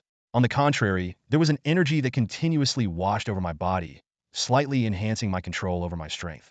If I'm not mistaken, the real purpose of these Jade Steps is to help us improve our strength control. Each step represents a 0.1 increase in control. To reach the top, you need a 10 control level. Chu Ci was taken aback, not by the effect of the Jade Steps, but by the fact that Bao Yuan had reached the 75th step. What's your strength control level? He asked. 7, Captain. Why? Bao Yuan looked at Chu Ci in confusion. 7? Chu Ci fell silent. How could this guy have such a high strength control level? Could he be from a martial arts family? But he didn't seem like it. Chu Ci turned to the other team members and asked, does anyone here have a 10 strength control level to reach the top? He thought Bao Yuan's 7 was impressive, but as soon as he finished speaking, 26 people stepped forward. Captain, I have 11 control. I'm exactly at 10. I have 14. Everyone chimed in, and the highest was Fu Wen, who had a 15 control level. In comparison, Chu Ci's 2 and Lu Ma's 1 seemed insignificant. Captain, you don't need to be surprised. Our situation is quite unique, Fu Wen explained. Chu Ci then remembered that they had mentioned their dungeon's time flow was 50 times faster than outside. No wonder they had such high control levels. These results were hard-earned. So, we can directly obtain the core of the secret realm? Chu Ci was a bit surprised that things could go so smoothly. But he quickly realized that under normal circumstances, there would likely be other forces here, and fierce battles would break out on the Jade Steps. In that case, let's go together, Chu Ci said, leading the group onto the Jade Steps. As Chu Ci stepped onto the Jade Steps, an invisible force instantly enveloped him. It felt similar to the training room, but was much stronger. Looking around, Chu Ci thought to himself, this place is indeed perfect for enhancing one's control over power. The Jade Steps emitted a faint glow, and Chu Ci felt his improvement speed was several times faster than in the training room. Even more gratifying was that his mastery of the Immortal Wind Cloud technique further accelerated this process. Although the effect diminished once control exceeded 10, for a novice, this place was undoubtedly a great time saver. Chu Ci climbed step by step, and upon reaching the 23rd level, he suddenly felt an invisible barrier blocking his way. He knew that only by further enhancing his control could he continue. Looking back, Aunt Lu's situation was less optimistic. She had stopped at the 11th level. In contrast, the performance of Fu Wen and the others was impressive.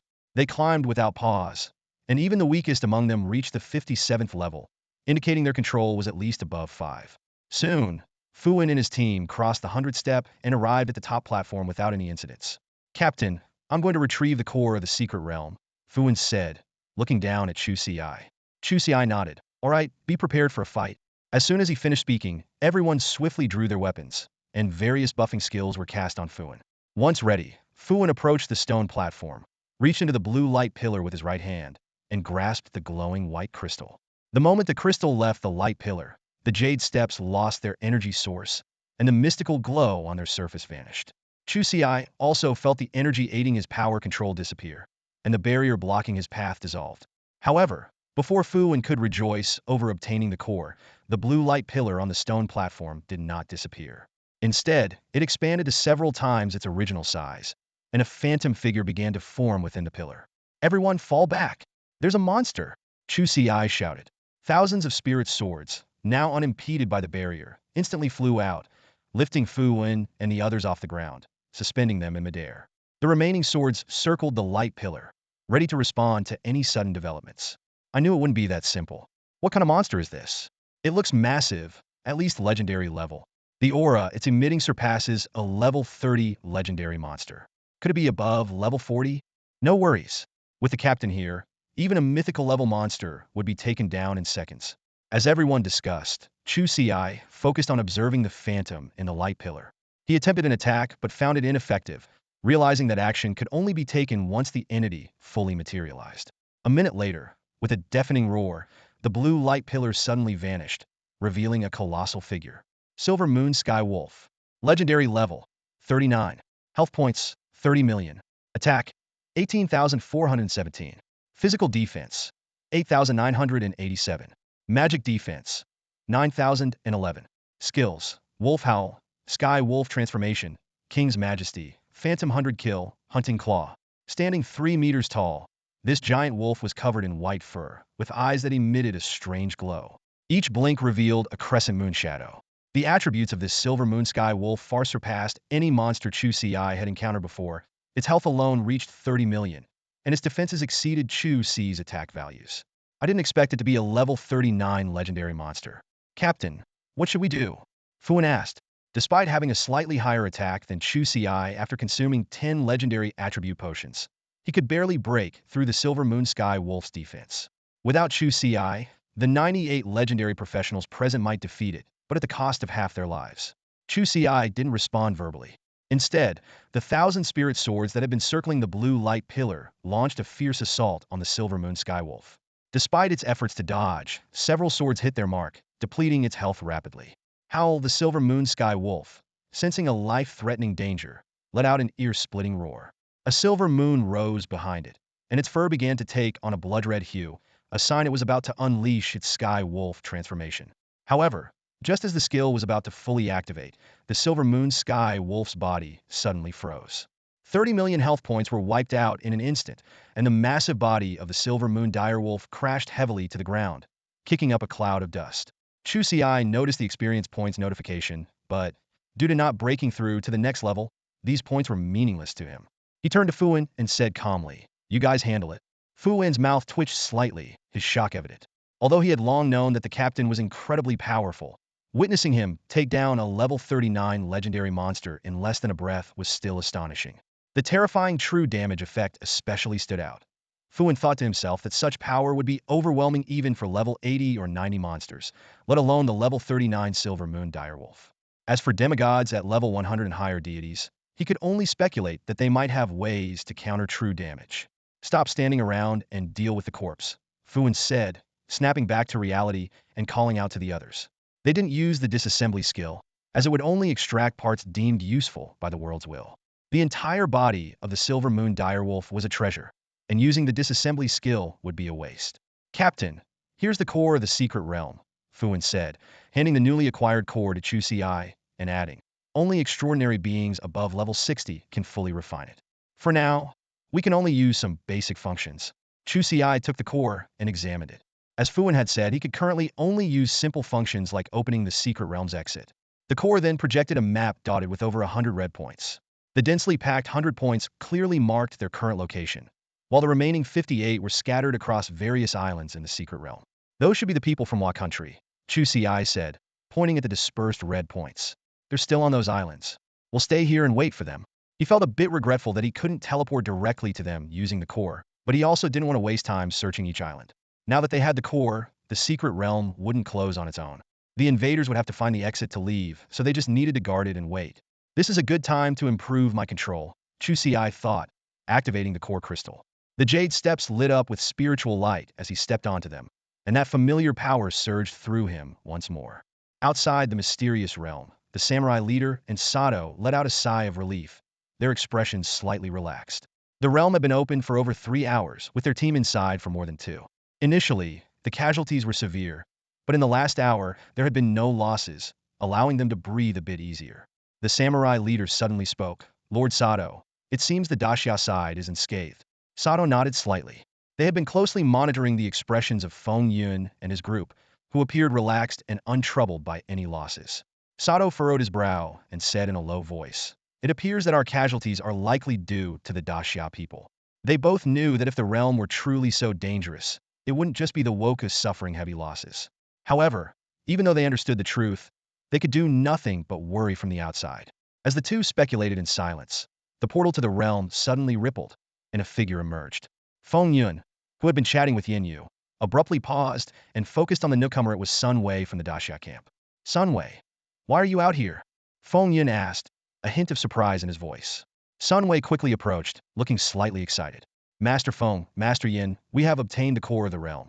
Inside, there's a vast ocean dotted with islands.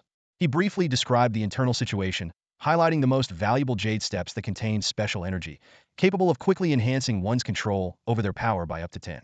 Feng Yun and Yin Yu nodded in unison upon hearing this. A 10 improvement was quite significant and could save a lot of time. Feng Yun pressed further. What about the Woku? Sun Wei replied. Those Woku are still wandering on the islands, yet to reach the plaza via the teleportation array. Our captain has killed 48 of them, with 52 remaining. He sent me out to report the situation and plans to enhance his control while waiting for the Woku to arrive. Feng Yun's lips curled into a slight smile. Looks like that kid is determined to wipe them out completely. Yin Yu also couldn't help but praise. That kid is impressive. We thought the realm would take 7 days to conquer, but he secured the core in just over 3 hours. Feng Yun nodded in agreement. Indeed, it's faster than expected, which shows his extraordinary strength. Although he's only at level 29, his combat power rivals that of a level 60 extraordinary. Shifting the topic, Yin Yu asked, the sequence contest is in 6 months. Will he make it in time? Feng Yun confidently replied. His leveling speed is astonishing. He should be fine. After the Luching matters are settled, he will head to the Lighthouse Nation next month for the opening of the Abyssal Realm. Oh! Yin Yu exclaimed in surprise. Hasn't the Lighthouse Nation always barred us from the Abyssal Realm? What changed this time? Feng Yun explained. Thanks to the Woku, we agreed to let them enter this realm mainly because they gave up a slot for the Abyssal Realm. Otherwise, even the Lighthouse Nation's intervention wouldn't have helped. Yin Yu's brow furrowed with concern. Is it safe for him to go alone? The Abyssal Realm has been in the Lighthouse Nation's control for over 3 centuries, and they've only gained limited authority without securing the core. It's incredibly dangerous. Feng Yun pondered for a moment before speaking slowly. The Abyssal Realm is indeed formidable, opening every 3 years and allowing up to level 69 powerhouses. Daxia has limited knowledge, and the Lighthouse Nation is tight-lipped about it. However, the Lighthouse Nation has grown stronger because of it. 30 years ago, the Woku allied with the Lighthouse Nation gained access and significantly increased their strength. Daxia has long coveted the Abyssal Realm and negotiated with the Lighthouse Nation, but to no avail. This time, the Woku's attempt to intervene in the Yudao realm gave Daxia an opportunity. We didn't expect the Lighthouse Nation to agree, but who knows what price the Woku paid to secure that single slot. Yin Yu remained concerned. It's indeed perilous, but the opportunities are immense. If the Lighthouse Nation grew stronger without securing the core, that kid could gain substantial benefits, even if he doesn't get the core. Feng Yun nodded in agreement. Yes, the risks are high, but so are the rewards. If he can navigate it well, he'll come out much stronger. Feng Yun's lips curled into a confident smile as he softly said, we've prepared several mythical artifacts. Even if we can't gain much, at least we can ensure our safe return. A glint of anticipation flashed in his eyes as he added, I haven't told him about this yet. We'll ask for his opinion after we resolve the matters in Lu City. Feng Yun's brow furrowed slightly as he pondered. Why is there such urgency from above? Could it be for the interdimensional sequence battle 6 months from now? His gaze deepened. But you need to be at least level 60 to participate. Can he reach level 60 in just 6 months? Then, Feng Yun's expression relaxed. It's not a big issue, he said confidently. Since he joined Qinglong Academy, they've been selecting the right leveling dungeons for him. However, there was a hint of concern in his voice. The only tricky part is the breakthrough quest. Some quests can't be completed even with mythical artifacts. Yin Yu nodded calmly. Since there are already plans in place, I have nothing more to say. At that moment, Sato Yama's voice abruptly interrupted, breaking the atmosphere between the two. His tone carried a hint of urgency. Yenyu, could you tell us the situation inside the secret realm? Satoyama had clearly noticed Sun Wei emerging from the secret realm, but due to the barrier Feng Yun had set up during their conversation, he couldn't hear them and had to ask directly. Yenyu's response was brief and cold. No. These simple two words instantly ignited Satoyama's anger. He cursed inwardly. We're all legendary powerhouses, yet you show no respect. Damn those Xia people. However, Yenyu paid no mind to Satoyama's thoughts. In his view, there was no need to reveal the situation inside the secret realm. He knew clearly that the 100 invaders who entered would not come out alive. Time ticked by, and Chu Ci remained focused on enhancing his control on the jade steps within the secret realm. The speed of improvement here was astonishing, and combined with the hidden effects of the celestial wind cloud body technique, he had reached the 30th level in just 5 hours, meaning his control had reached 3. He only needed 2 more to meet the breakthrough quest requirement. Given another day or 2, he would certainly reach the target. Meanwhile, on a small island within the secret realm, 2 invaders were panting heavily, gulping down recovery potions. They had just teamed up to slay an epic-level monster and were now quickly recovering their strength. Senkyu-kun, one of them said while drinking a potion, this teleportation array should lead to the core of the secret realm. We need to recover quickly. I wonder if the others have made it. The other invader wore a solemn expression. We also have to be wary of the Xia people. We came in an hour late. They might have already arrived. Both had noticed that 42 of their comrades had already died, making them extremely cautious. In this secret realm, they not only had to watch out for monsters, but also for ambushes from the Xia people. After a quarter hour of rest, the two prepared all their life-saving measures and stepped into the teleportation array. With a flash of light, they opened their eyes to find themselves in a spacious plaza. However, as soon as they appeared, a chill ran down their spines.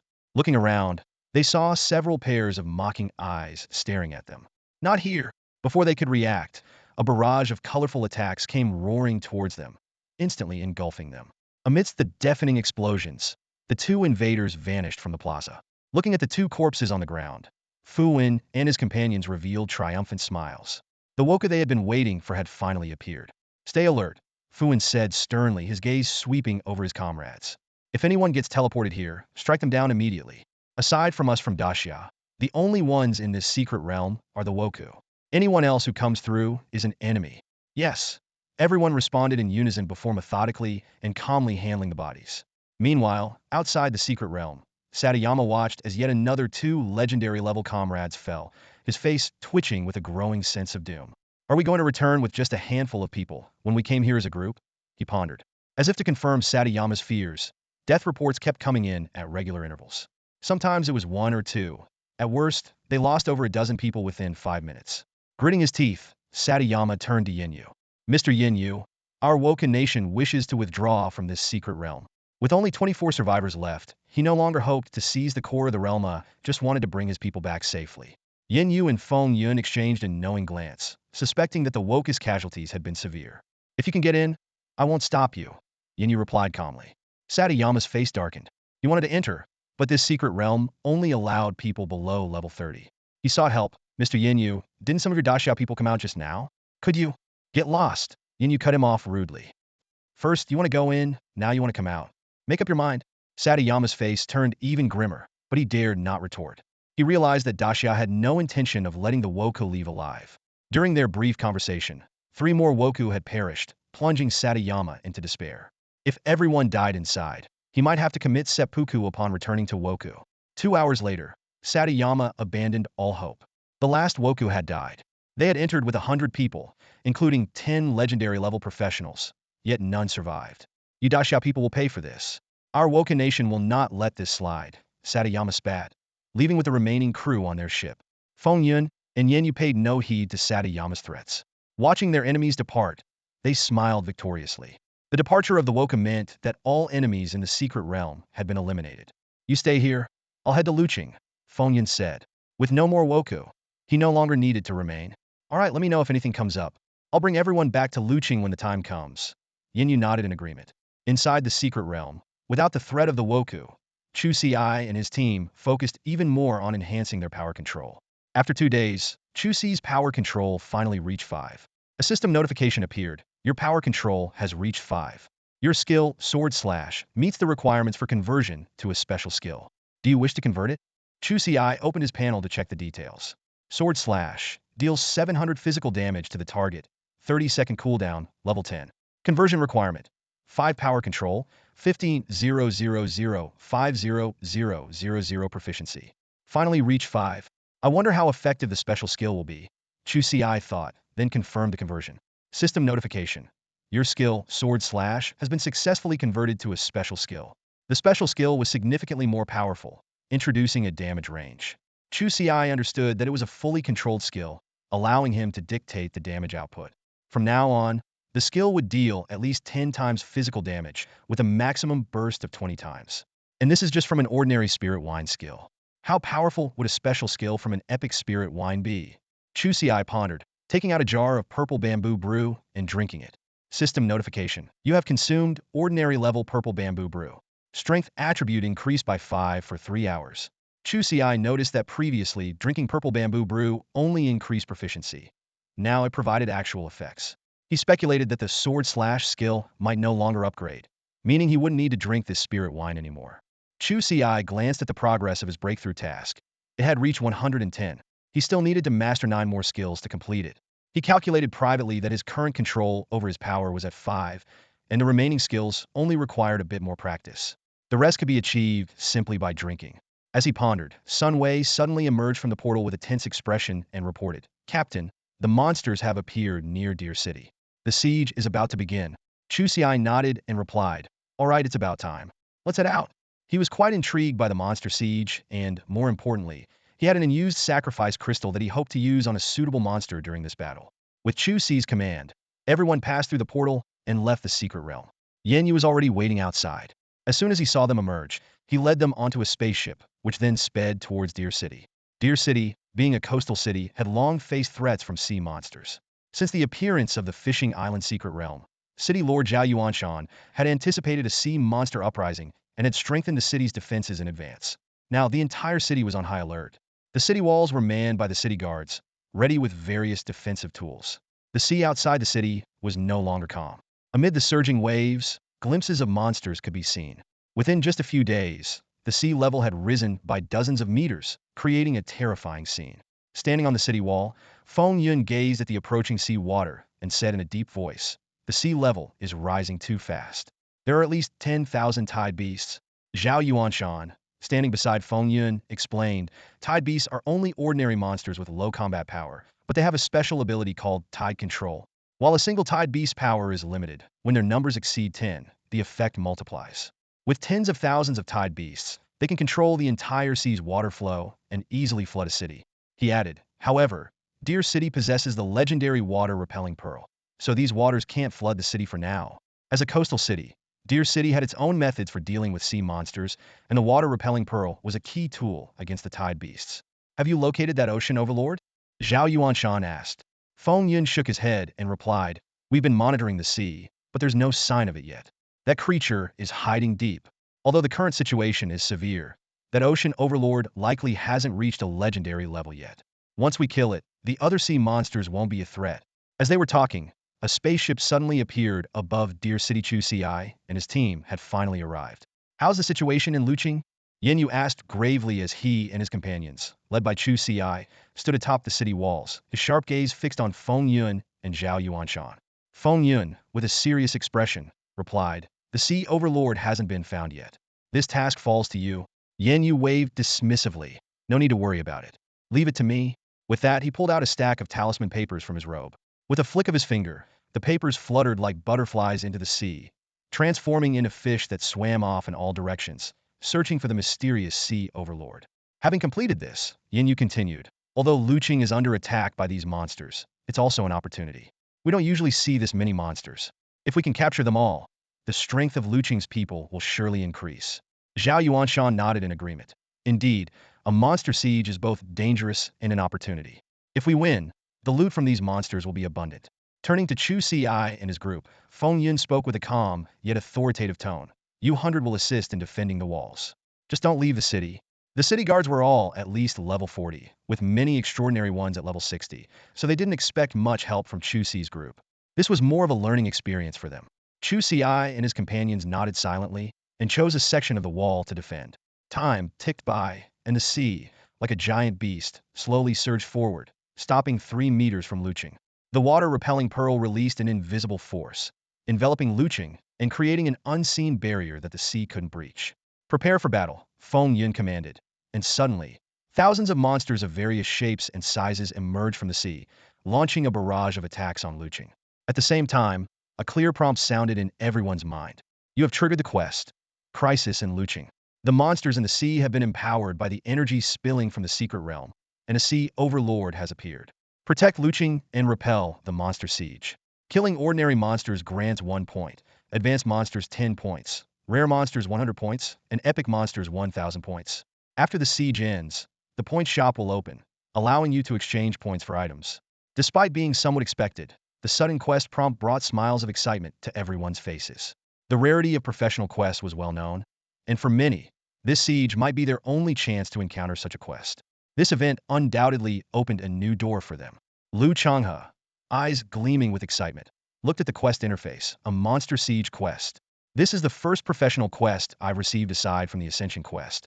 We feel the same, Fuin and others echoed. Even in the military, professional quests were rare and highly sought after. Chu Ci remained silent, but was filled with curiosity about the mysterious point shop. Despite already having a unique quest, he couldn't help but look forward to the new quest. The battle raged on. Despite the sudden onset of the monster siege, the city guards showed no signs of slackening. Facing the relentless attacks from the sea monsters, they formed an impenetrable shield wall on the city walls. Various items were hurled from the walls, instantly killing any monster that dared to approach. Lu Changha couldn't help but comment, "Aren't these monsters a bit too weak? The ones we saw earlier were only around level 10. They hadn't even had a chance to attack before the city guards wiped out the monsters." Chu Ci, with a sharp gaze fixed on the turbulent sea beyond the walls, warned, "This is just the first wave. The city guards are using fixed damage items. Both sides are still testing each other." He knew that even a small breach of seawater into Luching could cause unimaginable casualties. Soon, the first wave of battle ended. Luching remained unscathed, and the sea outside gradually calmed. But no one dared to relax, knowing this first wave was just the beginning. 5 minutes later, the once calm sea turned tumultuous.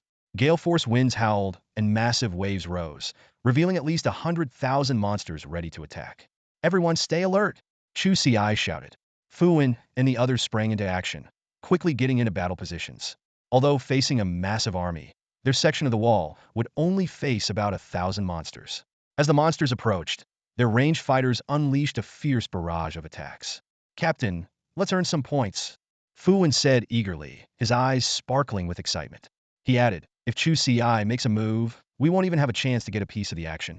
Chu Ci nodded in agreement, his gaze sweeping over the approaching horde of monsters. Most of these creatures were only around level 20 and were of ordinary rank, posing no real threat to their team. A few minutes later, only a few dozen monsters had reached the city walls. The melee members of the squad swiftly engaged, efficiently eliminating these initial threats. After the battle, everyone stayed put to rest and regained their strength. Chu Ci glanced around, taking note of the situation at the other sections of the wall. Although the number of monsters in the second wave had significantly increased, the city guards were still handling them with ease, dispatching them all within minutes. "We've had our appetizers. The main course should be next," Chu Ci remarked, staring intently at the sea, where the waves were now churning more violently than before. Half an hour passed, and suddenly, a horn blast pierced the sky, followed by a chorus of thousands of horns answering in succession. A system notification popped up. "You are affected by the sound waves of the Devil Conch, reducing your defense attributes by 5. Your Celestial Wind Cloud technique successfully evaded this negative effect." Chu Ci was momentarily stunned, not expecting that the Celestial Wind Cloud technique could also dodge negative status effects. This was a capability he had never discovered before, given that he usually defeated monsters instantly, never giving them a chance to retaliate. Following the horn blasts, thick clouds of black mist rapidly approached from the distance. Another system notification appeared. "You are affected by the toxic mist of the red poison octopus, reducing the recovery speed of potions by 5. Your Celestial Wind Cloud technique's evasion effect did not trigger, but your health regeneration increased by 5. Although he didn't manage to dodge this time, the health regeneration effect was quite beneficial, though it was a pity Chu Ci was currently at full health.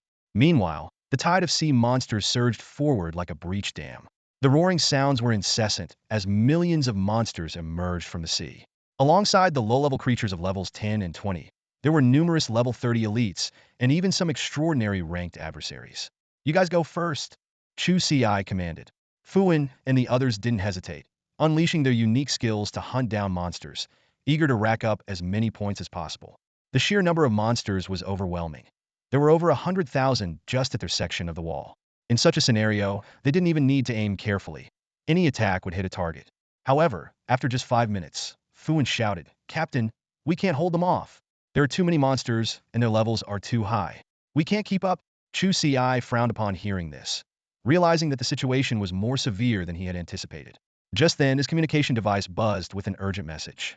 Hearing Fu and shout, Chu Ci acted without hesitation. With a wave of his hands, hundreds of gleaming spirit swords shot out instantly, slicing through the air like silver lightning and precisely annihilating the approaching horde of grotesque monsters. The creature's wails hadn't fully dissipated before Chu Ci, ready to strike at distant enemies, frowned as his swords touched the water. He keenly noticed that using his sword control technique underwater consumed 5 times more mana than usual. Chu Ci quickly calculated that with his current mana pool of just over 6,000, he could only maintain control of 100 spirit swords underwater for a few seconds. This rate of consumption forced him to reconsider his tactics. Time for a different approach, Chu Ci thought to himself. After slaying hundreds of monsters, he decisively recalled his spirit swords, noting that half his mana had already been depleted. Without hesitation, he retrieved a mana recovery potion from his storage ring and drank it in one gulp. With a focused thought, a glowing long sword materialized in his hand. This sword was Chu Ci's life-bound celestial sword, a high-grade piece of equipment and the exclusive weapon for his sword immortal profession. It not only boosted his strength by 550 points but also had a unique trait. One of the damage dealt was converted into his own health. As a growth weapon, it would become stronger as its owner leveled up. Currently at level 29, Chu Ci needed just one more level for it to evolve into a rare-grade weapon. Though he had possessed the celestial sword for some time, Chu Ci had never truly used it. It wasn't that he didn't want to. Rather, most monsters he encountered couldn't withstand even one of his strikes, making it unnecessary to use this sword. However, the current situation was different. Despite these monsters still being unable to endure his attacks, their sheer numbers made area effects skills crucial. With a determined gaze, Chu Ci stared at the horde of monsters rapidly approaching from the turbulent sea outside the city. He stepped forward and shouted, "Everyone fall back!" Though confused, Fu Wen and the others complied immediately, retreating and watching Chu Ci's next move with curiosity. Chu Ci gripped his life-bound celestial sword tightly with both hands and slashed downwards, muttering, "Sword Chi of the life-bound sword." In an instant, under everyone's astonished gaze, a massive blue sword energy shot out like a giant bolt of lightning. The sword energy tore through the surging seawater, splitting it in two and instantly obliterating all monsters in its path. Countless terrifying damage numbers floated up from the sea. This earth-shattering strike spanned a full 3 kilometers before gradually dissipating. The system interface was suddenly flooded with notifications, and Chu Ci's points skyrocketed. Points 1, points 1,000, points 100. This scene lasted for several moments before stopping. Chu Ci glanced at his points, which had surged to 61,200. This single strike had earned him over 60,000 points, indicating he had slain at least 8,000 monsters. "Captain, that was insane!" Fu Wen and the others exclaimed, staring in awe at the aftermath. The seawater had been frozen by the sword energy, creating a 3-kilometer-long ice barrier. The sheer power of this strike was beyond their imagination, even though they knew their captain was incredibly skilled and capable of sword flight. The visual impact of this scene left them utterly shocked. "Our captain just keeps getting more and more unbelievable," someone remarked in amazement. Not only were Fu Wen and the others stunned, but even the city guards fighting on either side were left speechless by the spectacle. "Holy crap, what just happened? How did the seawater get split like that?" The range of that attack is terrifying, at least 3 kilometers. Could it be a transcendent-level expert? No, it's those people. I heard they're top prodigies of Ardesia.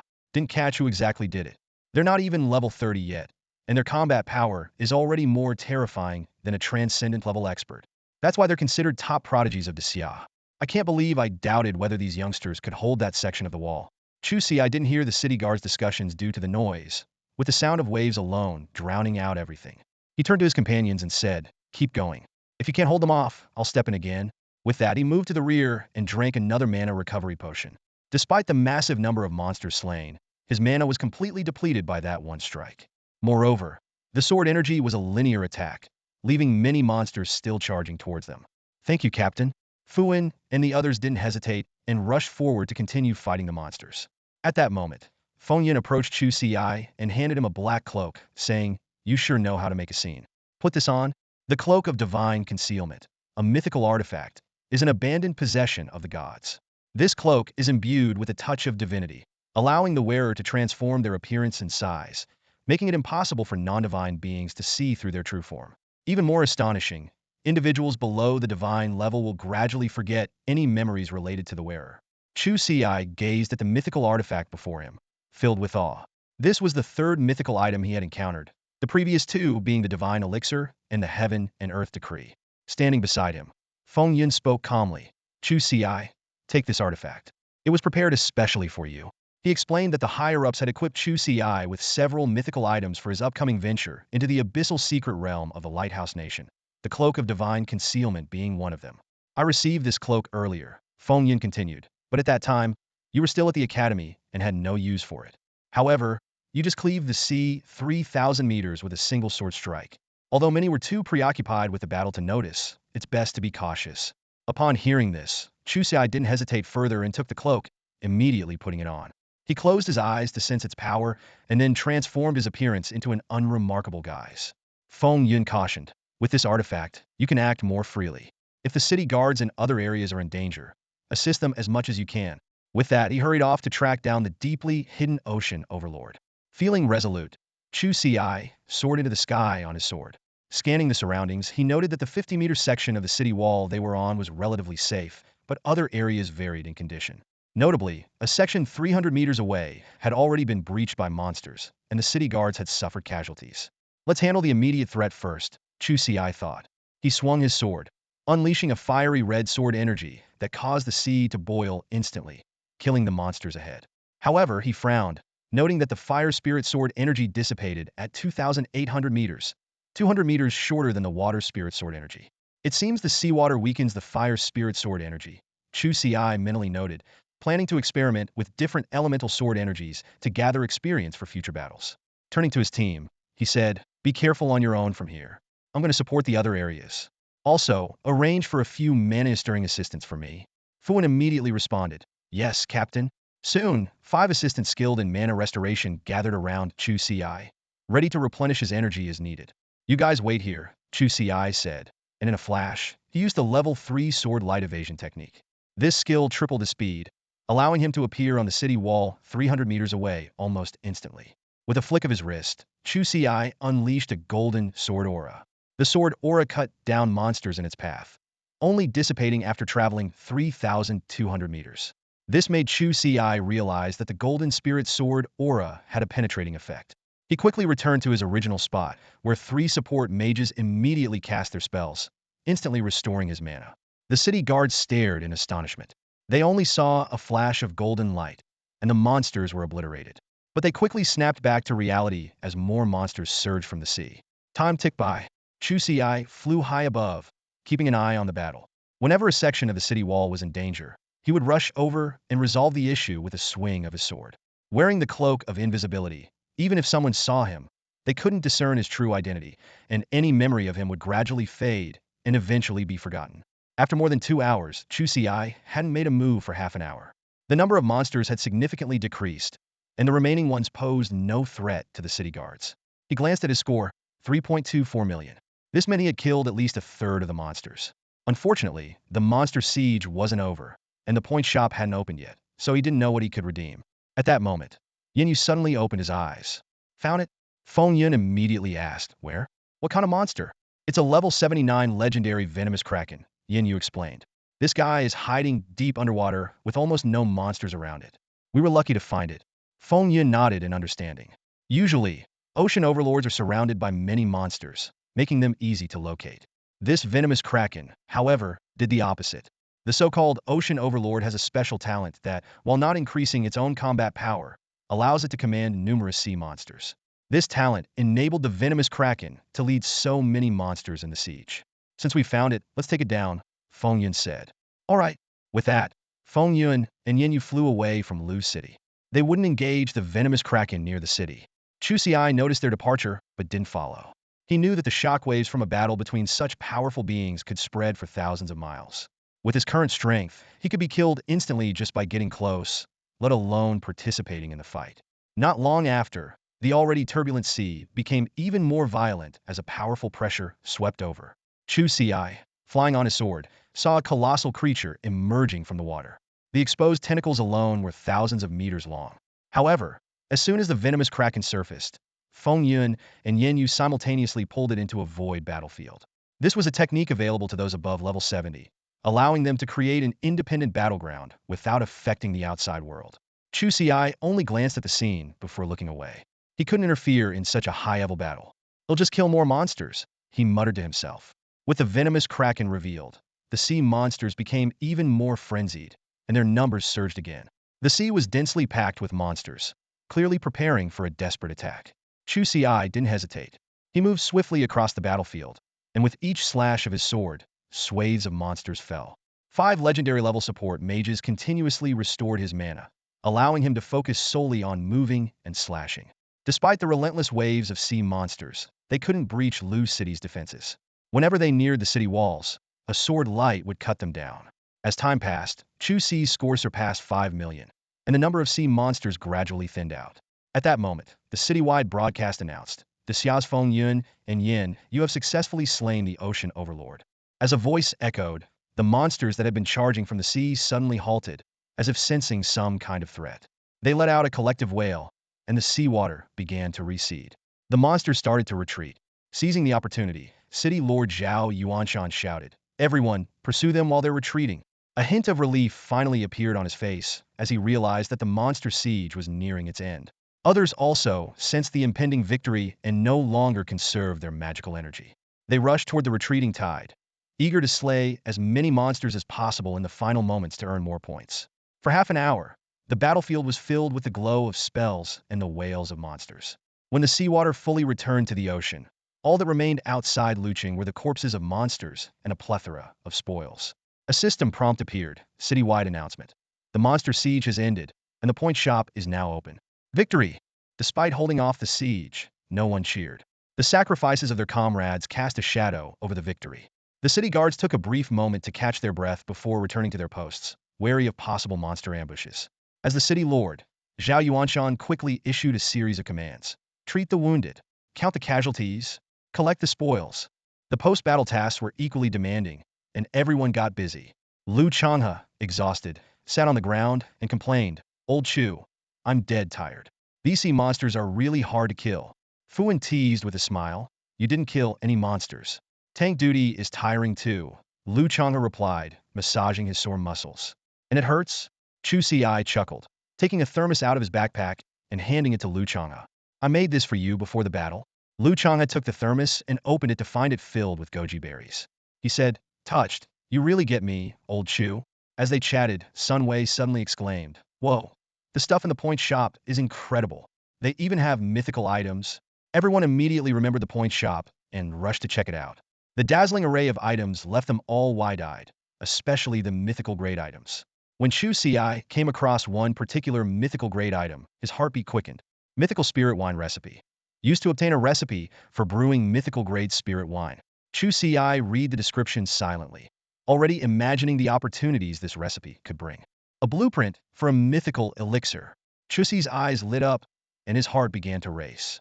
While there are many ways to obtain mythical items, each one is filled with challenges. Various possibilities flashed through his mind. Completing special tasks, defeating demigod-level foes, or crafting it himself. As someone in a non-crafting profession, he had to rely on blueprints to create mythical items, and this blueprint was his golden opportunity. Chu Ci quickly browsed the marketplace and discovered that the blueprint required 5 billion points to redeem. He glanced at his point balance, which was a meager 6 million, and felt a wave of dejection. Just as he was sighing inwardly, a familiar voice sounded in his ear. "What's wrong? Not enough points, I see." Feng Lao's voice had a hint of amusement. Chu Ci nodded in acknowledgement. "Yes, Feng Lao, I don't have enough points." Feng Yin reassured him. You want to redeem the mythical blueprint, right? Don't worry, your points won't reset, and the marketplace will always be open. Besides, you'll soon have another chance to earn a large amount of points." Chu Ci's eyes brightened as he pressed further. "What opportunity are you talking about, Feng Lao?" After a brief pause, Feng Yin revealed a crucial piece of information. There's a secret realm called the Black Abyss in the Lighthouse Nation. It will open next month.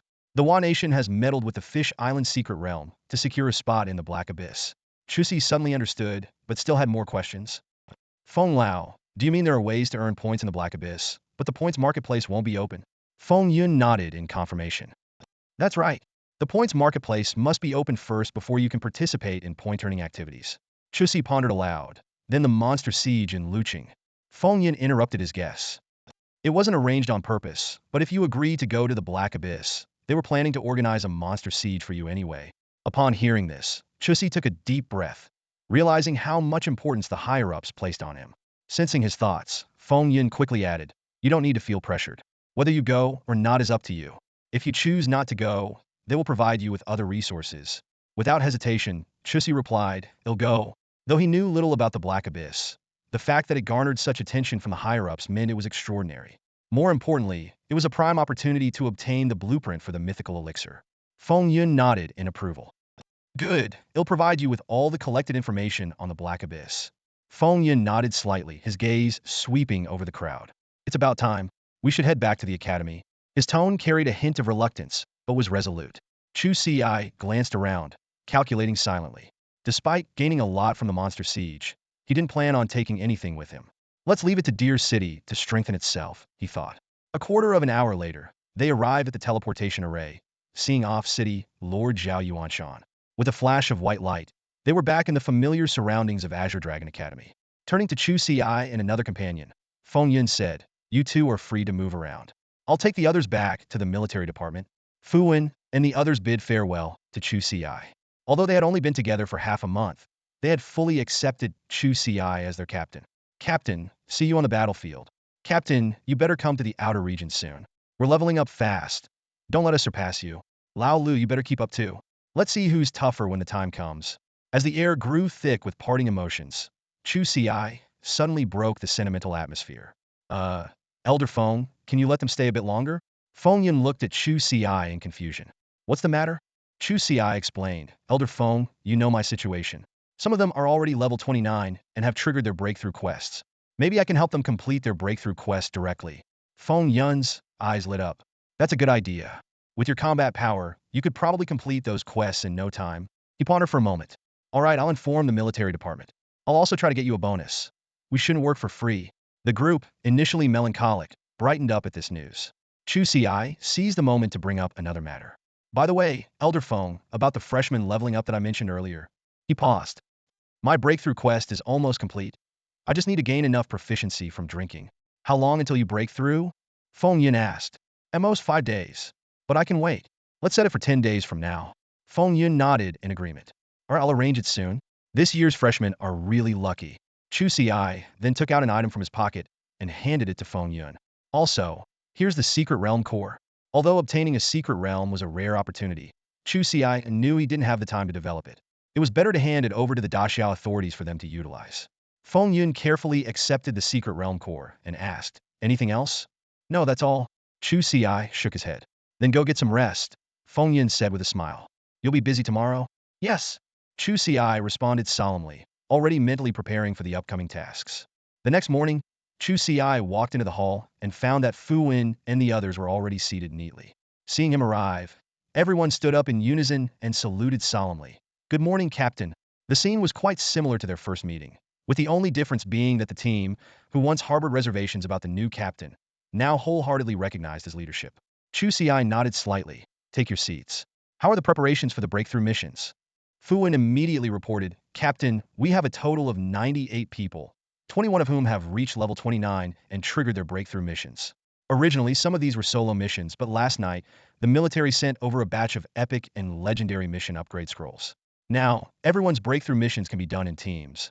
As he spoke, he took out 4 scrolls. These are specifically for you and Lu Changha from the military. Chu Ci accepted the scrolls, silently noting their functions. The epic scrolls could increase the mission difficulty and randomly change the content, while the legendary scrolls allowed for free selection of new missions. Although he didn't need them himself, he thought Lu Ma might find them useful in the future, so he took them. Alright, let's start by helping you 21 complete your breakthrough missions. The rest of you, I'll take you to level up afterward. Chu Ci's gaze fell on Fu Wen. You go first. Fu Wen stepped forward, and after teaming up with Chu Ci, the two vanished instantly, reappearing just 5 seconds later. Before anyone could react, Chu Ci said, "Next." Even though they were mentally prepared, the team was still shocked by the incredible speed. After all, these were hell-level breakthrough missions that usually took them a significant amount of time to complete. The fact that Chu Ci could finish them in 5 seconds was exhilarating. It meant they could save a lot of precious time. Sun Wei ran up with a smile. "Captain, my turn." He showed the mission details to Chu Ci, who nodded, and the two disappeared again. 5 seconds later, they reappeared, and Sun Wei's face was lit with excitement. One by one, Chu Ci helped the team complete their breakthrough missions with astonishing efficiency. In just 5 minutes, all 21 hell-level breakthrough missions were completed. The team couldn't help but marvel. The captain is incredibly fast. The remaining 77, "Follow me." Chu Ci led them to the dungeon area and directly chose to enter the Elven Gathering. "Don't waste time. Let's head straight in. Remember to help me restore my mana." Once inside the dungeon, Chu Ci summoned his spirit sword and led the team in sword flight.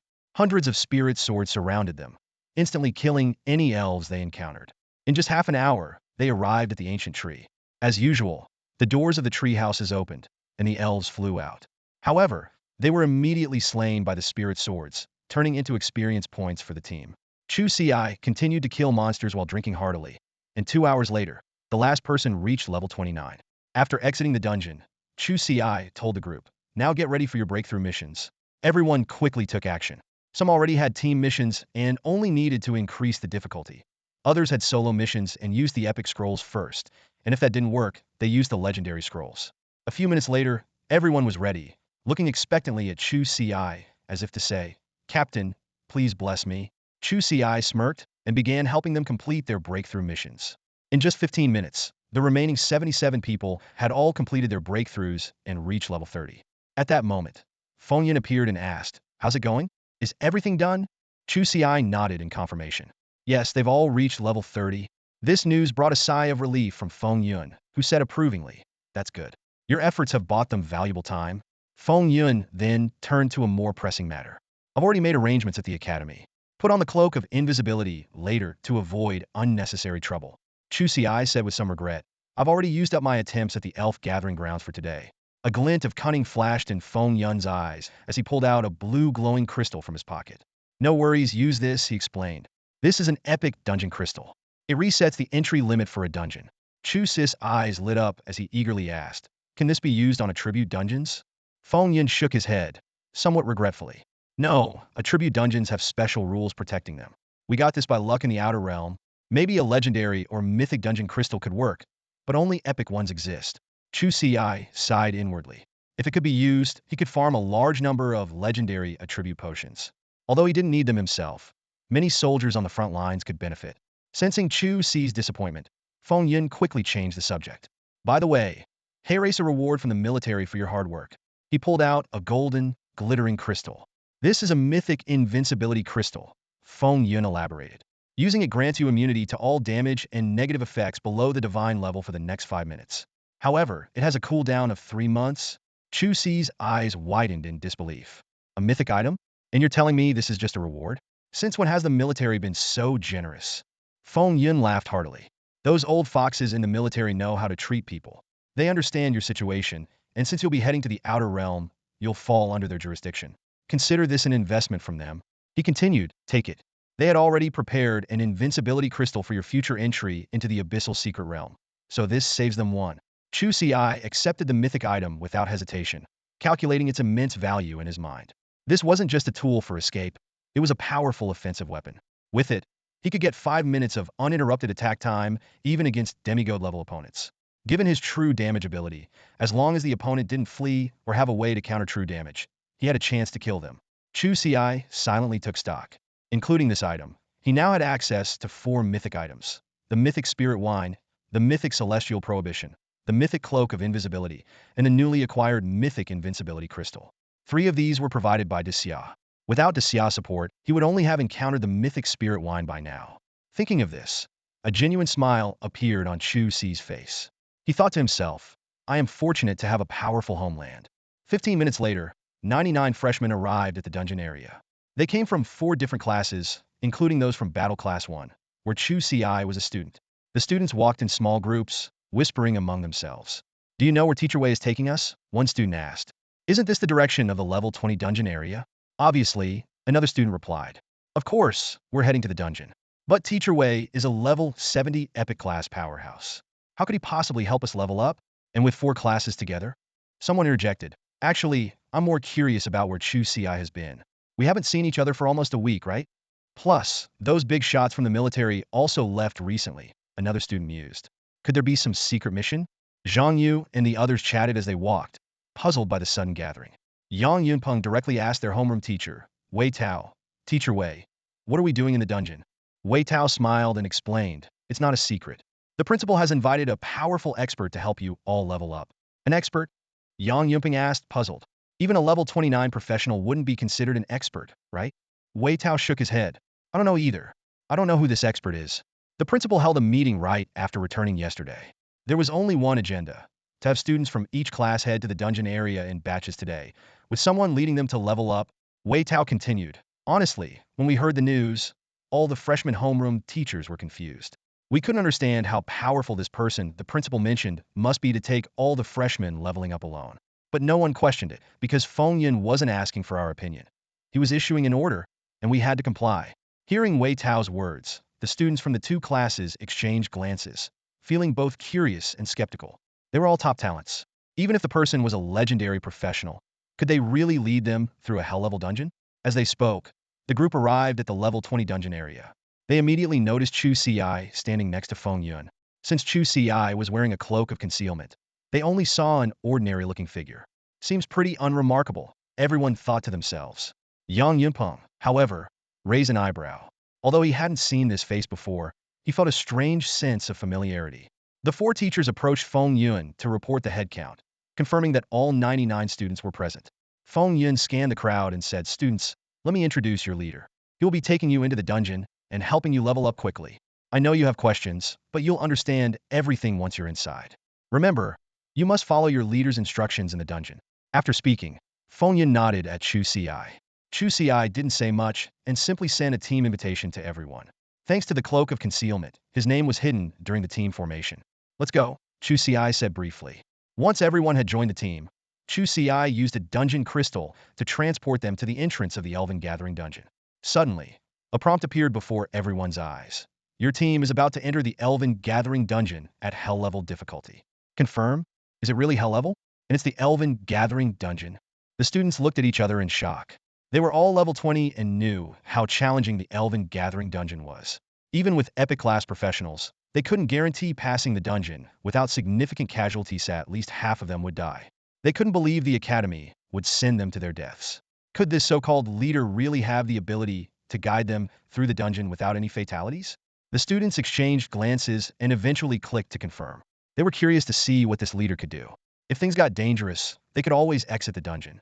As everyone confirmed, the dungeon entrance twisted, and they disappeared from the spot, reappearing inside the dungeon. Captain Yu. Before Zhang Yu could finish speaking, Chu Ci raised his hand to cut him off.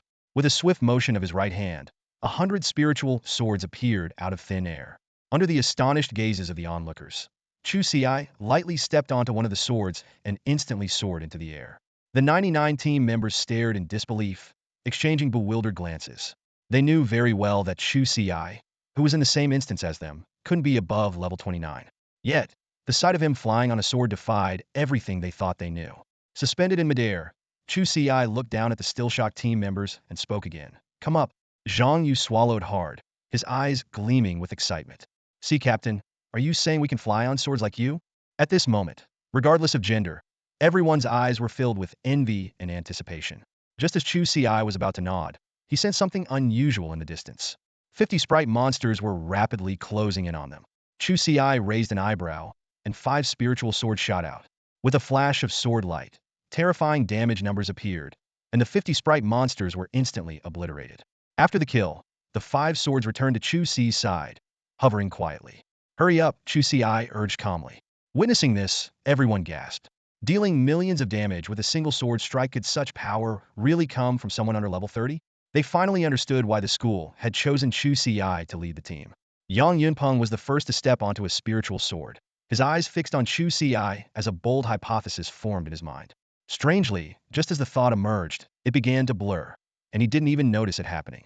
All right, Captain, we're coming. Everyone, stop dawdling and don't waste the captain's time. Zhang Yu called out to the others before stepping onto a sword himself. The rest cautiously followed suit, and when they realized they could indeed fly on the swords, their excitement was palpable. Seeing that everyone was in place, Chu Ci took out a mana potion and drank it. These combat-oriented team members couldn't help him restore his mana. Let's go. As soon as Chu Ci finished speaking, 100 beams of sword light carved a brilliant arc across the sky of the instance, heading deeper into its depths. Deep within the dungeon, the ancient tree still stood tall, with wooden huts scattered around it and elves bustling about as usual. The ancient tower, serving as the boss, hovered several hundred meters in the air, overlooking this familiar scene.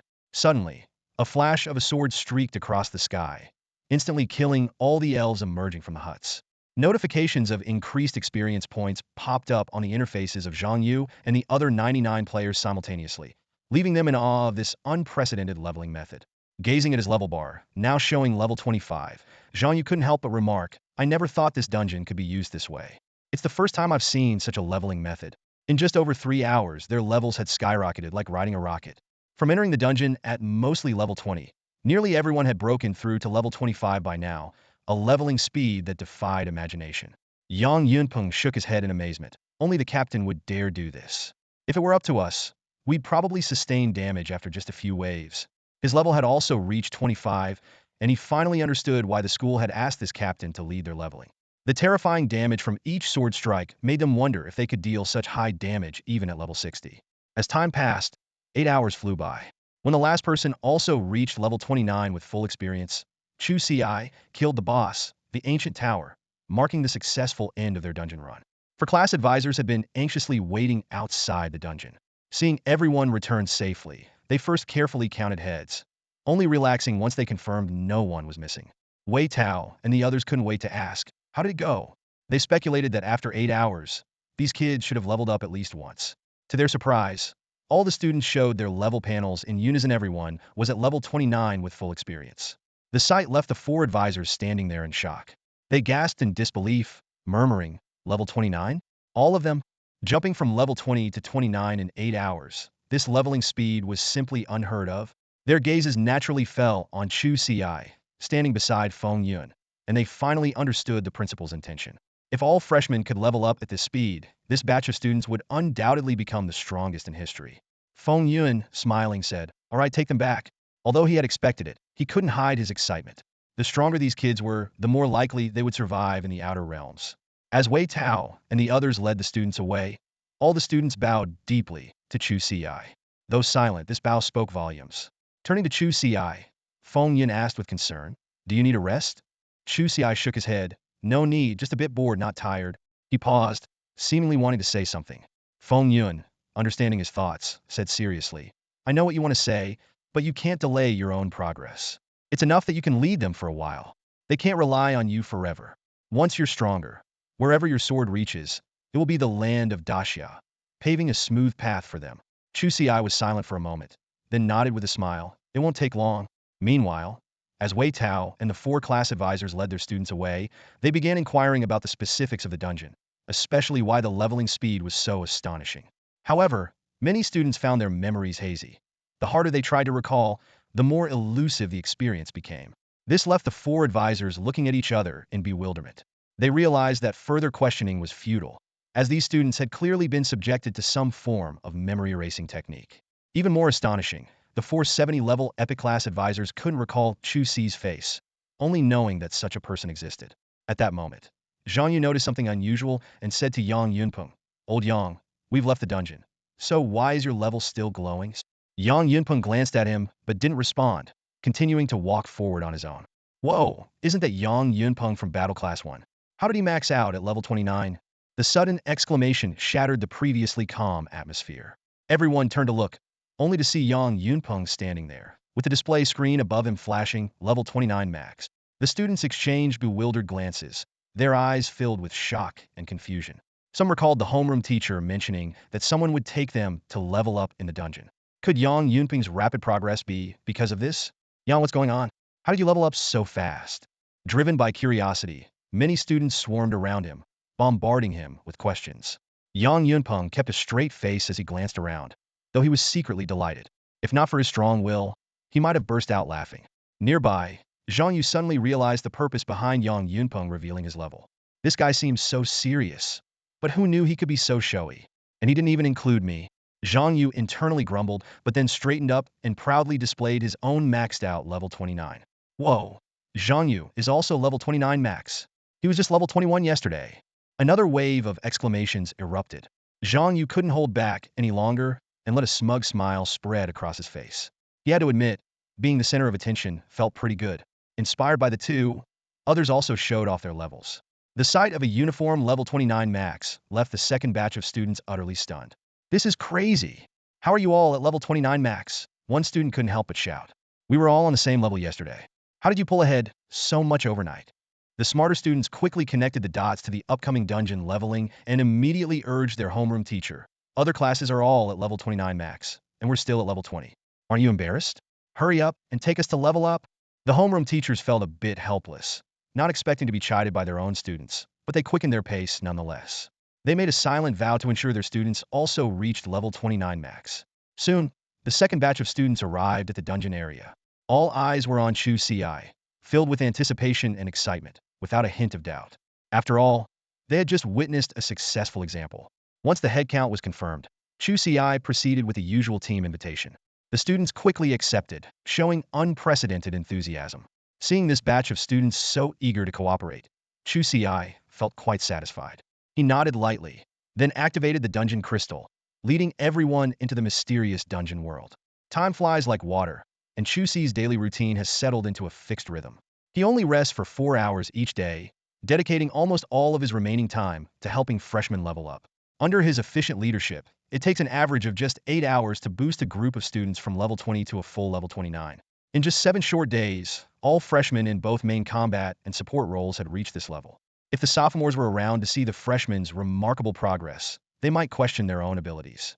Unfortunately, they are already off training in the Outer Lands, missing out on witnessing this spectacle. On the 8th day, Chu Ci paused the leveling activities. Although there were still many freshmen in lifestyle professions who needed help, most of them hadn't even reached level 20 yet and couldn't enter the dungeons. Chu Ci couldn't assist them in any meaningful way. The day to venture into the Black Abyss secret realm was drawing near, with only about 10 days left. Feng Yun asked Chu Ci with concern, "Is your breakthrough task going smoothly?" Chu Ci nodded confidently. "No problem. I can complete it any time." In fact, he had already mastered 9 ultimate skills a few days ago. The last one was just 100 proficiency points away from completion. He hadn't finished the breakthrough task yet because he was busy helping the freshmen level up. Feng Yun smiled with relief. "Good. Take this time to prepare yourself. Though 10 days isn't long, you should be able to reach level 39. He then explained, "I prepared a leveling dungeon for you. Go to the slime nest. The monsters there are slimes, and the final boss is called the slime splitter. Its special ability is rapid division, allowing it to split into many slimes like spawning offspring. As long as the boss isn't defeated, you can keep farming slimes for experience, although it will be slower because the splits happen every 5 minutes. Chu Ci remembered something and said, "Right, Mr. Feng? I also want to visit the Fisherman's Island secret realm to improve my power control." His current power control was around 5, and it would definitely decrease after the breakthrough due to attribute growth. Mr. Feng responded readily, "That's a minor issue. Our Azure Dragon Academy has already set up a teleportation array in the Fisherman's Island secret realm. You can access it anytime." Chu Ci nodded in gratitude and then brought up another matter. "Mr. Feng, could you help me find an epic level monster?" As he spoke, he took out a sacrifice crystal he had yet to use, mainly because he couldn't find a suitable monster. Feng Yun looked at the crystal and praised, "Nice item. I'll find you a level 39 epic monster, but you'll need to reach level 39 first." After a bit more casual conversation, Chu Ci returned to his residence. He thought to himself, "Time to break through." With that, he took out a jar of spirit wine and drank it in one gulp. System notifications rang out in succession. "You have consumed clear rice wine normal. Skill, combo, proficiency 5. Your skill combo has reached 50,000 proficiency points. Your power control has reached 5. Your skill combo meets the requirements to be converted into an ultimate skill. Convert now." Chu Ci didn't hesitate. "Convert. Your skill combo has successfully converted into an ultimate skill. You have reached 10 ultimate skills, successfully completing the breakthrough task. Rewards, class-specific talent awakening scroll, class-specific growth equipment, 2,000 free attribute points. Your level has reached 30. All attributes increased by 50 points. You have gained 100 free attribute points." With the breakthrough task complete, Chu Ci's level also rose to 30. But that wasn't the end. Your level has reached 30. Your equipment, Immortal Wind Robe, meets the requirements for quality upgrade. Upgrade to rare. Your level has reached 30. Your equipment, Lifebound Immortal Sword, meets the requirements for quality upgrade. Upgrade to rare. Chu Ci didn't rush to respond. Instead, he allocated all his free attribute points to strength. This included the 2,100 points from the breakthrough task and leveling up, as well as the 2,000 points from drinking a legendary attribute potion. He had held off on distributing these points to prevent his power control from dropping, but now he could use them all. Finally, Chu Ci used the class-specific talent Awakening Scroll. You have used the class-specific talent Awakening Scroll. You have gained a new talent, wine tasting and people judging. Chu Ci carefully examined his newly acquired talent, wine tasting insight. This talent grants him a chance to view all information about a target after consuming spirit wine, regardless of level difference. The success rate varies with the grade of the spirit wine. 10 for common, 20 for high grade, 30 for rare, 50 for epic, 70 for legendary, and 100 for mythical. This talent does not conflict with his wine immortal talent. Although it doesn't directly increase his combat power, Chu Ci was quite pleased with this talent. Unlike the probing technique that only reveals monster panel information, wine tasting insight allows him to see all of a target's information, including skill effects. This is especially crucial for dealing with monsters that possess death avoidance skills, enabling Chu Ci to plan ahead and avoid being caught off guard. Chu Ci pondered that while the fallen talent also reveals all target information, it requires the target to probe him first, making it a passive talent. In contrast, wine tasting insight is an active talent, offering greater flexibility in its use. Next, Chu Ci checked his exclusive equipment. Spirit Light Sword Boots, rare grade, exclusive to the Wine Sword Immortal class. Attributes: Agility 1000. Trait 1. Temporarily increases agility by 1000 when taking damage, lasting for 5 seconds. Trait 2. Reduces mana consumption by 15 when using skills. Current level 30 effect can be upgraded to epic grade at level 60. Chu Ci nodded approvingly. This agility-boosting equipment was excellent, especially with the mana consumption reduction trait being very practical. Immortal Wind Sword Robe, rare grade, exclusive to the Wine Sword Immortal class. Attributes: Constitution 1000. Trait 1. Reduces damage taken by 15. Trait 2. Restores 1000 health points per second. Current level 30 effect can be upgraded to epic grade at level 60. Lifebound Immortal Sword, rare grade, exclusive to the Wine Sword Immortal class. Attributes: Strength 1000. Trait 1. Converts 1 of damage dealt into health. Trait 2. Increases attack range by 0.3 times. Current level 30 effect can be upgraded to epic grade at level 60. Chu Ci was satisfied as he looked at these 3 pieces of equipment. They had all reached rare grade, and each had gained impressive traits. He looked forward to them reaching epic grade, gaining new traits and active skills, and becoming even stronger. Finally, Chu Ci opened his attribute panel and carefully reviewed the data. Name: Chu Ci. Class: Wine Sword Immortal Unique. Level: 30-1-0-0-0-0-0-0. Health: 16,550. Mana: 6,550. Strength: 8,795. Agility: 1,655. Constitution: 1,655. Spirit: 655. Intelligence: 655. Physical attack: 17,590. Magic attack: 1,310. Physical defense: 1,655. Magic defense: 655. Damage bonus: 935.14x. Skills: Immortal Wind Body Technique, Lifebound Sword Chi, Void Condensation Sword Technique, Sword Light Escape Technique, Sword Flight, etc. Talents: Wine Immortal, Sword Immortal Fallen, Sword Heart, Sword Intent, Wine Tasting Insight, etc. Chu Ci looked at these stats with satisfaction, feeling proud of his growth.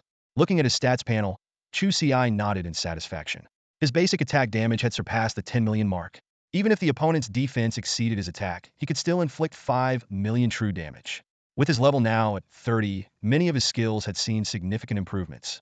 Sword Mastery, as a unique skill of the Drunken Sword Immortal, now allowed him to control 20,000 spirit swords simultaneously, with a range extended to 20,000 meters. Skills like True Sword Aura, Immortal Wind Body Technique, and Sword Flight had also shown considerable progress.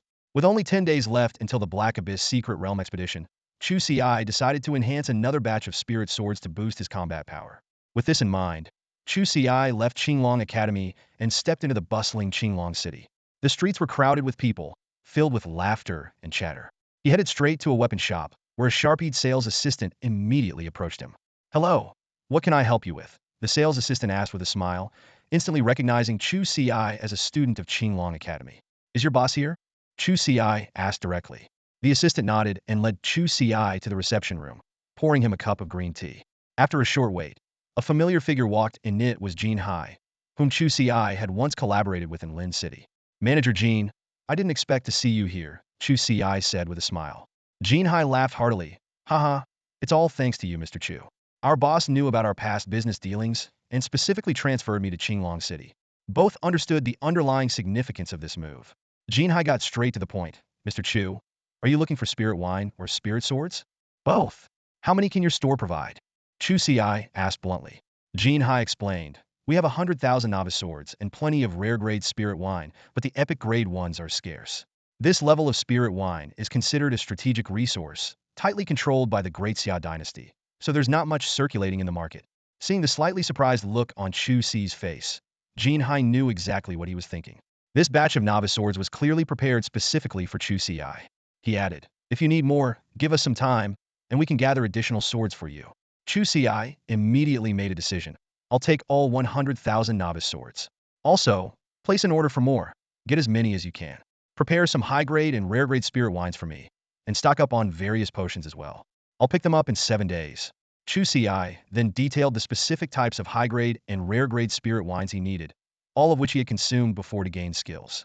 Nowadays, buying more is just a way to level up all these skills to the max. Chu Ci calculated in his mind as he glanced over the dazzling array of goods in Jin Hai's shop.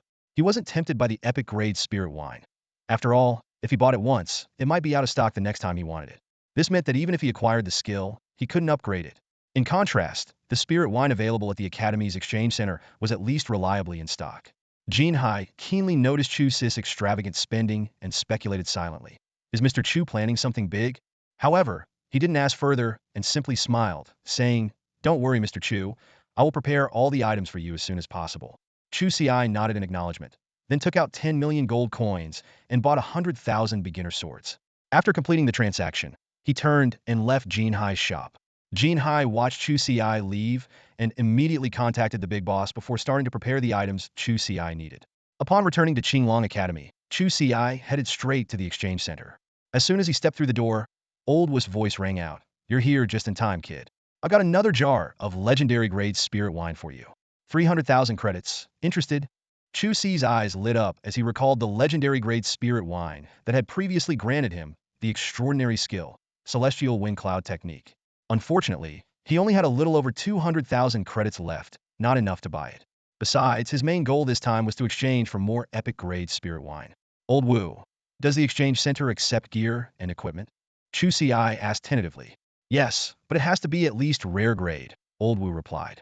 Hearing this, Chu Ci smiled. "Is there a private room? I have quite a lot of stuff." Old Wu raised an eyebrow and gave Chu Ci a glance before getting up and leading the way inside. "Follow me." Soon, they arrived in a spacious room. Old Wu spoke. "Will this do?" Chu Ci nodded and then lightly waved his storage ring. In an instant, a large number of gear and equipment appeared out of thin air, piling up into a small mountain. Although Old Wu was mentally prepared, he was still shocked by the sight. Roughly estimating, there were at least 50,000 pieces of equipment. "How did you get so much stuff, kid?"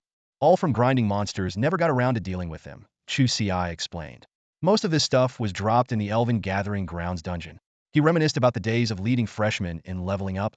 Naturally, all the dropped equipment belonged to him, and the freshmen were content just to level up quickly. "Wait here while I take inventory," said Old Wu, waving his hand. One by one, the items floated up, and he began counting them quickly. After waiting for about half an hour, Old Wu finally finished counting everything. He looked up, a hint of surprise in his eyes, and said to Chu Ci, "There are 74,715 items in total. 45,214 common grade, 24,015 high grade, 4,632 rare grade, and 854 epic grade." Old Wu thought for a moment before continuing. "We usually don't accept common and high-grade equipment and items at the exchange, but you have a large quantity, so let's call it 100,000 credits. If you sell them for gold, you'll definitely get more." Chu Ci nodded in agreement. "Let's settle for 100,000 credits." He thought to himself that he wasn't short on gold anyway, and credits were far more valuable. Old Wu continued. "Now for the rare and epic grade equipment and items. You should understand that most of these are around level 20, and since we are buying them, the price will be lower. Let's call it 30 million credits in total. No problem, Chu Ci agreed readily. This price was already beyond his expectations. Although there were many items, they were all dropped from level 20 dungeons. Especially the equipment, which had level restrictions. Even epic-grade items would lose value. Old Wu added with a smile. In the past, these items could have fetched 35 million credits. But unfortunately, Old Feng found some expert who helped all the first-year students reach level 29, and the remaining life skill professions don't need these items, so the price is lower. These items will probably be useful for the next batch of freshmen. Hearing this, the smile on Chu Ci's face froze as he thought. So I'm the reason the price has dropped? Old Wu continued. However, if you can provide a large quantity of level 30 equipment and items, the price will definitely be higher since those freshmen will need them. Chu Ci's eyes lit up as he started calculating the potential profits from farming level 30 dungeons. He quickly calculated his credits. Previously, he had around 2 million left, and with the recent addition, he now had approximately 33 million credits. While this seemed like a lot, Chu Ci knew that a single cask of epic-grade spirit wine was worth about 50,000 credits. To raise a skill from level 1 to level 10 using epic-grade spirit wine, he would need over 500 casks, roughly 25 million credits. So, these 33 million credits would only be enough to max out one epic-grade skill. Old Wu, how much epic-grade spirit wine Liuxiang do we have in the exchange? Chu Ci asked. Old Wu thought for a moment and replied, Why? Do you need a lot? We have at least 100 casks. Only 100 casks? Chu Ci was taken aback. Liuxiang was needed for the void condensing sword technique skill, and he had planned to max it out. If I need more, do we have them? Chu Ci pressed on. Old Wu explained, epic-grade spirit wine is rare, but if you need a lot, we can arrange it. It will just take some time. How many do you need? 520 casks, Chu Ci said. 511 casks were enough to max out the void condensing sword technique, and the extra could be used to activate the wine tasting and people appraisal talent. Old Wu glanced at Chu Ci and said, Come back in 5 days. Chu Ci nodded in agreement, and then spent 5 million credits to purchase 100 casks of Liuxiang epic-grade spirit wine, and another 3 million credits on a cask of legendary-grade spirit wine, leaving him with 25 million credits. Once he got back to his place, Chu Ci eagerly opened the legendary-grade spirit wine and drank it. The system prompt sounded immediately. You have consumed the legendary-grade spirit wine, Sangluo Guyu, triggering the wine immortal talent and acquiring a new skill. Sword Curse. Sword Curse. Exclusive skill of the wine sword immortal. Using a sword as a medium, cast a curse. Consumes a spirit sword with the sword immortal mark to cast sword curse on the target, causing them to randomly suffer from silence, stun, freeze, immobilize, blindness, disarm, or paralysis. The duration depends on the level difference between the caster and the target, with a minimum duration of 0.1 seconds. This skill has no cooldown. A control skill. Chu Ci was overjoyed. Although his damage was high and he had many skills, he lacked control abilities. This sword curse skill perfectly filled that gap. Although this skill has a random effect, it holds significant importance for Chu Ci. He pondered over this sword spell skill that requires no mana, only the spiritual sword to activate. This means he could unleash thousands of spiritual swords simultaneously, controlling his enemies to death. More importantly, anyone who can resist this skill would need at least level 60 extraordinary strength. Even the shortest 0.1 second control is enough for Chu Ci to seize the opportunity to defeat his enemy. With this control skill, I have fewer weaknesses. Once I use the sacrifice crystal, the issue of low health will also be resolved. Chu Ci calculated in his mind, then dialed Lu Ma's number to arrange a meeting at the teleportation array. Upon arriving at the teleportation array, Chu Ci saw Lu Changha, whom he hadn't seen in a while. Recently, Lu Changha had been busy training new students, leaving little time for them to meet. What have you been up to lately? Chu Ci asked. Lu Changha shrugged. I've got 5 more days to complete my breakthrough task. With nothing else to do, I've been in the training room improving my control. He explained that the level 30 breakthrough task required clearing 3 hell-level dungeons and maintaining the record for a month, with 5 days left to complete it. Let's head straight to the Fisherman's Island secret realm then. I need to improve my power control too, Chu Ci suggested. His attributes had skyrocketed so much that his control was probably below 5 now. Besides, Lu Ma's breakthrough task wasn't completed yet, so they could level up after 5 days. Sure, the Fisherman's Island secret realm is a great place to quickly improve control. But can we go there? Lu Changha was a bit doubtful. We can, Chu Ci nodded, taking out a teleportation token from his pocket. Feng Yun gave this to me. It allows direct teleportation to the Fisherman's Island secret realm. The two stepped into the teleportation array, and Chu Ci activated the token. After confirming the destination, they vanished in a flash of white light. The Fisherman's Island's secret realm remained as it was, though there were faint signs of new construction. Perhaps Feng Yin had paused all projects, anticipating Chu Ci's visit, so the realm was empty except for them. Chu Ci and Lu Changha ascended the familiar jade steps. Although Chu Ci had previously reached the 56th level, this time he could only make it to the 43rd level before he could go no further. The surge in his attributes had caused his control to drop to about 1. However, Chu Ci was not worried. With the Xianfeng Yeni technique in hand, his control would undoubtedly improve quickly. On the white jade steps of the Fisherman's Island secret realm, Chu Ci and Lu Changha were focused on mastering their powers, striving to improve their control. While Chu Ci honed his abilities, he quickly imprinted the sword Immortal mark on the 100,000 spirit swords he had just acquired. In less than a minute, all the swords were marked. He silently calculated 193,514 spirit swords, with a damage multiplier of 1935.14. This meant each sword could deal over 30 million damage, and with skills, the damage could easily exceed 100 million, with true damage reaching over 10 million. My profession is definitely more than just mythic level, Chu Ci thought to himself. He knew that Xia also had mythic level professions, but if anyone were as powerful as him, they would have conquered the outer realms long ago. Whether there was a level beyond mythic, he didn't know, and there were no records of it in Xia either. Chu Ci shook his head, dismissing the thought. No matter how strong a profession was, it was meaningless if it couldn't grow. Time flew by, and 5 days passed in the blink of an eye. During these 5 days, Chu Ci and Lu Changha trained hard in the Fisherman's Island secret realm, with remarkable results. Chu Ci could now ascend to the 74th step, achieving a power control of 7.4. Lu Changha, though slightly behind, could reach the 38th step, with a control of 3.8. This progress far surpassed that of the training room. On this day, Lu Changha received a notification that he had completed his breakthrough task and reached level 30. Old Chu, I'm level 30 now. Shall we go leveling up? Lu Changha asked excitedly. All right, I need to pick up something anyway. Chu Ci nodded in agreement.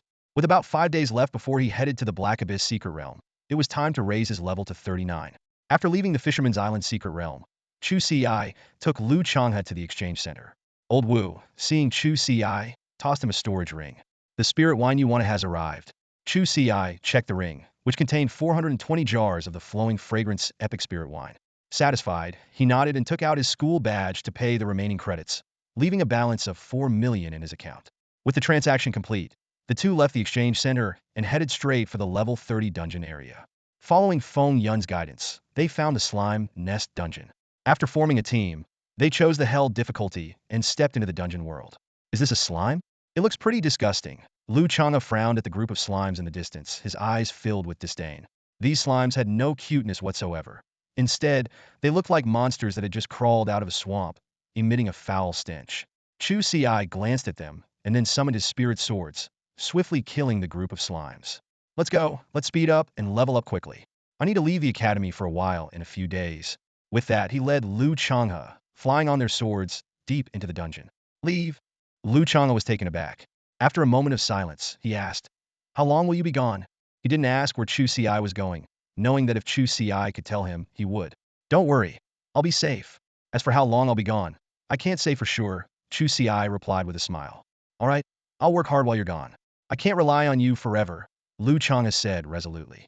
Soon, they reached the deepest part of the dungeon and encountered the final boss, the Slime Splitter. Chu Ci quickly scanned the boss's attributes. Slime Splitter. Level, Epic 40. Health, 10 million. Attack, 11,417. Physical defense, 7,412. Magic defense, 6,587. Skills, split body, poison spray, attribute conversion. Chu Ci assessed the boss. Its attributes were mediocre, far inferior to the level 39 legendary Silver Moon Heavenly Wolf he had encountered before, which he could kill with a single strike. However, the boss's splitting ability was worth noting. Chu Ci took out a jar of ordinary spirit wine and drank it, then used his wine-tasting insight talent. You used the wine-tasting insight talent and it failed. You used the wine-tasting insight talent and it failed. You used the wine-tasting insight talent and it succeeded. You obtained all the target's information. On the third attempt, the talent finally succeeded. A more detailed information interface of the Slime Splitter appeared before Chu Ci's eyes, showing not only the basic information similar to the probing spell, but also the specific effects of its skills. The Slime Splitter has a unique ability to rapidly divide into 100 subordinates, each one rank lower than itself, with a cooldown of 5 minutes. Although this skill is similar to the boss of the Elven Gathering Grounds, there's a key difference. The spawn subordinates do not share the main body's damage. This characteristic significantly increases the dungeon's difficulty. Every 5 minutes, the Slime Splitter generates 100 rare grade monsters, and their numbers continue to grow over time without limit. For most players, the best strategy is to quickly defeat the boss and then deal with the subordinates. However, Chu Ci's goal is the opposite. He hopes the Slime Splitter will spawn more subordinates, so he can use them to level up. As Chu Ci's party entered the boss area, the Slime Splitter, which had been lying flat on the ground like a puddle of sludge, began to wriggle violently. Within seconds, it transformed into a colossal entity over 10 meters tall. Cracks appeared on its body, and large amounts of sludge sprayed out, creating a grotesque scene. This is the most disgusting monster I've ever seen. It's like it's taking a dump every time it splits. Changha couldn't help but complain. Chu Ci nodded in agreement. If it weren't for the experience points, he would have already killed the creature with a single sword strike. Soon, 100 rare-grade slimes emerged from the slime splitter. As these newborn minions prepared to attack Chu Ci and his party, flashes of sword light swept through the area. In the blink of an eye, all the freshly spawned slimes were slain. Witnessing this, the slime splitter's body noticeably stiffened, despite its lack of eyes, and waves rippled through its form as it shook off the sludge. Is it scared? Changha asked. Probably, Chu Ci replied, shaking his head. He wasn't exactly an expert in slime behavior. The slime splitter then began to retreat slowly, moving in a snail-like fashion, using its foot to crawl away at a sluggish pace. Changha couldn't help but laugh. Does it really think it can escape at that speed? The two waited patiently for 5 minutes. Despite its best efforts, the slime splitter had only managed to move about 10 meters. As the cooldown ended, it stopped fleeing and split into another 100 minions. The slime splitter seemed to regain its confidence and was about to command its minions to attack. However, another flash of sword light decimated all the minions in an instant. The boss froze for a moment before it started writhing its massive body again, continuing its escape attempt. This time, within the 5-minute window, it managed to cover an impressive distance of 11.24 meters measured with precise accuracy by Chu Ci using his spirit sword. Watching this rapid escape, the two couldn't help but sigh. This thing is really a master at running away. Compared to the elven gathering spots, leveling up in the slime nest is much slower. Chu Ci and Changha stood at the entrance of the nest, watching as the slime splitters slowly emerged every 5 minutes. Despite this, the leveling efficiency here was still far superior to ordinary monster grinding. Every time a rare level 39 slime was defeated, a 200 experience points notification flashed on the screen. After each wave, their experience points surged by 20,000.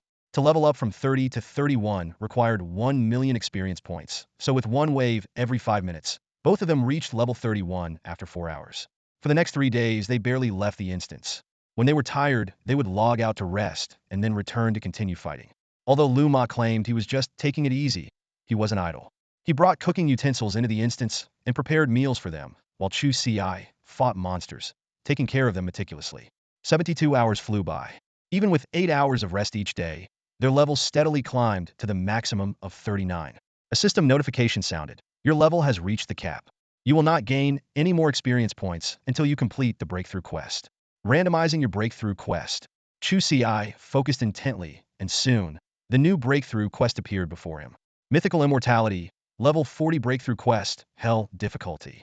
As a unique class and future powerhouse, how can you not possess mythical grade items? Possess 3 mythical grade items to complete the quest. Rewards, Class-Specific Talent Awakening Scroll, Class-Specific Growth Equipment, 5,000 free attribute points. Current progress, 23. Note, upon submission, your 3 mythical grade items will disappear. Chu Ci frowned. For him, acquiring 3 mythical grade items wasn't difficult.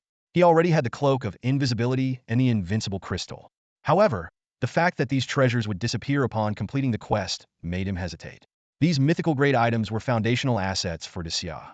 He had already used a mythical grade Heaven and Earth Prohibition for his level 20 breakthrough, and now he needed 3 more. Each one could turn the tide in critical moments, let alone 3. The Cloak of Invisibility and the Invincible Crystal were reusable, making them even more valuable than the Heaven and Earth Prohibition. Chu Ci knew that if he asked, Feng Yun would definitely prepare 3 mythical grade items for him. But he had already received so much, and there would be more opportunities to obtain mythical grade items in the future. The Points Mall had several mythical grade item blueprints, albeit expensive but not unattainable. The upcoming Black Abyss Secret Realm was a prime opportunity to earn points. He decided to put the issue on hold for now. If the points earned in the Black Abyss secret realm were insufficient, he would return and rely on the nation's support. The quest seemed just one item short of completion, but in reality, he needed 3. Chu Ci opened the points mall, and the cheapest mythical grade item blueprint cost 300 million points, totaling 900 million for 3, which was quite steep. Suddenly, an idea struck him. The Lighthouse Nation would also enter the Black Abyss secret realm. Would they bring mythical grade items? Chu Ci narrowed his eyes and decided to ask Feng Yun later.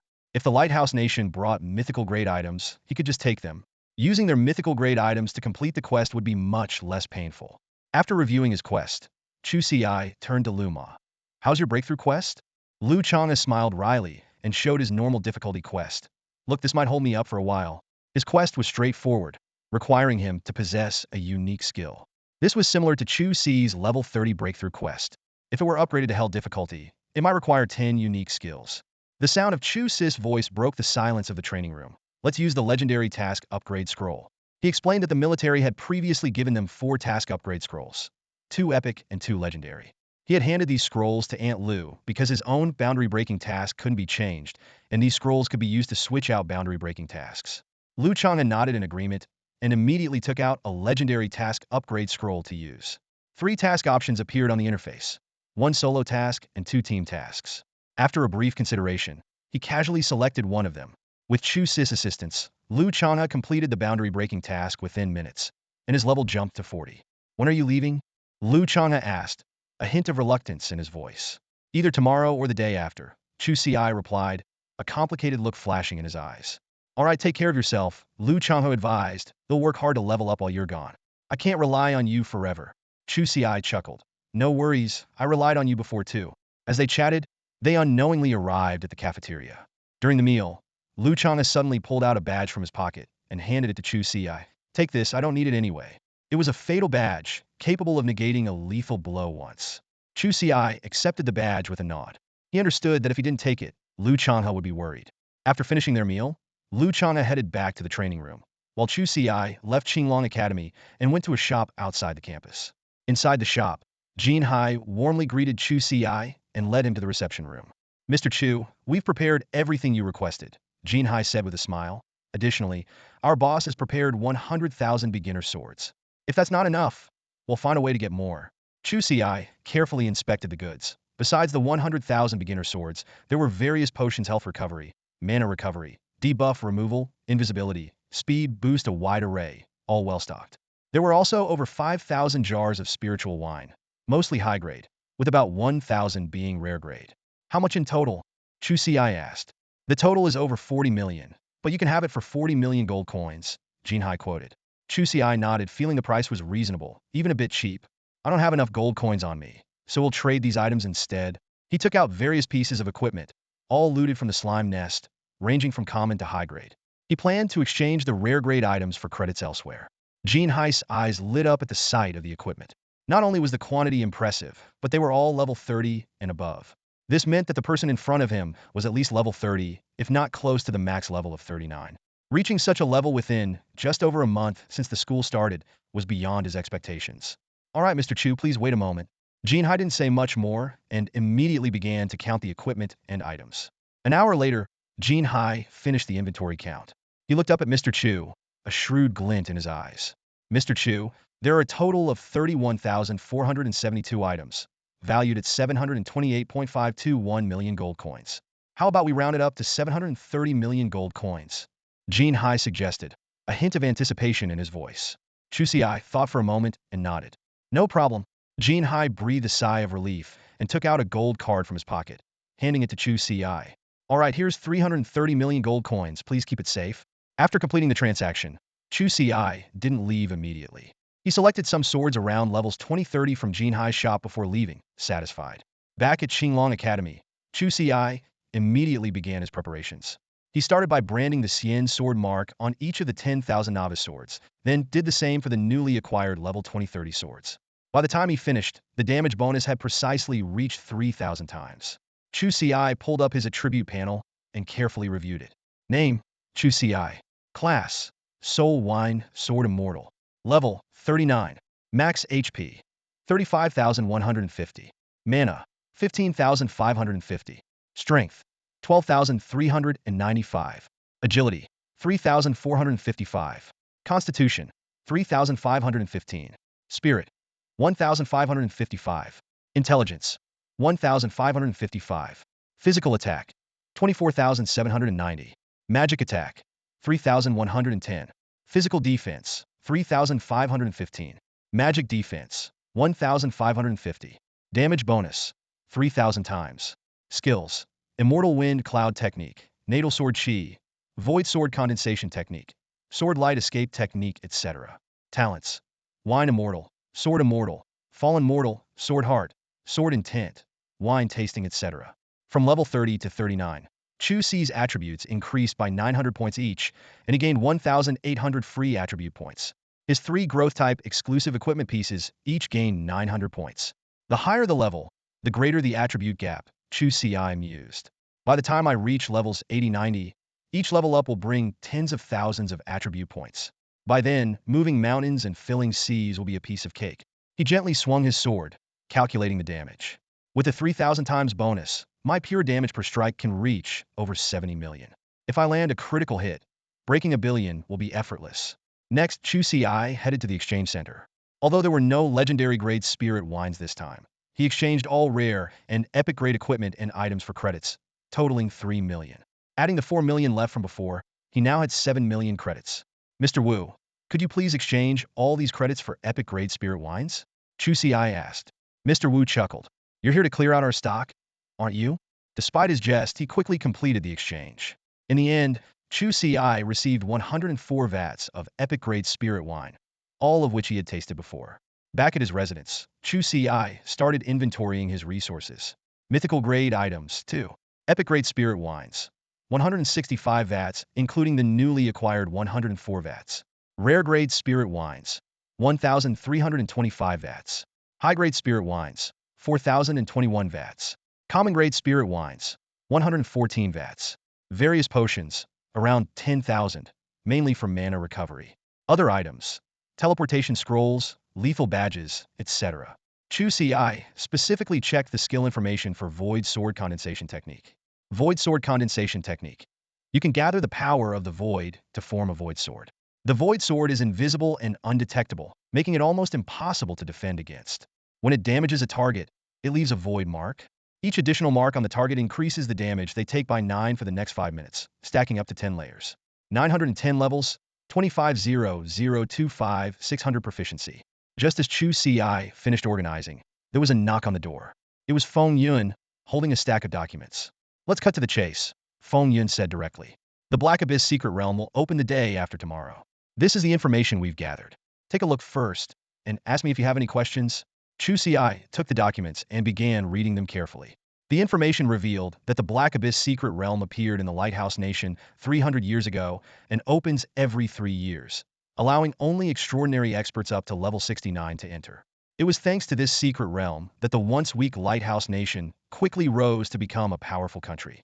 Upon entering the Abyssal Secret Realm, the first challenge is the Path of Hell. This path is teeming with countless monsters, and Chu Ci knows that only by navigating this treacherous road can he truly enter the heart of the secret realm. In the Abyssal Secret Realm, defeating monsters doesn't yield common equipment or items. Instead, a mysterious substance called black gold is dropped. Chu Ci quickly scanned the documents in his hand, his brow furrowing. The file contained scant useful information, mostly unverified speculations from Xia about the Abyssal Secret Realm. He turned to Feng Yun beside him and asked, Elder Feng, you mentioned earlier that points can be earned in the Abyssal Secret Realm. Do you know the specific method? After all, acquiring points was his main objective for this journey. Now, he had an additional goal, seizing a mythical grade item from the people of Beacon Country to complete his breakthrough task. Feng Yun stroked his beard slowly and said, I'm not entirely sure of the specifics. However, many years ago, Xia fought alongside a powerful warrior from Beacon Country. From him, we learned that points are likely related to black gold. Unfortunately, he didn't divulge any further details. The elder paused and then suggested, so, once you enter the secret realm, collect as much black gold as possible. Then capture someone from Beacon Country and interrogate them. You should be able to figure it out. Chu Ci nodded in agreement. This aligned with his intentions. Although their knowledge of the Abyssal Secret Realm was limited, the people of Beacon Country undoubtedly knew more. Interrogating one of them would reveal the truth. Elder Feng, Chu Ci continued, his eyes gleaming with anticipation. Will the people from Beacon Country and Wa Country bring mythical-grade items inside? This question was crucial to him. Feng Yin responded with a serious expression. They certainly will. The Abyssal Secret Realm has existed for over 300 years, and every time it opens, Beacon Country is determined to obtain the core of the Secret Realm. Even if they haven't succeeded in acquiring the core, Beacon Country has grown stronger over these 3 centuries because of it. If they do get the core, its value would be unimaginable. So, they will undoubtedly bring mythical-grade items to ensure success. The Elder continued. Not only Beacon Country, but Wa Country will also bring mythical-grade items. Although Wa Country has always been subservient to Beacon Country, they are not content to remain second. If given the chance, they too will aim for the core of the Secret Realm. Feng Yun smiled slightly. If you have the opportunity, you should try to bring the core back yourself. Chu Ci frowned, worriedly asking, if I do bring it back, won't Beacon Country go berserk? After all, the Abyssal Secret Realm is the foundation of their strength. If we obtain the core, they might not take it lying down. Feng Yun chuckled softly, reassuring him, just try not to let them find out. Even if they do, someone will negotiate with them. At most, they'll just gnash their teeth a bit. The Elder's eyes glinted with confidence. Chu Ci and Feng Yun had been deep in conversation for a long time, their discussion revolving around the mysterious Abyssal Realm. Suddenly, Feng Yun changed the topic. By the way, I found the monster you need. Let me take you to see it. Before he even finished speaking, Feng Yun had already whisked Chu Ci away. In the next moment, they appeared in a vast plaza. Feng Yun pointed to a massive creature restrained in the center of the plaza. What do you think of this monster? Chu Ci focused his gaze and saw a gigantic bull-like creature firmly bound in the middle of the plaza. Its entire body was a shade of green, exuding a thick, bloody aura. Feng Yun explained in detail. This is a green mountain blood bull, an epic-level creature, level 39. It has 70 million HP, 4157 attack, 3584 physical defense, and 4715 magical defense. Its greatest feature is its high HP, making it one of the top creatures at level 39, even surpassing dragons. Chu Ci scrutinized the green mountain blood bull, weighing his options. While the monster stats weren't particularly outstanding for a level 39 epic creature, its staggering HP was impressive. To put it in perspective, the level 39 legendary monster he had encountered before, the Silver Moon Skywolf, only had 30 million HP. I'll take it, Chu Ci decided swiftly, then took out a sacrificial crystal and used it on the green mountain blood bowl. In an instant, a dazzling light burst from the crystal, enveloping the green mountain blood bowl. Despite its desperate struggles, the creature couldn't move due to its restraints and could only watch as it was sacrificed. A minute later, the light dissipated and the green mountain blood bowl vanished. Inside the sacrificial crystal, a miniature version of the green mountain blood bowl appeared, as if encased in amber. Chu Ci examined the sacrificial crystal. Sacrificial crystal. Quality, epic. Effect. Sacrifices the green mountain blood bowl as a follower. All damage received will be transferred to the follower until its death. Status bound. HP. 70 million. Although labeled as a follower, Chu Ci found he couldn't summon the green mountain blood bowl, likely due to the quality of the epic-level sacrificial crystal. However, this didn't affect his plan. He only needed to utilize its HP. A thought crossed Chu Ci's mind. I wonder if this thing can recover HP. If so, its value would be even higher. He turned to Feng Yun. Elder Feng, can you attack me? Though puzzled, Feng Yun complied and struck Chu Ci, causing over 1,000 points of damage. Surprisingly, despite the damage number appearing above Chu Ci's head, his HP remained unchanged. Instead, the green mountain blood bowl inside the sacrificial crystal lost the corresponding amount of HP. With a thought, Chu Ci directed a wood spirit sword Chi at the sacrificial crystal. Instantly, an astonishing number appeared. 29 million. Now at level 39, Chu Ci's wood spirit sword Chi could restore 39 of the damage dealt. With a single strike, he restored nearly 30 million HP. It works! Chu Ci's eyes lit up. Despite the green mountain blood bowl's 70 million HP, he could restore most of it with just 2 strikes. As long as his enemies couldn't inflict more than 70 million damage in a short period, he was nearly invincible. Feng Yun noticed this as well and said with satisfaction, I didn't expect you to have a healing skill. This will make you much safer in the Abyssal Realm. He thought to himself that even without mythical level items, it would be challenging for him to defeat Chu Ci quickly. Chu Ci felt a surge of joy. With the green mountain blood bowl as his HP pool, he had virtually no weaknesses. Feng Yun continued, Alright, take the next couple of days to rest. Someone will escort you to the Abyssal Realm the day after tomorrow. You're not coming, Elder Feng? Chu Ci asked, surprised. Feng Yun shook his head. No, your safety is more important. A mythical level expert will be escorting you. Although Feng Yun was an 89th level legendary expert, he couldn't guarantee a safe return from the Lighthouse Nation. Having a mythical level expert was a more secure option. Chu Ci then realized that the Grand Xia dynasty was sending a mythical level expert not because they valued the abyssal realm, but because they valued him. After Feng Yun left, Chu Ci didn't actually rest. He took out the epic level spirit wine, Liu Xiang, and after a hearty drink, successfully upgraded his void condensation sword technique to level 10, the maximum level. The void condensation sword technique is a mysterious and unfathomable skill that harnesses the power of the void to create an invisible and intangible sword. This sword technique is nearly impossible to defend against, and each hit leaves a void mark on the target. The more marks there are, the more damage the target will take over the next 5 minutes, with each mark increasing the damage by 10, up to a maximum of 10 layers. Chu Ci stared at the skill information displayed on the interface, his brows furrowed. This was a level 10 ultimate skill, requiring a 50 mastery of strength and a proficiency of 50,000 points. He thought to himself, it seems converting a skill gained from an epic spirit wine into an ultimate technique is indeed much more difficult. Reflecting on his current situation, Chu Ci couldn't help but feel a bit dejected. He had allocated many attribute points during his last upgrade, and his current strength mastery was estimated to be only around 6. A 50 mastery seemed utterly unattainable for him in the short term. Despite his frustration, Chu Ci closed the interface. He decided to take Lu Ma to the Fishing Island secret realm once again. Although 2 days wouldn't significantly improve his mastery, it was better than nothing. Time flew by, and 2 days passed in the blink of an eye. On this day, Chu Ci, fully prepared, arrived at Feng Yun's office. As he opened the door, he noticed an elderly man with a kind face in addition to Feng Yun.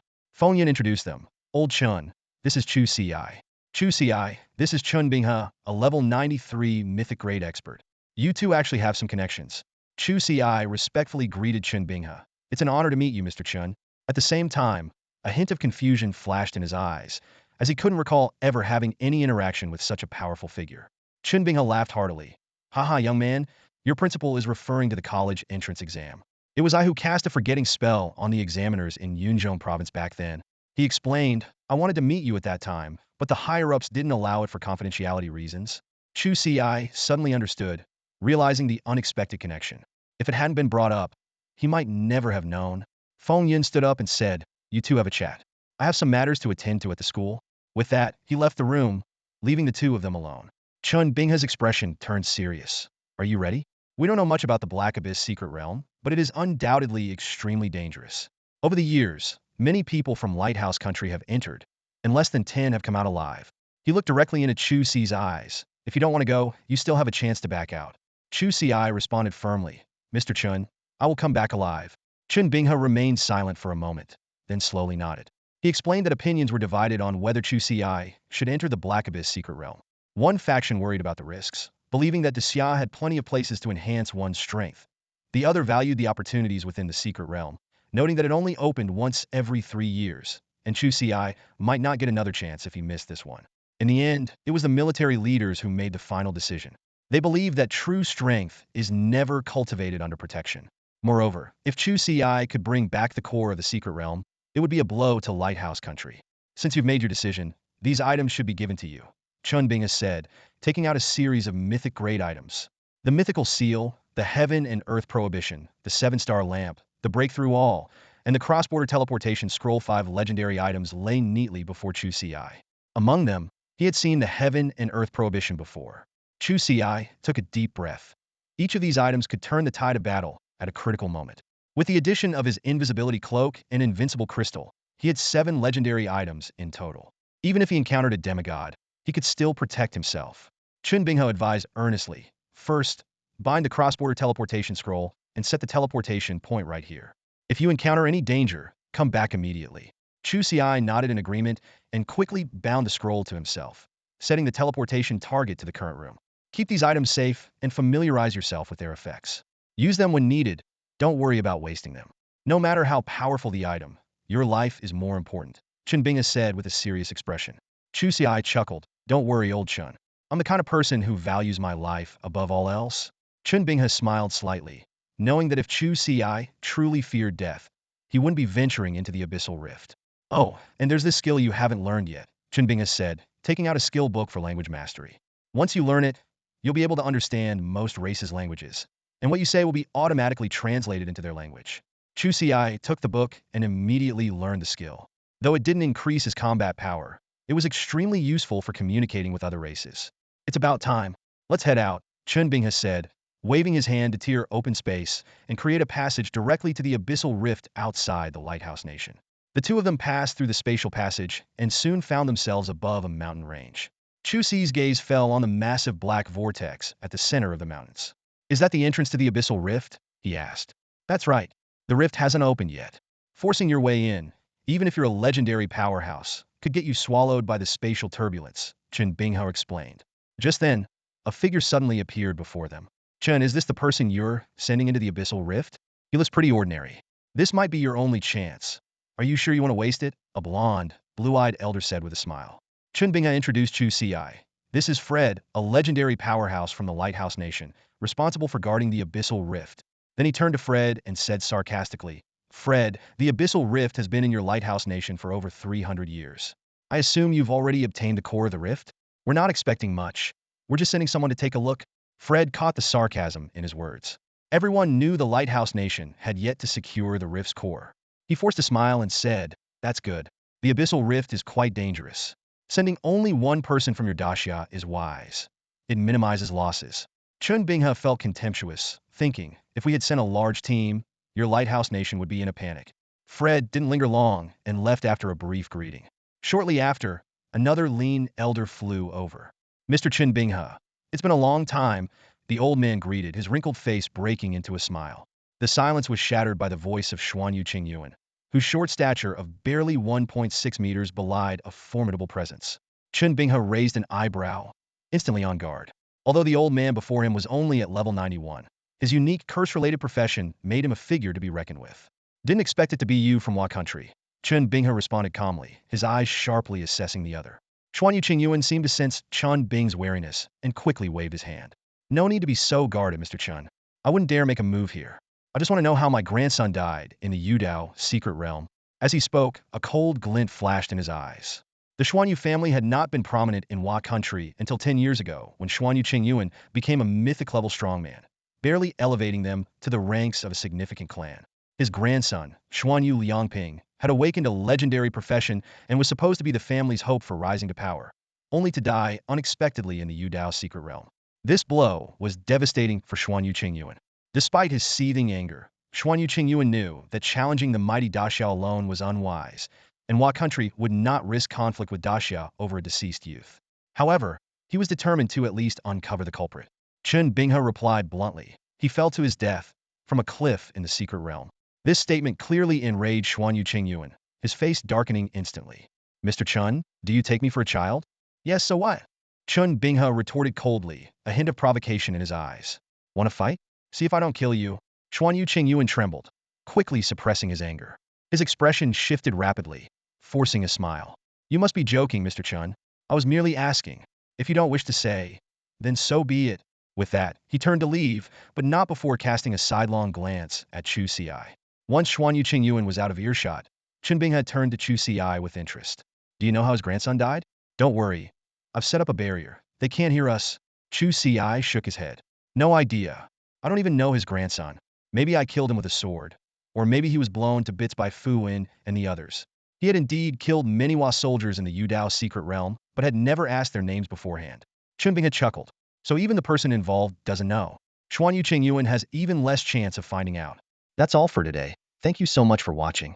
I hope you guys enjoyed. If you wish to have another part of this recap, please give us at least 1,000 likes. Please don't forget to comment and subscribe to our channel for more content like this until next time.